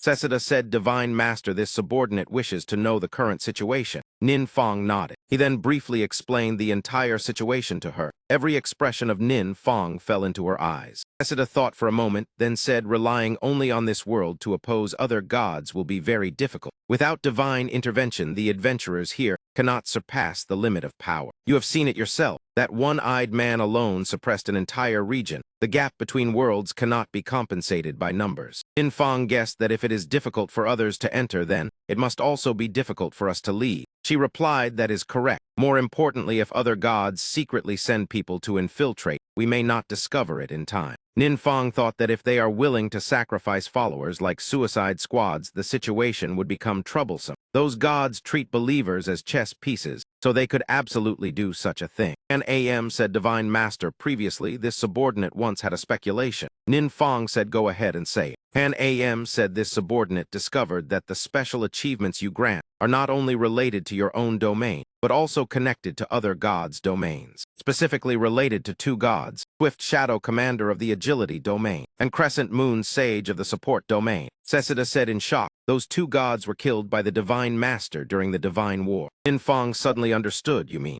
Han Am continued, exactly, it seems the Divine Master also thought of that possibility. Seseda said irritably, what exactly are you 2 talking about? Think about how I feel. Han Am recalled that only recently he realized this possibility. The godhoods of Swift Shadow Commander and Crescent Moon Sage. Is it possible that you unintentionally fused the godhoods of those gods? If this hypothesis is correct, then many things can be explained. For example, when the Divine Master was struck by an extremely powerful forbidden curse, yet recovered quickly. Or the fact that you can grant special achievements related to those 2 gods, but cannot do the same with other gods. Han Am's eyes suddenly lit up. That means there may not be only 1 god here, but 3. No, it should be 4 gods if we also count that evil demon god. Nin Fong speculated, in other words, if other gods are destroyed, it may be possible to fuse their godhoods. Han Am replied, this is only this subordinate speculation. Everything still needs further verification. Those words caused Nin Fong to fall into deep thought for a long time. The scene returned to the 3 gods. For some reason, they suddenly all felt an ominous premonition. In their hearts, the 3 almost shouted at the same time. What is happening? Just now I sensed a terrifying threat. They recalled the past, when a world-shaking battle once occurred. At that time, Zhen Nuyen had shouted loudly, Omnipotent magic god, we never needed to reach this point. Why are you so stubborn? Facing that anger, the omnipotent magic god only stood silently without speaking. Then who said you never liked conflict? We never forced you,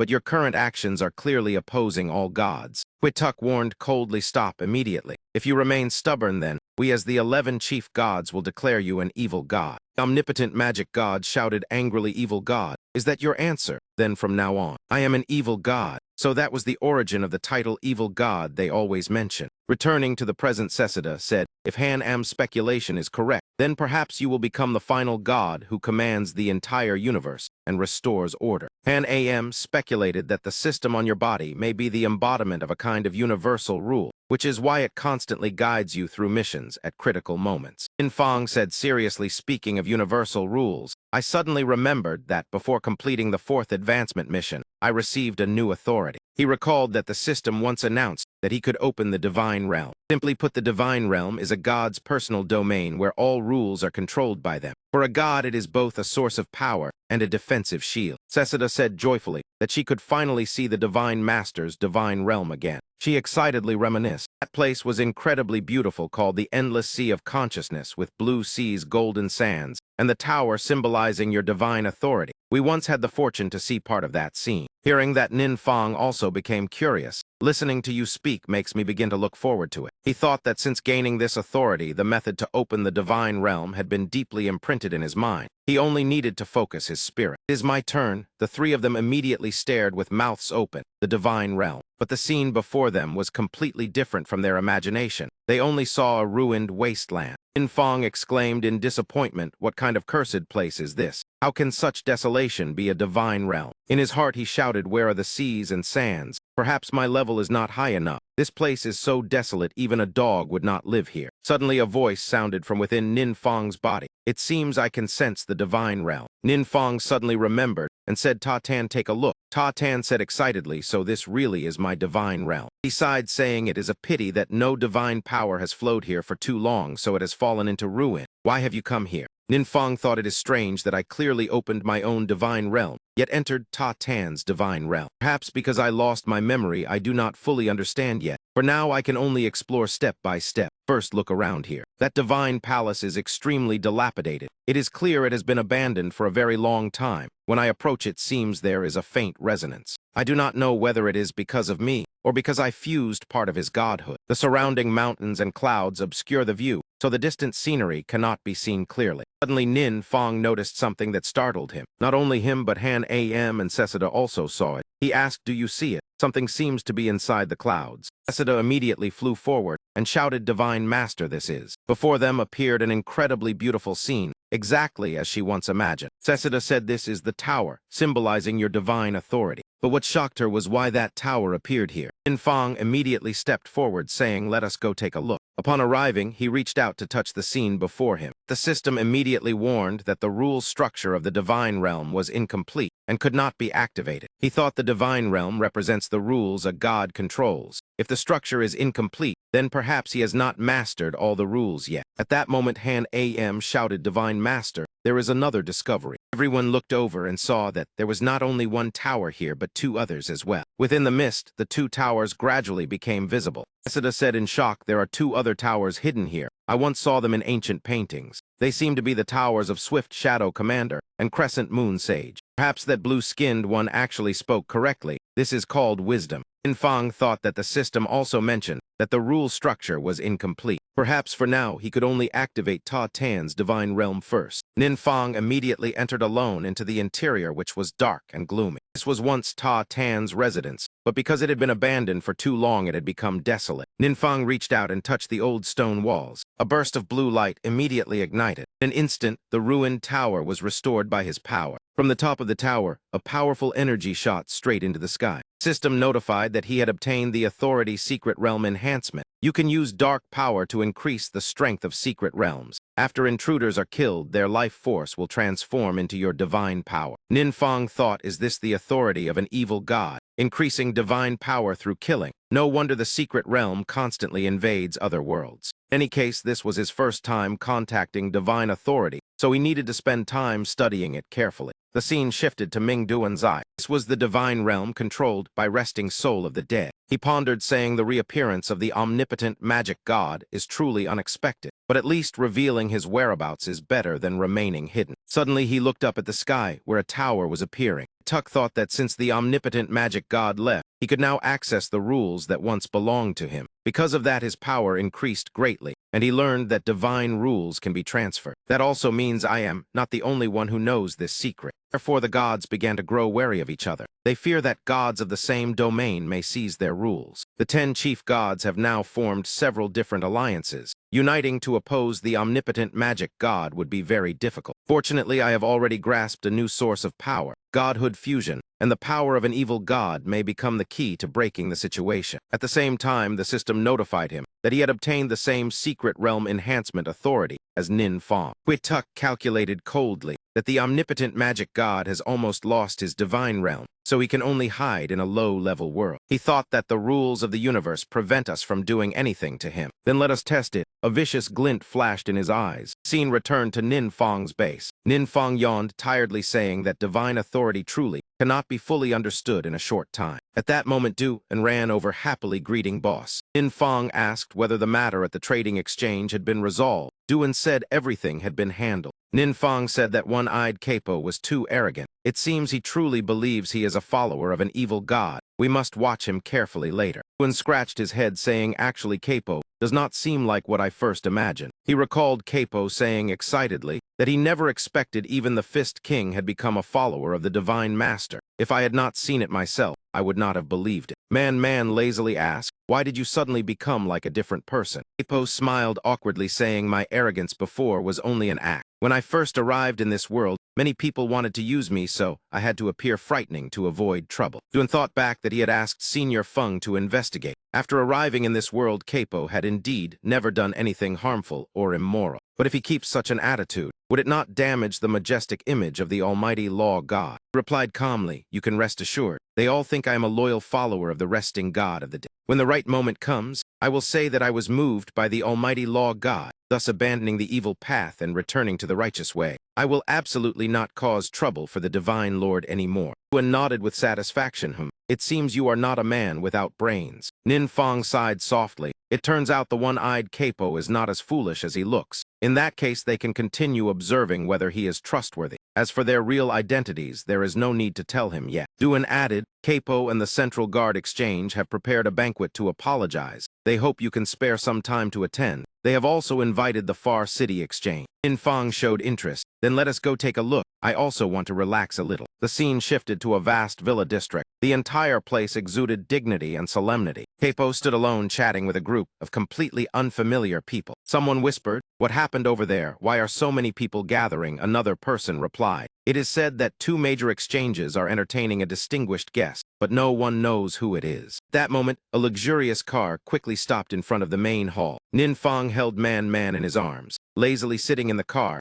Even going from the hotel gate to the entrance required riding in a car for so long. Truly the display style of a luxury hotel. As soon as he appeared, Capo happily called out, Nin sir, you have finally arrived. 2 receptionists whispered to each other, is this the distinguished guest that the 2 exchanges are hosting? He looks so young. One of the girls quickly recognized him and stammered, ah, you are. You're not the hero who defeated Boston and saved many people. At that time, my family was also inside the secret realm, so I clearly remember your video. The other girl also ran over in surprise. So you are that great hero. I watched the video too. Could you sign an autograph for us? Capo turned and scolded Jia Thin. You bastard, you dare provoke anyone. This time you have dragged me into trouble. He bowed respectfully and said, Nin sir, please come inside. During the banquet, everyone chatted lively while eating and drinking. The tables were filled with luxurious dishes. Female hotel staff member was happily playing with Man. It even asked for more food, truly adorable. Jia Thin stood up and raised his glass. Everyone, this matter was entirely my fault. Capo gritted his teeth, sweat appearing. As his teacher, I failed to discipline him properly, so I must also bear responsibility. Utran was secretly surprised. Trin Jia Thin actually admitted fault before him. This was truly rare. It seemed he was merely benefiting from the reputation of assistant instructor.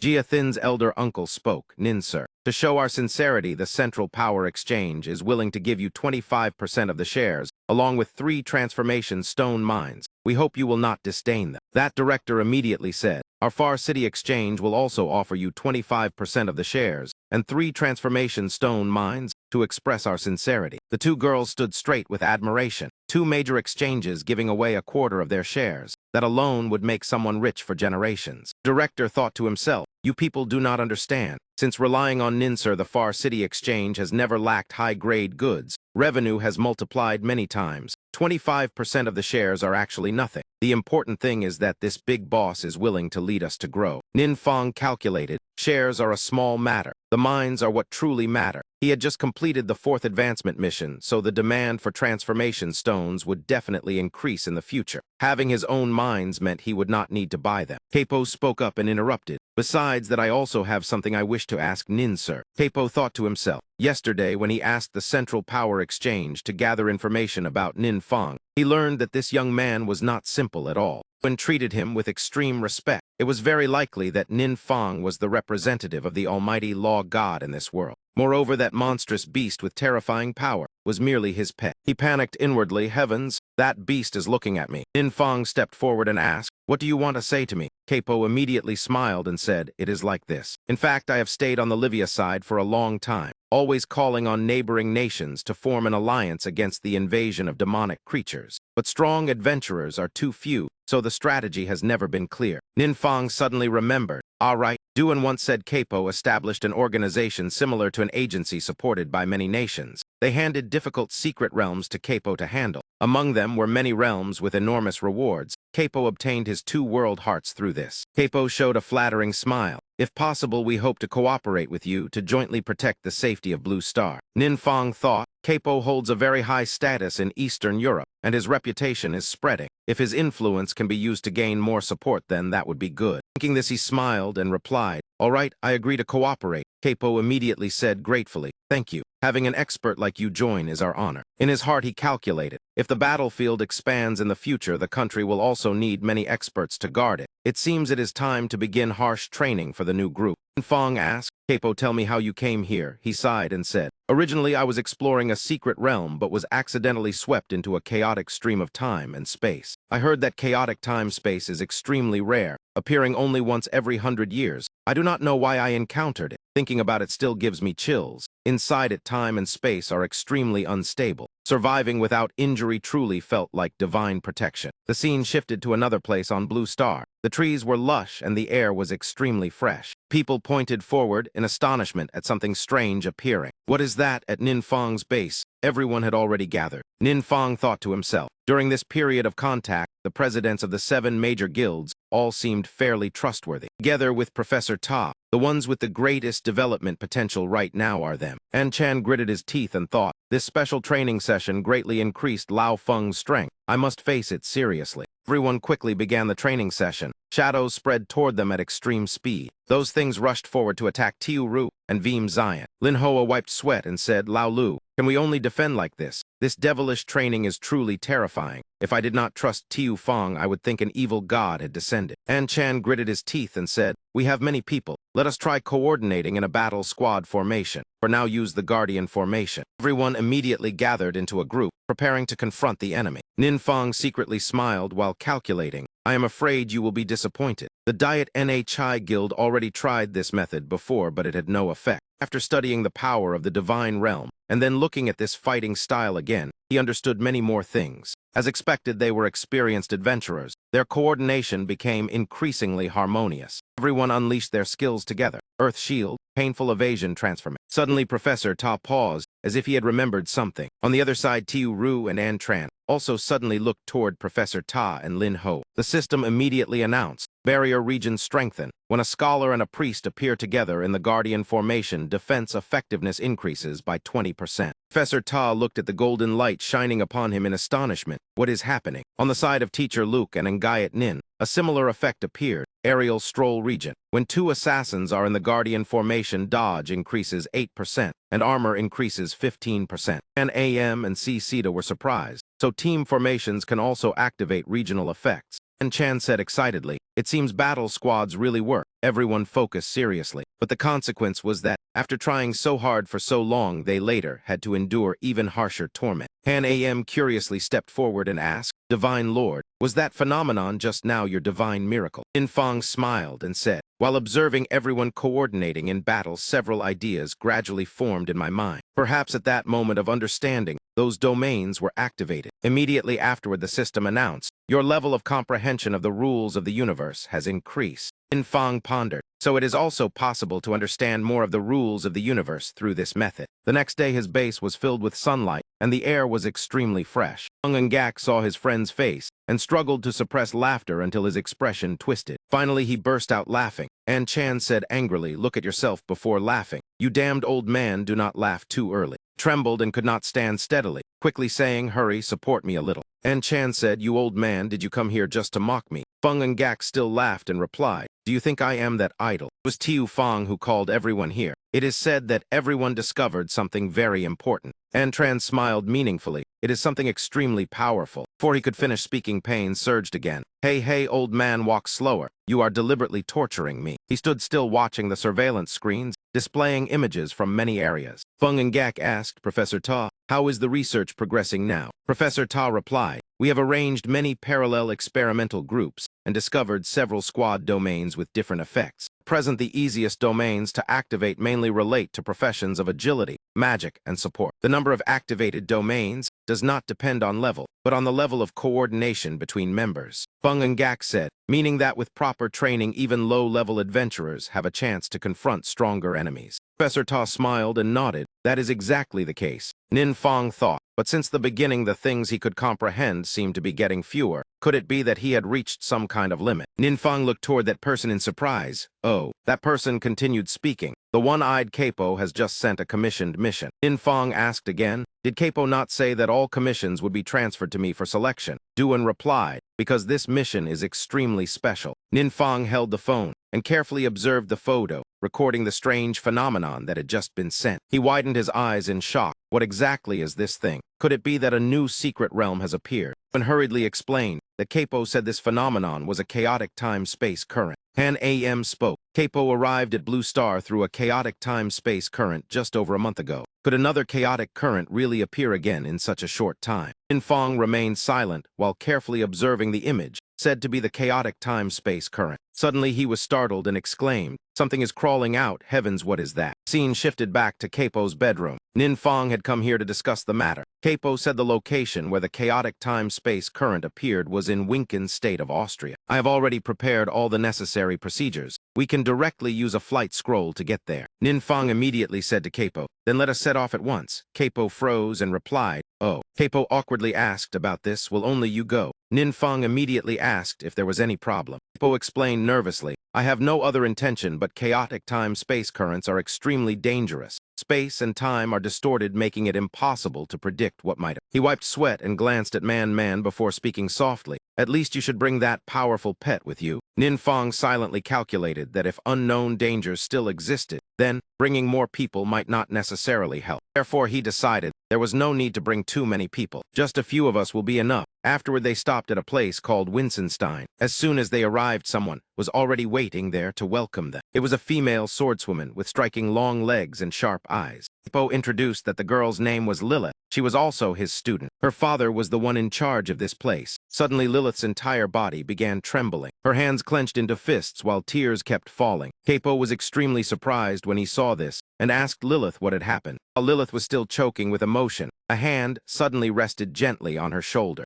Newcomer introduced himself. "Everyone, I am Andrew, Lilith's father. I apologize for letting you see my daughter like this. I will explain everything clearly. Please follow me." Andrew led everyone to the outer edge of the building and said that from here they could see where the chaotic time-space current appeared. Below them, a massive dark sphere truly hovered in the air, blocking the sunlight. Andrew continued explaining, "The reason I sent the commission is because this chaotic time-space current far exceeds our understanding. In a short time, it swallowed an entire town and formed a space similar to a secret realm. The residents who once lived there all turned into extremely powerful and terrifying monsters. The authorities once sent a combat team to destroy it, but even after many sacrifices, they still could not destroy that secret realm. The combat team formed by Lilith was also completely wiped out during this mission. Only Lilith managed to escape with great effort. We must thank Capo for training her, otherwise she probably would not have survived." Lilith finally calmed down She lowered her head and apologized. I am very sorry. Those team members were all my closest friends, so I could not control my emotions just now.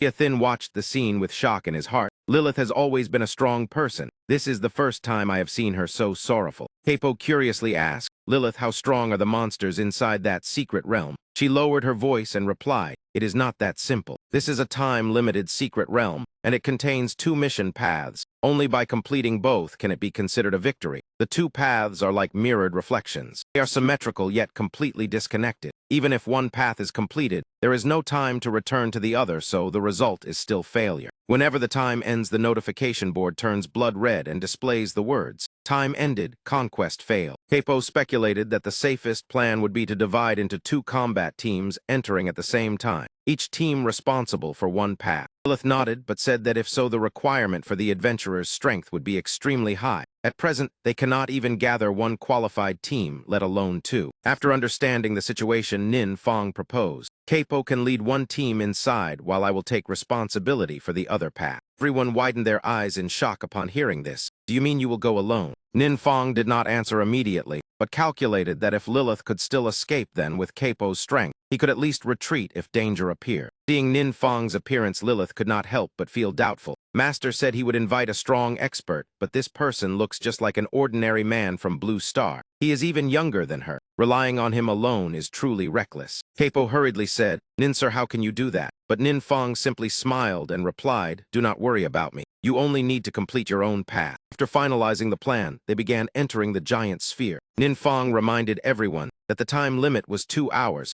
so every minute and second must be used well. We'll take the left path while you all take the right path. Lilith still felt uneasy and asked her master, is Nin really all right? Capo could only shake his head and say that he was not sure. To be honest, I have never personally seen Nin Fong take action. Yet all of my shadow guards were completely devoured by your pet, Mr. Nin, leaving nothing behind. After hearing those words, she stood frozen, her mind seeming to stop working. Lilith's thoughts, her master's shadow guards were terrifyingly powerful, enough to crush any strong expert in the world. So what kind of dreadful creature could possibly devour all of them like that? And in the end, who would dare treat that kind of monster as an ordinary pet? She even secretly wondered whether Mr. Nin acting alone meant he was hiding some kind of secret. The deeper they moved inside, the darker and more humid the atmosphere became. Capo's team quickly encountered the first obstacle on the path. In front of them appeared several monsters colored brown mixed with red. Their bodies were enormous, their ferocious appearance as if ready to devour anyone within sight. Their cold eyes swept over their prey. Deep within them flickered a terrifying killing intent. Without any warning,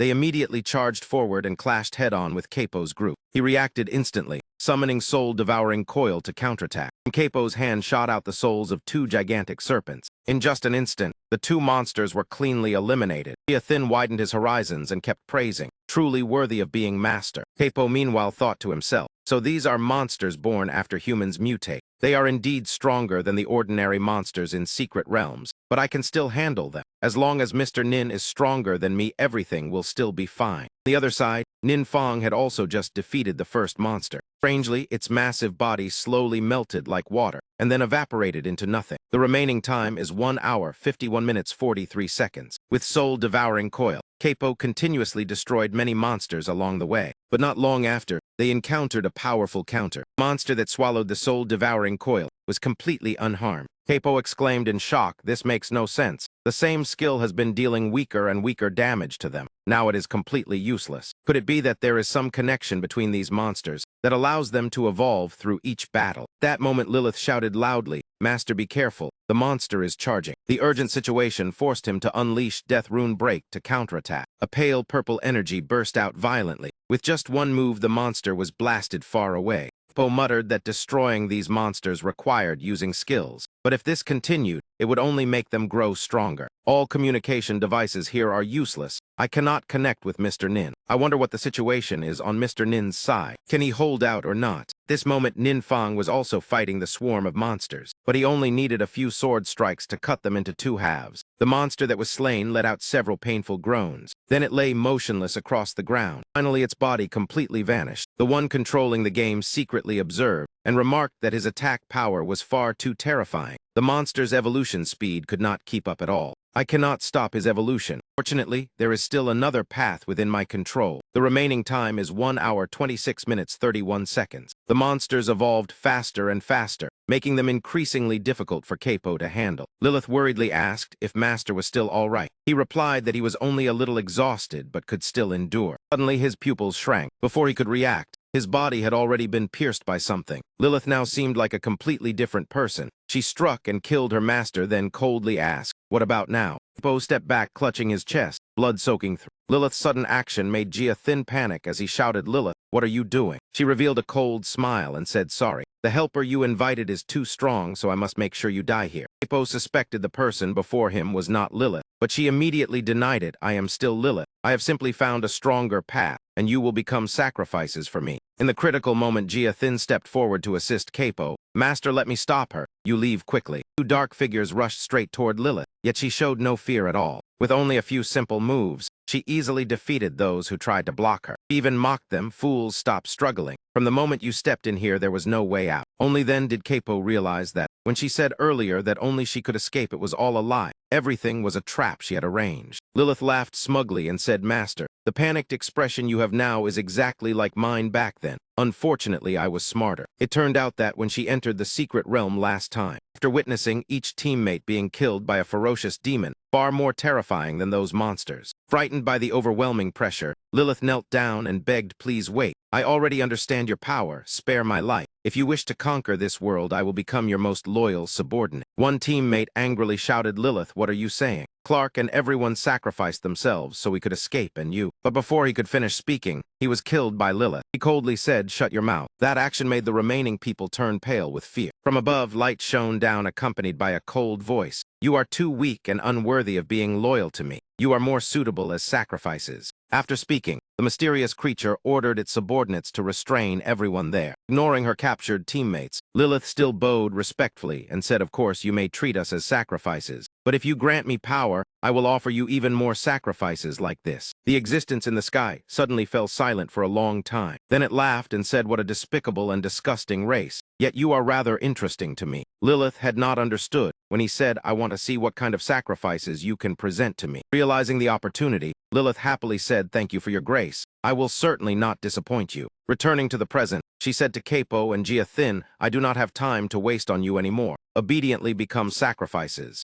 Two of them were now at a disadvantage and could only grit their teeth and resist. Suddenly, the system announced that the left route had been completed. During that, they shouted in joy, "Mr. Nin has succeeded." Lilith laughed coldly and said, "It is useless. These two paths do not exist in the same space-time. Even if he completes one, he cannot complete the other." Yet immediately afterward, the system announced that the right route had also been completed. Lilith instantly froze in disbelief. After a moment, she finally screamed, "It is impossible. How exactly did he do it?" The scene shifts to Nin Fong's side. After just defeating a monster, he sighed softly. Just as Lilith said, these two paths mirror each other like reflections. Therefore, by using Void Path Step, he could cross directly to the other side. There was no need to return along the old road. It seems he is about to be teleported somewhere else. Before his eyes appeared a strange secret realm, filled with dreamy pink light. Lilith, on the other side still, could not understand how a single person could complete both routes. While the three of them were still confused about what had happened to Nin Fong, strange vortex suddenly appeared, causing the surrounding space to become hazy. Gia Thin looked around in confusion, wondering where exactly this place was. Although Lilith had stepped into this place twice before, she never knew that when both routes were solved, the one who entered would be transferred to the private space of the owner. This was also her first time coming here, because previously her failure meant she was deemed unqualified to enter. At that moment, she suddenly noticed something strange. Right on the cliff where she was standing, a stone slab carved with a spiral symbol was revealed. It very likely belonged to the creature Lilith always called Master. Seeing that scene, Gia Thin stammered, "Master,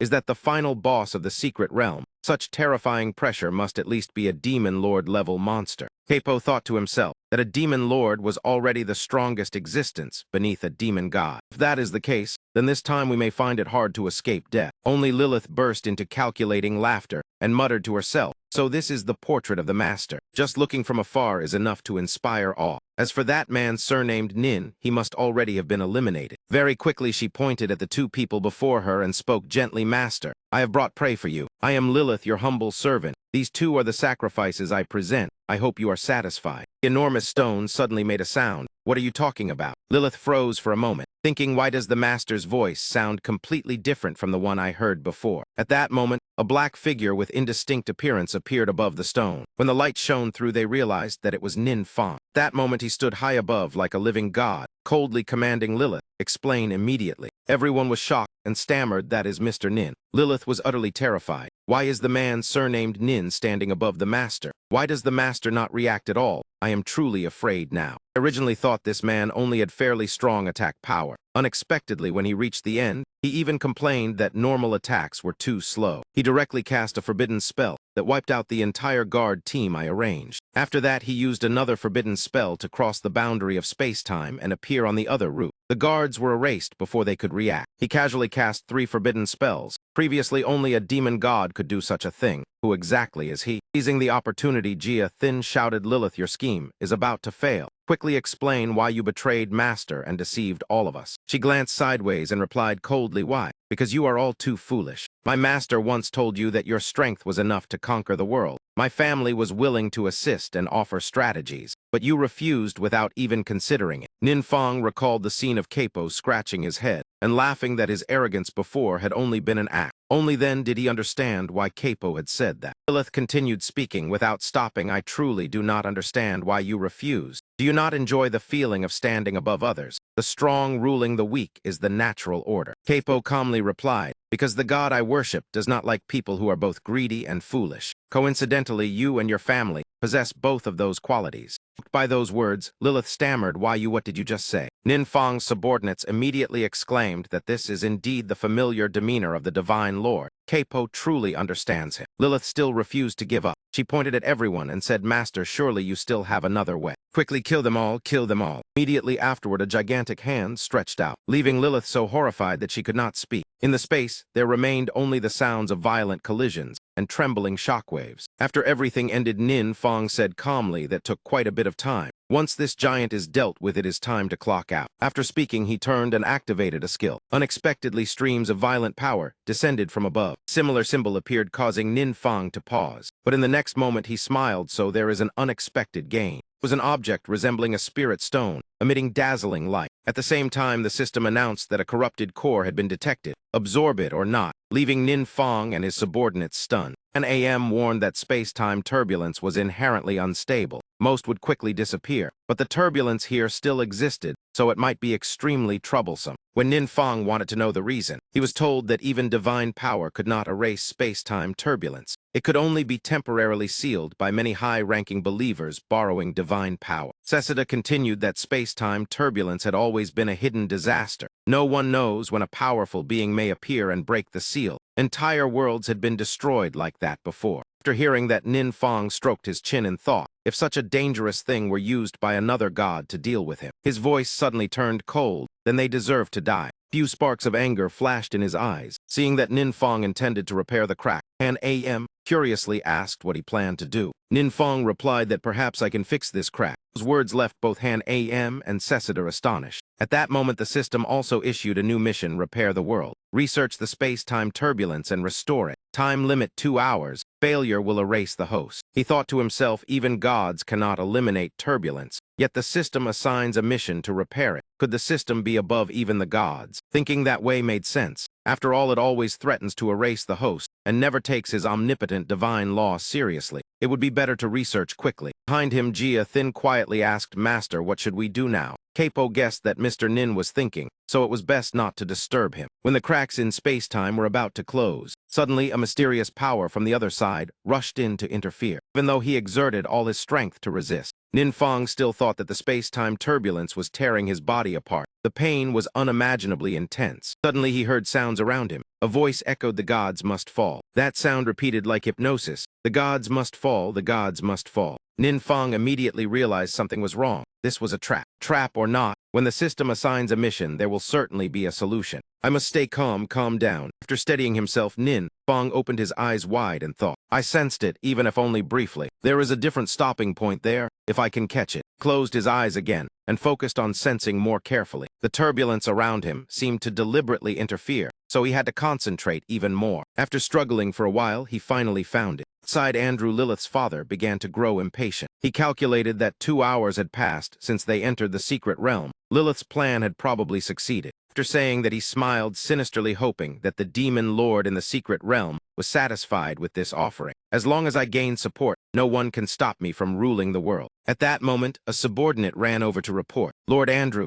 people from the Guild Alliance are surrounding this place. Sneered foolish idiots finally reacted. In that case, send them all to hell. The Guild Alliance had arrived and sealed off the entire area. Leading the Austrian Alliance was Commander Johnny Wilson. The Austrian Adventurer Association was mainly established by large corporations. The Guild Alliance was the highest authority managing them. Someone asked Commander, should we rush in and capture Andrew? But he said wait a little longer. At that moment, 3 arrows shot down like a greeting. Johnny recognized the signal and rejoiced, old friend, you finally arrived. Inside the secret realm at this moment, Nin Fong was still calculating. This is the starting point of a space-time current. I can use divine power to stabilize it. Once this point is stabilized, it will no longer be out of control. Then another bright point appears elsewhere. I only need to continue doing it this way. Left-hand AM and Cessida extremely shocked. The crack is truly closing. This is the great power of the Divine Lord. After a while, Nin Fong finally let out a sigh of relief. It is finally complete. The system announced that his level of comprehension of the laws of the universe had increased. At the same time, the recovery ability of the world he was protecting had also improved. Nin Fong asked his subordinates what recovery ability meant, but they could only speculate. Sorry, this is not a field we clearly understand. In simple terms, it may mean the ability that allows a damaged world to restore itself to its original state. He nodded and said that might be the case. We can slowly research it further later. But there is another matter. When I was repairing the flow of space-time, what exactly was that sound? Gods will surely die. What exactly does that sentence mean? At that moment, Jia Thin suddenly shouted, Master, look. As he spoke, he raised his hand and pointed toward the sky. He exclaimed in shock, Master, everything around us is gradually returning to normal. This is a miracle, unbelievable. Capo could not hold back and hurried to Nin Fong. He quickly swore, Mr. Nin, please believe me. I, Capo, have never intended to conquer the world. Nin Fong gently placed his hand on his shoulder and said, I believe you. Suddenly, several strange sounds echoed from the distance. Everyone turned in confusion and asked each other what that sound was. About 20 minutes earlier, Johnny's subordinate curiously asked if the 3 flying scrolls earlier were the commander's old friends. The 3 who had just arrived were Yuong Diet and Veem Bak. The one leading them was Feng Mak. He immediately asked Johnny about the current situation. Yuong Diet looked at that man and thought that is the Holy Light Knight Johnny, the commander of the Austrian Guild Alliance. He and Senior Feng are legendary figures only seen in the news. Johnny explained that they were monitoring the ambitious Andrew, but the secret realm area could not be accessed, so the situation remained unclear. He apologized for dragging the adventurers of their nation into such a disgraceful Feng Mak replied that since Nin Fong was inside the secret realm, there should not be a major problem. They only needed to focus on dealing with Andrew. He must pay for deceiving Nin Fong. Johnny felt somewhat puzzled after hearing that, but did not say it aloud. In his mind, he thought the opposite was true. The secret realm area was the most dangerous place. In another area, a bloody battle was taking place. Corpses lay scattered all over the ground. The monsters sneered with contempt. These weaklings do not interest me in battle at all. Old Johnny is down the mountain. Why not go down and deal with him? Only one survivor ran back in panic to report, Commander. We were ambushed. Johnny saw his subordinate severely injured and felt distressed. How were you injured so badly? Do not move while I treat you. The soldier endured the pain and said Andrew has gathered many missing people under his command. Young Mac immediately asked, what do you mean by missing people? Johnny explained they were people who mysteriously disappeared and later reappeared. They were originally human, but possessed the power of demon creatures. Ordinary adventurers are no match for them. Feng Mak suddenly remembered some familiar faces and exclaimed, could it be? Johnny also recalled that Andrew's daughter Lilith once captured those missing people. Perhaps they used that opportunity long ago to build their forces. That moment, a violent surge of power rushed straight toward them. Johnny noticed it and immediately shouted, be careful. But it was too late. That strange power had already closed in. At the critical moment, another force suddenly appeared and blocked it. Johnny and his subordinates were startled and turned to look at the one who saved them. Exclaimed Yuong Diet, that attack just now was truly brilliant. The monsters asked each other in surprise, was my attack blocked? Johnny was also astonished by Yuong Diet's strength. He did not expect this young girl to be even stronger than himself. That moment, Veem Zion and Yuong Diet charged forward together. Under the leadership of Feng Mak, the weak monsters were quickly exterminated. Johnny watched the impressive scene and asked Feng how he had also become so strong. Feng replied that it was thanks to Mr. Nin, giving him special training inside the secret realm. Johnny exclaimed in surprise, Mr. Nin is inside there. No wonder you were not worried at all. Max suddenly became serious and said, Johnny, take us inside. After a while, they had approached the secret realm area. Nin Fong and his companions had just finished eliminating the monsters. Their corpses piled up into a large mound like a small hill. Thin reported someone is coming. Nin Fong happily said, Diet and Hi, Senior Feng, Chairman Truong, why have you all come here? Feng Mak explained that the commander of Austria, Holy Light Knight Johnny, discovered Andrew's abnormal actions. Since it involved your safety, he immediately contacted me. Johnny is an old friend of mine, but after speaking, he suddenly froze. His mouth stammered that terrifying secret realm has disappeared, not only that they can even walk out. Capo grabbed Andrew by the collar and handed him to Johnny. Andrew knew there was no escape and muttered, I demand trial according to national law. I am a governor. Under my country's law, foreigners have no right to judge me. Johnny calmly replied, you are correct. Hearing that, Andrew laughed smugly, but Johnny immediately issued a new order. I will use my authority to invite Mr. Nin to become an honorary citizen of Austria. I hope you will not refuse. Nin Fong did not hesitate and said, I accept the invitation of your nation. Andrew immediately shouted, what? How dare you? Johnny loudly declared, Andrew, this madman. Let Mr. Nin represent the world in sending him to hell. Kuk-thur was helping the investigation team move the bodies to the gathering point. She complained irritably, why do I have to carry corpses? This is not work for a woman. Nin Bok coldly asked, what nonsense are you talking about? He looked toward the group surrounding Nin Fong and said, besides Johnny, everyone here is a chairman of major guilds. They all want to speak with the hero from Long Kwok. We are the lowest in status. Kuk-thur clenched her hand and smiled, that youth from Long Kwok is truly powerful. I also want to talk with him. If I can even date him, that would be better. Min Bok rolled his eyes and said, enough. Lift it quickly. Who allowed you to let go? Johnny sincerely said, Mr. Nin, we have prepared a banquet. Please honor us with your presence so we may express our gratitude. Nin Fong stroked his chin and thought, after dealing with the space-time crack, he had directly reached level 150. If he changed class in Austria, his personal record would also remain here. Perhaps it was unnecessary, but staying for a meal was acceptable. Besides, repairing the crack had consumed considerable stamina. After considering, he smiled and shook Johnny's hand and said, according to the saying of Long Kwok, I respectfully comply. Johnny laughed and said, Feng taught me that sentence. The scene shifts to the headquarters of a corporation. Johnny organized a grand banquet and said, Mr. Nin, please sit. Nin Fong replied, thank you. Looking at the table filled with food, Nin Fong thought to himself that he was truly very hungry. Opposite him were Capo and Feng Mak. Nin Fong looked at the table and thought, Austria, Long Kwok, Europe. The forces cooperating this time are truly powerful. Hopefully an alliance to protect Blue Star can be formed soon. Suddenly the phone rang. Johnny apologetically said, sorry, Mr. Nin. I need to step outside for a moment. Nin Fong gently replied, please feel free. Johnny walked to a quiet place to answer the phone. He asked coldly, what is it? Kuk-thur on the line said it concerns Mr. Nin becoming an honorary citizen. He reported that the parliament said they did not have detailed records about Mr. Nin. Long Kwok also refused to provide them, so they could not approve it casually. Johnny narrowed his eyes, his expression gradually turning angry. He returned to the banquet room and said, perhaps I must leave for a little longer. Stay here and host Mr. Nin for me. Kuk-thur immediately replied, yes. The scene shifts inside the meeting chamber. Secretary General said in shock, this is the meeting room. The man beside him widened his eyes as well. It is unbelievable that such a powerful figure has appeared in Long Kwok. Another person coldly interrupted, I am starting to envy them. If we offer attractive enough conditions to Nin Fong, perhaps we could invite him to Austria. Suddenly the wall behind the chairman exploded. A large number of monsters suddenly rushed inside. While he was still speaking, someone suddenly screamed in panic, monsters. Behind a man appeared a shadow with a sinister smile. Someone shouted angrily, how can monsters appear inside the parliament? Where are the guards? We absolutely cannot allow a man from Long Kwok with an unknown background to become a citizen of our nation.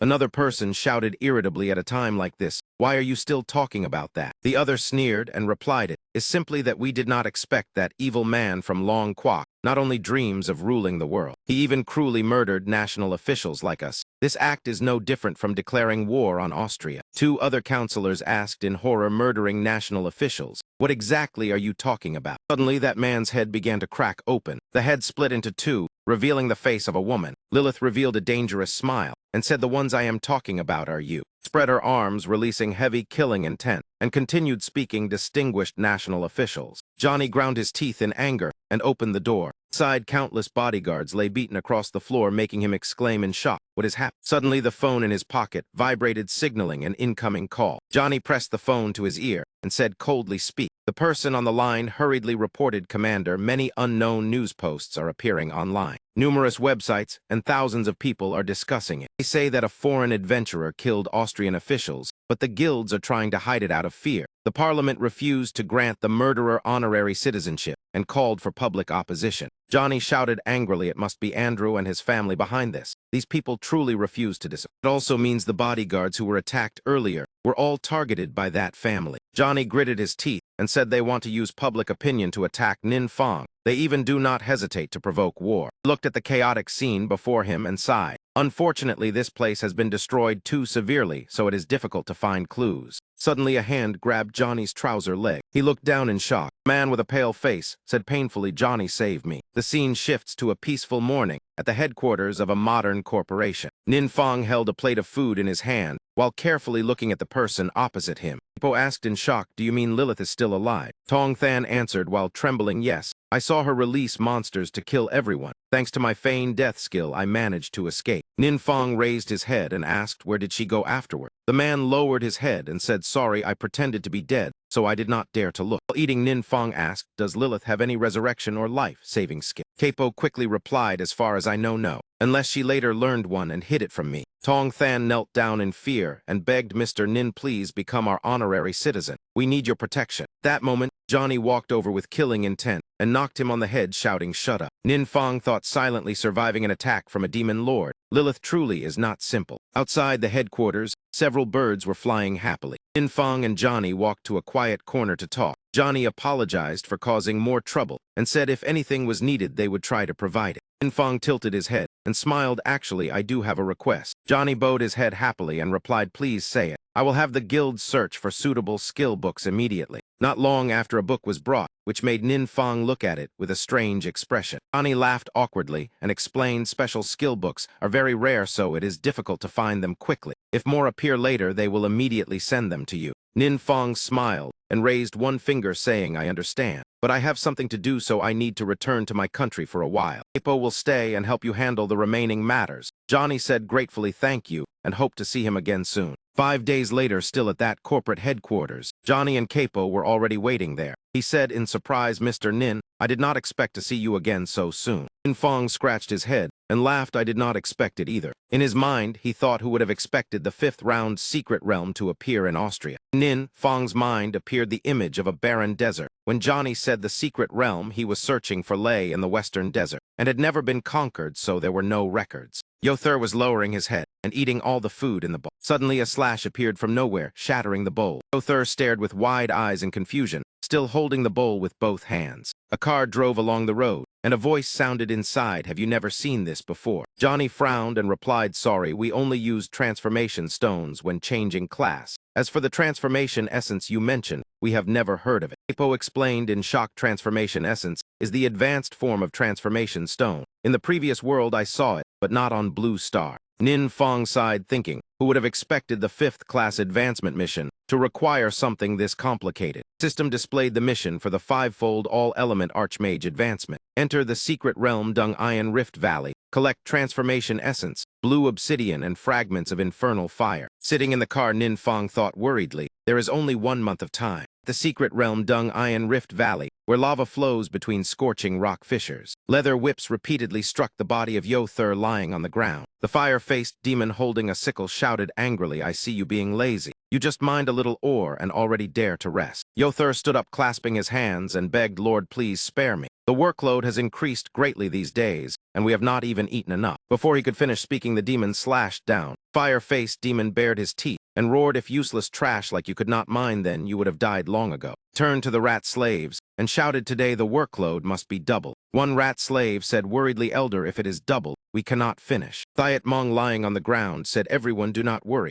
If someone must die, then let it be me." The elder said angrily, "Thiet Mong, what are you saying?" Thiet Mong shed tears and said, "Someone must sacrifice anyway." Rat slaves looked at each other silently in sorrow. The elder said, "Thiet Mong, rest for a while, then return to work." After that, everyone left. They had all gone. Thiet Mong collapsed unconscious on the ground. Suddenly someone arrived saying there is another corpse of a demon creature here. Deep within the secret realm, lava flowed like a waterfall of fire. The high priest sat before a stone statue, absorbing ore. He sensed someone arriving and asked, "Where is the ore? Why has it not been delivered?" The fire-faced demon lowered his head, apologetically saying they have already been forced to work. Suddenly the stone statue reacted violently. The priest exclaimed in shock it succeeded. The demon god has responded to the ritual. Fire-faced demon asked softly, "Do we need more ore?" The stone statue emitted a broken voice, "Flesh and blood. Sacrifices." The priest quickly ordered, "Go find sacrifices to offer to the demon god." He shouted, "Bring the miners here. The summoning ritual has succeeded." At Intuk Mindo, where the wandering soul Quituk rules. Quituk looked at the ceiling stone pillar and muttered, "This blue star is truly strange." He frowned and speculated, "It seems a mysterious power is obstructing the evil god." Suddenly above the stone pillar, a vortex of lightning appeared. Quituk said in surprise, "At last, the connection with the new secret realm has been established." He immediately placed his hand on the stone pillar. Quituk quickly used a special language to communicate with the secret realm. Inside the secret realm, Dung Iron Rift Valley, flocks of birds flew in panic. The high priest stood beside the stone statue listening, as it repeatedly demanded flesh and blood, sacrifices. At that moment, the rat slaves with their hands and feet bound were escorted over. Fire Flame Demon laughed wickedly and said, "High priest, the sacrifices have been brought." He raised both hands excitedly toward the sky and shouted, "Demon god, please enjoy your offering." The rat slaves trembled when they saw the giant stone statue preparing to open its mouth. In an instant, the elder was pulled straight toward the stone statue. A rat slave cried out in panic, "Elder." The elder screamed in terror as he was dragged closer and closer to the gigantic mouth. At that moment, the elder immediately used rapid miniaturization. His body quickly shrank and fell into the green liquid below. Suddenly, the stone statue lost its energy and went dark. Elder was flung away and crashed painfully onto the ground. He lay on the ground gasping in shock. The high priest roared angrily, "What is happening? My connection with the demon god has just disappeared." His eyes turned vicious. "I understand now.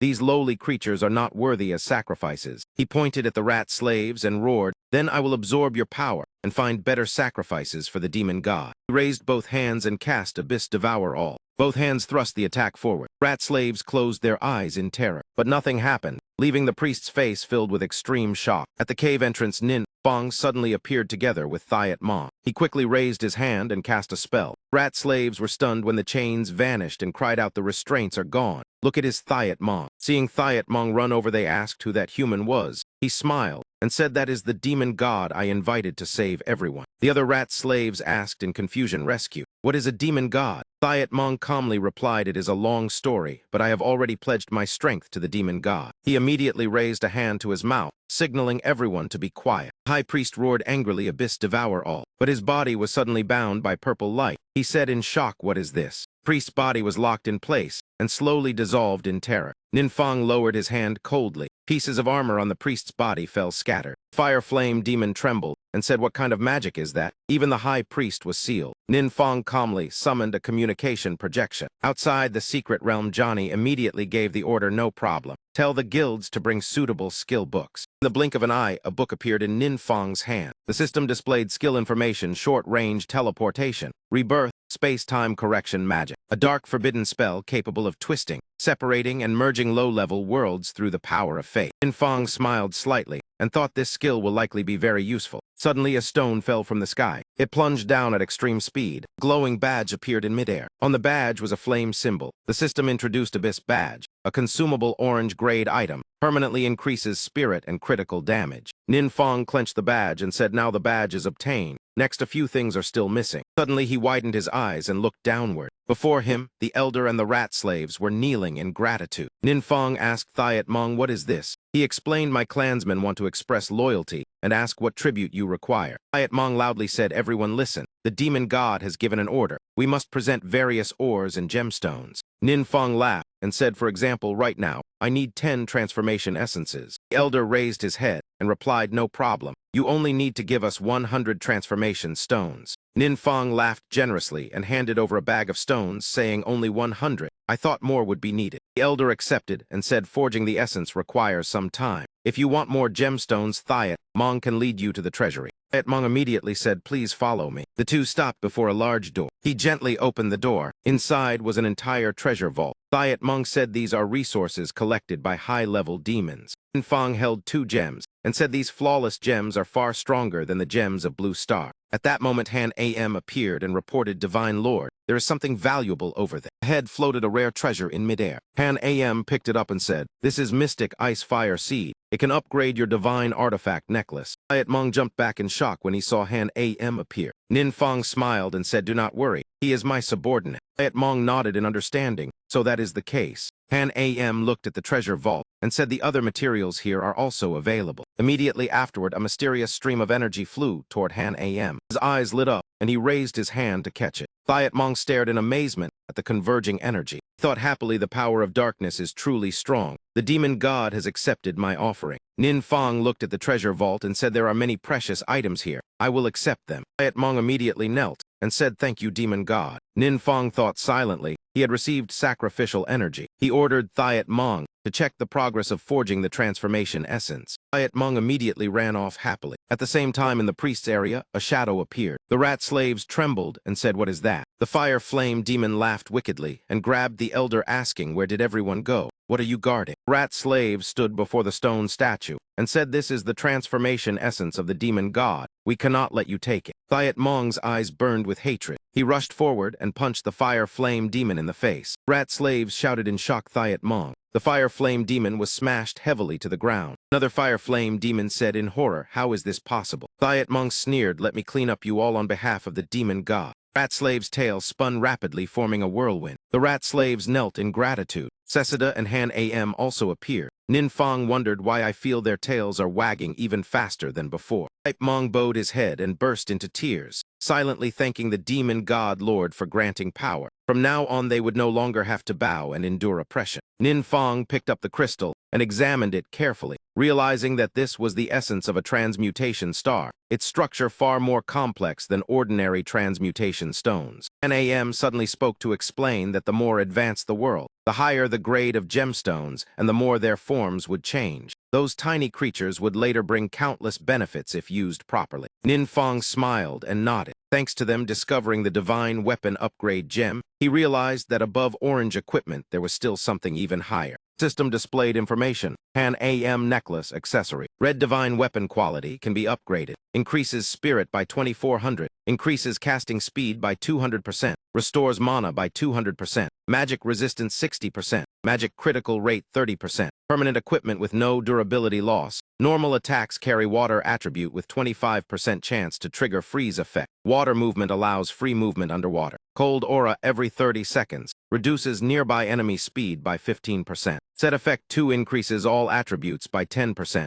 Grants the skills Solid Ice Wall, Ice Burst Eruption, and Frost Beam. The soul of Han Am is protected by divine power, so it did not disperse and fused into this necklace. He laughed excitedly. It truly was red equipment. Han Am smiled proudly and said that his divine weapon was indeed stronger. First upgrade. Seseda angrily shouted that he seemed to be asking for a beating. A mysterious beam of light suddenly appeared in front of them. That beam instantly rushed straight into Nin Fang's body. He widened his eyes in shock, wondering what had just happened. It felt as if part of the divine power within him had been drained away. Nin Fang lowered his head in thought. The amount of divine power lost was small, but it vanished extremely fast and even left no trace behind. He waved his hand lightly and left. Rat slaves immediately thanked him in unison, respectfully sending off the demon god lord. As he walked, he muttered in confusion. His divine power had suddenly disappeared. Seseda gritted his teeth and said they truly knew very little about this place and dared not draw any conclusions. Nin Fang replied calmly, leave it be. First return to the country and complete the class advancement mission. After speaking, he headed straight toward the teleportation point. System displayed a notification. You have increased your understanding of the universe. Nin Fang slowly walked down the steps, thinking that this class advancement had increased the fusion between his godhead and evil ash to 20%. Scenes of the 3 people fighting appeared in his mind, and he spoke softly. Recently, everyone had become more skilled at coordinating their formation, so he also understood the 3 gods of agility, magic, and support more clearly. Nin Fang looked up at the sky and said calmly that besides the relic he had just obtained, it also contained the memories of the demon lord before death. Perhaps it would take time to digest everything. Inside Nin Fang's divine realm, he closed his eyes and calmly cultivated divine power. Streams of energy flowed outward from Nin Fang's body. He opened his eyes in shock. Part of his divine power had been drained again, but this time he seemed to have caught its source. Nin Fong continued to speculate. It seemed the source was not in the country, but somewhere in the southern hemisphere. On the African grasslands, a teleportation circle appeared with a countdown of 3 hours, 25 minutes, 14 seconds. An AM exclaimed in surprise. So it was this thing. He asked in confusion what it was. A gloomy, gigantic skeleton appeared before them. It was Min Duan Tuk. Quiet Thuk opened his bright eyes wide and laughed with satisfaction. At last he had succeeded. A secret realm circle appeared above his head. He muttered with delight, Thon Thai Kai Ian, the realm that devours time. This is the special secret realm lasting 3 hours, 25 minutes, 14 seconds that the demon god once used on them. In Quituk's mind appeared the scene of countless people being sucked inside in terror, and he continued explaining. Secret realm would display a countdown. When time reached 0, it would randomly pull a certain number of adventurers inside. Numerous sinister thoughts arose in his mind as he continued, whether they entered voluntarily or were dragged inside. Failure to break the secret realm would not kill them, but force them to live and pay the price. The secret realm would absorb the divine power of the world and transfer it to the demon god controlling it. Not only that, the true terror of this secret realm lay elsewhere. In the desert, Nin Fong stopped before the secret realm when the timer showed 3 hours, 23 minutes, 6 seconds. Placed his hand on the circle and wondered in surprise why he could not enter. The system immediately notified him. Magic class professions are not permitted to enter. Nin Fong smiled in confusion. Even professions were restricted. Sita quickly explained that this type of secret realm usually appeared in advanced worlds, similar to an evil god challenging a god lord, so it would carry special rules. For example, certain professions were restricted from entering to increase the difficulty of conquering it. The exact details were unclear to him. He rubbed his chin and speculated. In other words, the evil god might have influenced this secret realm, or it was similar to how he fused the power of the evil god. Esida and Han Am spoke in astonishment together, saying that possibility was entirely plausible. Nin Fong's gaze turned cold as he pondered that the situation was becoming increasingly complicated. For now, he had to find a way to deal with this secret realm. Images of Capo, Han Am, Sesida, and Fung and Gak appeared in his mind, and a plan gradually formed. Most of his top experts were magic classes, so if they could not enter, the overall strength would drop significantly. Suddenly, he narrowed his eyes and smiled slyly, snapping his fingers, perhaps forming a special team to try. Nin Fong immediately remembered that group of people. Tran, Lin Hoa, and Tiu Du, Bin Vi Duan, and Yuang Diet. Nin Fong looked into the distance and thought that during this time everyone had improved clearly. Diet Nhai and Tiu Du were close to the 4th advancement, while President Liu had already reached the 6th. Excluding magic classes, this was perhaps the strongest lineup on Blue Star. He clenched his fist confidently and said not to worry. This secret realm would not cause explorers to die, so everyone could fight with full strength. The people just mentioned immediately appeared and responded in unison that they understood. Yuang Diet stepped into the secret realm first, and the others followed one after another. Inside was a land filled with towering stone mountains and dense mist. And Tran coldly ordered, arrange the battle formation and coordinate perfectly. Duan and Yuang Diet immediately replied, understood. Immediately afterward, the group split up to act. Suddenly, an assassin rushed out from nowhere, attempting to ambush An Tran. Yuang Diet frowned in annoyance and raised his hand to block the attack. The assassin instantly vanished and repeatedly appeared and disappeared around An Tran. Duan sighed. He was also struck by a strange beam of light. He gritted his teeth and looked at the armor that had cracked open. Lin Hoa angrily thought that such a cramped space was extremely disadvantageous. At that moment, the assassin suddenly appeared behind them. Silently, he thought in his mind that this strike would certainly hit. Nin Fong said in confusion that his divine power had been drained again. Everyone had entered for less than 10 minutes, and the enemies were already this strong. Immediately afterward, 5 beams of light appeared. Everyone gradually reappeared. Yuang Diet stepped forward apologetically and said sorry. Nin Fong asked worriedly if everything was all right and whether anyone was injured. An Tran frowned and said it was strange. All injuries automatically healed after leaving the secret realm. Nin Fong let out a relieved breath. That was good. Everyone should rest for a while, then try again. She frowned worriedly and asked if he had a way to help them. He replied calmly that he was not certain yet and needed to observe more. An Tran interrupted. There was no problem. Whatever Tiu Fong said, they would follow. A while later, Nin Fong sat before the teleportation vortex leading into the secret realm. Yuang Diet frowned and asked if he was all right. Nin Fong was covered in cold sweat but said he could endure it. Nin Fong smiled faintly in his heart. Although he had consumed a large amount of divine power, the objective had been achieved. He stood up and said Diet Nhai should help him over there. Yuang Diet immediately stepped forward to support Nin Fong as they moved ahead. The two exchanged smiles. They stopped before the secret realm circle. Ninfang said confidently that he would adjust this secret realm slightly. The other 5 stood waiting, while Ninfang carried out the modification.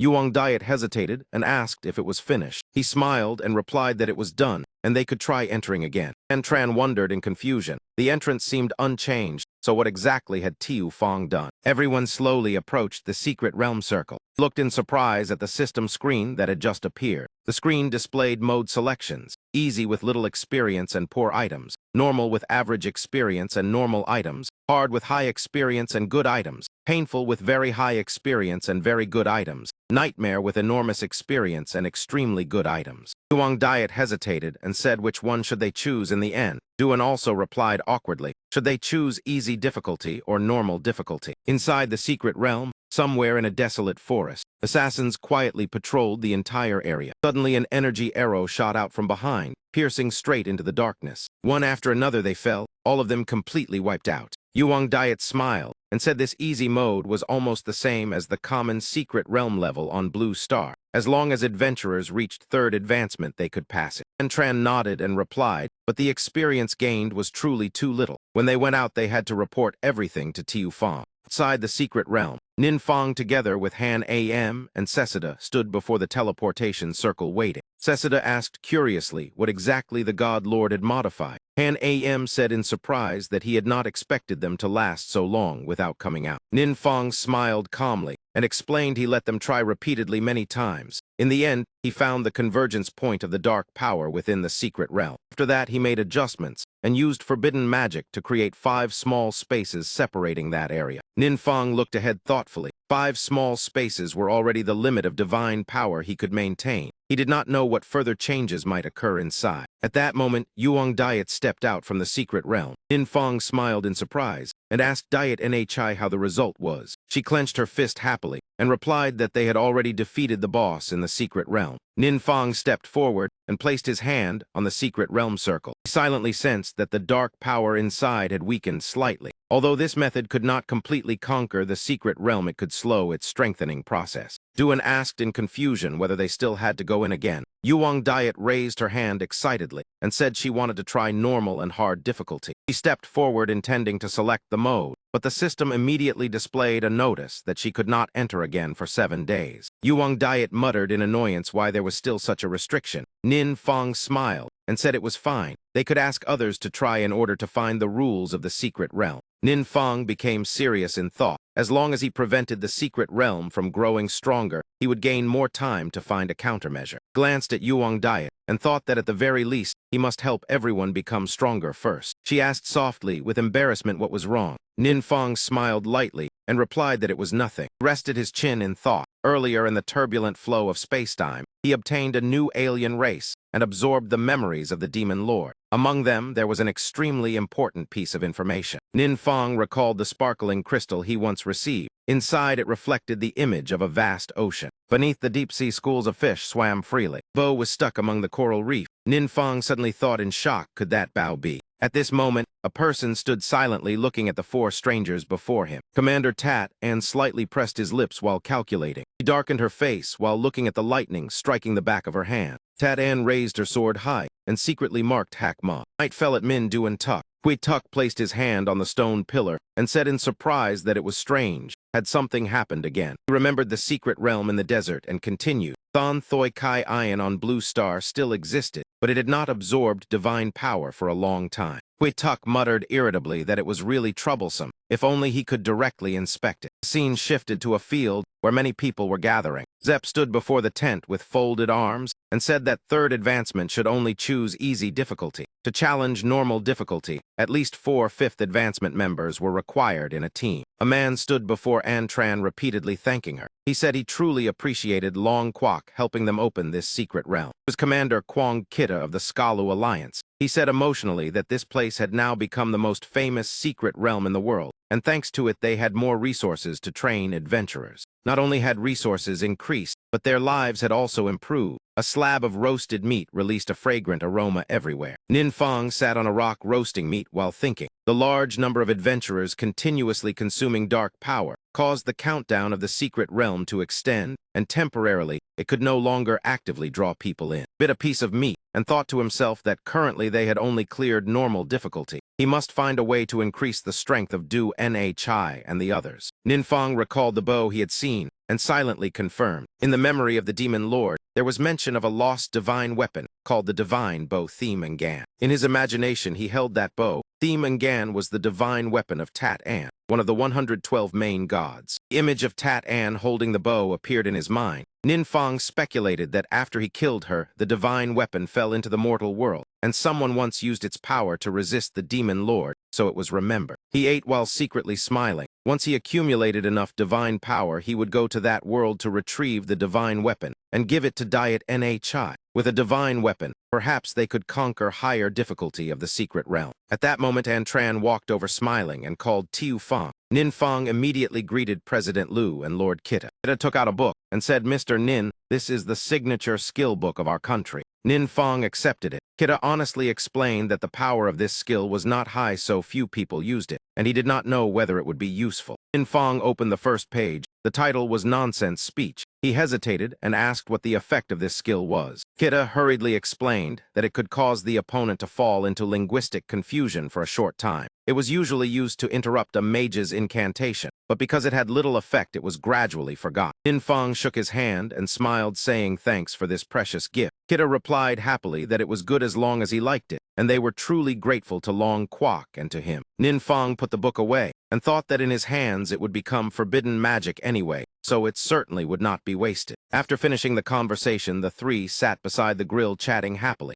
Kita generously ordered more fruit to be brought for Mr. Nin. After a while, only bones and a few small pieces of meat remained on the plate. Ninfang rubbed his full stomach and said refreshingly that he was already full. Suddenly, he widened his eyes when he heard a voice saying, "Demon God Lord, this is your blessing." The image of Hapga appeared in his mind. He realized it was the voice of the orc leader Hapga. Evening twilight at the orc territory. The orcs gathered together, chatting and laughing very lively. Ninfang walked over from afar asking why everyone was so happy. The orcs immediately shouted that the demon god lord had arrived. They excitedly said, "Demon god lord." These blacksmiths had just been promoted to blood rune masters of the tribe. Ninfang asked in surprise what a blood rune master was. Hapga smiled and explained that if weapons forged obtained many offerings for the god, then the blacksmith could be promoted. He added that blood rune masters could strengthen equipment in a shorter time, and if acknowledged by the gods, they could advance another level. In Ninfang's mind appeared the image of Yuang Diet and Antran using orc weapons to fight monsters. Could it be that because they used orc weapons in battle it counted as offering tribute to the god? Ninfang rubbed his chin and smiled, thinking that no matter what, this was good news. In this way, he could accumulate power faster to open the gate to another world. A few days later, in a barren, desolate land, Ninfang clenched his fist and murmured that finally the accumulated divine power was enough to open the passage. He placed his hand on the secret realm circle, then calmly stepped inside. Before him appeared a vast ocean with seagulls flying across the sky. Ninfang immediately dived deep into the sea. It appeared a bow stuck in coral. He thought joyfully that this was it. Ninfang easily took the bow. The system immediately notified that he had obtained the replica item of divine weapon Theme-Ngan. The vast ocean, Ninfang exclaimed in shock that it turned out to be only a fake. Han Am hesitated and asked God Lord what he meant. Was this divine weapon fake? Ninfang replied coldly that the bow in his hand was indeed fake, but something still seemed wrong. He recalled the memory of the demon lord, where the bow once fired a true divine power attack, and that was why it left such a deep impression. Asura frowned and said perhaps someone had swapped it. Ninfang rubbed his chin and speculated that possibility could not be ruled out. He looked around and said this place resembled an underwater temple. Fortunately, the pendant allowed him to breathe underwater. Ninfang said irritably that it seemed he had to go outside and find someone to ask more. Han Am asked curiously whether he planned to use the forbidden spell Disguise again. The mermaid's hand gently touched the stone wall. Min-Ka stood there gazing into the distance with a sorrowful expression. The soldier bowed respectfully and asked Your Majesty whether he needed a subordinate to accompany him. She closed her eyes wearily and shook her head, softly saying there was no need. She only wanted to stay alone in silence for a while. The gate of the temple slowly opened. Minka hurriedly swam straight inside. Eyes slowly closed, sorrow pulling her back into memories of the past. At that time, she sat upon the throne and coldly asked again, "What did you just say?" "A marriage proposal." The envoy bared his teeth in a cunning grin. "That is correct. If Her Majesty the Queen agrees to marry our handsome prince, then this brutal war will surely end soon." Soldier angrily shouted insolence. "It was you who started the war. How could our queen marry an invader?" He glanced coldly and said, "Do not shout before an envoy like me. If you have ability, then defeat us on the battlefield." The soldier angrily rushed forward, shouting, "Bastard!" Min-Ka coldly stopped him. "Do not act impulsively." The envoy pointed and laughed with delight. "Indeed, the queen remains rational. In my view, the prince's proposal is beneficial for both nations." She clenched her teeth in disdain. "Your hands are stained with the blood of civilians. I will never marry a devil." Placed his hand on his forehead and laughed slyly. "Then that will be troublesome. I will convey your attitude word for word." The envoy burst into laughter filled with malice. "I hope His Highness the Prince will not be too angry." Soldiers gritted their teeth in anger at his arrogance. The envoy turned and left, the corner of his mouth still carrying a mocking smile. He walked step by step out of the temple. Min-Ka clenched her hands, trying to suppress her anger. Her cold eyes followed the envoy's departing figure. Returning to the present, Min-Ka murmured sadly that back then they had defied the will of the gods. Could this be the punishment? Suddenly Ninfang appeared before her without disguising himself in time, causing her to startle in shock. Min-Ka immediately shouted, "Who are you? How dare you intrude into this place?" She widened her eyes, thinking that countless layers of defense surrounded the temple outside. How could this man enter without anyone noticing? Ninfang hurriedly waved his hands and smiled, saying, "Wait, do not be agitated." He only wanted to ask a few questions, but Min-Ka had already raised her bow, aiming straight at Ninfang. She pressed her lips and stared at him coldly. The arrow shot rapidly toward the target, but Ninfang quickly used Earth Shield to defend. Min-Ka exclaimed in shock, "What?" Ninfang calmly asked again whether they could talk now. Queen's hand trembled slightly. Her teeth clenched tightly. She looked toward the distant purple gap. Could this man have come through that passage? This moment Minka was full of vigilance. The previous attack was completely ineffective. This man possessed extremely strong dark defenses and seemed to want to seize the divine weapon. In her eyes, Ninfang looked exactly like a villain surrounded by dark energy. Could it be that her nation was truly about to perish? Yet Ninfang simply raised the weapon and asked, "This divine weapon is only a replica. Do you know where the real one is?" Min-Ka said in shock, "What, a replica? I do not know where the true divine weapon is." Seseda appeared beside Ninfang and whispered, "God Lord, she is lying." Han Am added that perhaps she believed they were intruders. Ninfang immediately revealed a gentle smile and raised his hand. "Do not be nervous." He had no ill intent and only wanted to borrow the divine weapon for a moment. His words confused Min-Ka even more. This man called robbery borrowing. Seseda whispered that she seemed even more nervous now. Min-Ka immediately pointed at them. Her country was being invaded. This divine weapon was the final hope, and she would never hand it over. Yet the momentum she had gathered immediately faded, leaving only fear. If she angered him, they would all be finished. Ninfang did not grow angry and only curiously asked, "Invaded? Could she tell him what had happened?" At that moment a shout rang out, "Your Majesty." Min-Ka was startled and asked what had happened. Soldier reported grim news that the enemy vanguard had broken through the defense line and was advancing straight toward the royal capital. The soldier pleaded that everyone was ready to fight and requested the queen's command. This news left Min-Ka standing frozen, unsure how to respond. She knelt in despair. Could it be that she had become the queen of a doomed nation? A slow set of footsteps approached. Ninfang extended his hand toward Min-Ka, causing her surprise. "Let us go." He would accompany her to see the situation. These words left her stunned, but she clenched her teeth firmly. Min-Ka placed her hand upon her chest and said resolutely, "Demon God." No matter what, she would not accept any condition from him. Yet the cold gaze of Ninfang still made her tremble in fear. Ninfang nodded and said understood. He would not interfere. At that moment, another soldier rushed in, shouting, "Your Majesty." He suddenly halted when he saw Ninfang. The soldier asked in confusion, "Your Majesty, who is this person?" Min-Ka replied awkwardly that they would speak of that later. First deal with the urgent matter. After speaking, she hurriedly rushed away, leaving the soldier still staring at Ninfang in confusion. A group of cult followers suddenly appeared before her. "Your Majesty." The queen asked in surprise why they had come here. The representative said that she and her ancestors had always protected them. When the enemy invaded, they must fight alongside her. Cult followers shouted together with determination that even though their power had weakened, it was still enough to go to the battlefield and fight. "That is right." Min-Ka was moved to the point of tears.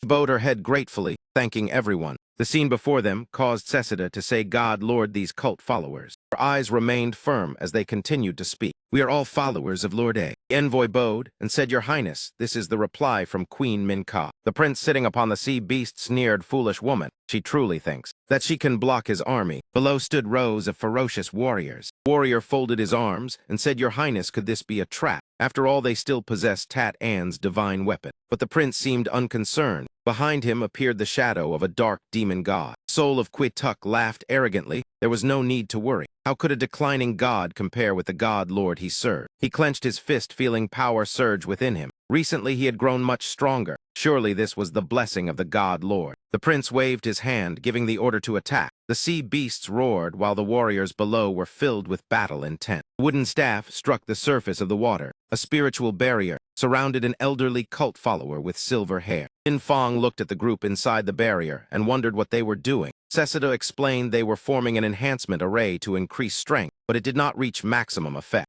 Inka suddenly cried out in alarm. That thing. Fierce sea beasts together with warriors were charging forward. Elderly cult follower raised the staff and shouted attack. Everyone simultaneously unleashed their power. But that power was blocked by the ferocious sea beasts. Elderly cult follower cried out in fear. It has no effect. What exactly is that thing? The prince, standing on another sea beast, also released magic power from both hands. He laughed loudly with delight. Even cult followers have joined the battle. Minkar, it seems you have run out of people. He laughed sinisterly, saying he would let these cult followers understand the difference in strength. The sea monster opened its mouth and spewed a violent surge of magic power like a bolt of lightning. A terrifying attack easily pierced through the barrier raised by the old cultist. The people inside looked in horror as the protective layer was torn apart. The barrier had collapsed. Suddenly a voice rang out, counterattack. That sound left the old cultist stunned. Nin Fong stood before him and shouted loudly, quickly use the counterattack technique. The old cultist showed a helpless expression, but he could not even reach that sea monster. In the distance, Minka stared in surprise at Nin Fong standing with the cultists. When did that man get there?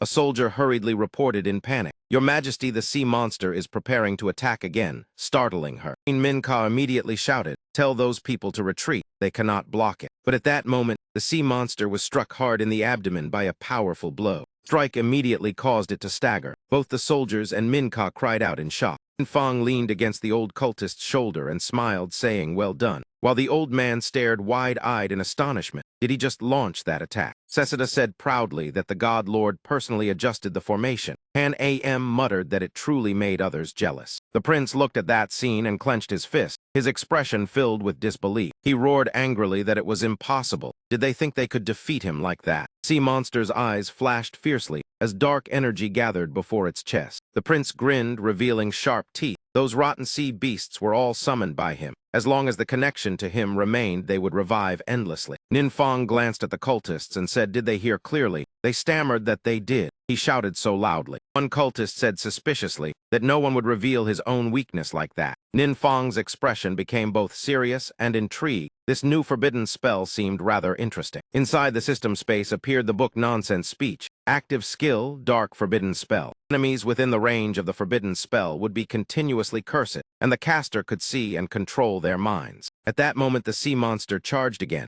opening its mouth and roaring loudly with its sharp fangs exposed. A beam of light shot from its eyes to attack, but immediately afterward an explosion erupted behind its back. The sea monster was wounded by the explosion. Blood splattered everywhere and it roared in pain. Soon after it collapsed, the surrounding aquatic monsters were thrown into chaos, and a shout rang out telling everyone to get away. The sea prince roared angrily, damn it. How could they discover the sea monster's core when each monster had a different core position? Nin Fong merely curled his lips in a smile while the cultists cheered excitedly. Wonderful, they hit it. One cultist said he did not expect even piercing magic to be strengthened within this formation. The girl behind replied that she clearly saw its magical core. The old cultist was so moved that tears flowed. He had not felt this sensation for a long time. It felt like when the god lord was still alive. Seeing Nin Fong helping her people, Minka stepped forward and asked urgently who he really was. Nin Fong only smiled and said he was not their enemy and they could talk later. Nin Fong turned and patted his stomach, saying first could they prepare some food for him because he was a little hungry. Minka was surprised, but nodded and ordered someone to prepare it. After a while, Nin Fong turned and asked Minka what relationship those cultists had with them. Minka sighed tiredly and said they were originally citizens of various nations. The god they worshipped was the Almighty Law God. He explained that the Almighty Law God had once been a chief god of this world, but after the War of the Gods, divine decrees forced them to regard him as an evil god. Those who continued to worship were forced to abandon their faith, or they would be labeled heretics and killed. Her ancestors pitied them and took them in. Unexpectedly, all the gods of her nation died during the War of the Gods. Losing divine protection, their national strength declined. and other nations used that as an excuse to invade. Fortunately, her ancestors discovered the divine weapon of Commander Tat An. With its power, they repeatedly drove back their enemies. After hearing that, Nin Fong understood that was exactly the memory from the Demon Lord's mind. The divine weapon truly existed, and they were indeed very fortunate. Just as Nin Fong was about to ask about the divine weapon, a desperate cry suddenly rang out that something was wrong. The cultists in front saw something and were so terrified they could not speak. A gigantic sea monster, even more terrifying than before, appeared. It had risen again, but only had one eye left. The monster's gaze was filled with brutality as it opened its mouth and growled repeatedly. The cultist girl who saw the magical core cried out in horror that it was a monster formed from the souls of dead soldiers and civilians. Hearing this, the cultists despaired. One shouted that their magic could not harm it. The Sea Prince raised his hand and sneered that he would kill them all. The more people died, the stronger it would become. His eyes were filled with madness. This was the true power of the gods, and he would make the entire world tremble beneath him. He stood atop the sea monster and raised both hands toward the sky. The sea monster behind whispered that the prince seemed strange today. The one beside replied that was right. He kept saying strange things. The one-eyed sea monster suddenly charged forward in madness. Prince saw this and froze in disbelief. The monster rushed close to him, but suddenly turned aside. Immediately afterward, it turned and attacked the prince himself, forcing him to raise a defensive barrier. He covered his head in panic, wondering why his own sea monster was attacking him. The city wall, Nin Fong, Min Ka, and the others witnessed the scene in astonishment. The system displayed the skill Dark Forbidden Spell Soul Seizing Ritual, able to control the target's mind and create a powerful clone. The sea monster armies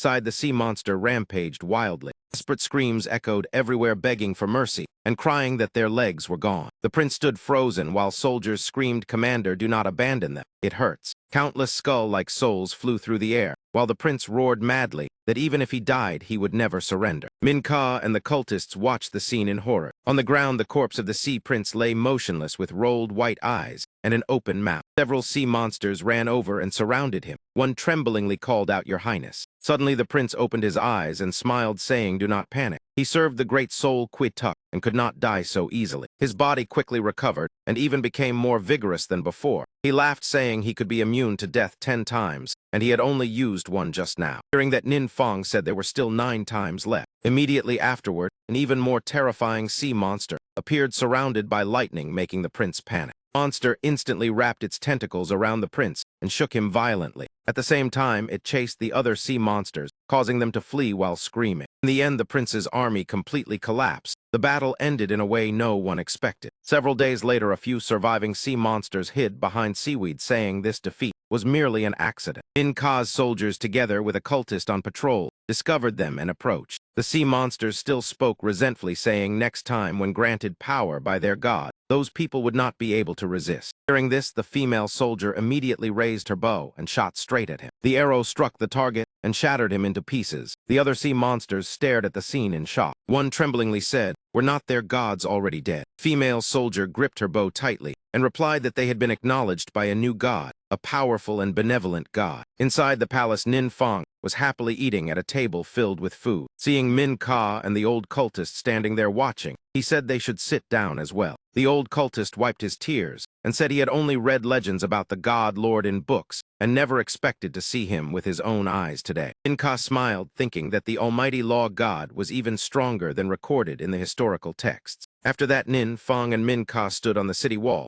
Min Ka asked if he was truly the almighty law god. Nin Fong answered frankly that he was, and he had come here to find the divine weapon of Commander Tat An. Min Ka said that the divine power of that weapon was gradually weakening. Her mother had taken it away to find a way to restore it, and what he saw was only a replica. She remembered a tower and said the clue might lie within the trial secret realm of Commander Tat An. Nin Fong rubbed his forehead and muttered that the last time he entered the secret realm of the true essence Holy Spirit, he encountered trouble. This time he wondered what would happen. The two walked before an ancient door. Nin Fong reached out, preparing to open it, while Min Ka watched curiously. When he pressed the button on the door, the system displayed a notification that an abandoned trial secret realm had been detected and asked whether to reactivate it. Nin Fong rested his chin in thought. Behind him, Han Am and Seseda also leaned over to look. After reading it, they exclaimed together, "Truly impressive." Seseda eagerly explained to Nin Fong that if the trial secret realm was activated, it would be equivalent to expanding a portion of the divine realm. At that time, his followers would also receive great benefits. Hearing that, Nin Fong raised his hand to select the option while asking doubtfully, "Is that really so?" Immediately the tower door opened, and a blue light shone from inside. Min Ka was startled and asked what was happening. The entire tower was now covered in a mysterious blue glow. Min Ka wiped sweat in shock and said the abandoned trial secret realm from so many years ago had actually been restored. She clasped her hands in joy, thinking that after the gods fell, the divine weapon was their last hope. Yet the appearance of the trial's secret realm was like the gods granting blessings again. Door opened, and Nin Fong slowly stepped inside. As he walked, he thought this secret realm was still unstable and wondered whether he could find clues about the divine weapon. At that moment, two vague figures appeared before him, causing Nin Fong to exclaim that an image had appeared. Esida and Han Am also appeared behind him. Upon seeing that person, they stammered, "Could it be that was?" It was indeed the god lord from the past. The man in the image held a bow and handed it to the woman kneeling before him. The man said, "Thank you for protecting his followers. Take this divine weapon and continue upholding kindness and justice." After witnessing the bow being handed over, Nin Fong scratched his head and said that after he defeated Commander Tat An, he had given the bow to the ancestor of Queen Min Ka.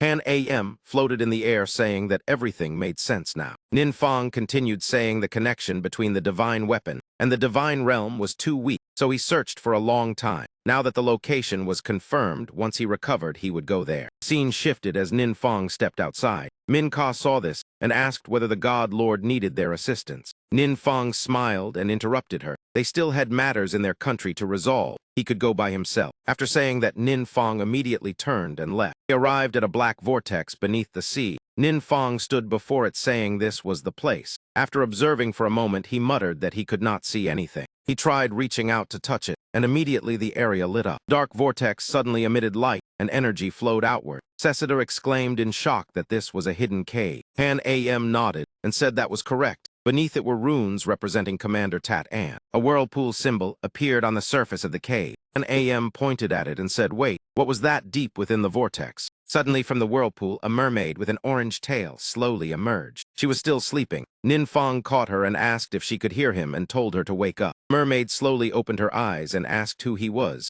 Nin Fong replied that he was a friend of Queen Min Ka and asked whether she was her mother. Upon hearing that name, she immediately widened her eyes in shock. She asked in confusion why she was here. Nin Fong shook his head, saying he did not know, and when he arrived, she was already unconscious. That moment, she said anxiously that her seal had lost its effect, and the divine weapon was about to escape control. The vortex before them grew more violent. Min Ka's mother and Nin Fong stepped closer and heard a cry of alarm. She said worriedly that the divine weapon would revive a god, but the price would be the destruction of the world. Hearing that, Han Am said in surprise that this was the first time they had heard such a thing. Sesida also asked whether it meant reviving Commander Tat An. Nin Fong muttered that even dead gods could return to life. Without hesitation, he rushed into the vortex, saying he would go down to see. Min Ka's mother saw this and turned pale, saying it was already too late. She recounted that when she found the ritual in an ancient book, she thought it was a method to restore the divine weapon, but it was actually a mistake. Truth was that the divine weapon absorbed weak divine power from followers to revive the god. The world could not bear that power and would gradually collapse. When she realized the mistake, the ritual had already begun and could not be stopped. She could only use her own strength to seal the divine weapon. Remembering that time, she trembled and said they were merely nourishment for the gods, and the blessings were only lies to deceive mortals. She remembered Min Ka as a child and said painfully that she was sorry and had failed. Before the world was destroyed, she could not remain by her side. Meanwhile, Nin Fong examined the vortex and said the surrounding environment was being distorted by divine power, and if it continued, space-time cracks would appear. A badge symbol appeared in the center of the enormous vortex. A person stepped out from the vortex stream wearing a helmet. It was Commander Tat An.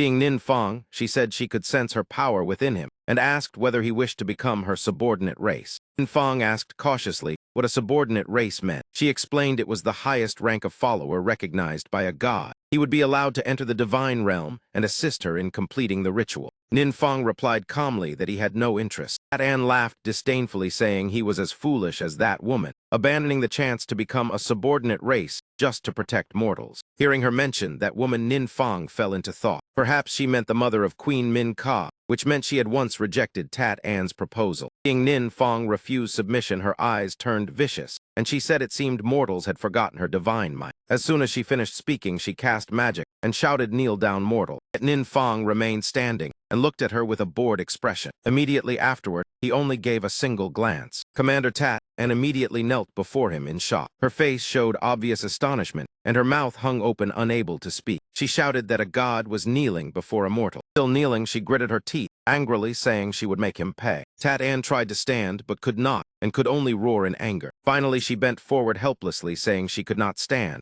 Nin Fong only found it amusing. At that moment, a ray of light appeared on the ground behind Nin Fong and rushed toward him. Someone suddenly lunged forward, attempting a sneak attack. Nin Fong immediately glanced over in vigilance. The attacker split into multiple illusions, surrounding him, yet Nin Fong remained still. Seeing that, Tat-An laughed loudly, saying he dared to look down on a god, and that dying under her forbidden spell was his honor. Before she could finish speaking, Nin Fong shattered the illusions, causing her to cry out in shock. Nin Fong said coldly that it was a prepared trap, and it was fortunate he had not been careless. Seeing his overwhelming power, Tat-An trembled and said how could he be so strong. She realized he had received power from the almighty law god. Nin Fong only silently looked at her. Tat-An said angrily that the traitor had passed divine knowledge to mortals again. He recalled the words of the chief gods, who once said the almighty law god opposed the gods and might be turned into an evil god. She continued saying mortals could not control their desires. When ambition reached its peak, they would challenge even the gods. Mortals did not understand that gods were the pillars of the universe. If gods died, the rules of the universe would lose balance, and the apocalypse would occur. Nin Fong remained silent after hearing this.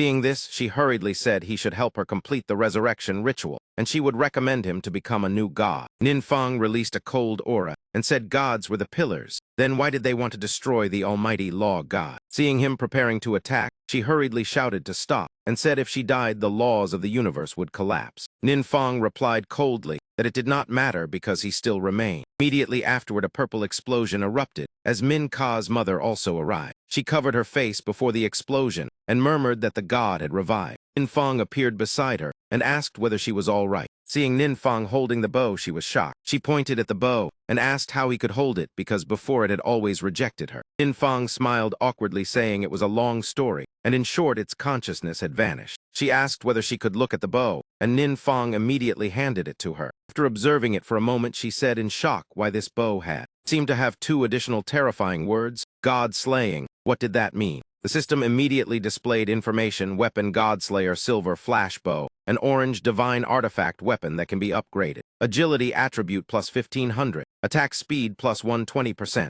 armor penetration damage plus 50%, movement speed plus 30%, physical critical rate plus 30%. This equipment permanently does not lose durability. When moving at extreme speed, there is a chance to create afterimages that briefly confuse enemies. The marking skill allows marking a target and tracking the opponent's movement trajectory. Godslayer effect, God Annihilation increases all attributes by 20% when facing divine power. The equipment set is not yet activated. Attached spells include Flash Shadow Chain Form, Hidden Weight Strike, Sky-Filling Arrow Rain, Foresight after strike. Min Ka's mother looked around, then slowly remarked that the gathered divine power around them had already dissipated. The ritual seemed to have been interrupted halfway. Hearing this, Nin Fong became curious and asked what had happened. Min Ka's mother immediately explained that earlier she had been trying to find a way to help the divine artifact recover its divine power. But perhaps her strength was too weak, so in the end, the divine artifact broke free from the seal, and everything became what it is now. Because of that, she believed Nin Fong was their savior. She could never have imagined that someone in this world could defeat a god. Min Ka's mother reached out toward Nin Fong, her eyes filled with excitement, as she said that from now on they would no longer believe in gods. She hoped he would reveal his identity so this heroic story could be spread across the world. Nin Fong only smiled faintly and replied that people usually called him the omnipotent magic god. Hearing that name, Min Ka's mother suddenly froze. Her face instantly turned pale. Her eyes were now filled with panic and fear that was difficult to conceal. Immediately afterward, she hurriedly bowed to Nin Fong, her entire body trembling as she said, "Divine Lord, please forgive her ignorance," because she did not know he had personally descended. Asura was also there, and after witnessing this scene, she softly said that Lord Divine Master. That woman seemed very afraid of him. Han Am, standing beside them, sighed and said that faith deceived by gods for so many years was truly difficult to accept. Nin Fong held the bow in his hand, then looked at Min Ka's mother and said directly that he would take this divine artifact away. The war had just ended, so there were still many matters needing resolution. Min Ka surely also needed her help. Hearing this, she nodded and answered yes. After speaking, she raised her hand and rubbed her forehead, frowning as if thinking about something. The scene shifted to the supernova training camp. Nin Fong brought the bow here, and in front of everyone handed it to Yuang Diet. She received it with both hands, then asked in surprise whether this was truly a gift for her. Looking at the bow in her hands, Yuang Diet's eyes shone brightly. She happily said this was a divine artifact, and she had never thought she would one day use a divine artifact. The people around them widened their eyes when they saw the bow. Some admired in amazement, others were shocked with mouths hanging open. Nin Fong only smiled and said that was not all. Immediately, the entire room shook violently, causing everyone to cry out in panic, wondering what had happened, whether it was an earthquake.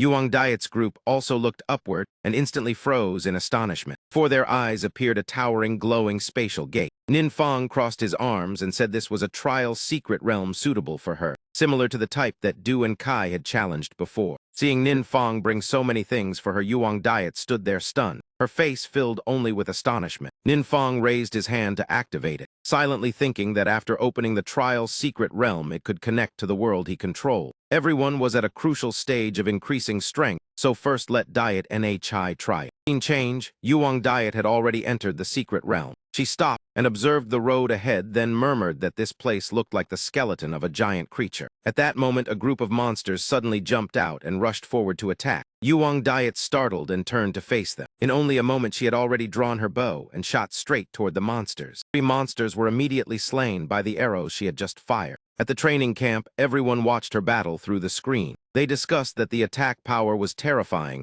Even the attributes alone could crush a 6th-turn expert. Nin Fong stood still and sensed the aura of both Yuang Diet and Min Ka. He smiled, thinking that Queen Min Ka was also preparing to undergo heavenly refinement. Truly a coincidence. Scene shifted to Min Ka and her mother. She prepared to enter the secret realm, and seeing her mother worried, she turned back and asked why her complexion looked unwell. Her mother stammered that she was fine. In truth, her heart was extremely uneasy. She no longer knew whether she should believe in gods, but also did not dare stop Min Ka, fearing it would anger the gods. Therefore, she could only stand there watching her daughter enter the secret realm, silently praying that Min Ka must remain safe. As soon as she stepped into the secret realm, Min Ka immediately encountered a pack of skull wolves rushing forward to attack. Seeing the wolves charge at her, she was not afraid and immediately drew her bow to shoot back. At the training camp, Nin Fong sensed Min Ka's situation, then thought that, although secret realms in each world were similar, the difficulty differed. The monsters facing Min Ka were clearly stronger than those on Lam Tin. While thinking, he suddenly startled as he noticed something unusual. In front of Min Ka appeared mysterious floating lock boxes. She stood silently observing them. After watching for a long time, Min Ka finally asked what those things actually were. Nin Fong immediately closed his eyes and used divine sense to observe. The monster roared and rushed toward Min Ka, but was held back by the phantom locks on the screen. Nin Fong thought this might be a form of knowledge restriction she could reach. Perhaps it was the mechanism preventing knowledge from opening to mortals that the Swift Shadow commander once mentioned.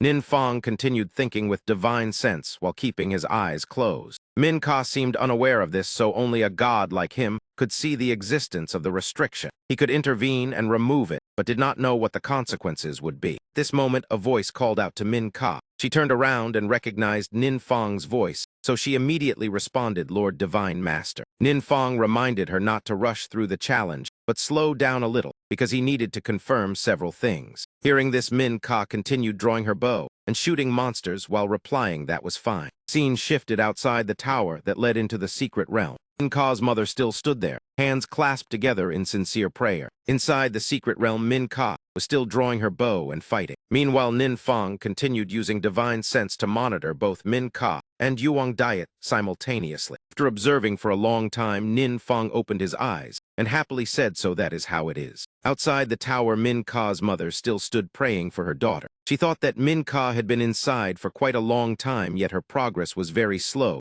She did not know what had happened. At that moment, a sharp monster claw burning with blue flames suddenly appeared. It was a gigantic skull monster with a massive body slowly approaching. Immediately, a blue force pierced straight through its chest. It turned out Min Ka had drawn her bow and shot it. Nin Fong's voice sounded, asking how she felt. Min Ka gripped the bow tightly and replied that Lord Divine Master, perhaps she had not completely adapted yet, so she needed a little more time. Nin Fong gently told her there was no need to rush. Meanwhile, Nin Fong continued observing the lock codes and thought that these prohibitions appeared at important milestones to to seal part of the universal laws. To use those laws, mortals could only beg gods to activate them with divine power. But this method caused believers to be separated by divine power and unable to directly contact the laws of the universe. Over time, they would firmly believe that only by relying on gods could they obtain immense power. So could it be that gods used this method to control mortals? While Ninfang was thinking, Min-Ka was still fiercely battling the monsters. Suddenly, a stone fell right beneath her feet. After that, countless rocks and soil collapsed, causing the area to shake violently. Min-Ka had been injured on the arm, but she did not notice. She thought the situation was caused by herself, so she blamed herself and said, "Sorry, Lord Divine Master, was she too clumsy?" Hearing this, Ninfang immediately transmitted his voice with divine sense, telling her she did not need to ask him. She should feel every movement of her body and see whether anything was different from before. Hearing that reminder, Min-Ka murmured softly, asking herself what exactly had changed. She immediately closed her eyes and used all her senses to feel. Strange vibrations began echoing in her mind. At that moment, two monsters floating in the air were approaching Min-Ka. When they arrived, they suddenly could not see her anywhere, causing both monsters to freeze in confusion. At that moment, Min-Ka appeared behind them. The two monsters turned around and saw she had already drawn her bow and aimed directly at them. Min-Ka shouted loudly, then fired arrows to attack the two monsters. Arrows carried lightning that pierced through their bodies, causing both monsters to convulse violently. Min-Ka was astonished by her own skill. She happily said that before she had never thought skills could be used this way, and her understanding of combat felt deeper. While she was focusing on attacking, a figure in a black cloak with 3 eyes on the back of his hand appeared beside her. Min-Ka immediately sensed his presence and quickly eliminated him within moments. Scene returned to the gate of the tower. It finally slowly opened. Min-Ka stepped out, and her mother immediately saw her daughter. Min-Ka had several wounds on her body, but she still raised her hand, signaling she was fine, and said her mother had waited a long time. Seeing her daughter safe, her mother spread her arms to embrace her and asked what the result was. Min-Ka smiled with narrowed eyes and replied, "Mother, she had failed." Her mother misheard and thought her daughter had succeeded, so she happily held her hand and said that was good. But immediately afterward, she startled and broke into sweat. Min-Ka still smiled cheerfully, saying yes, she had failed. She clenched her fist, excitedly saying it did not matter, because with the guidance of Lord Divine Master, next time she would certainly do better. Thinking of Ninfang, Min-Ka blushed and said Lord Divine Master was truly a great existence, gentle and profound. She could hardly wait for the next trial. Her mother looked at her daughter's expression without understanding what had happened, so she asked what exactly she had experienced in the secret realm. Meanwhile, Ninfang continued thinking with divine sense that believers were accustomed to relying on divine power. If the prohibitions were removed on a large scale, it might cause many disturbances, so caution was necessary. Fortunately, Lam Tin was not restricted. Yuang Diet was currently facing a gigantic monster that continuously spewed flames. Ninfang thought that because of this, the place could exist without divine intervention. The monster opened its mouth wide and roared, then launched power toward Yuang Diet. She immediately leaped up to dodge. Right afterward, she drew her bow with a serious expression, then fired arrows continuously toward the monster. The arrows carried streams of electricity that shot forward, causing the monster to be instantly electrocuted and tremble violently. She slowly lowered the bow, then lightly landed on the ground. Looking at the monster she had just defeated, Yuang Diet revealed a radiant smile. Her eyes filled with satisfaction as she enjoyed the result of her battle. That moment, the teleportation gate area in the distance suddenly showed several unusual disturbances. Ninfang had stepped inside. He showed a relaxed smile, then slowly walked toward Yuang Diet. Recognizing that the person who arrived was Ninfang, Yuang Diet immediately ran quickly to his side. The two embraced each other. In the eyes of both of them was joy that could hardly be concealed. While hugging Ninfang,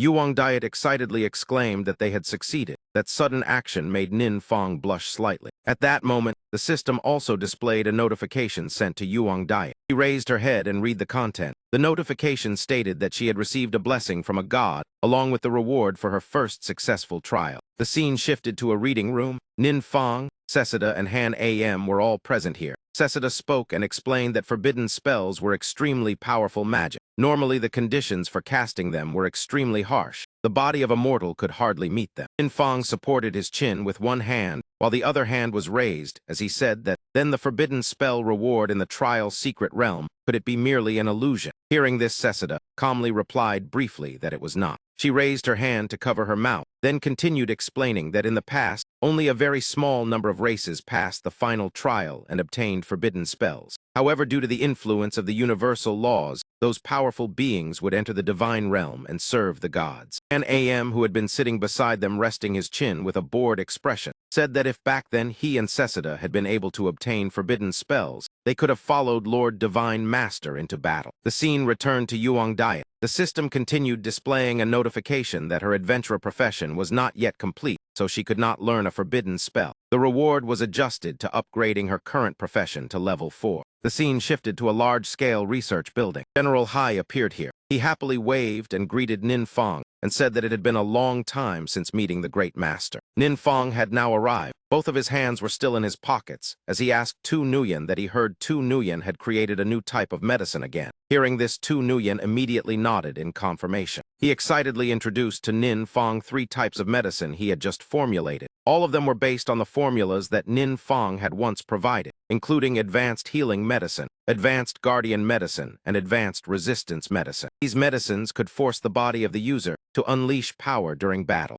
After hearing this, Nin Fong asked again that the formulas contained many rare ingredients that could not be found before. Hearing this, Tu Nguyen crossed his arms with excitement and said that fortunately Capo discovered a completely new secret realm overseas. Inside it, there were several special ingredients exactly like those in the formula that Nin Fong had given. The scene shifted to a lush forest with dense vegetation. This was the Than High Forest secret realm. At this moment, Doc Enhan was present there and seemed to be controlling his power to accomplish something. The people standing behind looked at him, then whispered among themselves that fortunately Capo was here, so the speed of eliminating monsters became so fast. Suddenly, a surge of power struck him, causing Doc Enhan to fall to the ground. The people who were whispering were instantly stunned. 2 people standing nearby hurried over. The man wearing glasses ran while shouting loudly, calling Capo. Doc Enhan was now injured and had to clutch the bleeding wound on his chest. When the man with glasses approached, Doc Enhan immediately grabbed his arm, causing the other man to panic in fright. Several wounds were clearly visible on Doc Enhan's face. He gritted his teeth to endure the pain,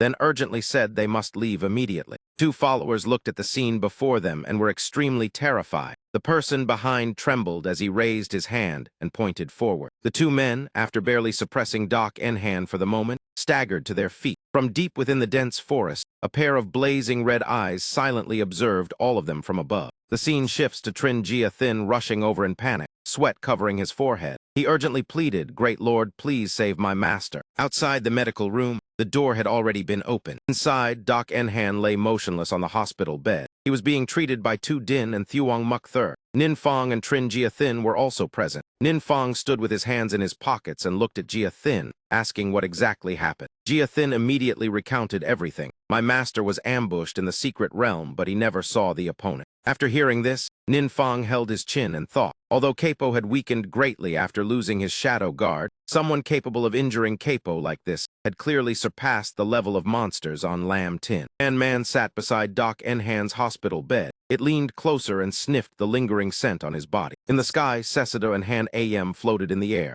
Sessida turned and asked, "Han AM, do you feel anything?" Han AM nodded, "Yes, I also feel something familiar." The scene shifts to the forest within the Than High secret realm. The forest, someone was questioning the mushroom. "Why did you let those people leave?" Hearing this, the mushroom hurriedly raised its hands and stammered in defense, I was just careless." The tree demon looked at the mushroom before him and said coldly, "Dan Khan, I once wanted to give you a chance to prove your ability, but your performance truly disappoints me." Tree demon recalled the moment when Doc Enhan's 2 subordinates left the forest, then continued speaking. "Those outsiders want to destroy our place of survival. They also want to take our lives. Today you let them go. In the future they will return with even more enemies." The tree demon pointed directly at the mushroom, his voice cold. "Your mistake could place the entire secret realm in danger. Do you want to doom all of us?" Hearing this, the mushroom broke out in cold sweat. The mushroom could only bow its head repeatedly and apologize. "Sorry, truly sorry. I swear I will never disappoint you again." Tree demon looked at the tiny creature before him and thought silently, "This one is the hidden boss I summoned not long ago. Its power is astonishing, but its mind seems incomplete. Sometimes it is very difficult to understand." Thinking of this, he revealed a sly smile. Because of that weakness, he could easily control it as a subordinate. With its assistance, his plan of conquest would soon be realized. The scene returns to Nin Fong's group. Han AM spoke, "Divine Lord, This poison seems to come from one of your kin. Hearing this, Nin Fong looked at Doc Enhan lying on the bed with suspicion.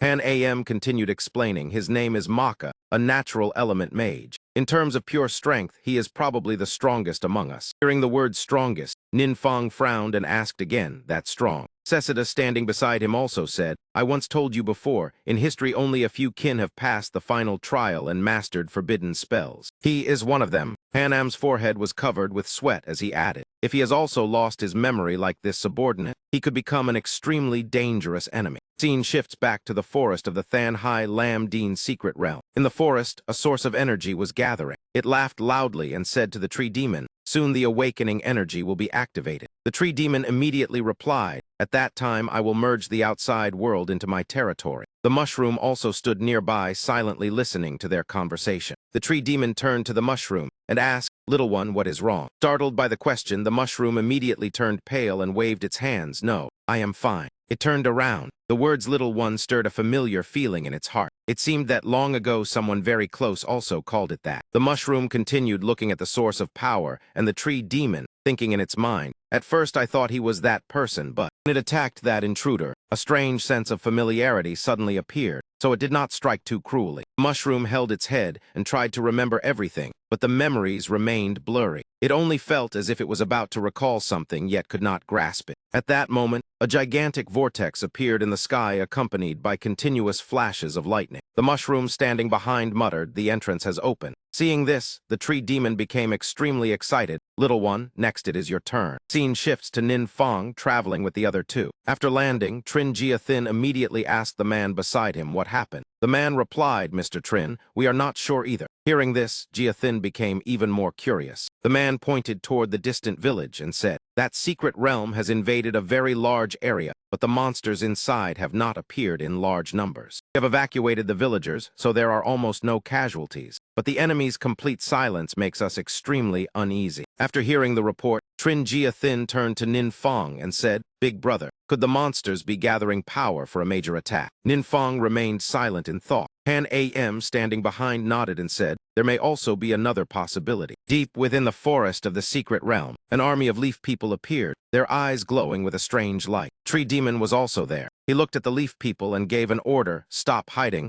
lead the army and attack immediately. The small mushroom trembled behind him and stammered, I am afraid. Could you go with me? Hearing this, the tree demon turned sharply and shouted, I told you to go now. Do not stand there babbling like a joke. After speaking, he turned away. Suddenly, he received information and said, the pillow tree is sending me a message. After listening, he turned back and shouted, an enemy is approaching. Sweat appeared on the tree demon's forehead. He thought to himself, the enemy's speed is too fast, I fear I cannot resist. Must I stay here with that one? Thinking this, he immediately stepped into the teleportation gate. The mushroom saw him leaving and asked, leader, where are you going? He only turned his head and said, deal with all those enemies over there for me, otherwise do not even think about coming back. Hearing this, the mushroom burst into tears and reached out trying to hold him back. Do not abandon me. It immediately ran after the tree demon and rushed into the teleportation gate. The moment it entered, the tree demon grabbed its leg, lifted it up and threw it back. The mushroom was thrown to the ground in pain, and the teleportation gate closed immediately afterward. It sat up painfully and reached out toward the closing gate. Please do not abandon me. Images of the past surfaced. Back then, someone had also turned away and abandoned it. It had once begged in despair like this. Thinking of this, the small mushroom burst into tears again. One who abandoned it back then was then Chu Tone Nang, returning to the old memory. At that time, the mushroom was sitting on the ground trembling as it looked at the person before it. Little one, then Chu Tone Nang wore armor, his long hair flowing and his gaze cold as he asked, why did you suddenly attack me? The mushroom stammered, I thought you came to capture me. It looked at him with despair in its eyes and said, I do not understand why everyone who sees me wants to capture me. Chu Tone Nang replied, a creature like you is indeed an extremely rare material and food ingredient. Hearing this, the mushroom screamed in panic. But immediately afterward, the Divine Lord extended his hand and spoke gently. However, your magical talent is very good. Little one, do you want to follow me? The scene shifts to the study room. Han AM looked at the mushroom and said, Divine Lord, is this the little one you mentioned? Seseda could not help exclaiming, truly adorable. Chu Tone Nang at that time was sitting on a chair. The mushroom fearfully hid behind his leg. He smiled and said, its talent and effort far exceed the data I predicted. In a short time, it has already passed the trial of a low-level world. Seseda observed for a moment and commented, but it seems very afraid of strangers. Then Chu Tone Nang replied, When I am not here, people often try to capture it, so it always remains cautious. An AM bent down to look at the mushroom and rubbed his chin, saying it looks quite delicious. Hearing this, the mushroom immediately trembled and broke out in sweat. Seeing it frightened, Seseda immediately flew over and kicked Han AM aside. She smiled gently and extended her hand. Little one, do not mind that blue-skinned guy. Come live with me from now on. Then on the mushroom quickly grew close to Seseda. The two often sat together in the reading room chatting. One time the mushroom suddenly floated into the air, its entire body emitting sparkling light. Seseda clapped and praised it. The little one's talent is truly astonishing. It has passed another trial level. Han AM muttered that he suddenly felt like the real useless one. Seseda immediately mocked him. You were already useless to begin with. The Divine Lord standing beside them looked down and asked, Little one, do you want to say something to me? The mushroom slowly stepped in front of him, its expression anxious. Divine Lord, if I enter the divine realm, will I no longer need to fight? Sweat appeared on its forehead. It said, I truly dislike fighting. I only tried to become stronger to protect myself. If I could remain forever in the divine realm, then perhaps I would not need to struggle like that anymore. Hearing this, the Divine Lord understood and smiled. All right, I promise. When you enter the divine realm, do what you like. Sometime later, the Divine Lord happily said, Little one, you have completed the supreme trial. Welcome to the divine realm. Hearing this, the mushroom spread its arms and said happily, I did it. In the divine realm, the mushroom played with flowers and grass every day. Its life was very happy. One day the Divine Lord came and said, Little one, I may need you to go to another world to find a treasure. Hearing this, the mushroom asked anxiously, Do you want me to leave? The Divine Lord smiled and explained, It is only temporary. I cannot leave right now, so I must rely on you. The mushroom was a little afraid, but still nodded, I understand. I will return quickly. Scene shifts to a massive snow mountain range. The mushroom appeared there and climbed the cliff toward the snow flower. As it climbed, it muttered, Finally found it. Time to return quickly. Just after picking the snow flower, it suddenly sensed something and cried out in shock. Holding the snow flower in its hand, it trembled and said, Why has the connection between me and the Divine Lord been severed? Amid the freezing snow mountains, the mushroom cried out in pain, Divine Lord, please do not abandon me. Elsewhere at the same time, a man standing on a platform announced to the crowd, The omnipotent magic god is an evil god who has been destroyed by 11 main gods.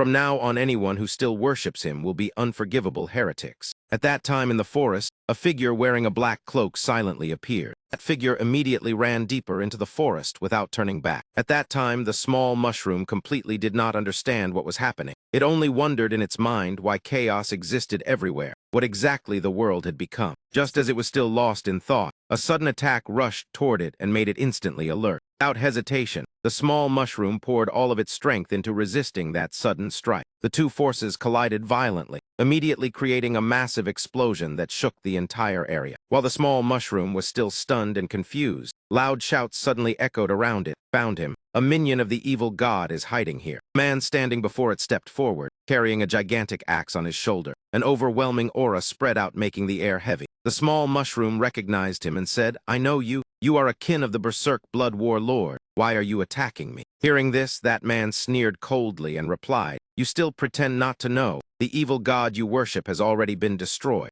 Are you not also fleeing from the divine realm? Hearing that, the small mushroom frowned and said, So what they said was true. Divine Lord was attacked by the other gods, but why would that happen? The warrior did not bother answering. He simply swung his axe and charged forward, laughing loudly. The evil god even raised such a rare magical creature. If I roast you, it will surely be an exquisite dish. But the moment he finished speaking, his eyes widened, a trace of shock flashing across them. Small mushroom instantly erupted with power. Bolts of lightning continuously crashed down. Its eyes glowed as it stared at the opponent and shouted, Tell me clearly. Without delay, the small mushroom rushed straight toward him and directed its magic power to strike. The warrior also leaped up and swung his axe in response. In the blink of an eye, his axe was restrained by the power of the small mushroom. He pulled with all his strength, but it was completely useless. Immediately after, he was blasted far away by the small mushroom's strike. The warrior was so furious his eyes turned red, grinding his teeth as he thought. The evil god actually cultivated such a powerful subordinate. If it were in the divine realm, its power would be even more terrifying. Then why did it never appear during the War of the Gods? While he was distracted, the small mushroom controlled vines that sprouted from the ground and wrapped tightly around him. The vines tightened around the warrior's body, leaving him unable to move. He could only howl wildly. The small mushroom looked at him with cold eyes and asked, Where is Divine Lord? Tell me immediately. The warrior sneered arrogantly. He was heavily wounded by several gods joining forces. He has probably died somewhere already if you want to know more. His eyes flashed red, his face twisted as he roared. I have summoned my god lord. He will answer everything for you. Hearing this, the small mushroom's body trembled continuously. It muttered, "This is bad. The Berserk Blood War Lord is about to descend. I cannot defeat the incarnation of a god." Vines binding him suddenly exploded and shattered. The warrior now looked extremely enraged. He poured all his strength into the axe. Blazing red energy and lightning covered the blade. Without hesitation, he swung the axe straight toward the small mushroom, and it was struck immediately. The small mushroom was blasted far away, rolling several times before crashing heavily onto the ground. Collapsed on the ground, a trace of blood flowing from the corner of its mouth. In pain, it weakly called out, "Divine Lord, did you truly abandon me?"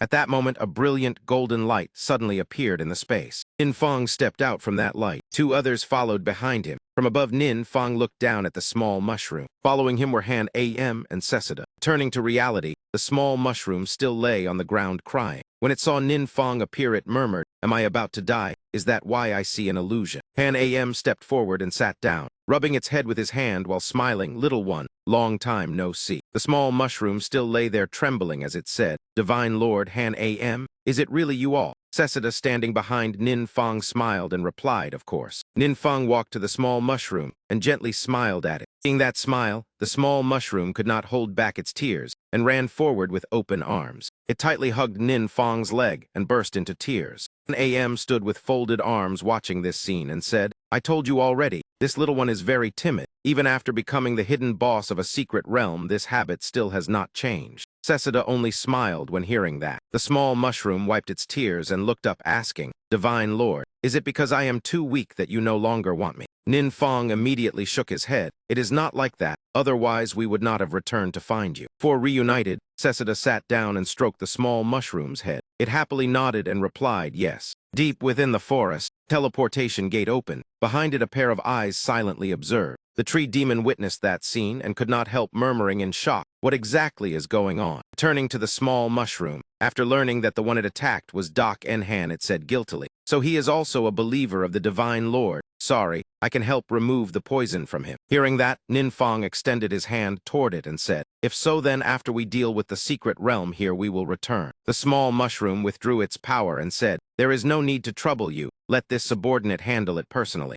Immediately after, it opened a teleportation gate for everyone. It entered the gate together with Nin Fong. When they returned to the previous place, the sight before them surprised them both. Tree Demon and the army of leaf people were kneeling before the small mushroom, shouting together, "Welcome back, leader." Even though he felt unwilling inside, the Tree Demon still clasped his hands and bowed respectfully. Seeing this, Nin Fong pointed at them and asked, "Mushroom, what is going on here?" Small Mushroom was also confused, not understanding when the Tree Demon began showing such respect toward it. The Tree Demon lowered his head, sweat forming on his forehead as he said, "Earlier I acted recklessly. Please forgive me for the sake of protecting the secret realm. From now on, we will absolutely be loyal to you." Hearing this, the small mushroom looked toward Nin Fong and called, "Divine Lord." Understanding its meaning, Nin Fong gently said, "Follow your heart, decide for yourself." The small mushroom suddenly recalled the past when it once asked the Divine Lord if it could avoid fighting forever. At that time, the Divine Lord also smiled and said it should simply do what it liked. Thinking of that, its eyes became moist with emotion. Divine Lord is truly still the same, but I am no longer the same. Thinking that, the small mushroom slowly closed its eyes. It immediately cast magic. Blue flames burst forth and burned the Tree Demon.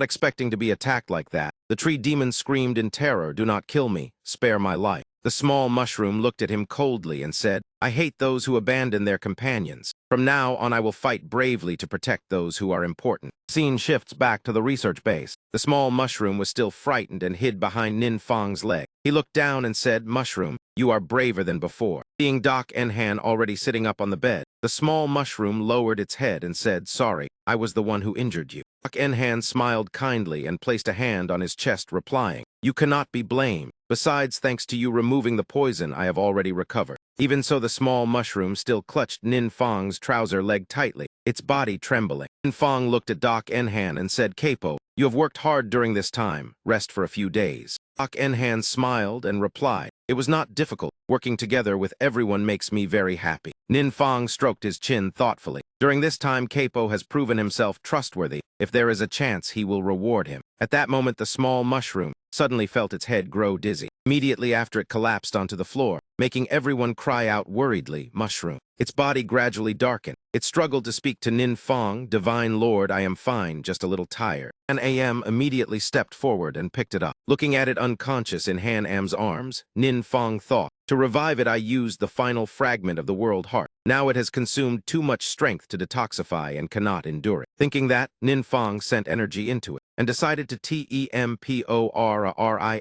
Chinese letter the mushroom's materialization and search for more resources. Immediately after, the small mushroom was recalled by Nin Fong and vanished from Han Am's hands. The scene shifts to the deep ocean floor before a mysterious gate. Nin Ka stepped forward. Nin Fong asked what happened. She held a shining stone in her hand and said, "The fragment of the world heart you need, I have found a part of it." Hearing this news, Nin Fong was extremely pleased. Thanks to his ability to connect two worlds, his search range had expanded greatly. Nin Fong asked further, "Would you like to come with me to the secret realm of the world heart?" Min Ka clenched her hands excitedly. "I can go with you too. That is wonderful." The scene shifts to an unidentified secret realm. Min Ka, the old heretic, and a soldier had already arrived here. All three were astonished by the surroundings. Nin Fong stood in the middle of the space, using his power to send life energy into the surrounding area. Seeing that immense power, the old heretic said in astonishment, "Such pure natural force, this must be the blessing of the Divine Lord." Nin Fong remained calm and continued unleashing his power.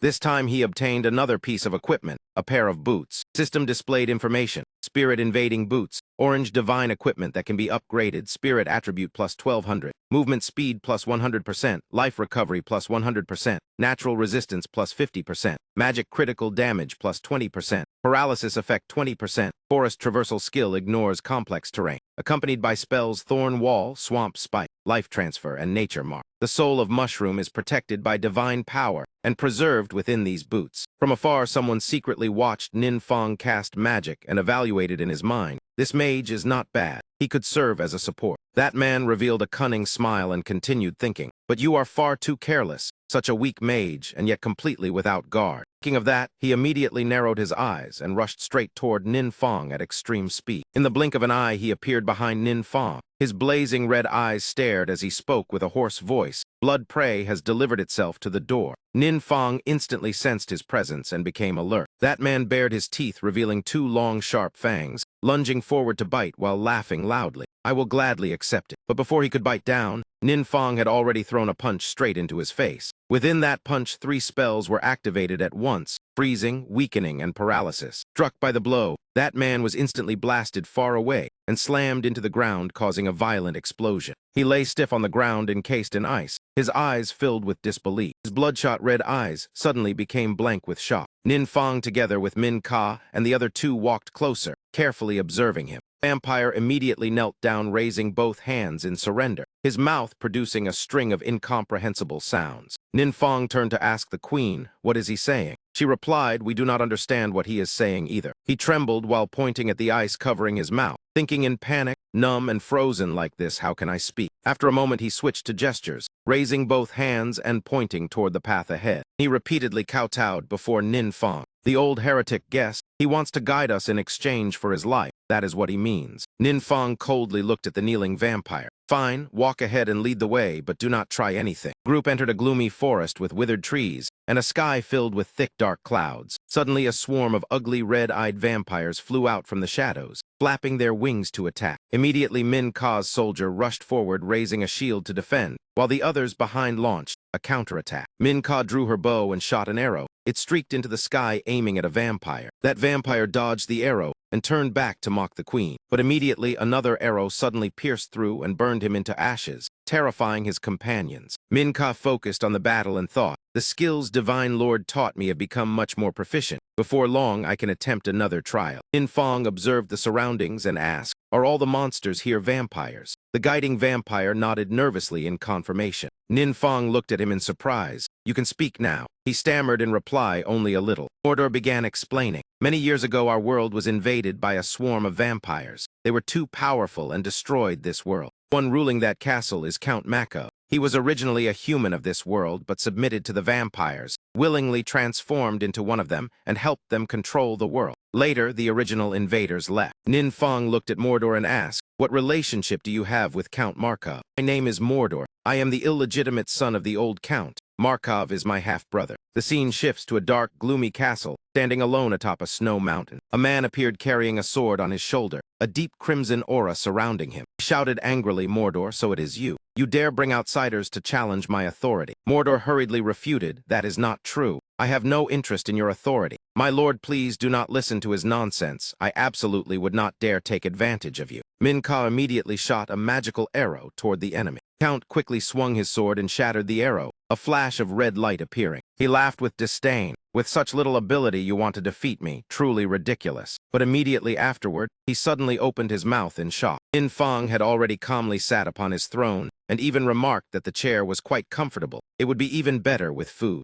The Count angrily raised his sword and charged forward. "All of you must die." Suddenly another scene caught his attention. Ninka together with the soldier and the old heretic attacked the Count at the same time. Ninfang looked at the queen and smiled. Minka has quite good potential. In battle, she grows stronger as she fights. She only needs teammates to create opportunities for her. One of Minka's arrows pierced straight into the Count, causing him to stagger. The Count roared in pain, looked at Ninfang with blazing red eyes, crimson energy surrounding his body. "I will curse you forever." He sneered before being enveloped by red light. "You will share the same fate as me, becoming slaves of the Vampire King." Minka and the old heretic were startled when a red mark appeared on the back of their hands. The same mark on Ninfang's hand also began glowing. Ninfang's expression darkened when he saw the vampire mark on his hand. Mordor laughed mockingly, sacrificing his life to play such a vicious curse. "You are finished." The system displayed a passive skill. Earth Guardian automatically absorbs 100% of all physical damage. After the attack ends, it recovers automatically.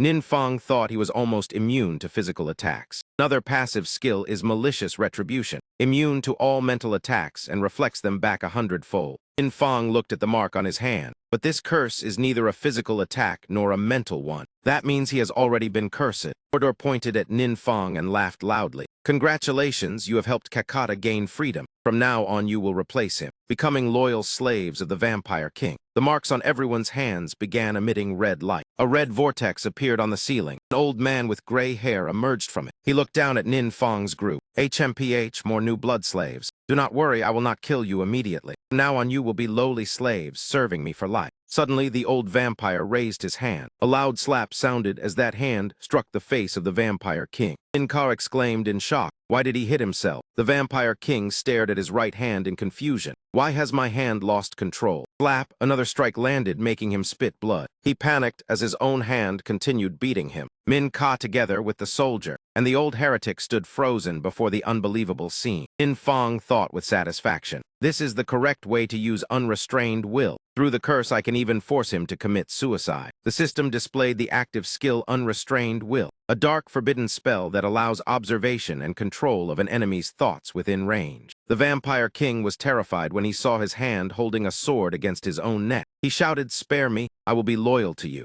In Fong smiled lightly. "Do not be afraid. I do not kill people casually." The old vampire widened his eyes in horror. "It was you," In Fong said calmly, "but I have one condition." The old man trembled with anger as he stared at him. The scene shifts to a house, standing in the middle of a lush green valley. In Fong said to Capo, "Try it." Capo replied, "Yes, divine lord." Capo placed his hand on the mark and called 3 times, "Nai-na." Red light shot out from the mark, making Capo astonished. The Vampire King appeared and knelt down. "Master, your slave is loyal until death." Capo was stunned. "This vampire is far stronger than me, yet he calls me master." The Vampire King cried while speaking. "I never expected my own curse would be used to summon me in reverse." He complained bitterly, "But I have no other choice. Just one of them over there is already stronger than me." In Fong stroked Man and smiled. "After eating all your summoned creatures, I will compensate you with a new one. Unfortunately, the summoning time is limited." Capo said excitedly, "Thank you, I will be loyal for life." The Vampire King also reluctantly said, "Me too." Nin Fong thought deeply. Passing the vampire secret realm not only gave me the world heart, but also replenished energy for Muga. In addition, I also obtained another reconstruction key. As long as we find Han Am's old world, we can help him recover. My level has also reached 180. It is time to proceed with the 6th advancement. Scene shifts to the Divine Advancement Hall, where Nin Fong stands in the middle of a room filled with blue light.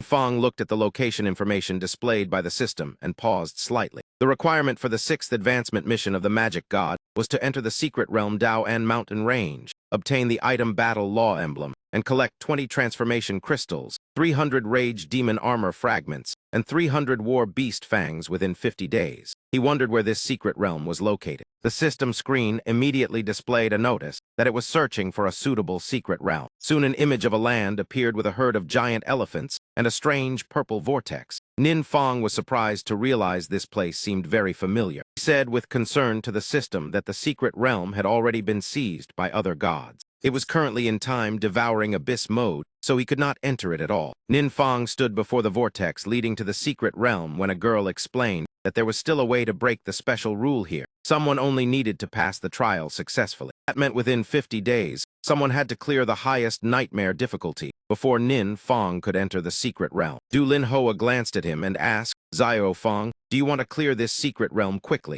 Nin Fong nodded to confirm. She thought for a moment, then said she had an idea but was not sure whether it would work. "Last time our 5-person team stopped at difficulty level 3. But this time, we have new potions and Guild Master Yuang also possesses a divine weapon, so overcoming it may not be too difficult." However, Du Lin Hoa was still worried because the disastrous failure before still haunted her. If that was the highest level, then with the current team, they might still not win. Nin Fong remained silent and understood her meaning. Guild Master Du is right. If calculated tactically, the probability can still be estimated. Du Lin Hoa continued saying she was thinking that if one member were changed, things might be different. Nin Fong immediately turned his head and asked who that person was. When he heard the answer, he was slightly surprised. Thuong Muk-thur. The young girl standing there shyly pointed at herself. Thuong Muk-thur hurriedly waved her hands to refuse. "That will not work. My strength is far below my master." Du Lin Hoa ignored the girl's embarrassment and explained that Xiao Thur's ability was quite special because she could increase the luck attribute for teammates, so she had taken her as a disciple and trained her specially. Nin Fong smiled, remembering that he once helped Thuong Muk-thur unlock several trial achievements. After not meeting for a long time, it turned out she had followed Guild Master Du. Du Lin Hoa happily said that luck was the only attribute that tactics could not calculate, so Xiao Thur could bring surprises. Nin Fong nodded, agreeing with the suggestion, making Thuong Muk-thur even more embarrassed. She lowered her head awkwardly. Nin Fong reassured her to treat it like a normal training session. Du Lin Hoa laughed, saying the girl trains very fiercely. Yuang Diet looked at Nin Fong and thought that Thuong Muk-thur worked so hard largely because of him. Du Lin Hoa waved her hand and said,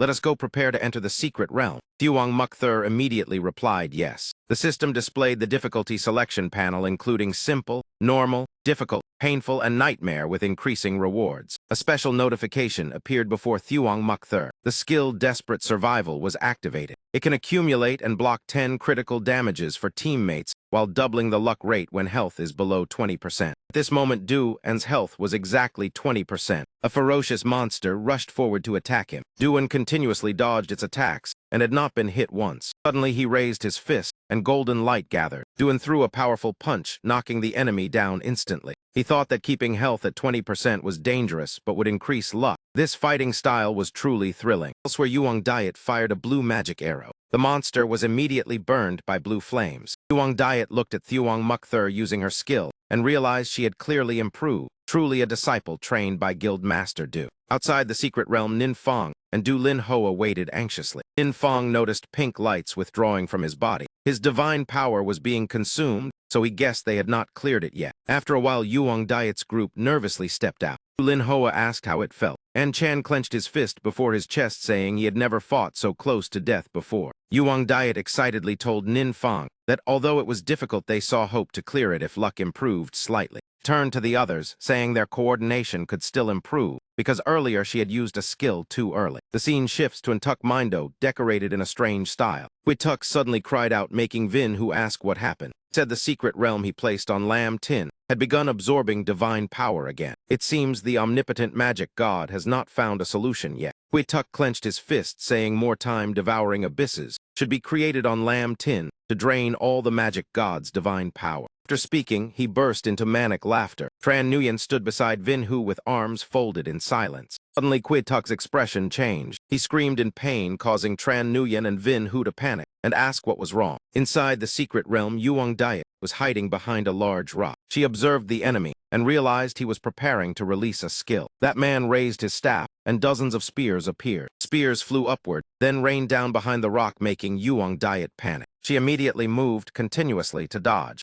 She hid behind another rock. Yuong Diet gritted her teeth, thinking her teammates had sacrificed themselves to protect her, while her health was nearly depleted. But the boss only had a little health left, so if she missed this chance next time, luck might not be as good. Yuong Diet nodded, encouraging herself to risk everything. She rushed out of hiding and ran straight toward the enemy. A golden mark appeared above the boss. The system displayed the weapon Divine Artifact Flash Silver, capable of marking targets and tracking movement. Yuong Diet continued charging forward, raising her glowing bow. She dashed behind the nearest rock, just as the enemy prepared to counterattack. Yuong Diet leaned against the rock, then shot 3 arrows into the sky, saying, "Do not think I cannot see you." The boss was struck, and its health bar dropped to 0. Many pink lights immediately flew back into Nin Fong's body. He was surprised to feel power returning. Nin Fong looked at his glowing hand and realized the divine power had not only returned, but increased. The scene shifts to a castle decorated with strange white bones. Vin Hu asked in panic what happened. Quid Tuk trembled, saying his divine power was being drained dry. He shouted that the omnipotent magic god of that lower world could actually break the secret realm he had strengthened. Tran Nguyen and Vin Hu were both shocked to hear that. Quid Tuk clutched his chest, saying he had to sever the connection with that secret realm. But he panicked because he could not disconnect, as if it were locked. Inside the secret realm, Nin Fong stood within a mysterious space. He looked at the purple cube before him and realized dark energy was trying to escape, but was sealed by a forbidden spell. Nin Fong smiled lightly, saying, "You have absorbed my divine power for so long now.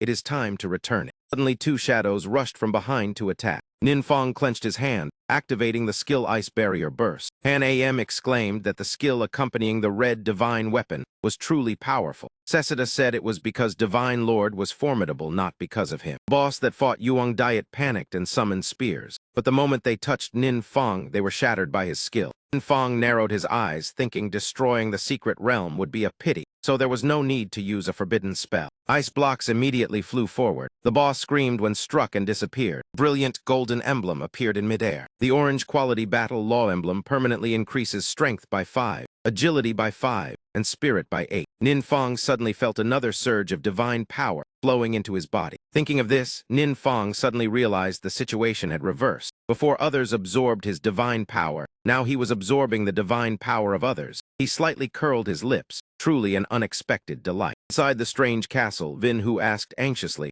"How is Vong Hun Quid Tuk now?" Quid Tuk sat on the throne panting and said he was probably still fine. This kind of secret realm was like an enormous gamble. It could win or lose. If he won, he could absorb the opponent's divine power. But if he lost, he would have to pay double. What he never expected was that a low-level world could break such an advanced secret realm. He clenched his teeth, realizing the more terrifying thing was that after paying the price, the gamble had not ended, but had turned into one-sided exploitation against him. Truly hateful, my divine power is being drained again. Another pink light flew away from his body. Tran Nguyen and Vin, who secretly felt fortunate that they had never placed a secret realm on Lam Tin. Otherwise, their fate would have been the same. Quid Tuk looked at them and said he must find a solution. "Please help me." Scene shifts elsewhere. Nin Fong looked at the group before the purple vortex and said that after completing his 6th advancement, he understood much more about the universe. He could sense that the opposing god was unable to sever the connection with this secret realm because of the influence of a spatial forbidden spell. Each time everyone cleared it successfully, he absorbed more of that god's divine power. Nin Fong shrugged and smiled, saying it was a pity that after each clear they had to wait 7 days before entering again. Otherwise, he could finish it quickly alone. He scrolled the screen and said the situation here did not need worry for now. Let us see whether other worlds had changed. Suddenly, his eyes widened in surprise. The scene shifts to a beautiful seabed. Min Ka stood before an excited crowd and announced that today the mastermind who caused the war would face public trial.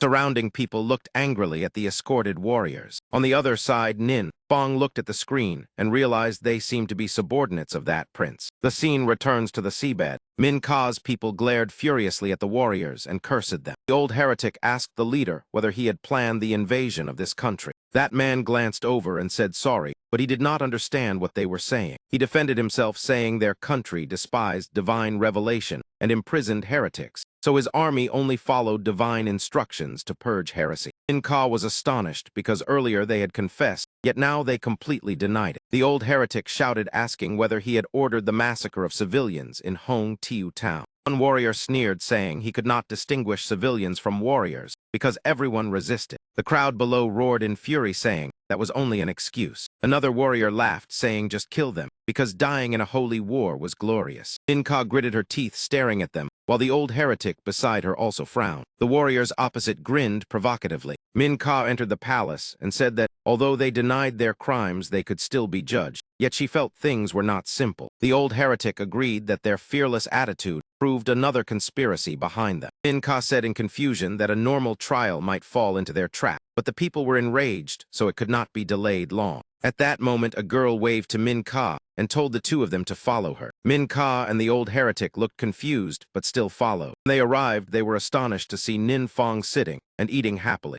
Inside the underwater prison, one warrior told his companion whether he saw the confused expression of Queen Min-Ka during the trial. That man laughed, saying she did not look like a queen at all. A soldier outside shouted at them to shut up and not insult the queen. That man provoked him, saying, "If you have the ability, then kill us, or are the people of this country all cowards?" The soldier angrily gripped the spear in his hand. That moment, footsteps sounded in the prison corridor. Nin-Fong and Min-Ka appeared and walked to the cell. The soldier immediately shouted greetings to Divine Lord and Her Majesty the Queen. Nin-Fong coldly looked at the warrior behind the bars. That man shouted, asking who he was and what she had just called him. Nin-Fong activated the forbidden spell skill, will manipulation, allowing observation and control of enemy thoughts. A stream of energy invaded the warrior. His eyes instantly became dazed. Nin-Fong ordered him to reveal your true conspiracy. He answered that after they were captured, the other followers of Qui-Tuk prayed for them and received a response. Their god lord was furious when he learned Min-Ka accepted followers of the omnipotent magic god,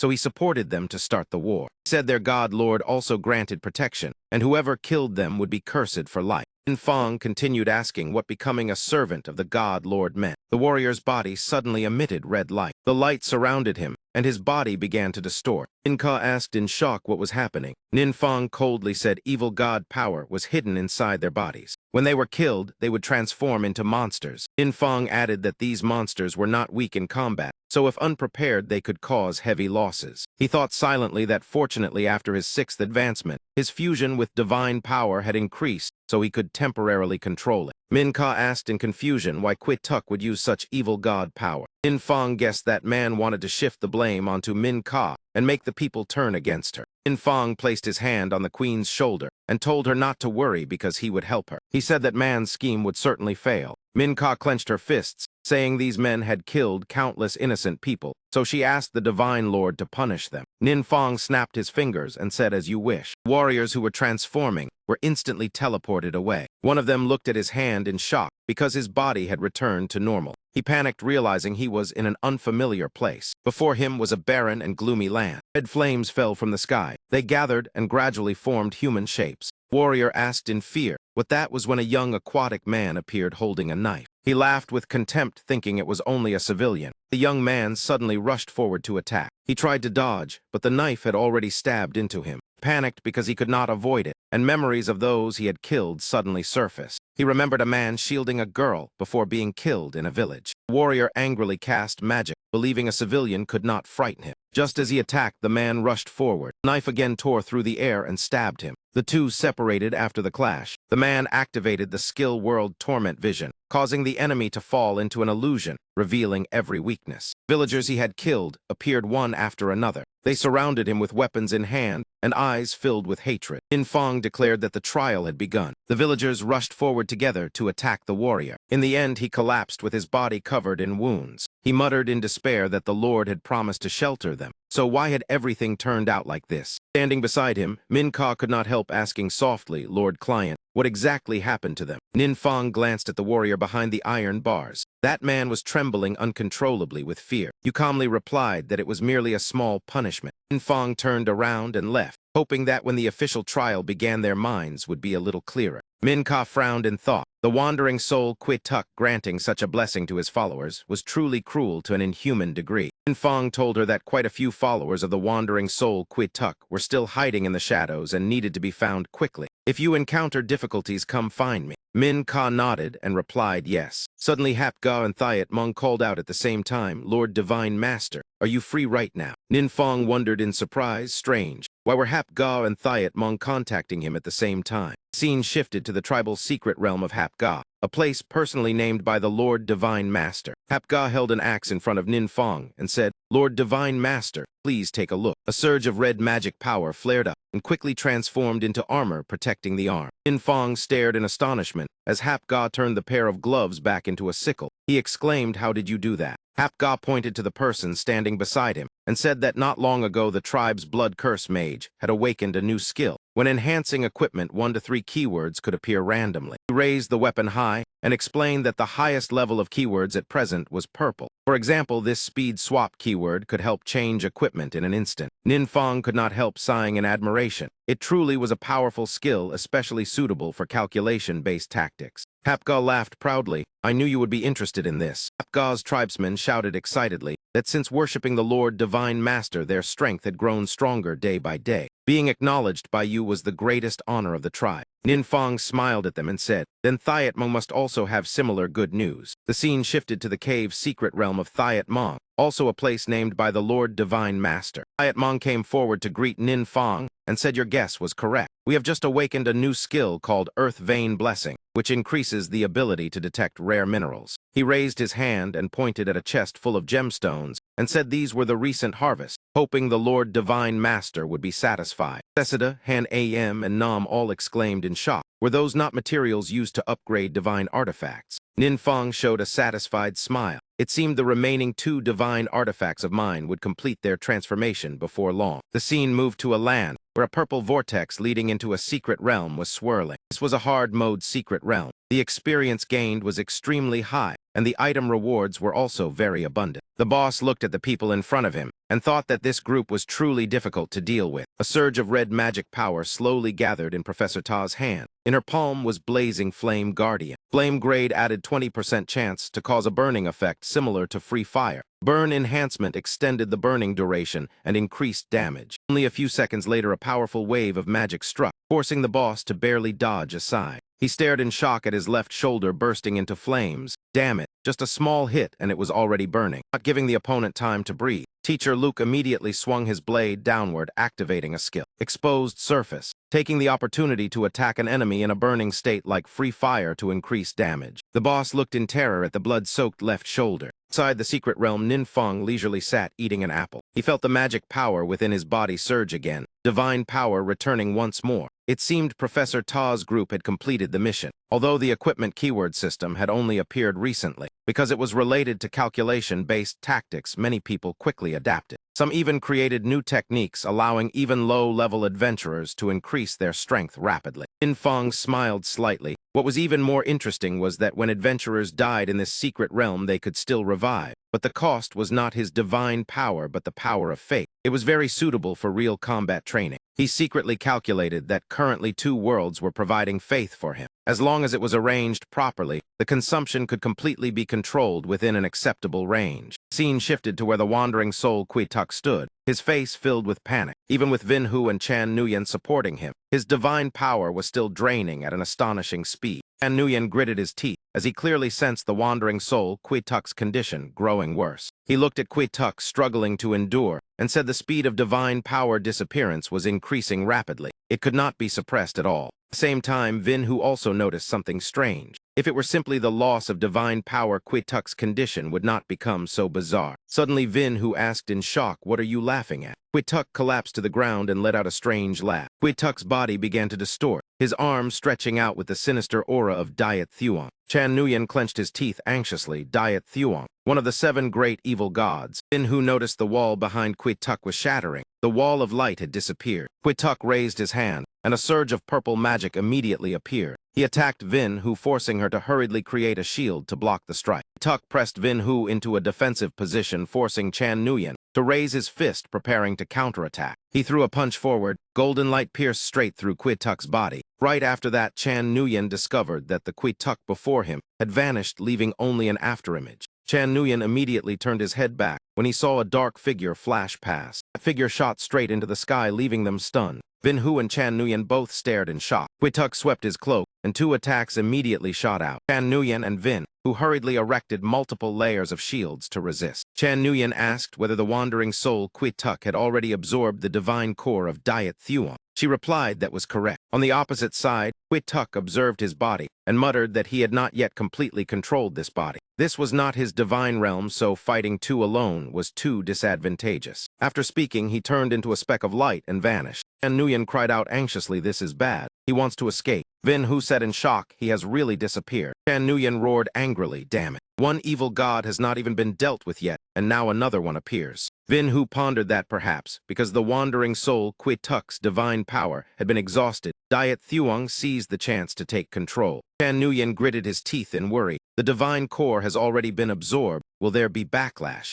I will not turn into that kind of monster, right? In the vast starry expanse, belonging to the divine realm territory, managed by the eternal divine star, Chan Nguyen clutched his shoulder and roared angrily, "Hateful." He managed to escape. Whether he returns to his own divine realm or sneaks into the world below, it will be a great disaster. Vin Hu bit her nails nervously. Does that mean besides the omnipotent law god, we must also face another evil god? Suddenly, the two looked at each other in horror, as they realized a serious problem. He had also once absorbed the divine cores of evil gods. If something went wrong, they might become vessels for the evil gods. Chan Nguyen reproached that your research clearly claimed there would be no problem. Vin Hu muttered who would have expected such a situation to occur. Chan Nguyen was so furious that flames erupted, covering his entire body. He turned and rushed away in anger, leaving Vin Hu behind. Vin Hu thought that the wandering soul Quituk's words were not wrong. Chan Nguyen, the Holy Spirit, was indeed hot-tempered and stubborn. But if he was gone, what should she do? She gritted her teeth and calculated for a long time. Suddenly, an idea flashed through Vin Hu's mind, perhaps directly forming an alliance with the omnipotent law god. Scene shifted to the deep-sea world at the Queen's palace. Inka's expression changed when she heard the report. She asked in shock what. The soldier reported that for unknown reasons, the wandering soul Quituk suddenly abandoned this world. His temples and trial secret realms collapsed overnight, and the followers all turned into monsters. At present, the nations that once worshipped the wandering soul Quituk had fallen into chaos. Many people ran to our nation begging for protection and support. The blonde girl looked anxiously at Queen Minka, asking how she planned to handle it. Minka declared that she would not kill the innocent. Innocent civilians could be accepted, but those who once supported invading us must face trial.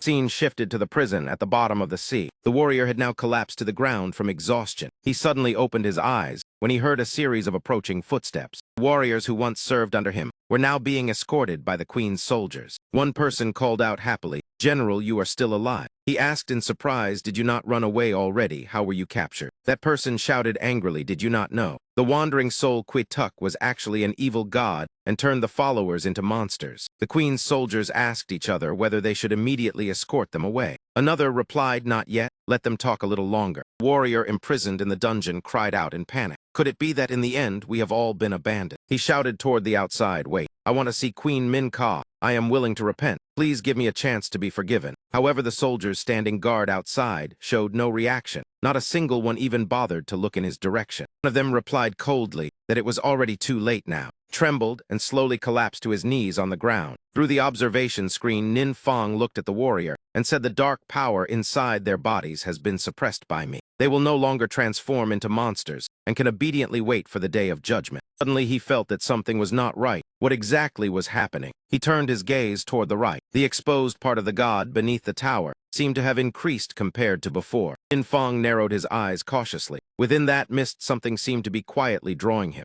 He raised his hand. A surge of purple magic power spread throughout his body. A vague image gradually appeared behind his palm. Nin Fong realized in shock that it was the castle of the wandering soul Quituk. He stared intently at the castle covered in dense fog. Suddenly, for a brief moment, its image became clear. Immediately afterward, the fog covered it again. Nin Fong muttered, "What kind of strange thing was that?" It appeared for a moment and vanished instantly. The scene shifted to Quituk. He shouted in alarm, "Wait." Diet Thuong had already seized half of Quituk's body and laughed with contempt. "Stop struggling uselessly." Quituk said angrily, "Damn it. Because my divine power was depleted, I exposed a weakness, and that bastard Diet Thuong took advantage. But even if you seize this body, it is useless because I have been struck by an extremely powerful curse. If I cannot escape, then both of us will decline together. Diet Thuong replied suspiciously, "Do not think you can deceive me. What curse could possibly be strong enough that even you cannot resist it?" Wandering soul Quituk bared his teeth in a grin and said, "It is the omnipotent law god." Suddenly Diet Thuong gained the advantage, causing the entire body of Quituk to fall into his control. Immediately afterward, half of the body was seized back by Quituk. Diet Thuong asked in shock, "Who did you just say?" The two fell into silence for quite a long time. After a while, Diet Thuong spoke. "If it is him, then it is indeed possible. But were you not once on the same side?" Quituk muttered that story would be very long to explain. In short, right now, he is the common enemy of both of us. In his heart, Quituk calculated that he must not let Diet Thuong know too much. First calm him down, then see whether cooperation was possible. The next scene shifted to the territory of Vin Hu. Chan Nguyen and Vin Hu looked at Quituk with wary eyes. Wandering soul Quituk, unexpectedly you returned on your own. Right half of the body controlled by Diet Thuong laughed loudly. "I warn you not to play tricks. Quituk and I now coexist. If you dare attempt assassination, then at worst we all die together." The left half controlled by Quituk reassured that with me here they would not do that. Now we should first think about how to deal with the omnipotent law god. Diet Thuong turned to ask Vin Hu. "Earlier you said the omnipotent law god was hiding in a low-level world and refusing to reveal himself, correct?" She replied that was correct. Immediately Diet Thuong revealed a scheming smile. "I have already thought of a way." Quituk on the left asked suspiciously, "What way?" Diet Thuong merely smiled and said, "Just wait and watch the show." A streak of purple light appeared in Diet Thuong's hand. Quituk observed with worry. "Why does this feeling seem so familiar?" Diet Thuong declared that if they wanted to deal with a low-level world, they must use the abyss of devouring time. "Back then, you also suffered because of this thing, correct?" At that moment, a burly figure appeared behind him. Chan Nguyen immediately stopped him and shouted loudly, "It was precisely because of the abyss of devouring time that I ended up like this. Do you want us to die even faster?" Nearby Vin, who also cast magic to lock Diet Thuong's arm. In his heart, Quituk thought angrily that everything was caused by the omnipotent law god. "He made me fall into such misery. I must destroy him." The scene returned to Nin Fong. He frowned and wondered what exactly that thing earlier was. Why had it disappeared now? A voice called out, pulling him from his thoughts. "Lord Divine Master." Nin Fong turned and saw Minka. The queen reported anxiously that just now the divine power of the wandering soul Quituk suddenly recovered, and he had sent a divine decree to his followers. Quituk placed all the blame on you. He claimed that your interference caused the world to become isolated and his followers to turn into monsters. He also declared that he had saved the disaster in time. She continued, explaining that some followers had believed this lie. Others had fallen into confusion. In short, the influence of Quituk accumulated over many years had not completely vanished. Nin Fong frowned and said, "These gods are truly shameless. Is there any way to teach them a proper lesson?" The scene shifted to Lam Tin, inside a secret realm. Mangak exclaimed in surprise. Du Lin Hoa asked worriedly what happened. Mangak replied that he had just received a magic skill book he had never seen before. In the deep sea world, a group of people gathered before the city gate. They stood there waiting anxiously. The old heretic priest said to Nin Fong that these people had never participated in the invasion. The queen believed they could be accepted, so he wished to persuade them to become your followers. But after Quituk disappeared, they became even more confused. Nin Fong recalled what Cecilia once said, that gods controlled their followers very strictly. Followers could not arbitrarily change the god they worshipped, otherwise they would suffer severe punishment. No wonder these people all looked uneasy. He looked at the people before him and thought that if he wanted to weaken the faith of another god, did he really have to destroy them as he had done with Quituk? The scene shifted to a house located in a beautiful valley. You have never seen this kind of magic before. Nin Fong sat opposite Feng and Gak. That is right. Recently, the spoils dropping from secret realms have increased, so new items appear frequently. He secretly felt delighted. Better spoils meant that his divine core had increased. This was truly good news. He took out a magic book called Mind Seizing Resonance and said, "This is the skill book we found. I wonder whether it will be useful to you." Suddenly, Nin Fong felt that something was not normal. The scene returned to the ocean world. Many underwater residents clearly showed unease. Girl asked worriedly, "Your Majesty, will your god truly protect us?" Minka calmly replied, "Of course. You can rest assured." Another resident said uneasily, "How could we feel assured? Now we do not even know whom we should pray to. The wandering soul Quituk is untrustworthy, yet we cannot escape his influence. If we pray to your god and anger Quituk, then we might suffer even harsher punishment." Minka frowned slightly. She remembered her mother once said that in history, only when the original god disappeared could followers change their fate. But but who would have expected that the vanished god would suddenly appear again? The sound of footsteps drew her attention. Ninfang walked toward the queen and waved in greeting. "Lord Divine Master, why did you return so quickly?" He smiled and asked the residents, "I am the omnipotent law god. I want to ask whether you are certain you wish to abandon your previous faith." Everyone began whispering among themselves. Each person showed hesitation and worry. A girl gathered her courage and said, "That is correct. We have already begun doubting our former god. Please accept lost souls like us." A surge of purple magic suddenly radiated from the girl's body, causing her to cry out in surprise. Ninfang narrowed his eyes and said, "Welcome to becoming my first follower." The girl cried out joyfully that she could feel the connection between herself and the wandering soul Quituk had completely been severed. What exactly was happening? Ninfang smiled and explained that when the connection between you and him is cut off, you will no longer need to fear divine punishment. Hearing this, everyone rejoiced and expressed gratitude. They all knelt down and kowtowed together. "Lord Divine Master, please accept our faith." Ninfang smiled faintly. The new forbidden spell he had just obtained was indeed very useful. The system announced that the passive skill Divine Bestowed Faith had evolved into a dark forbidden spell. Whenever converting followers of another god into his own followers, he would absorb a portion of that god's divine power. The higher the followers ranked, the greater the amount of divine power gained. Ninfang clenched his fist. Turning another god's followers into his own both weakened the enemy forces and reduced their strength. His gaze became stern.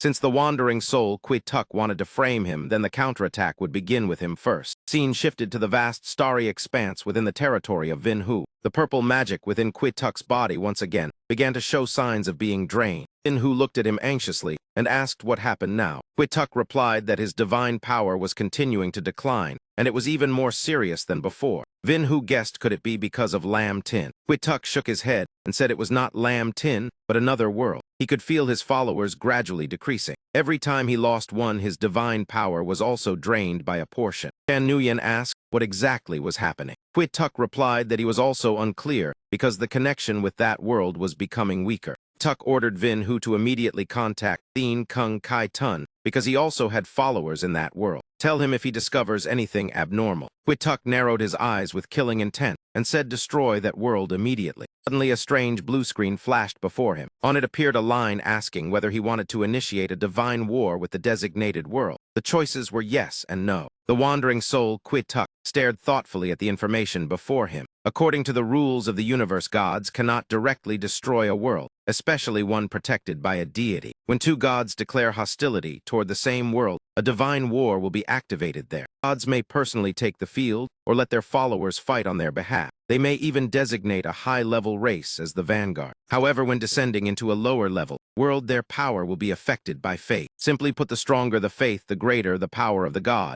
If faith weakens, their strength declines accordingly. Quituk slammed the table in frustration and shouted, "Damn it." Chan Nguyen calmly advised, "Do not rush. First explain clearly who you intend to start the divine war against." Quituk held his forehead and lowered his head, saying, "Honestly, I do not know either." Vinhu asked in surprise what. Quituk muttered that his followers reported someone in that world targeting the command banner of Swift Shadow. He originally thought it was just a minor figure, so he did not pay attention. He raised his head and looked at the two before him, then said, "But you saw it yourselves just now. I truly could activate a divine war. That proves." Vinhu immediately understood and said, "That means the other side is truly a god." Tuk pointed at the screen and said, "As long as I choose yes, the other side will receive the challenge. From that moment, he will become our official enemy." The scene shifted to Ninfang as he let out a long yawn. Ninfang stretched his body to relax, thought to himself that he had assumed converting followers of other gods would be very difficult. He did not expect it to go so smoothly, perhaps because Quituk had too many followers and did not notice. Capo waved and called, "Lord Divine Master." Ninfang looked at him in surprise and asked, "Did you need something from me?"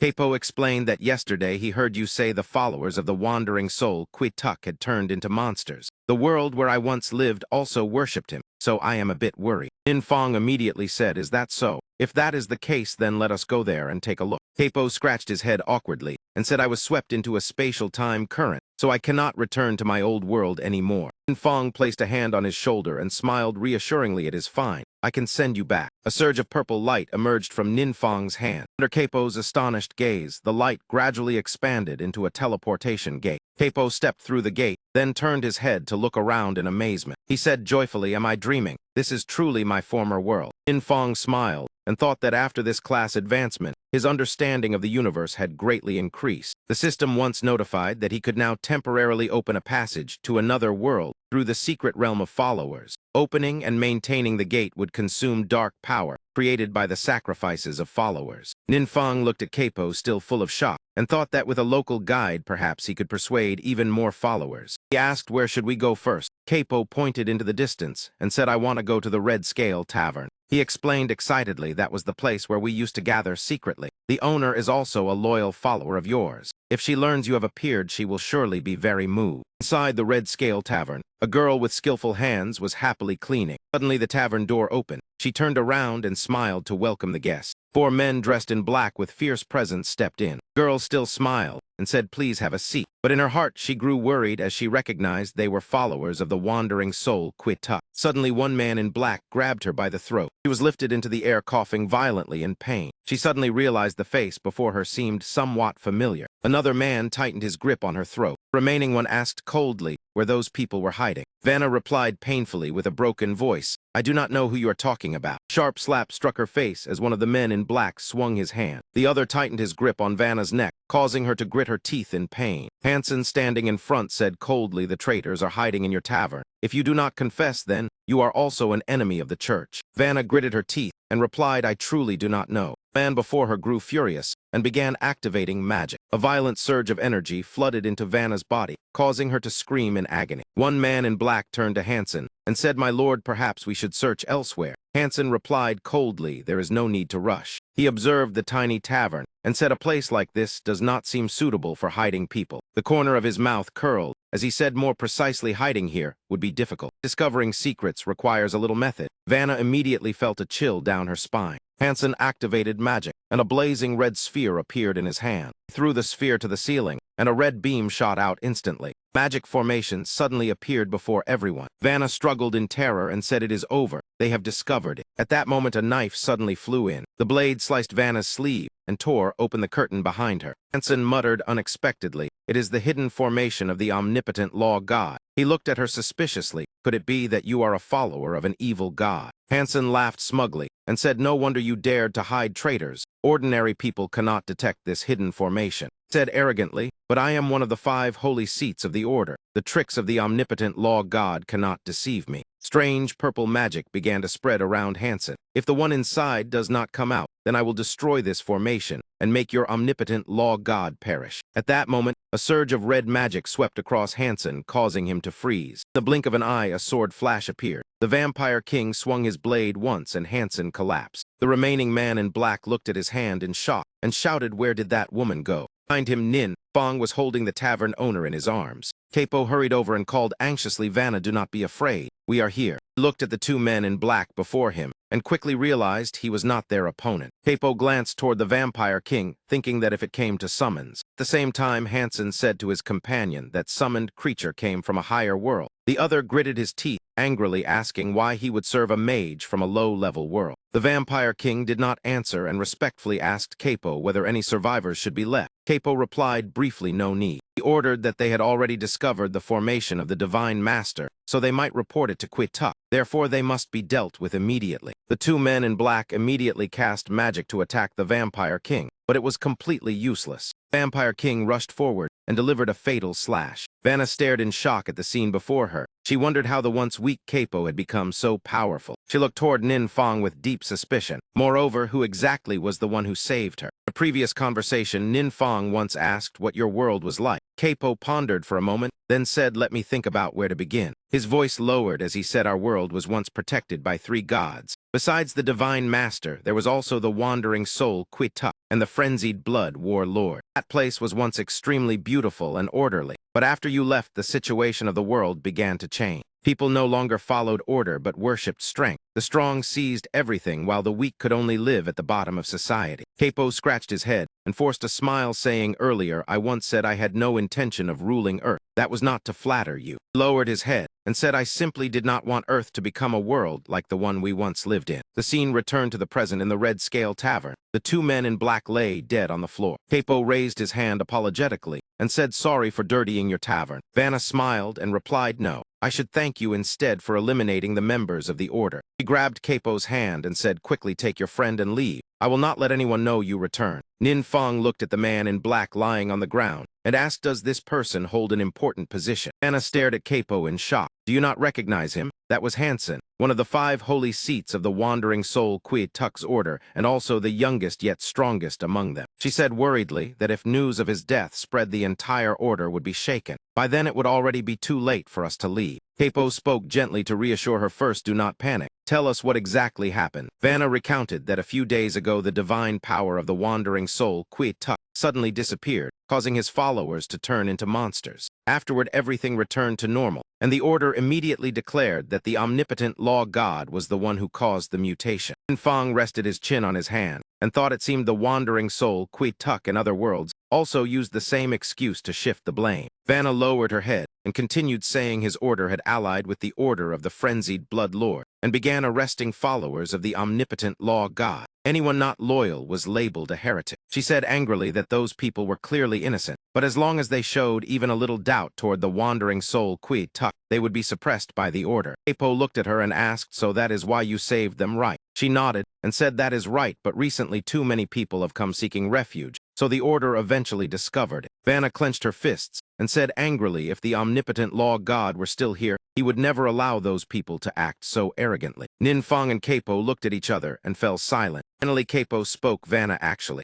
He pointed toward Nin Fong and said the person before you is the omnipotent law god you always mention. Nin Fong smiled and greeted her. Vanna stood frozen, staring at the two of them. Nin Fong calmly said, perhaps it will be difficult for you to believe. But Vanna immediately interrupted. No explanation is needed, I believe. Her face brightened. Everyone knows you were swept into spatial chaos. After such a long time to return alive, there is no explanation other than the power of a god. Tears welled up in her eyes. Are we truly saved now? Nin Fong replied, certainly, of course. If there is anything you need me to help with, just say it. Scene shifted back to the refuge of the Wandering Soul Kui Tuk. Hansen has not returned yet. That is correct. One man in black wondered. He only went to capture a few fugitives, so why has it taken so long? The person beside him asked, Holy Seat Lord, should we send people to check? That man pondered for a moment, and he said, this is a sensitive time, so I do not want any accidents to occur. The men in black around him immediately obeyed and teleported away to search for Hansen. Only a few seconds later, they appeared before the Red Scale Tavern. The group stared at the scene before them in shock. What exactly happened here? The place where the Red Scale Tavern sign once hung was now empty. The entire tavern had vanished without a trace.